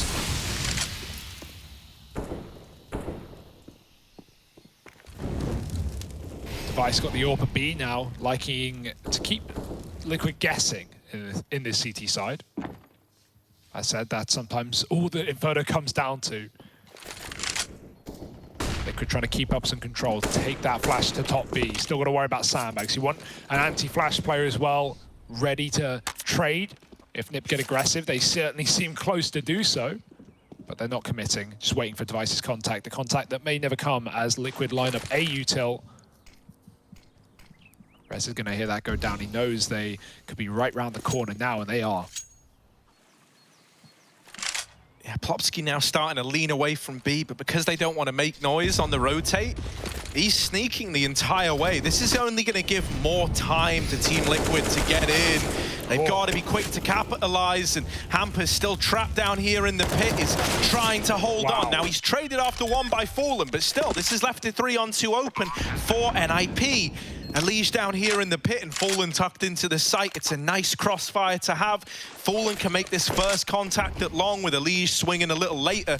And with a resmoke down on Moto, that's only going to give you more room. Oh, it's removed though, as quick as it appears. Elige in the graveyard, good for the first. Device is now scoped in on the angle. And there's Elige with all 3! And he makes that clutch happen. That spray transfer, man, that's something else. Device was not ready for that. Yeah. And so that's 4 on the board for Team Liquid right there on the back of Mr. NA. Oh, that's so beautiful as well. And that 1v2, Device fires a shot through the smoke, and Elige uses that. You see his peak just seems out of nowhere, but he's aware. In that 1 second timing he's got, Device can't refire. He can't trade frag. So Elige goes hunting for Linus, and then even transfers Device on the jump. That is disgusting stuff. That is what we like to see from Elige. Mr. Consistent, bringing it right to the front door of Nip. Fallen, he's got an AWP as well. Picked up, yoinked. So let's see what he's going to do with it. Because Device, not quite as well endowed now. Down to a Deagle instead. 3 M4s, Liquid set up for a B play. This is a smoke, not a flash, ready for Device to retake the top of B. There it goes over. It's actually just a resmoke. Very safe position to throw it from. Also means he can lob it and rotate quick if he needs.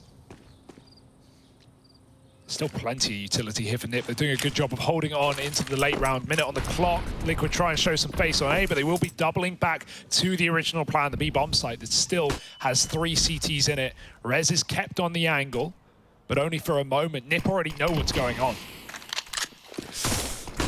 Yeah, Liquid walking into this stack. All the more credit to them if they manage to get in, but there's just so many crosshairs, so many players firing back. Fallen, he knows about this Deagle Device. He taps the bomb, the beta peek, and oh yeah, it's the wrong number. Here he is, back in again. Elige is going to be the man to get it this time. Hampus, 1v2, brilliant stuff from Fallen and Elige.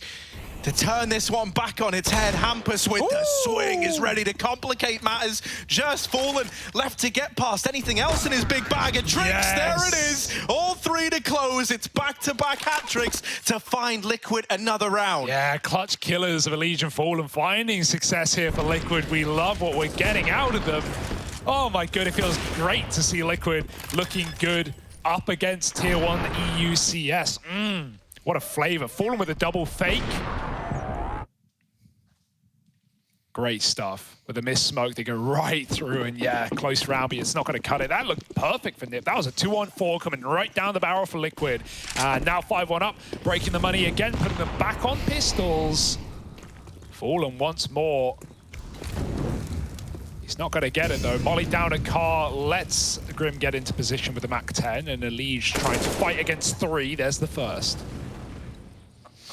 You can't not love the game we're getting out of Elige, right? I always get a little bit worried. He's not immune to slow starters, this guy, but... Oh, saved by the bell. Fallen comes in. Fallen's coming through, and Naf is out in the top mid.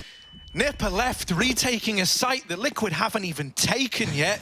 This is very odd, right? Liquid looked like they were originally going to hit B at the end of all of this with the bomb down bottom banana. Nah, now they get the info. There's one there. That'll do on the old info wars. Yeah, these frogs, there's something about them right now. There's something in the water, something in Liquid, and right now I'm loving what we're getting out of it. 4v1 as they delay the rotate. Grim dying there, if anything, just ensures the round for Liquid that nothing can get out of control. Made Linus doubt his rotation, and now he's just trapped out in Library, hoping they feed him. Naf coming his way. But there's a long player to trade if Naf does die. Hell, who peaks first? Maybe it's Elige. Range, nice try. Linus got the dig, and Naf got the shot. 6-1, and Liquid in full control of this game right now.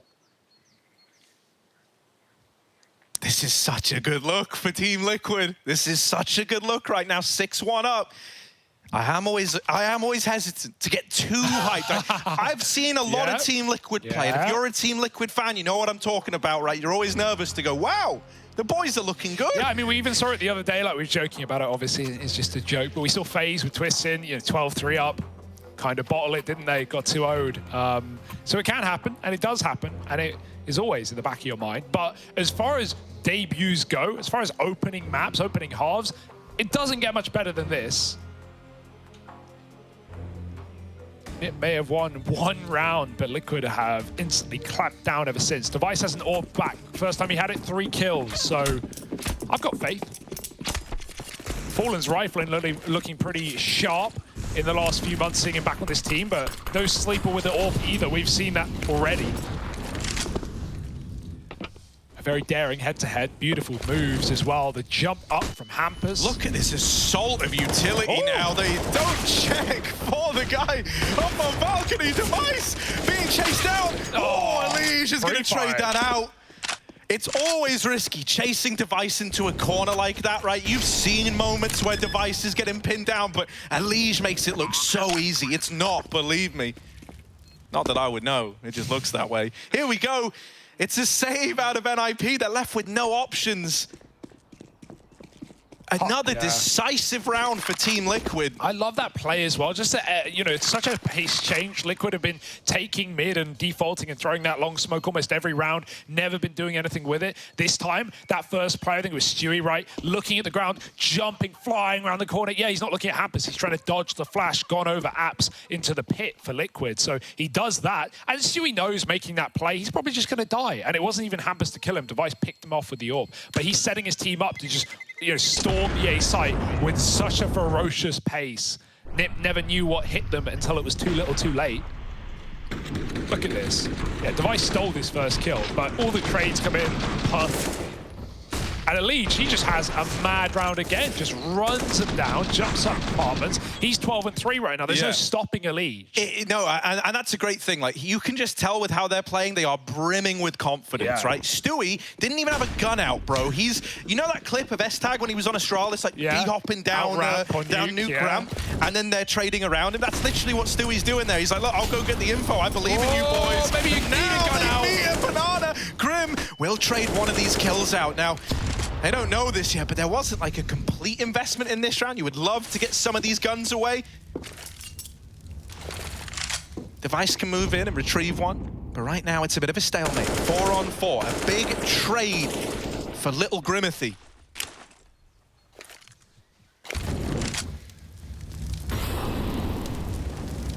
Oh, Popsky just doesn't care. He wants to push back in off the back of the Molotov with Device's flash. It goes over the top. Fallen's already conceded, and Grim the same, holding from logs. Popsky won't double down. He'll call it at that. And maybe you would want to see a reinforcement of B as well, right? Like Device dropping his smoke, and of A rather. Device dropping his smoke and rotating, or vice versa. They just cleared out Banana. They don't seem convinced. Elite just walked the smoke. He made a step. Rez heard that for sure, for certain, and stays on the angle. He's about to go B, and he's certainly glad he did it. 1 kill. Fallen can't find the trade. Oh dear, Elite just found the entry. A is open for business. And he's still hungry for more. Elige, leave him alone. He's pushing everything right now, right? We're so prepared to go looking for the Arch guy, go hunt down that kill, because he knows that in doing so, the round is won. And he's got full faith in his own ability right now. You know, the safer play would have just been to skirt your way into the bomb site, get the bomb down, risk playing out the 3-on-3, but not for Elige. He's like, no, the round can end if I double up here. Yeah. And so he does it. That's what Inferno can be, right? Like, kills coming through quickly, multi-kills quickly win you rounds if they're in the same place, because there's just no way back in that, you know, that rotate on long can't stall and go, okay, I'm holding library, guys, I'm waiting for you. You know, come rotate, retake together, 3-on-3, winnable. No, it's over. Oh, we're 2 out of position. We've lost the A site. By the time we get there, Liquid will be in crossfires with the bomb for them. And so they are saving their stuff. 8-1. 8-1, Harry. Is that how you thought this game would start? No, but I'm so happy this is how it started. This is brilliant. NA's needed a win in the Pro League, I can tell you that much, right? Safe like, it's been pretty grisly for the rest of them. BNB 0-5, EG 0-5. It's not been pretty, has it?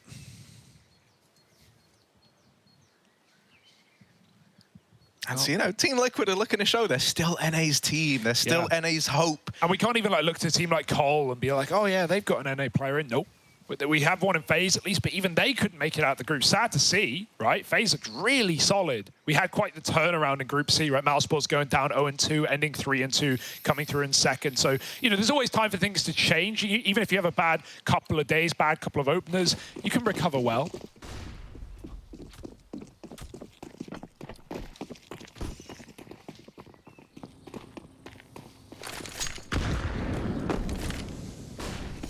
Mag 7 on Rez, Deegs out, and Rifles saved.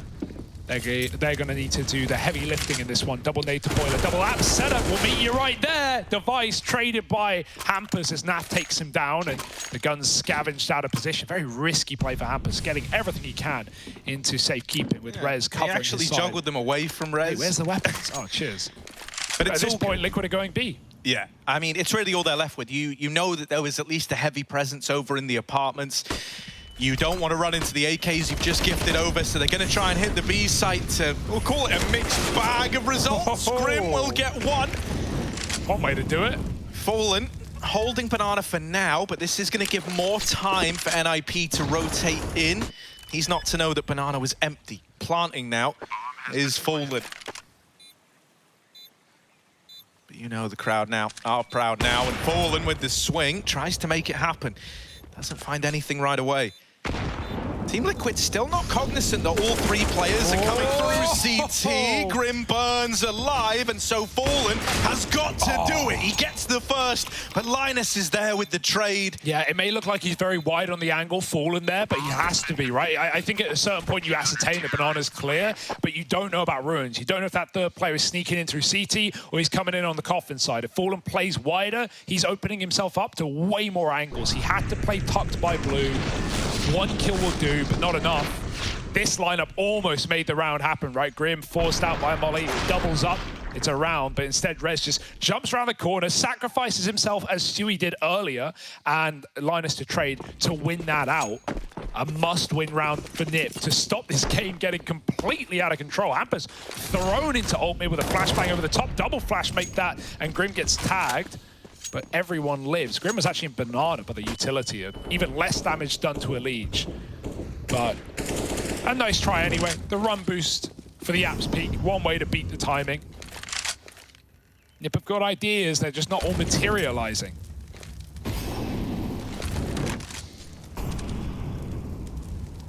Once again, it's another good read from NIP as well, right? A lot of the times they have had the players in the right spots here, right? They've got a triple stacked B bomb site. And in times gone by, that hasn't necessarily been enough to put a stop to these B plays. This round, it needs to be. You need to set that precedent. And with Device here on the AWP, he's looking for his own happy moment now. There's one on the cross. Device blinded off the angle. They're running in, and Elige, that is a beautiful opener. Still, he has to drop his own smoke and CT and now move back in. They've got to play a trap the dark, and there's Grim providing yet more entries. Team Liquid once more walk into the most stacked bomb site, and they don't even lose a player in the process. I don't know if they saw Plopsky, but they didn't Molotov him and he drops his smoke. I wonder, if he doesn't drop his smoke there, do they even know he's back at dark? They'd seen 2 players on B. They knew about the CT man, so in Device. So, you know, there would have been a world, potentially, unless they spotted Plopsky. I don't know how they would have. He could go unaccounted for and he could catch a multi-kill. Instead, he drops a smoke and 2 Liquid players spray through it, catching him moving. So, yeah, unless I missed the detail, that's a bit of a shame for Plopsky. He could have been the, you know, the surprise factor on B. Instead, whew, Elige's entries, my goodness, they're making me feel some kind of way.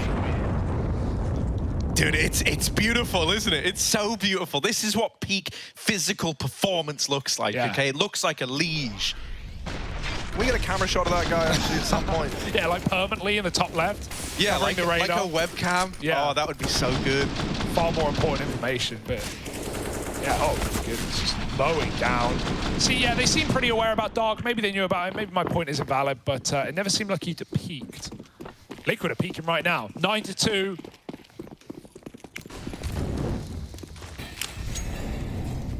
Just seems like nothing can go wrong for them.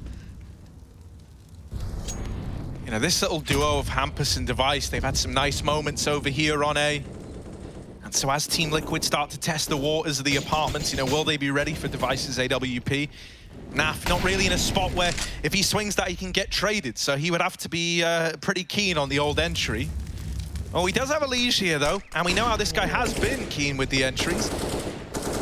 Lucky enough for these apartments, guys, that AWP is no longer set up on the balcony. Device has dropped off to short instead and left the app sold to Hampus. All smoke on B as well. Wonder what that will change. Try and get inside of it, moving both players back to quad. Often with this smoke, you'll see players try and get into CT and wrap the ruins, try and get weird on the B play. Liquid want nothing to do with it. They're hitting A. No smokes down apart from long side, which has been consistently every round. The Device is about to find out exactly what's going down.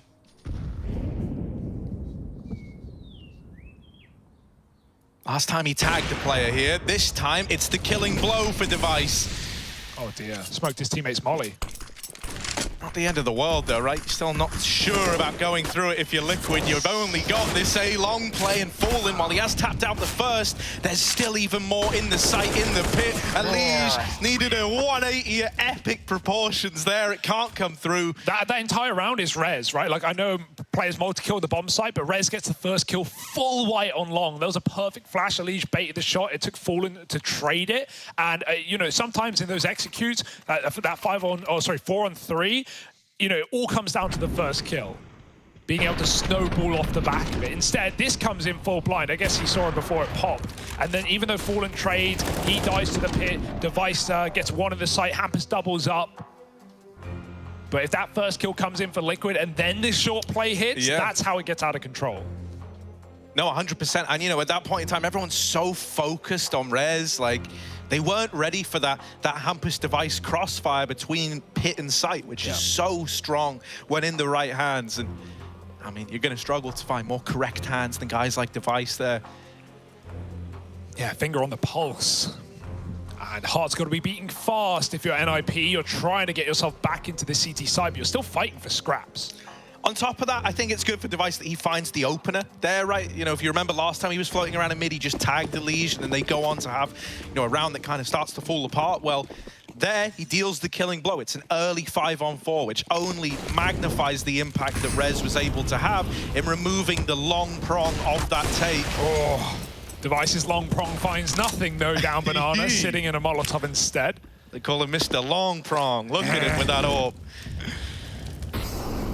Oh, now they're ready for it. Oh my god, dude, fallen in their brains. Yeah, I mean, not the first time Hampus has played here, but oh my god, he saw spam, he saw a tag. Fallen knows now for sure, for certain, and he takes the kill. Hampus never knew the orb was just round the corner. Pretty ballsy for Hampus to just stay up there, but I guess that's like the mind game you're playing, that right? orb peak. They go, you're not gonna think I've stayed around up here. Still a triple B. I like the Nipper insured here. Liquid think they're selling a fake, but Nipper been running this a lot with Linus just watching Spawn. Device is going to hit that contact, but he's blind, and the entry comes in. Grim trades and Fallen follows up. You may have everyone ready to push through the smokes, all grouped up in B, and it's no challenge for Liquid. Bro, these B entries have been so clean. Every B take feels like that's how it's gone. Like, they all push in into a stack. The stack gets one kill, and then it's like traded, dead. Oh, there we go, sorted. We're in, boys. We're done. Round over. Oh, it has been that way for certain. Naf even lurking as soon as Rez turns around. Whew. NA, tears of joy. This should be a moment of rejoice right now. Everyone should be feeling good. Yeah, because as we all know, at 10-3, the game's already over. There's nothing that can go wrong. There's no way that this could come back to bite you. It's as good as finished. Turn off your stream.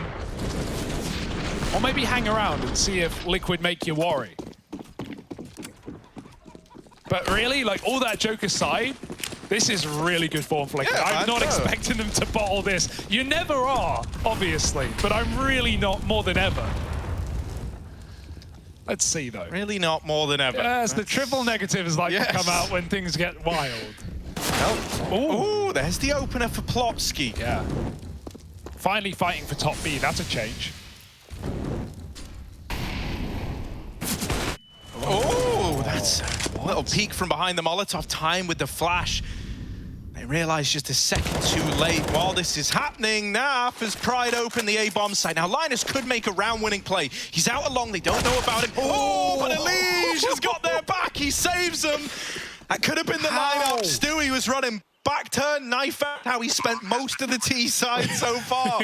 And now just Plopsky. 1v4. They are hunting for him at B. In the actual A site, it's a 1v2. Not that Plopsky is to know that, and without a kit, a 10-second stick would be optimistic. So, just trying to hold on to the AWP. If Team Liquid let you... Mate, how did Elige get that kill? How? Like you said, like that should have been double up, bomb dropped, round up in the air, Plopsky activated. But no, Elige just dinked, bops him, mate. Oh my goodness. Unsinkable. 11-3, and you can't do anything but laugh. Unless you're a Nip fan, in which case you've got to be feeling pretty sad right about now. This is not how you expected this team to come into today, but I can't say it's anything but great play out of Liquid. It's not like Nip are making massive mistakes. Their reads are good. Like you said, Liquid are walking into a lot of stacks and still winning rounds. We're seeing different setups. Device is very mobile. None of this matters. No, man, this is great. You know, like, Inferno hasn't really been like a centerpiece of the Nip map pool, but it's still impressive that this is looking so good for Liquid. Like, if there was any team I had faith in that could show up and look underwhelming, it is these guys. Like, especially when there's so many hopes and dreams of NA, you know, riding on the back of them. But no, dude, this is a very, very nice debut. This round, 4-on-4, thanks to Device with that AWP. I think Dust is going to be a real good litmus test for where this Liquid squad is at. Naf continuing his reign of terror in the A-bomb site, doubling down. Oh, look at this. Linus flashed in. Grim was playing anti-flash, and the fact that Linus gets one. I don't know how. I don't even know where. Oh, it was on Fallen. Yeah, Fallen fell off the wall. He must have hit him. I thought he fell. He must have hit him as the head disappeared behind the wall. That's what I was wondering. Device taking matters into his own hands. He's dropped the bomb in mid, turning around, knows about Naf, and catches him mid-air. That's one way to send off the half. But is it enough? With only 4 on the CT side, Nip backs against the wall. Liquid standing tall. Let's find out where this is going in just a moment.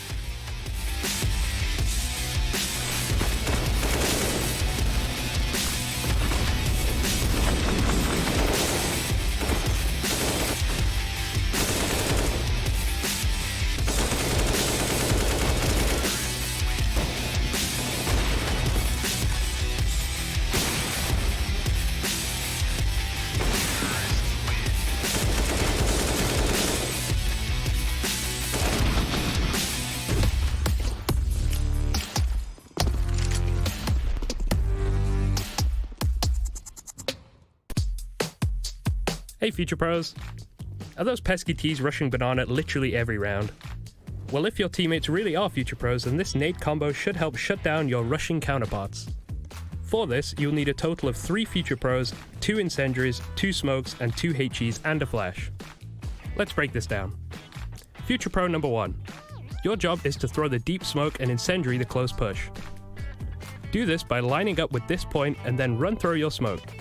The close Incendiary doesn't really have a specific lineup, just bank it off the wall and make sure it's close to the choke. Future Pro number 2. Your job is to throw the Deep Molly. To do this, simply run to the corner of this wall, crouch down and throw the Incendiary while aiming at the top left side of the wall. Future Pro number 3. Your role is mainly just a backup player. You can sit in this spot holding a flash. If you aim along this line of the antenna, you can flash the whole of Banana without affecting your teammates. However, be ready to sprint to A if your teammates call any T aggression on that side of the map. Now that Banana has been blanketed in flames, both Future Pro number 1 and number 2 can throw their HEs. You can choose to double nade tree or double nade the entrance to Banana. That choice is yours. Once the HEs have been thrown, Future Pro 2 can throw their smoke at the entrance to Banana, locking the Ts out for even longer. From here, you can send one of you to push down Banana while your teammates rotate over to A. There are many options at this point depending on the situation, so don't make the wrong call.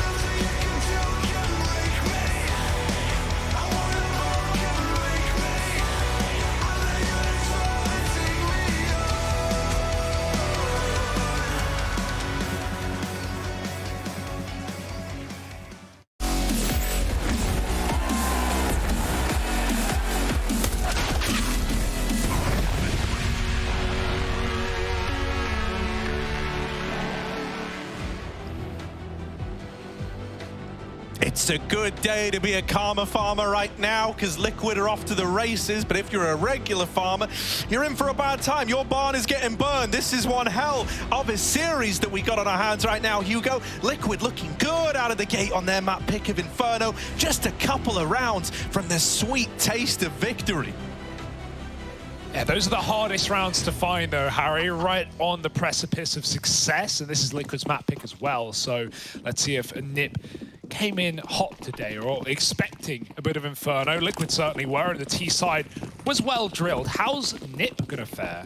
Fast up middle, forget Util, it's armor Glocks, baby.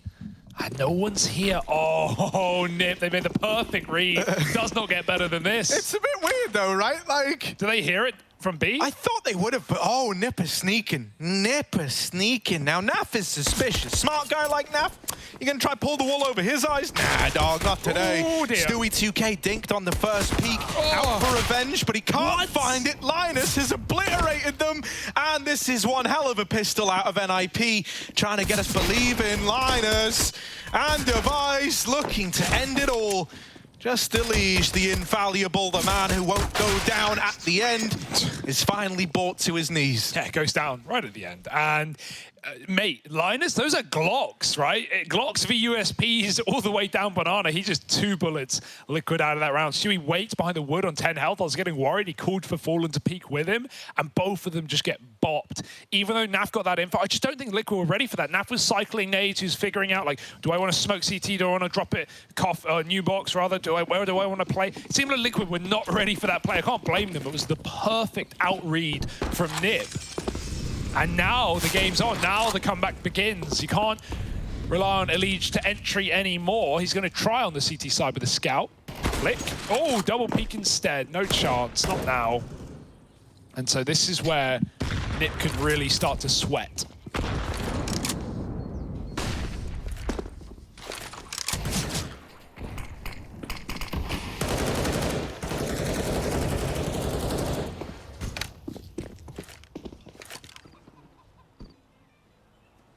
Yeah, they've pulled a Liege round with the scout. He's playing it a bit like an AWP, right? And he's being very, very mobile, but I don't think NIP are going to be as scared of it as they are in AWP.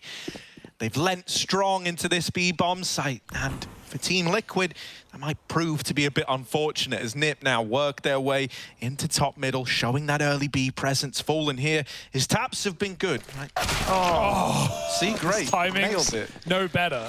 Switches to a nade right as they push, and in the smoke, Grim is gone. Linus sees right through those. And that's the round.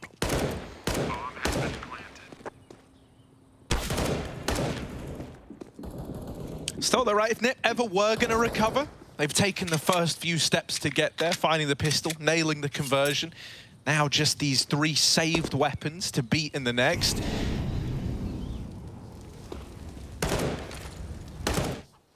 Also, ESL Premier, you can see there, that's the path to the Pro League. That's been going on the sidelines. Yeah. To keep up with all that good Yeah, it's how Entropic got here, right? They were the ones, you know, we saw in the previous game who managed to 2-0 Furia. They came in through Season 36 of Prep by winning it. So that's how they're here in the Pro League. You want to do it yourself? Go play the ECA leagues. Go work your way up. Maybe you'll meet Harry in Open if you're lucky. Yeah, maybe if I get demoted. Nice try. From, you know, the Pro League itself. Yeah, of course. I mean, you're here, so... I am the 6th man of... Extra Salt. Extra Salt, yes. Yeah. And famously... I've heard that. They're not here, but that's fine. Here we go, though. Right? Just these saved... Well, just this saved scout. Not exactly imagining that much is going to happen in this round, but I'd love to be proven wrong. With the scout removed, that's the one interesting part now brushed aside. NIP, a 7th round is inevitable. Well, there is a stack, but yeah, I don't think NIP are going to run the bomb in and throw this one away. Talking of throwing, Naf has a flash to lob into this site. And try and set Liquid up. He's still scared of CT, burned by the pistol perhaps. Here comes the flash, and they all fight at the same time. It's a good flash, but the shots won't connect, and there's aim punch as well to be expected. Bit of a team think. Hampus wants them all for himself. Naf in the spawn, took one with him. You'd like to think no more, but there are low players. Yeah, a lot of them are low, with the exception of Hampus. And like Hampus, no problem. Sees the USP, sees the silencer poking behind the coffins. Spams him out. 7-11, and well, this is where things get interesting for Liquid yet again. Their first buy.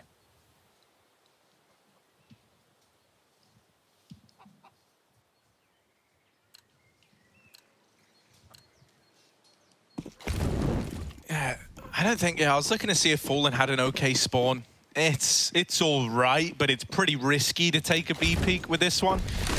Like, look, they're already there so far ahead of time, and so Fallen isn't really able to go for anything too crazy out of the gate with that AWP. They're now working some of this apartment's control. Flash getting lined up by Naf. It's actually the molly going over first, and he won't hang around. Instead, Fallen taking a peek. Now sees Banana is clear. This is a lot of info for Team Liquid. Wouldn't surprise me if we see Naf maybe lean away from the B site now, and that's exactly what he's doing.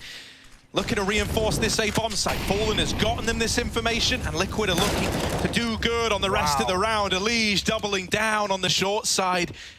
And Linus is unable to trade it. The A play has grinded to an awkward halt for NIP. I love this bait and switch as well. Grim's playing pit. Elige is just hiding, hoping they discount him after killing Grim. And they know about the possibility of this long lurk. Hampus waits the Moto smoke, but at Archway, Naf was smoked off. So he called it. He said this could be happening. And Liquid are not discounting the possibility. Grim, with the spot, sees that play along. And they start to move up on short and apps. We need Linus to activate above as well. There's the long player getting a kill at least, and Device is trying to cut down Library as well. They still haven't cleared the pick. Grim drawing them in. Where's Elige? They wonder. Where is Elige? He's behind you. Bomb dropped. It's all on Linus. Elige is not giving it up. And 20 seconds left. Naf moves in for the kill. 12 rounds out of Liquid. You couldn't see a better way to contain that long take and that split into A. Liquid are aware of it every step. Yeah, beautiful stuff, and you know, so much of it. I mean, Elige doing this, like there's only so many times you're gonna go. Device never got a double here. Yeah, this was lovely out of Elige. On top of that, though, and I think you do have to give credit here to the double B holder Naf and Fallen once again earlier on in that round, deep clearing out Banana. So far ahead of time, they're able to make that cool across, guys. It's looking like and even that, you know, gives those players on a better poise, a better understanding of the fights they're about to take, the fights that are about to come to them. Now in with a triple B lean, and the timing couldn't be sweeter. Fallen, they are trying to get cheeky with it, but is he going to be one step ahead? Device on the receiving end of that AWP. Fallen out like a light. He's trying to elude capture from these AKs, but he keeps throwing himself back in. Everyone's just playing with a lot of confidence right now on Liquid, it feels like. One is never enough. Can't blame them. Especially with some of the things they got away with on that first half. Still going to commit to B. Fallen's got a reflash. It's going to maybe make you fire off shots, but they managed to dodge it while lining up utility. Here's the exec. How will Liquid fare on the hold? Fallen doesn't need help yet, but he will do. Naf raining out with a kill. Smoke now dropped, gives Fallen a little more room to play with, but Linus is running up on him, and Naf live, but they don't check for Naf. How's he allowed to get away with a double? They knew about him, he'd been in the kill feed. That's a little bit awkward, and it's given this advantage over to Liquid, who were poised to play retake.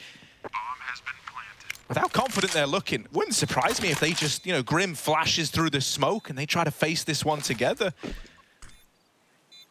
There's the smoke for Banana. Now they spot Rez at Pillar. It's Hampus in the pool that they don't know about yet. Here they come. Elige with the opener. Rez is blind, but still taking names, and Grim needs to be quick here. Time is not his friend, and neither is Rez. He nails them with the AWP. That is a huge clutch for this guy to pull off, and it's kept NiP competitive. Now on to 8. The gap between these teams is shrinking, Hugo. And I'm starting to get a little worried. Yeah, that's a 2-on-4 out of NiP as well. I don't know how they pull that through. Rez with some bangers, not even just a close of the blind shot too. It almost looked like they were about to line up, and the hype's there for NiP. They're starting to believe, they're starting to taste victory as well. And it's all coming through for NIP. Yeah, I mean, after, you know, I was expecting nerves or something of the sort, like Linus kills the AWP and he just never checks for Naf. That comes out of nowhere. Definitely a scary moment, but one that's quickly solved.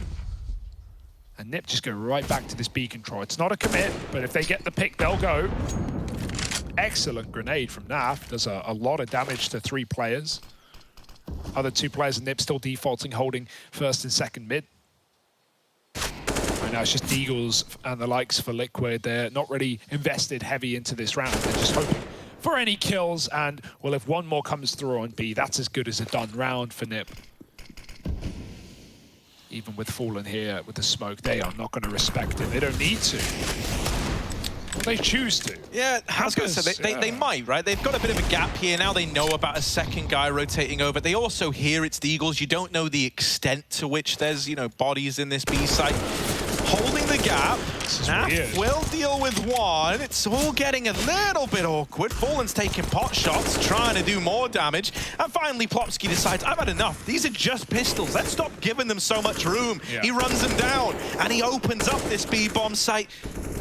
NiP moving on to 9, and there's not really much that Elige and Grim can do about it. Little bit awkward there, right? Yeah, like with the smoke going in. I can kind of understand. Down. I really thought they were just going to go I thought they would, but, you know, to them, they don't really, like I say, they don't know the numbers in the site. There could be players up on the boost on either side of that smoke. Plus, it's a bit of a weird smoke that comes in. I think that was more just a... Very shallow. Yeah, that was more just like a matter of the circumstances for Fallen, right? He's scrambling a rotate, and so he's just throwing whatever that serves a purpose. But NiP don't know that. It gets a bit weird as well, because Device drops his AWP and goes to grab the gun, and in doing so, he's stuck with the pistol while he's getting faced. Oh, nice exit. And a couple of kills on the way out does some damage to the NiP economy. That damage will only matter, though, if Liquid run away with rounds and start breaking this, you know, fairly low money.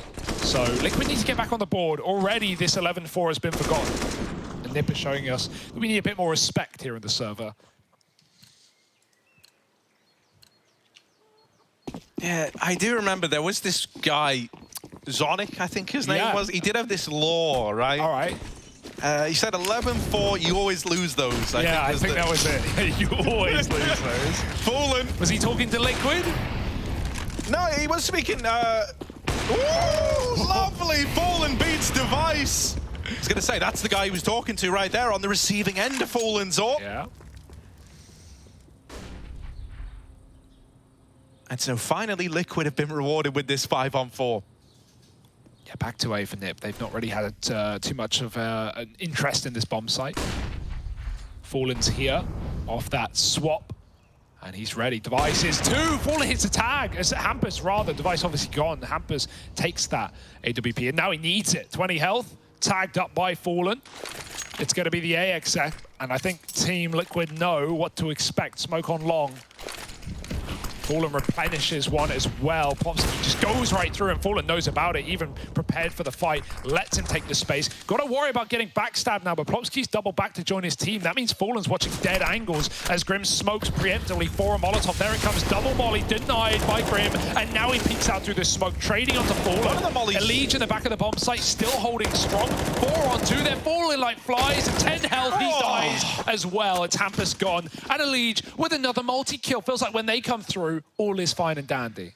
I got a little bit nervous. Did that second molly not go out? The second molly didn't get extinguished in the smoke. Just hide in the smoke. And so Grim, obviously expecting it to be put out, keeps running into this Molotov. He can't go anywhere. He's taking damage even when he's in the smoke. That was very, very weird. Oh yeah, I see that as well. You know, you just hide out in the smoke. He realized very quickly, wait, I'm still getting tickled here. Better just let Elige do the rest. Yeah, I'm glad that Elige steps up there because he needed to. Like, that volley in the pit does actually make Grim's life very uncomfortable. He can't peek anything all of a sudden. Yeah. And so he's just trapped in this tiny little cage. But that's where you have Elige to go big mode and just shut everyone down. Yeah, and that's nice. You know, for Elige, if this was someone else, you know, we'd be saying game of life, Harry. But for Elige, this is just another Wednesday, my dudes. This ain't special.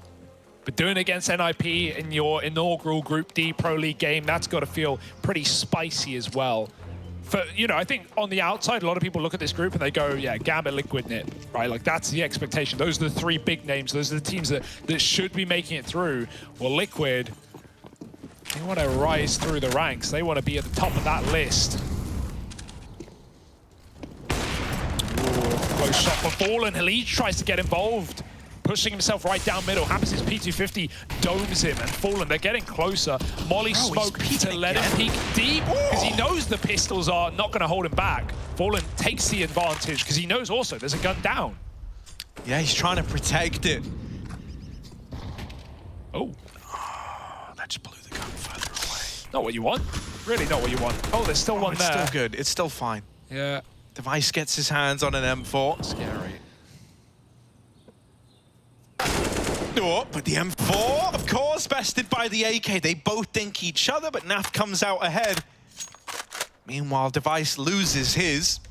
Hampus and Linus, now they're walking over towards this double long setup, and Fallen's very keen to fight you.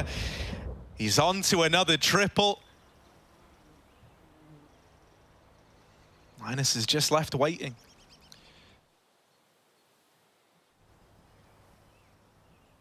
Oh, yeah, Fallen nails it. Great round out of the guy. A lot of re-peeking from Fallen, but he knows when to pull the plug, right? He knows that 2 is good enough. Then he reroutes, repositions, keeps NIP guessing as to where that AWP can find itself. Fallen's taking so many crazy fights in this map. It's actually, dude, it makes me feel like I'm in another year entirely. Like, he has no fear. He's yet to, like, give up a kill as well, like an opener or you know, make a silly play. And in head-to-head to be Device, mate. Think about how good he's looked on those banana fights. Down banana on top of logs. Like, Fallen's had everything. And now the blood's flowing. He tries what Elige couldn't get away with. And Hampus down low runs through the Molotov. Now, the AWP shot didn't connect, but it's better than going down 4v5. It's showing the mental state of Liquid. It's flowing right now, Harry. They're feeling it. When you start going for those plays in back-to-back rounds, And now, side by side with Grim tucked in the cubby, or Elise rather. This is all in for NIP as well. Like this full investment is everything up against 14, right? They haven't saved, you know, something in the tank to keep the investments looming. Like, no, their hearts, their minds are all in this round. Their pockets, their wallets are there as well. So what can they manage with these pistols? There's Fallen to remove one of these long players. Now, the remainder all up through short. Grim might be blind, but he still won't give you the time of day. Fallen helps out, and it's 15 on the board for Liquid, starting to feel as good as done. Yeah. But with everything going in to that previous round for NIP. Mate, Grim must be wearing a burgundy t-shirt or something. You know, you feel like he's the anchor man right now. Doubles up in the back of the bomb site, and Elise always there to swing and never miss. 15-9. I don't want to say it's done, but it's not going to get any easier for NIP, who just have pistols in this round.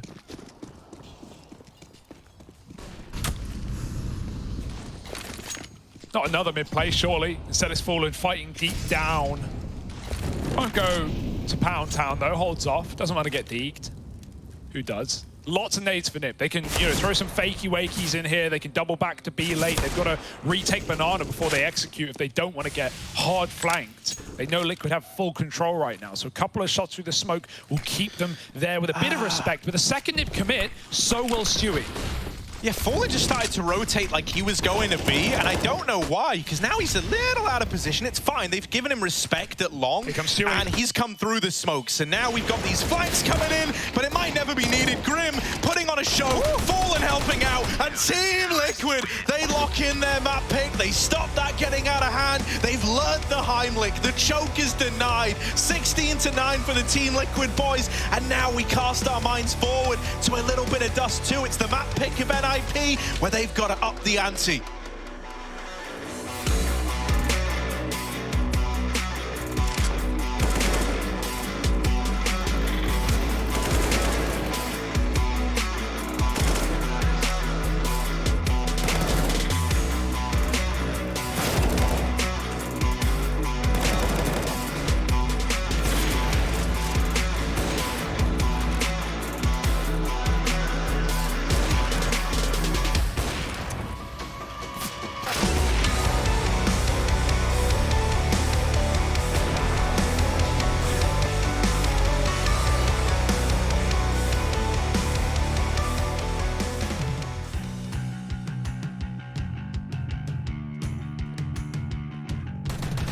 Maybe not. Backside, maybe. CT, right? He's right-clicked. Harry! Oh! Nice, actually. No, the other guy was hit too, but he could have gone mid to B. Yeah, planning? Flashing over. Pushing you. No rush. Up mid road. Dude, that guy's garbage. I missed! One in A rush. Hey, Harry, mid-choke, and rush off in B. No, dude. We need to play together. We talked about this. We need to play together. Follow me or lead the way. We're going for the 6-0. We're going for the 6-0. The 6-0. Both mid, both mid. Both. Or maybe I'm right.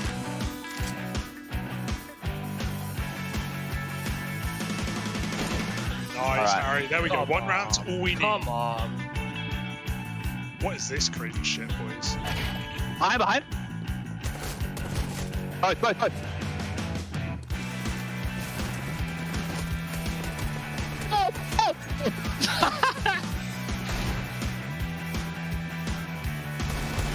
He's top mid. I'm going B.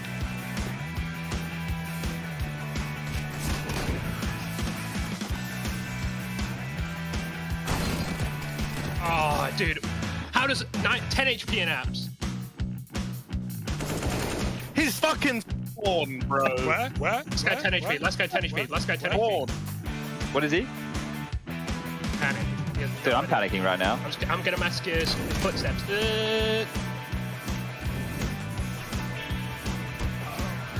Dude, the spread is unreal.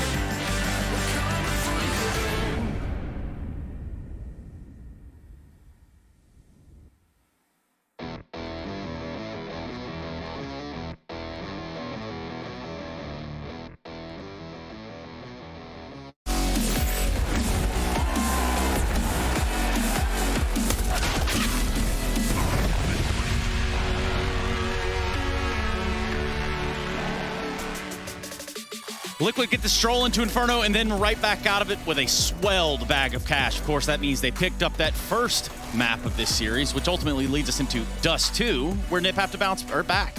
But for Jason, the bounce back starts now. And I want to begin to talk about some of the things you were saying in the pre-match and how Liquid is back. Well, let's start with two things. I think one, Fallen called, I thought, a very, very good game in terms of how fast they were on bomb sites in that first half. They were not messing around whatsoever. When they started to attack a bomb site, whether it was B or A, they were in that bomb site focusing on trading, nothing too complex, just trade the kills, move up into position and get into that bomb site. And that was so very effective. Now, I also think that they got bailed out a lot, or not bailed out, but they got set on the right path by great performance from Elige to open things up. That 1v3 in the fifth round, I think it was, prevented NIP from going any kind of a run, prevented the defense from building any economy early on, gave the momentum and economic control to Team Liquid, and they just ran with it. That was just them rolling with the punches and rolling with the success that they were having. And look, I think on some level, you have to both give credit and criticize NIP, because I think they actually had a really good game plan on their CT side. The amount of times Team Liquid attacked bomb sites that were stacked with an extra player, especially that B bomb site, was phenomenal reading from NIP, but you got to criticize them in the sense that they weren't able to convert those into successes very often. Like, it was weird seeing a team being able to stack a bomb site and be there in position, ready to go at the right time, at the right moment, and then all the kills to go against them. Those stacks were not effective despite being, called correctly. Yeah, and for Liquid, obviously, this is exactly how you want to start the season. This is exactly what you want. You want to have the smiles on your face. We want to talk a little bit about the players involved, the U.S. Air Force aim high head-to-head. But more importantly, I just see it on their faces, Jason. They're having a great time, and there's got to be an inspiration behind it. Yeah, there certainly was it you? There certainly does. Must be that new coach bringing the smiles out. Somebody had to say it. I know. You just were hammered home. I thought I'd just bring it all the way.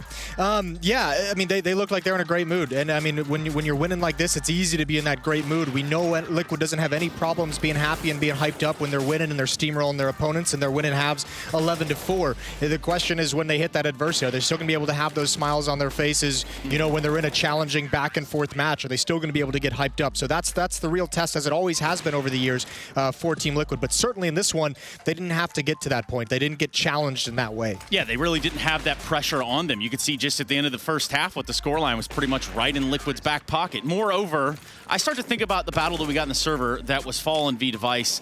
But just thinking about how animated and how activated we saw Fallen within the server itself. I mean, he was doing monster performances there, making very much a big impact, and it really doesn't reflect as naturally on the statistics. Well, it was, yeah, he ended 20 and 12, which is a nice little scoreline, but certainly at certain points during the game, he wasn't up there. I thought he had some really nice op shots, and I thought, more importantly, it was nice to see him going for some more aggressive peaks and more aggressive plays and trying to be a little bit more assertive with the AWP. When I was there, that was one of the conversations, was like not really feeling like he was comfortable with like which plays he could make, like when he could actually do it. Like, he just didn't feel confident in making those plays quite yet. So it's good to see that evolution coming to fruition and then him having a good game to back it up. So Jason, on the opposite notion, let's go, devil's advocate here. Mm-hmm.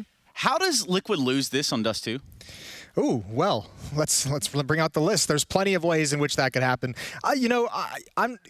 I think they got very good at Dust 2 towards the end of my tenure there. We started to improve upon the map. It was a big focus for us because we got blown out on it. I don't know if that's going to carry over and still be there. But certainly, I mean, against NIP, Device with the AWP, super mobile. He can pick any options. We actually saw a video in the break screens earlier of him going through some of his favorite options based off his spawns. So Device is obviously going to have free reign. I don't think we saw really the talent of these NIP players on Inferno on the CT side in their initial battles. I think Liquid did a great job of opening bomb sites up, winning those initial duels, and just being able to trade numbers into bomb sites. So you'll want to see guys like Rez, Plopsky.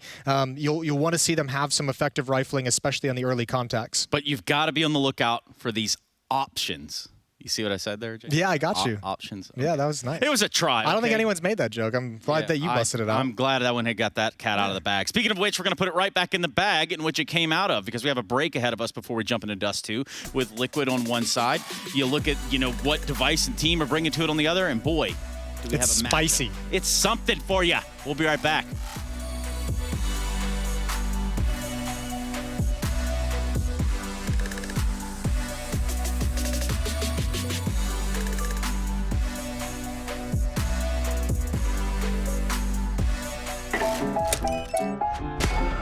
Yes, nice shot, my friend. Cheaters ruining your plays? I have eyes on the enemy.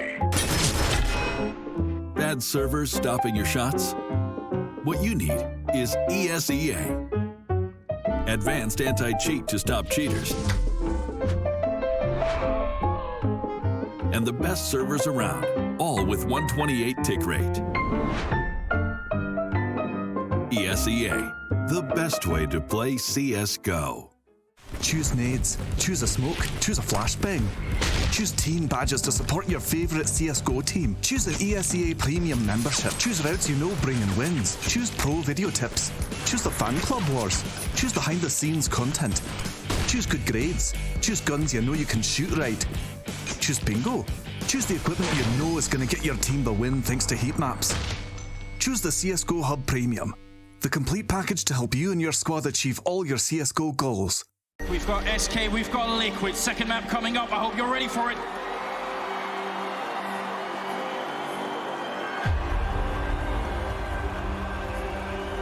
Liquid, you've got some problems right now. It's definitely looking good for SK.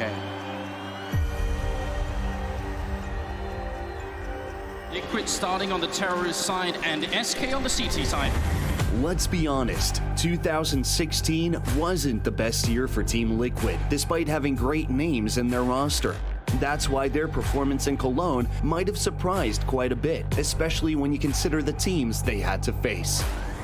They managed to climb all the way to the grand final, and now stood against the mighty Brazilians from SK Gaming. However, soon enough, Liquid realized that this might be just too much for them to handle. And after being swept from train, they again found themselves struggling for breath on cobblestone. FNX in position. There's another spray and FNX all three. And that's when JDM sparked a faint glimmer of hope.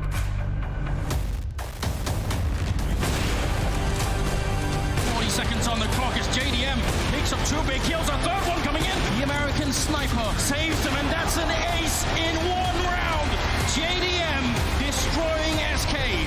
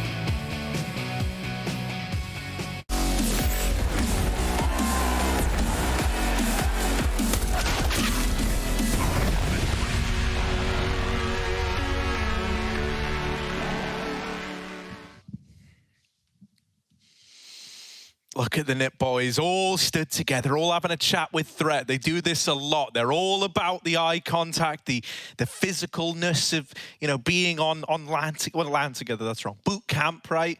Ooh, NIP, they got a tall order ahead of them now. Dust 2, their map pick in this series. And one where, when I think of Liquid, I think of Choke Central on this map.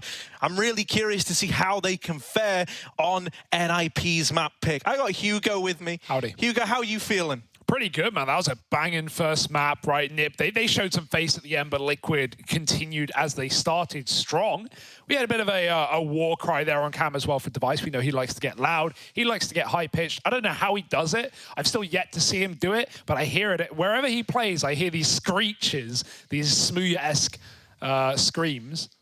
And they are coming from Device, believe it or not. For Liquid, it's stern faces. It's cool guys just hanging out, having a good time. Try to win some Counter-Strike. Going 2-0 tonight in EPL would be one way to start the group, that's for sure. Yeah, and versus, you know, the heavy hitters of NIP, right? I think there's a few teams in this group you're worried about. Nip are definitely one of them. Gambit probably the others, right? So this is a chance for Liquid to show up here. But I kind of hope we get a 3-map series out of this one. I hope we get a duel that goes the distance, right? Ending on Overpass, hell of a map to close it on. I want to see a little bit more out of Stewie 2K here as well, right? Obviously, we had a blinding game from guys like Elige and Fallen. The Fallen part definitely helps. You know, having him pop off with that orb versus guys like Device on the other side. Yeah.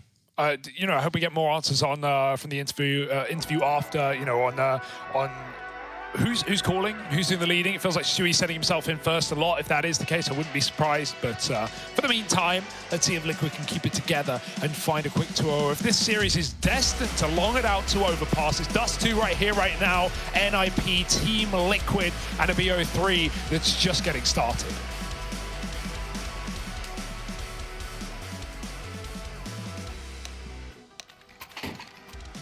Yeah, and as mentioned, Dust 2, the battleground. Map pick of NIP, Inferno going the way of Liquid. They won their map pick, guys. Does that mean we're in for a good time or a long time? Let's find out.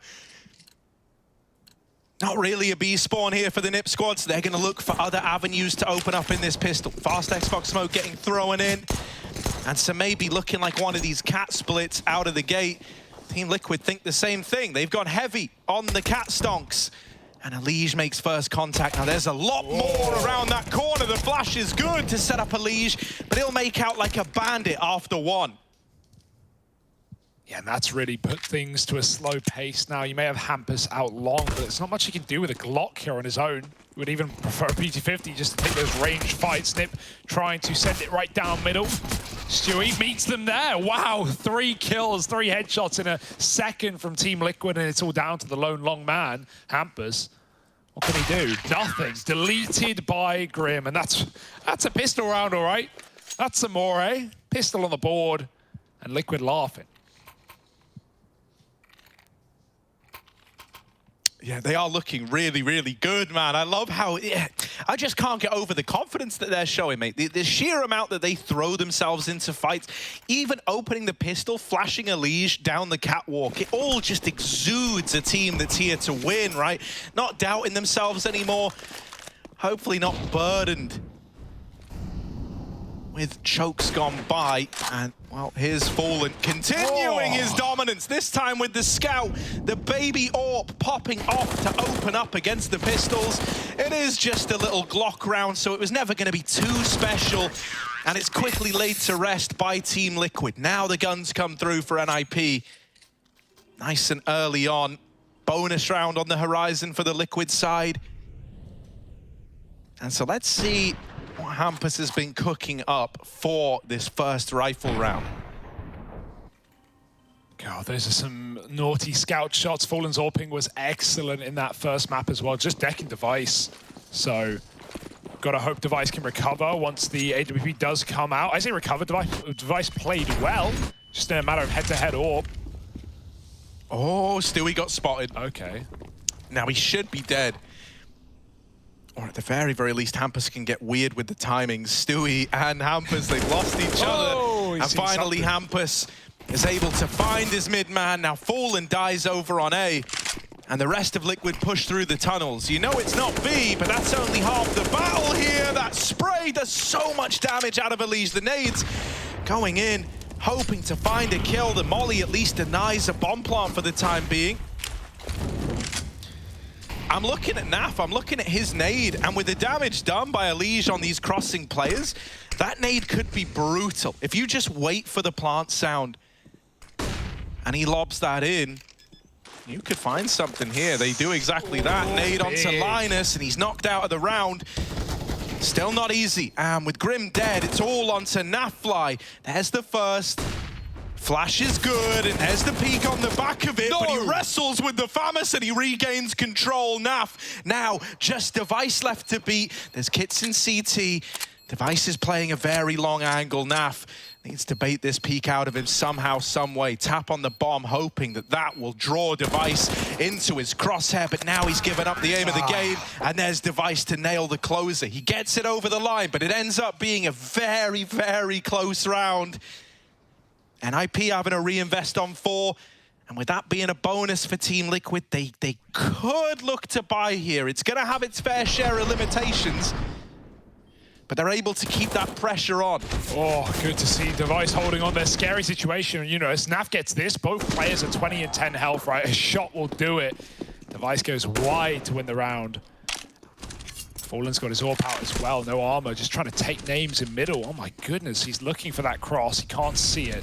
Instead sets up for lower. He's still very open to T-spawn. Thank goodness no one's peeking it. Back to B he goes with a bit of a read, I suppose. Hampus is lurking long. With no cat take yet, that only leaves B. So Liquid are all set up at the right place given the info they have. Nip, though, now throw a spanner in the works. That hinge smoke coming down makes you wonder if Nip have more control than they do. Hampus is trying to sell that fact as his team set up outside B. Bomb even dropped back passive to make sure Liquid don't figure that out on an aggressive play. But they're about to find out the hard way. Liquid is still really suspicious, though, about this tunnels push. They're starting to aggro in, and there's Stewie and Fallen lining up the B play. Shot through Stewie's legs. I have no idea. Fallen nutmegging Stewie. And that is just pulled the round away from you if you're Nip. You don't even know about this third man still in the site in Naf, and so you're going to have to come up with an entirely new game plan here. 30 seconds left, and if this is all meant to come in at the A-bomb site, it's going to be down to the wire. Is this just a save with 3 players still alive? It looks like it. Device isn't going anywhere fast. Mean, what else can you do, right? You know you haven't done anything to draw a rotate, so there's still loads of A control for Liquid. You've seen a triple B, and so you go, no, actually, I want nothing. I don't have the util to make any kind of play happen. We could flash long, we could do one smoke on the cross. It won't change anything. It's sadly the right call. In a lot of these rounds now, in the mid-round, Team Liquid have grouped up with 3 towards that B site and tried to push the tunnels with like 2 guys going in and 1 player hanging back in the site itself. I wonder if that's something that's going to keep up. As I say, they've attempted it twice, and we're only 4 rounds in. But both times they've gotten results from it. At the very, very least, you get the info. Best case scenario, you get what happens there, which is this crazy lineup. Yeah. I still cannot figure out how Fallen got the second guy. Yeah, crazy, right? It looked like Stewie was just in his crosshair there, so completely denied. So is Hampus. Peeked down through T-spawn. Fallen takes the kill. Don't know how that happened with Device not finding him. Maybe he fired onto Naf instead, as he's already tagged on the cross. So good timing for Fallen there. And I mentioned this head-to-head. I know Device doesn't have the AWP yet, but the numbers are in. And Fallen was 4-on-1 against Device to his favor. Device went positive against everyone except Fallen and Elise. No one went positive against Elise, unsurprisingly, with the game we just got out of him. So, Device given a pistol, got a backup weapon, and they'll be backing it up right into B through middle first. Liquid leaning 3A. Don't have a CT player in position yet. They're double cat to aggress. That lets them flank, but they might not need to. Liquid are coming to them yet again. Oh, now they hear the utility and Stewie's like, actually, no, I don't want to peek this. He knows he's in for the long haul. He's just going to fight till his last breath over in middle, and it comes quickly. There's Naf there, but Elise pushing, smokes, mows him down. And Team Liquid are off to the races onto Fort. Breaking apart that force buy with the saved guns still in place, and now the money is gone again for NIP. This scoreline's going to get even sweeter for Team Liquid. Yeah, right, it's got hurt from Nip. It feels like you're just being read at every corner, right? The aggressive B tunnels play. Now that mid setup comes just at the right time. They were double cat. They were pushing up. Elise dropped off right at the perfect second to trade out Stewie and Naf in middle there. And Liquid 4-1. Fallen keeps going for this audacious mid fight. He might get something out of it as well. They're boosting up for Cat, and he hits a leg through the box as well. Rather not a leg, but a tag. It's 8 health for Hampers, barely standing tall. I was going to say still, but he's not strong. Still. Maybe. Strong, yeah. I thought that was it. Yeah, maybe that was the word. Who knows what's going on in my head? Certainly not me. Oh, dude, Fallen just doesn't feel any fear in this game. Oh, my God, he tagged him and then the molly finished. He's just laying them up. Fallen is looking so crisp right now. Ooh.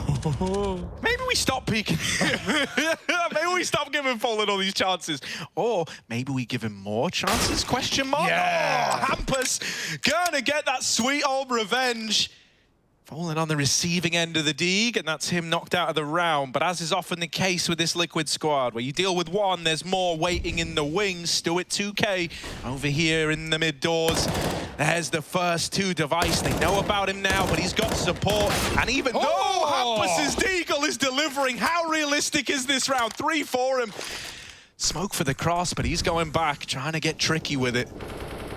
These have been some really nice digs, but it's going to take 2 more on top of the 3 you've already nailed.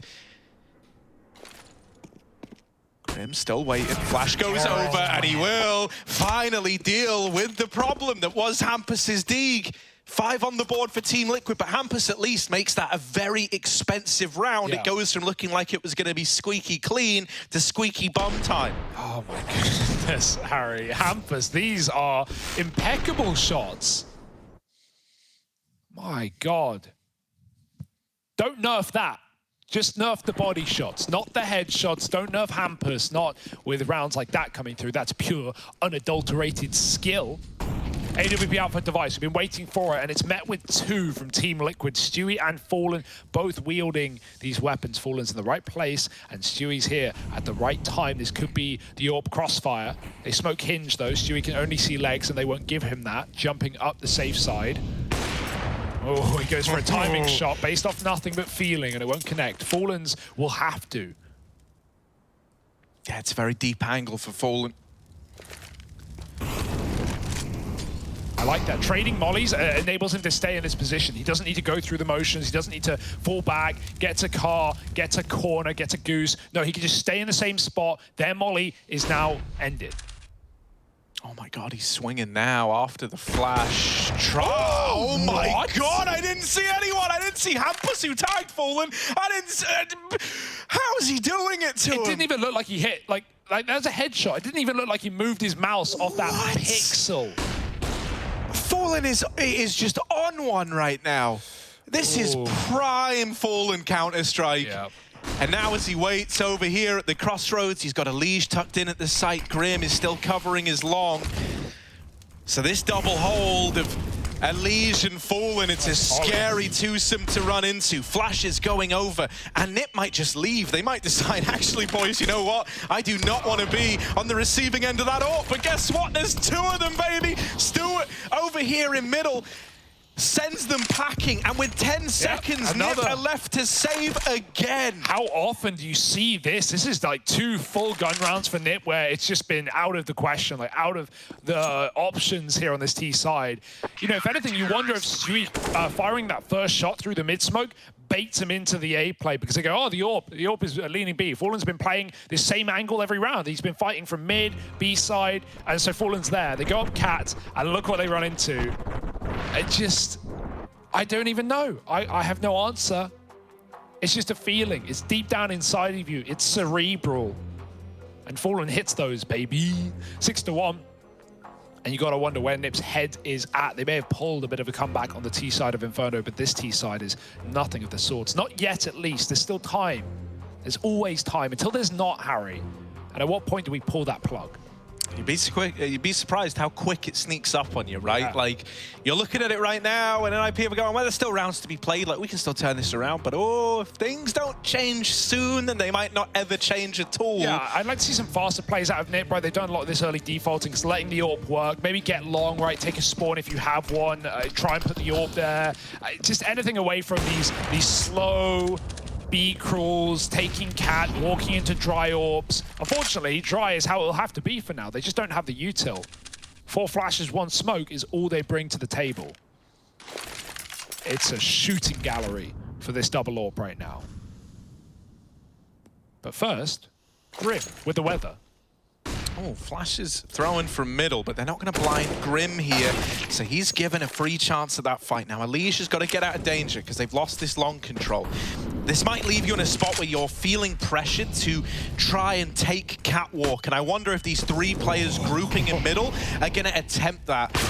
Oh, Rez with the taps. He's at it again, but Fallen and Elige are quick with the left and right hook, the response. And even though Nip had all this long control, they were still obsessed with trying to fight for middle. This has given time for Team Liquid to push and clear the catwalk. As I was saying right now, you don't care that they've got long, because guess what? You've got Cat, you've traded places.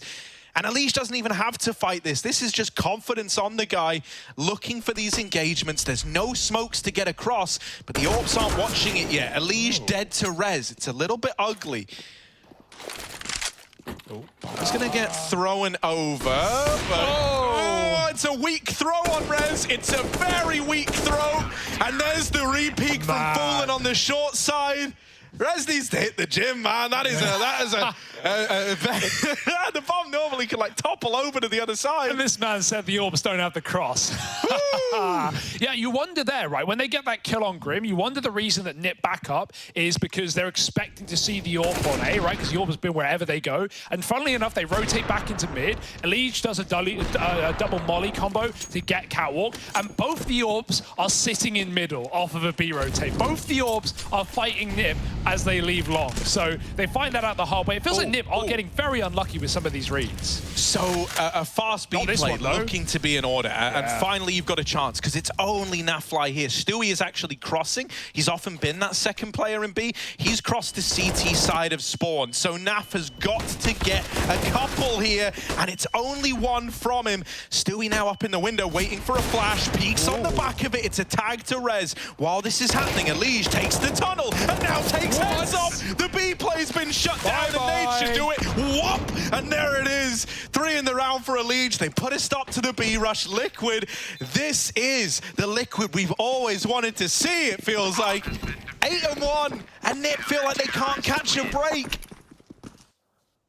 Yeah, that's probably the mindset right now. We've got another full buy. Nip, they make a close eco happen, but at this point you're not worrying. You're not talking about close rounds. You just need wins, man. That was the same case to start Inferno on that city side. And Elige, what a fast flank, not even being considered. Nades to close, AWP tags, and even with a solo B effort and only 1 kill out of Nap, you feel like that's maybe the way in for Nip. It's not. AWP down middle, Fallen up on Catwalk with the boost as well. Very quick in position, but he couldn't pick a side, pick an angle to hold, and so he'll have to give it up. Tag down low. Finally, Nip, they push back the AWP with success. Grim gets spotted, and he gets out along alive. Feels like Liquid. Cats right now. More lives than we can count. More nades up Cat as well. Plus, like, Fallen knows he's getting given a lot of respect. Like, even at the start of this round, he takes that shot, misses, doesn't drop off, though. He hangs around on the catwalk because he just doesn't think they're going to re-peek him. And so now Liquid is set up with 3 over here in A. Fallen is quick repositioned with the AWP to hold these mid doors. Nip throwing in a full cat exec. They're going to have to get past Elige and Naf. Terrible twosome, and there's Nafly with the opener. Out through middle, crawl the remainder of Nip and Fallen. Don't let your attention get drawn away at the wrong time. Stewie and Fallen need to hold mid with the orb, so Fallen goes running through. Now he is dead after one, but it's a collateral, and Stewie now having to hold off at the B site. They're coming from everywhere. Missed shot, and there's the door wrap. Stewie removed from the round. Grim's trying to come in with a big flank through the tunnels, but if you give a kill to this device AWP, that might force a save. Please, that kill's going to entice you back in all of a sudden. Device was not ready for an AWP to be on that angle. He was not thinking about that. And now this tunnels wrap has flushed out another. Plopsky all alone, and Elige is going to find him. It's a 2-on-3 retake at the B bomb site. You normally don't even see those attempted, let alone one out. Devices feels like he needs to get involved, right? He needs to cut them down. He takes a re-peek, he takes the advantage, and Elige swaps it right back. Fallen's damaged as well, right? He gets a collat on his shot as he runs through the mid-smoke and tags Plopsky, who's finished off by Elige. It does come into play. Another tunnels flank, Harry, that is not even considered. This one comes from long to T-spawn. Last time it was Elige dropping cat to lower. Grim is so quick in the behind. Linus is not ready, not watching it, and that's twice now on B plays out of the 2 times you've got the bomb plant that you have been backstabbed. These can't afford to keep happening for Nip. Falling apart at the seams, and Liquid. Absolute scenes. Elige is also keeping it up, Harry. 13-2, as if the first map wasn't enough. He wanted to step up even more. Plus the AWP is like, okay, yeah, Stewie misses both shots there. I don't know how the first one's not a hit. And you know, no scope, that's just rolling the dice at that point. But even with those 2 missed shots, everyone else is there to provide. Fallen's 11-3.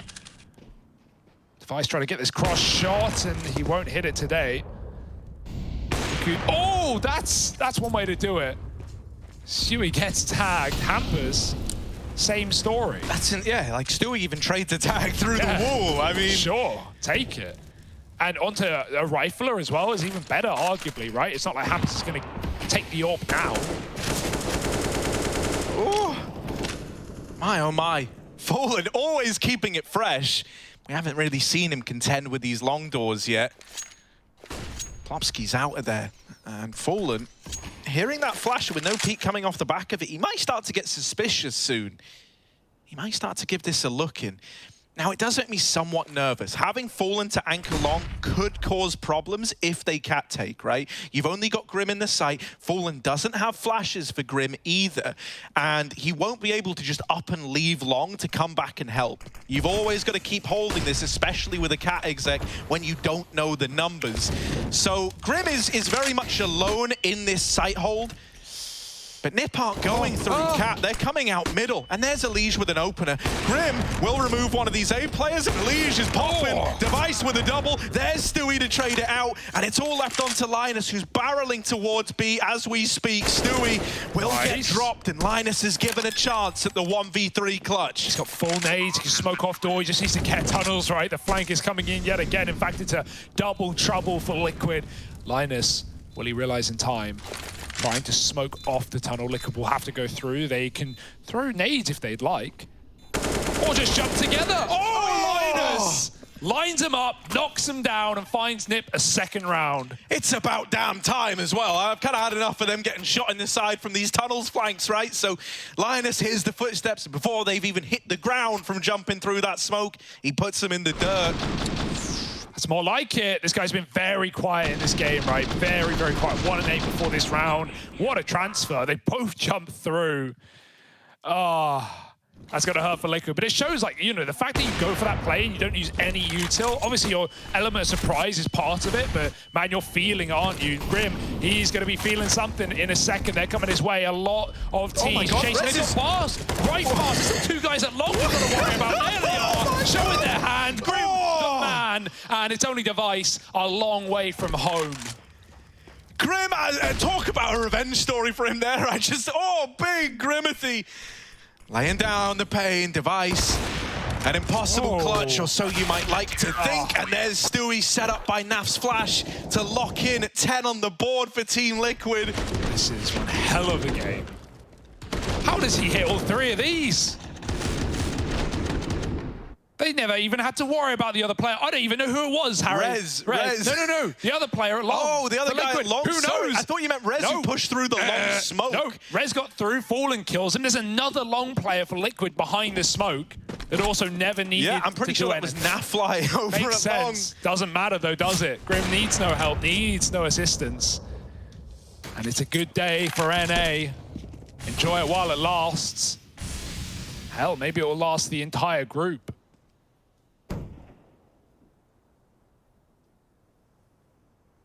And I would not be against this Liquid in this form for every match. Let's see if they can close out the first. Still looking for a 2-0. Full on with the flick. What do you think? Yeah.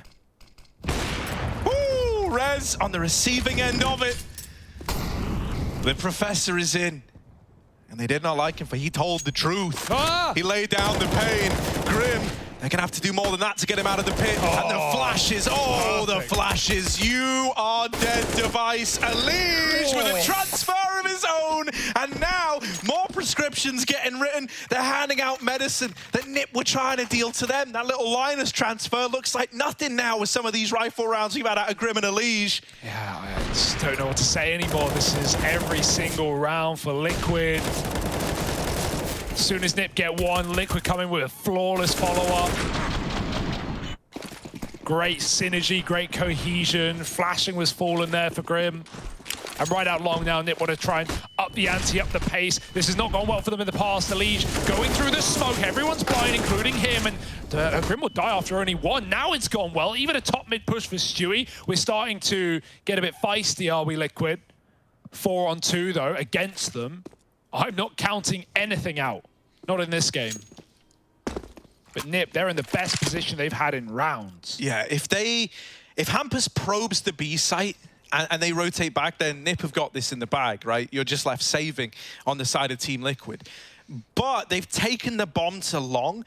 Hampus is going to get this info ahead of time, and that's big, right? Just don't commit to these long fights. Just stand your ground. Hampus is getting you the info, and now you learn that, yeah, it's probably a double setup over here on A.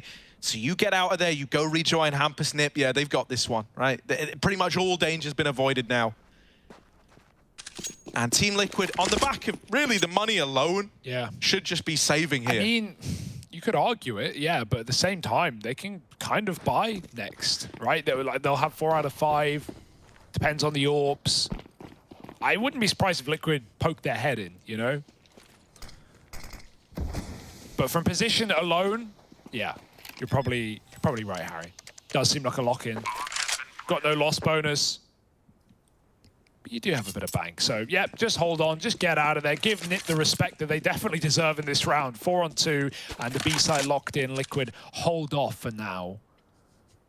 But, man, they had 11-4 in the first half of Inferno. That went fine. Do you know why? They don't have any loss bonus as well. Because Team Liquid stay winning, right? Every day. Yeah, this is it, man. This is a very, very good look. Now, for Nip, they're trying once again to salvage a 4-round half. It's a hard sentence to choke down for a Nip fan. But there's always still hope, Harry. There's always hope. And hell, Nip made that last game, you know, a little concerning. Like they got 5 rounds on the CT side. They started really strong. I think they went like 4-0 up, 5-0 up, and then it started to fall apart. But yeah, oh sorry, on T side, I mean, second half. So they did manage to make that game interesting, even if it was only for a moment. That being said, this 4th, it means everything to Nip. Oh, okay, Device. Now he's starting to feel it. Starting to tag folks crossing. Sadly, it comes in round 15 that finally he's able to get some damage off from that. And Fallen still with this AWP. Oh, that's nice to Hampus. Was never even knew what hit him till it was too late. They get out through long, but once again, Grim is over here in the pit, and this guy never wants to give you an inch of ground. Here are those flashes again. This time he's a little overzealous, peeking ahead of it, but the second flash fixes that. And it's all on to Rez, 1v4. He's trapped in a corner, he's a dead man walking, and so Fallen will grant him that sweet release. Death comes swiftly to NIP. 12-3, Team Liquid looking for a 2-0.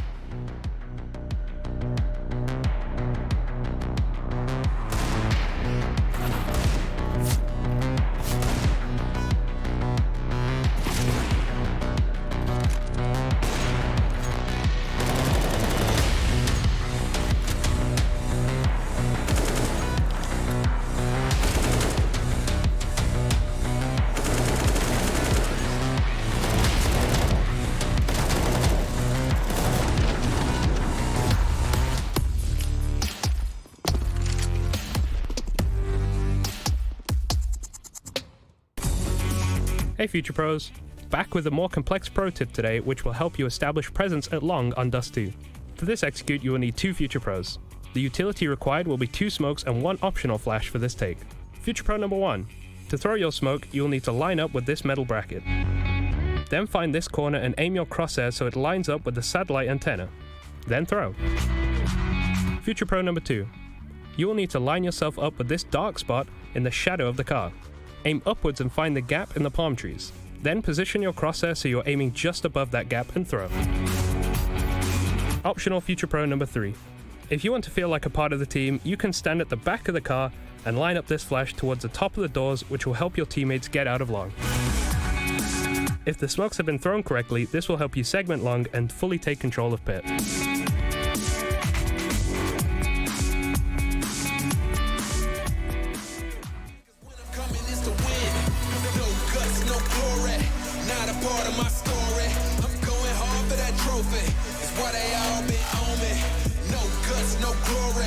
There's no need to go begin. I don't comprehend and I do not pretend, cause when I'm coming it's to win. Wake up, put the work in, that's the only way it's gonna work out. Hard work and dedication, no time for procrastination. Takes a lot of time, a lot of patience, a lot of heart mixed with motivation. On the days that you're feeling down, look in the mirror for your inspiration. Like, woo, just notice, never stop, never quit. People wanna see you doing good, but never better than them. Gotta push yourself to the limits. You cannot lose if you are not in it. You gotta lose, sometimes it's to win it. Don't get discouraged, it's just the beginning. Yeah, turn up. Don't end up a Timmy Turner. Don't get caught up in the streets. Don't get caught up with a burner, don't be a slow learner. Oh no, you only get one shot, one chance. Talking March Madness at the big dance. Talking big man on campus. Like no guts, no glory. Not a part of my story. I'm going hard for that trophy. Why they all been on me? No guts, no glory. There's no need to go begin. I don't comprehend and I do not pretend, cause when I'm coming it's to win. No guts, no glory. Not a part of my story. I'm going hard for that trophy.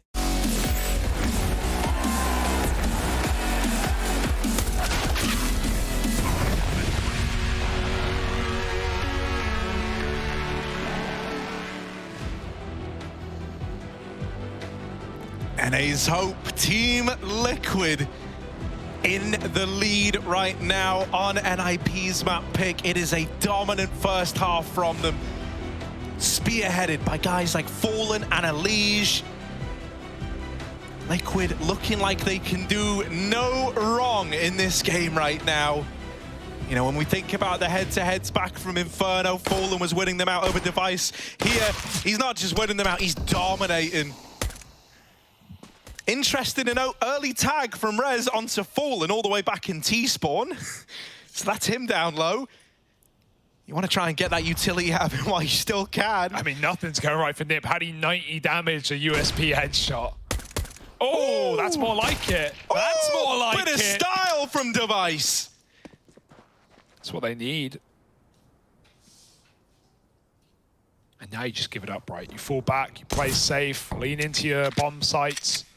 Wait for Liquid to commit. Wherever they go, it's going to be a hard-fought battle. As long as you don't give them a way back in. Plomsky's tempting fate. With a couple of pot shots off up against the PT-50. Does Fallen want to molly him? Can he get it down?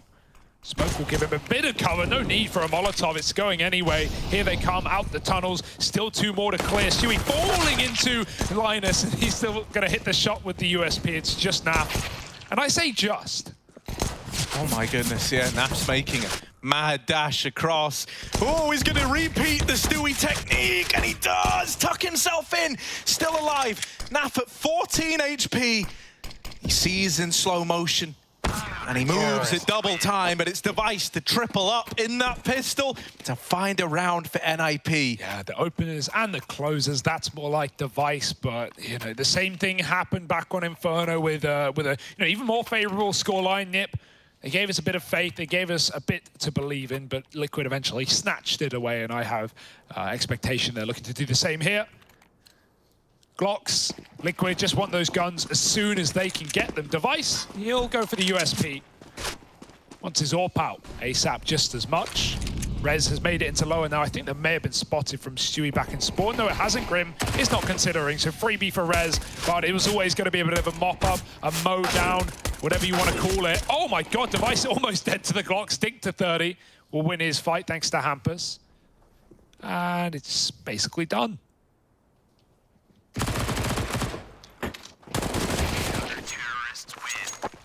Yeah, but that was the easy round, right? That was the freebie round. We're going to get to have that Device AWP right away. You highlighted it already, played USP. That was a flusher round, right?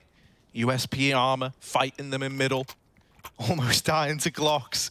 Now, we get that big green gun out right away. Fallen, donning a scout to try and go up against Device. It's ballsy. I think when you see the USP, you know what to expect here. Maybe you would have gone with a rifle. Like we've seen some AK usage earlier from Fallen was looking crisp, but when you know the AWP's in play, you want to be able to fight down mid, especially when you're feeling it, feeling confident. Who's going to win this? Surely the AWP, right? Surely.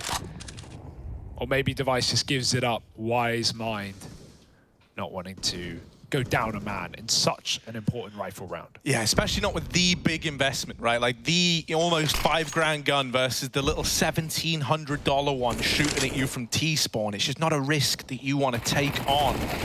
Oh my god. Jeez Louise, leave Rez alone, mate. He's turned on him through the smoke and opens the round up for Team Liquid. This might force Nip to really have to turtle up in these bomb sites, right? Split 2-2, concede a lot of this mid control and a lot of the information that comes with it. Team Liquid, wherever they go, they're going to find themselves in, you know, a 5-on-2. And if they get those kills and they're able to trade it favorably, then that's the round.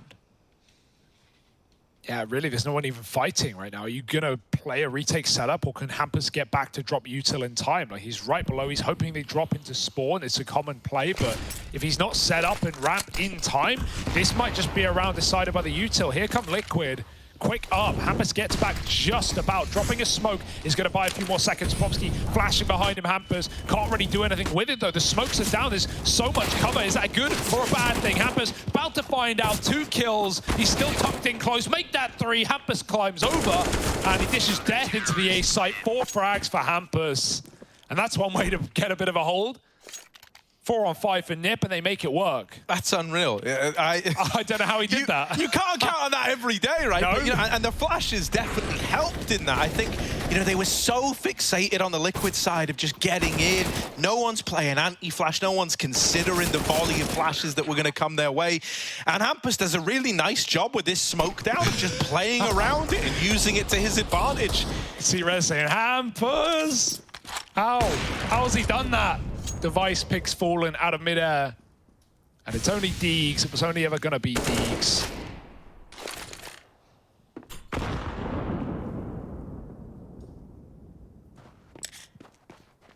Sees a Legion. Runs right back, does Hampus. Fine with a 5v4.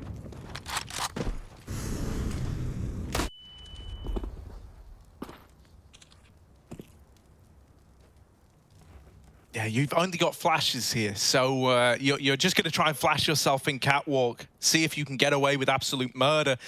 Up here on the AWP drop-down spot is Hampus, while Device is all the way back at Goose, setting him up with a flash. He takes a peek on the back of it, but it's only good for 1. You'll take those kind of numbers if you're Team Liquid. Now you're hoping you can deal with this AWP, but that's where Plopsky complicates matters, and Device knocks them out of the round. Never gets out of control, and IP look good throughout. So now up onto 7. Much like Inferno, they're starting to close this gap. We have to see if Liquid can spring back now. This is their first full buy with everything they would have possibly needed, right? The AWP on Fallen, no longer a scout, 4 AKs and full utility. Now's the time to regain control if you're Team Liquid.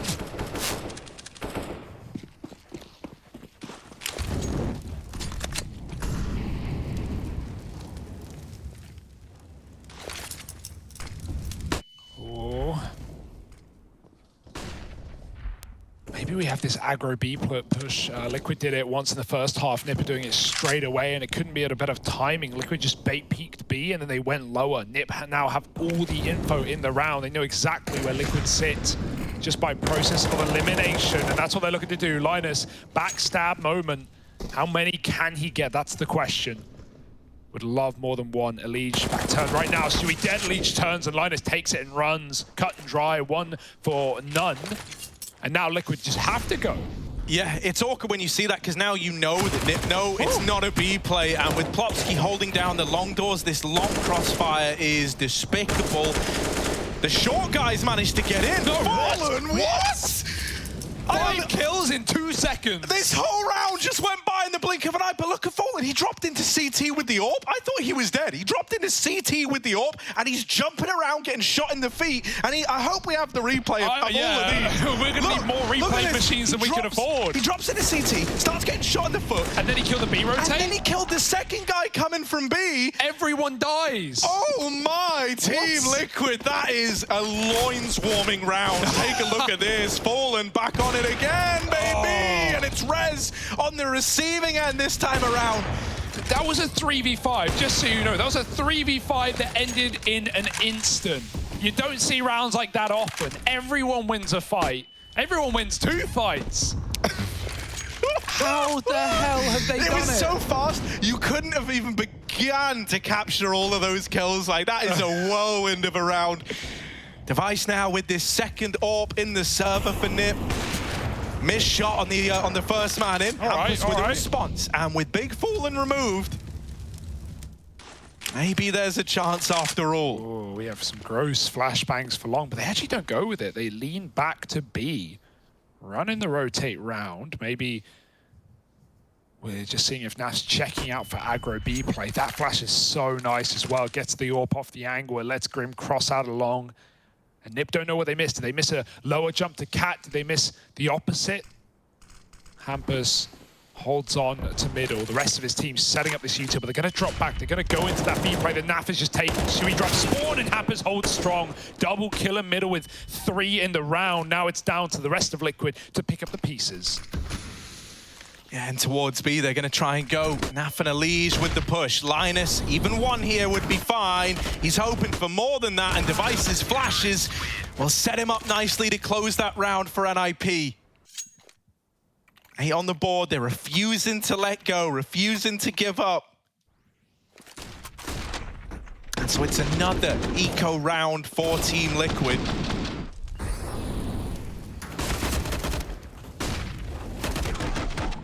His confidence boosting for Linus, right? When he's been in these important key moments, you know, that 1v3, the 2K shutdown, like that round looks fine, but it only looks fine because Linus gets a double. If he dies with nothing, even if he goes 1 for 1, it opens a window for Liquid. So nice hold for Linus. A big one for Hampus as well, right? The opener with the AWP stops that quick cat fake into the spawn drop with a mid split. And now the double AWP swaps sides back to Nip.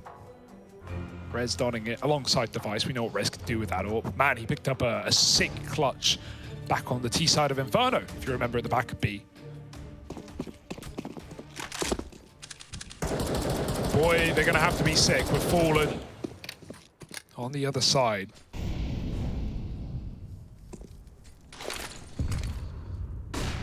Preemptive flash to get an AWP off Cat, but Nipper only just getting here with theirs. Bringing it onto the short side. Fallen still has mid on lock. He's going to wait here a while. It's a slow round out of Liquid. They've seen aggression. They've seen some of these B pushes. They don't want to let it happen again. And so Nip will offer them nothing. Oh! Low damage stinks. Everyone's happy. I love this from Fallen. Ooh. Holding this tiny pixel angle, but they will just smoke him off. Whenever you hear that AWP raining out, no one wants to face it. Now the rest of the squad get up Cat, but you've still got Grim waiting back in tunnels. You've still got Naf in top mid holding for a long push. So your options are open, but you're also spread pretty thin. It looks like Stewie might be attempting one of these CT drops again. It's the vibe I'm getting with him left on Cat all alone. And now they start to take this mid to B angle, right? They could just look to explode through the tunnels, out through middle, into the B site. That's where Rez AWPs is. That's also where Linus sits. Rez gonna try and get set up in the window, and he struck the first man from the tally. Hampus going through the CT smoke, shoots them in the back, and this round is all but falling apart. Elige, last man standing, put in the ground. NIP up onto 9. Man, we're having teams, struggling to get these T-side closers on the board. NIP pulling it back in. 9 rounds. That's as many as they managed in that first map, right? Couldn't quite get back into double digits in the second half in their T-side of Inferno. Right now they're making things interesting. Liquid, another round just swept past them. Liquid fast out long instead. Flash is going to meet them there, but no NIP players as they use that opportunity to back up, put distance between themselves and the pistols. Device on cart. And now they re-aggro. Now they realize Liquid aren't committing, so they'll meet them there. Elige dodges the flash preemptive turn, but still Popsky with a kill, and Sui needs a beat shot. But this round is to be winnable. Hampus trades, though. Down a man and back to middle. There's still 2 CTs here. Yeah, these B plays have not been your friend. Out they go. Now getting spotted. The AWP device removes Fallen. That was the bomb as well. And the AWPs are just showing up in spades all of a sudden for NIP. It took them bringing out 2 to be able to go toe-to-toe with Fallen on the side of Liquid. But can't argue with the results here. They're coming in clutch in so many of these rounds. Wherever you go, you're running into these AWPs and they're causing you problems. Yeah, you're suddenly forgetting this 12-3 scoreline, right? Remember that? Remember the first half? Felt like nothing could go wrong for Liquid, and, well, now everything is. Creed down middle for Nav, does get a bit of a tag onto Linus. Scope v scope. But the orbs are still yet to fire. So we got to watch out in middle. The flashbang does get the AWP off the angle, sending Rez back to B, leaving Device at the cross, where he's often to be expected. Liquid, they've really been focused on these mid to Bs, right? All game, they've really just been trying to hammer home the B execute. And NIP have not let them in. They've had good responses, smoke pushes, crossfires from the door window. And so is that going to be continued, this effort to B for Liquid, or will they try and go into Device knowingly? Oh, there is this, like, tiny bit of tunnels aggression. Will NIP move all the way in? It's really not uncommon to try and take tunnels late in the round for the info, and Rez is creeping forward. Grim has waited here all damn round. They're now in. Grim, he's seen the barrel. There's the first. Oh, not quite good for the double, but that's going to throw a seed of doubt into the minds of NIP now. They're starting to get a little bit worried. 40 seconds as the cap push is looking to come in. Device is the last line of defense over at the crossroads. I've seen him do phenomenal things from this position, but he's blinded off the angle by those flashes. The bomb can go down here for Team Liquid. The nades are doing a lot of damage. Elige almost burnt out by it. Flashed off the angle, and now they're fighting for this control again. No! Oh, Elige might be hurt by the molly, but he goes on to get 2 kills that matter so much. Shutting down the option of this retake for NIP. Now both players coming in through CT. Elige is still looking for more. The accidental jump, but he's not yet punished for it. They lose now, but Elige goes on to close the round from burning in a molly to 9 HP to tripling up to find 14 for his team. That's a hero round, man. And the bomb drop as well. He knows if he dies in the molly, or if he, he has to swing back to default. If he gets shot, the bomb can go anywhere, like off the ramp. He can lose the round, right? Instead, he throws it back to his teammates in his supposed dying breath, but he doesn't die, killing Plopsky, and Device is holding long for a late lurk. Device is sitting there fully open to the site thinking, yeah, man, Plopsky's got my back, and he does, but both kills come through so quick for Elige, the Device never has time to turn around, no time to react. And even with the scroll wheel jump, you think that's how NIP get back in? No. Stewie and Elige hold the post plant. 14 found. It's not pretty, but it's one way in. And I actually like the Liquid commit. They know they're going into the stack there after they go 1-for-1 back at B, but because they lose Grim in tunnels, Linus could be anywhere. He could be flanking, he could be going back to anchor, and Liquid would rather just commit with the bulk of their setup, going up cat into A, and 2 more to find for the 2-0. Back to 1 AWP for NIP as well. Yeah, back to no AWPs for Team Liquid. So Device has a lot more freedom don't have to worry about Fallen bearing down upon you. And so what's Device gonna do with this newfound freedom? Currently, very content to take mid fights. The Xbox smoke goes in as a nade in response, doing some damage onto the player that's looking to abuse that smoke. And immediately Nip a 3 strong over in A.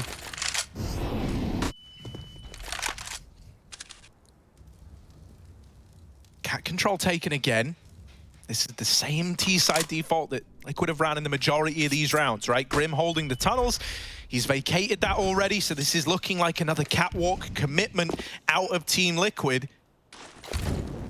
Device's molly gonna make it weird. Stewie is ahead of that Molotov, and so some of his teammates come to join him, but they take a lot of damage. Fallen dead at the back. Stewie on the attack is traded after 1.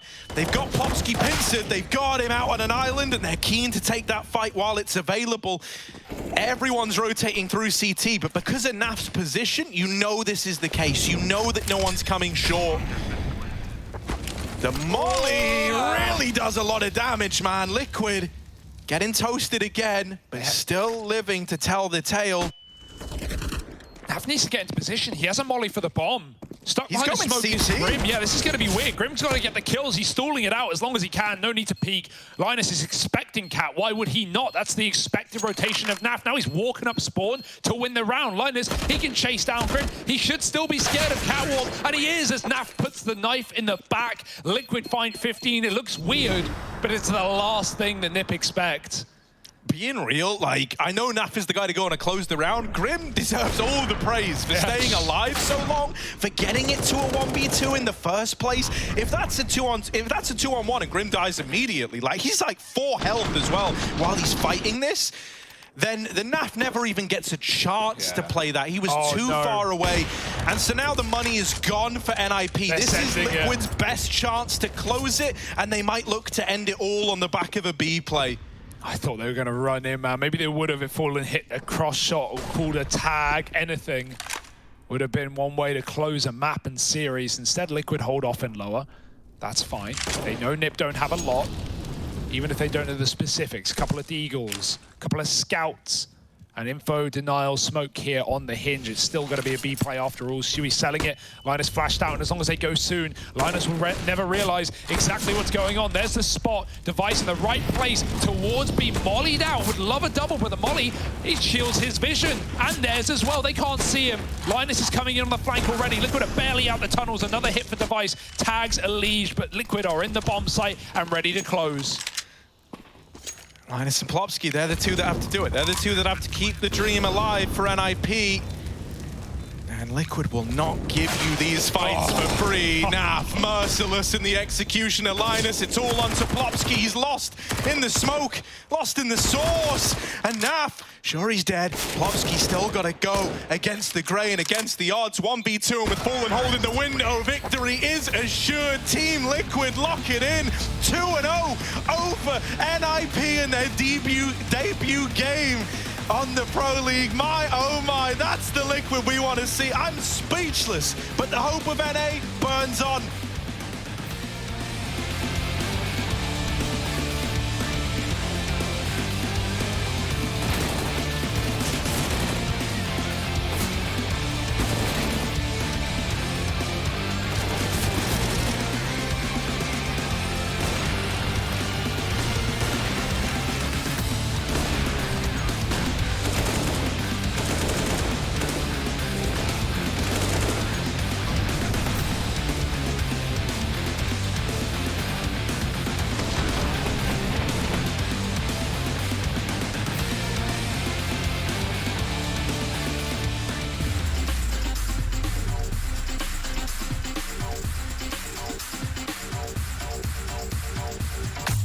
It's a leash. He's at the backside of Catwalk. He can see players pushing him. He's spinning back and forth. A League electric hold.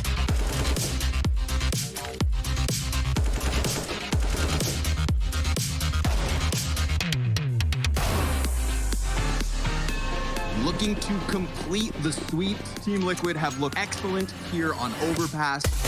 And a lead? Oh my god, he just executes them!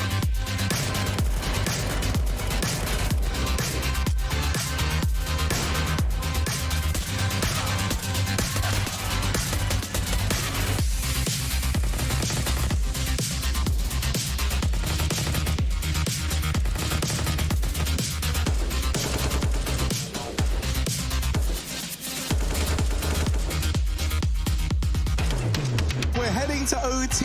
100 Thieves, they had the advantage. They had Team Liquid right where they wanted them. Flashbang in, and they try and pop out on the back of it. And Liege opening it up. Go on, bud. There it is, number 4.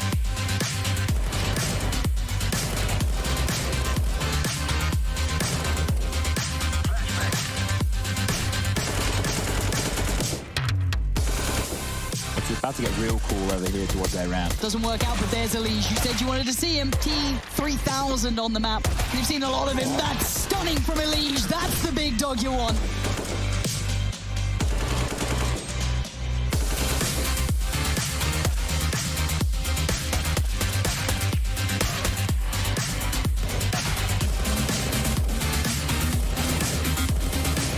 They're still down there, and now the spray, the murder box.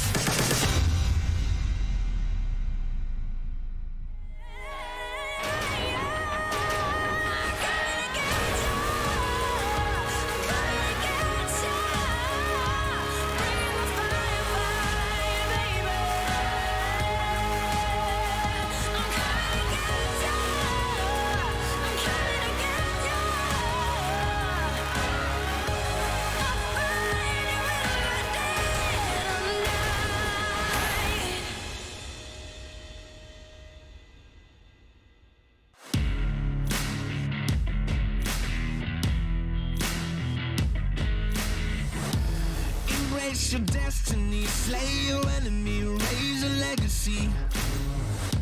No more apologies, trust your abilities, gather the energies. Pull yourself back together, been staying off track forever. Child of the nation, will seek redemption, time for salvation. Today is meant to be day of victory, time for history.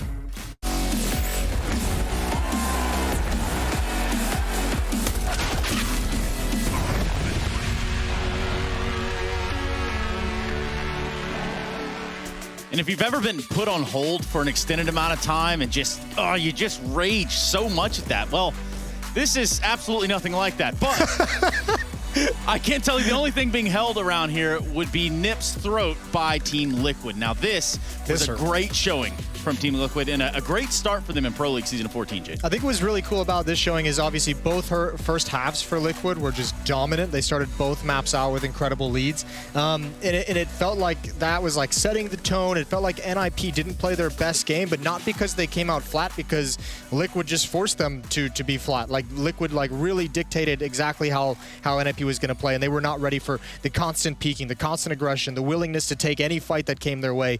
That was a very confident Team Liquid we saw today, and obviously it helps Elige going off on both maps, Fallen have a really strong follow-up showing on both maps as well. Recipes for success if you're Team Liquid. Yeah, and it really did just kind of seem like for every, action, they had that reaction, the perfect reaction. They were always hitting their shots. They were just in the right place at the right time with the right tools, Jason. Yeah, it felt like they were, this is one of those matches where you can watch Team Liquid and it feels like they're all just playing together and communicating really well and really comfortable with everything that's happening on the map. I didn't get that sense they were discombobulated or a little bit shy because maybe communication wasn't there. And I think part of it is you could tell one of the things Fallen said in the pregame interview, this is their opportunity for revenge against an NIP that gave them a beating at Cologne. And I think part of the way you could really see Team Liquid react to that and respond to that, obviously in a very positive way. Yeah, speaking of positivity, I got some more of that for you, Jason. You ready? Yeah, let's do it. Let's bring him in. Okay. Let's do it. Let's get him. His name is Adren, and he is the coach of Team Liquid. Again, I think is the best way to put it. Let's bring him in now. Thank you. Adren, what's up, Eric? Oh, how's it going? How's it going, guys? Good. How are you? Going well, man. Good match from us, man. We really need some confidence wins here, and this is a good place to start. Yeah. Yeah, I mean, let's talk about that, because I know probably some struggles, and obviously getting started on the right foot now that you come back to Europe after an extended break over in America is probably exactly what the doctor ordered. Yeah, I mean, North America practice, we tried getting out of there as soon as possible, right? We were only there for a couple days, and we got to get to Europe. Because I feel like within the last 6 months to a year, this game has advanced so fast, and you're only going to get really good practice in Europe. It's crazy. Okay. Talk to me a little bit about what it's like stepping in. You know, for a long time of your tenure with the team previously, one thing that had always been missing, it felt like, from Team Liquid, and was a constant point of conversation, you know, when Nitro picked it up, was having an AWPer. And now that you come in and you have Fallen, do you feel like you have like an extra tool that you can utilize as a coach now, finally having like your player who's had his career with the AWP in hand? Yeah, I mean, honestly, I let Fallen play how he wants to play. I'm not gonna be the guy to tell him how I want him to you know, be on the map. So I kind of let him do whatever he wants, and you know, I'll help out on certain maps where he feels like he's not having enough impact. I'll find out, like, you know, new passive he can be having, new rotates he can be having. But you know, I allow him to, you know, do what he does best. But I'm there to help. Yeah, and it seems like it's worked out pretty well, especially today. He was always there with that AWP, just about in every, you know, other corner. Look, man, if we look at this group, you know, I'd go as far as say Group C, very stacked. Group D, not as stacked. But who are you looking for the most resistance, and why is it Gambit? Yeah, I mean, it'll be exciting to play them just because we haven't yet. And I just want to see what kind of level they're at. And yeah, it's just exciting to play them. They're so good right now, but you know, I think we can do it. How much worry do you put into teams like Furia that in the past have been a huge kind of thorn in the side of Team Liquid? Are you looking at them and seeing something like depleted? Obviously, they have Gary as the stand-in right now. Is that still, you know, Fallen kind of said this matchup was a bit of revenge and an opportunity to get back for Cologne. Do you guys still kind of have that same mentality with Furia, where for a long time they were like the regional rival for you guys? Yeah, they're definitely always tough to play against just because they are so wild. But I don't know. I think we really bested them in the last two BO3s. I think we felt very comfortable with like their game plan and us being able to react and respond accordingly. I mean, it sucks having the coach in today, even though he was killing it. I saw him like top fragging on overpass. He was nuts. But I think we know what to expect from them. I know I've said that before and they can still catch you off guard. But you know, hey, we've all been there, man. I feel like we have a good understanding going forward. Hey, man, I'll get you out of here. One last question that was kind of personal for me, so if you just give me a second here. This is going to be so weird. It might be, if you make it weird, Jason. Anyway, Eric, what does it feel like carrying the torch for North America? It's pretty dire times, dude, but now it all rests on your shoulders, and everybody in the entire country is looking directly at you. Hey, man, we're doing our best over here, basically living in Europe, you know what I mean? Putting everyone's, you know, sacrificing a lot to be here and represent North America, and Liquid, you know, basically have to live in Europe to play Counter-Strike nowadays. So I hope we can make NA proud and show up. Yeah, and we hope the same thing. We'll see you around, Eric. Congrats on a good start. Thanks, guys. No pressure, Jason. No pressure whatsoever on the table for that man. But no, not at all. After a performance like today, you know, that's got to be that big confidence, that momentum builder that you want to start the group with. Whereas for NIP, where do they go back into the drawing board? Where do you think, you know, going forward for them in the group goes? Yeah, I still, I mean, if you look at some of the other opponents, you know, Fury, you might be expected to be dangerous. Gary stepping in is maybe like an X factor, but you still feel like they should be in the top 3 of this group. I think, look, the NIP that showed up today, I think is going to have some struggles against probably a Furia, against an Entropic, maybe against Team 1 as well, who had a good map against Gambit earlier today. My big thing with NIP is like kind of like after Cologne, that felt like with the device acquisition, I felt like I saw enough in Cologne to be like intrigued and just see where this project is going to keep going. Today wasn't a great showing for that, and obviously we're going to wait till we get the whole body of work of Pro League behind us.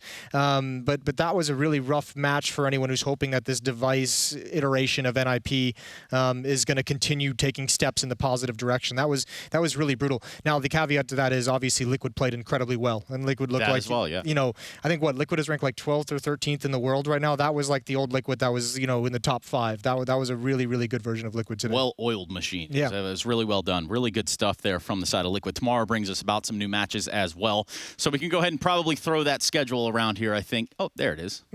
Arrived right on time. Gambit Liquid at the end of the day, Jason. precariously, we find ourselves at the helm of another Liquid game. They're 15th. Yeah, imagine that. I'm shocked and surprised. That's obviously the match of the day. That's obviously the one that, I mean, if you're going to tune into one game tomorrow, set your alarms for that one, because that should be cool. And if we get today's Liquid against Gambit, that's going to be very exciting. That's going to be a very exciting matchup. But I also know Liquid, the players there have a ton of respect for the Gambit team. I know a lot of the players look into Gambit quite a bit just to see how they're playing and see how they can update their own game. So that'll be a fun, probably a little bit of a pride match for Liquid as well. Yeah, got to be a little bit of something in there. But for us, I think that pretty much summarizes it all. It's about all we've got for them. Is that it? I think so. We don't want to do anything else? Yeah. No, if you can do a cartwheel or something, that would be pretty cool. But I don't think we're going to get that on Moses. Not today. Maybe tomorrow, and maybe I haven't stretched yet. Danger pay on the day rate there. Anyway, thanks for watching. We'll be back tomorrow with more Group D of ESL Pro League Season 14. We'll see you there. Have a good one.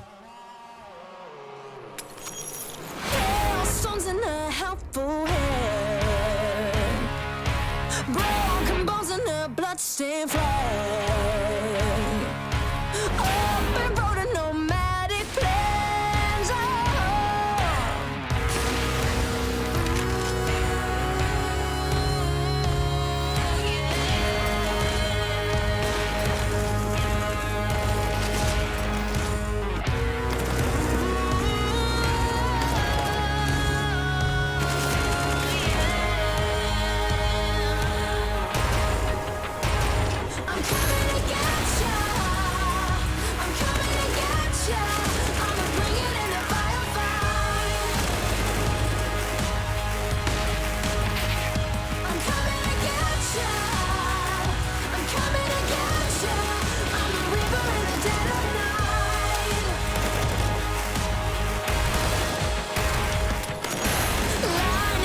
In a quiet town, bodies fall upon sacred ground. Burn a flag and a king is crowned.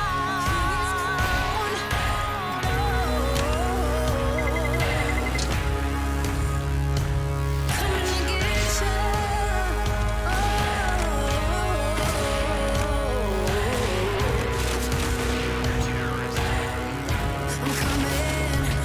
I'm coming.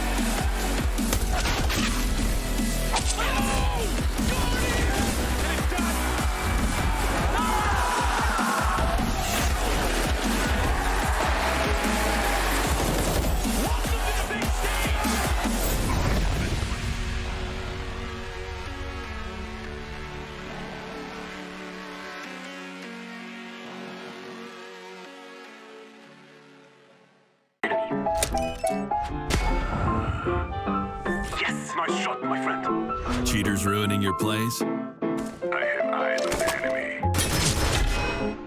Bad servers stopping your shots?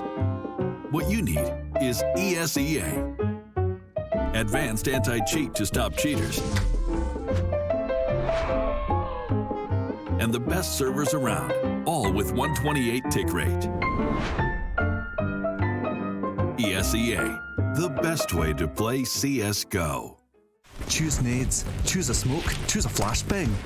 Choose team badges to support your favourite CSGO team. Choose an ESEA Premium membership. Choose routes you know bring in wins. Choose pro video tips. Choose the fan club wars. Choose behind the scenes content. Choose good grades. Choose guns you know you can shoot right.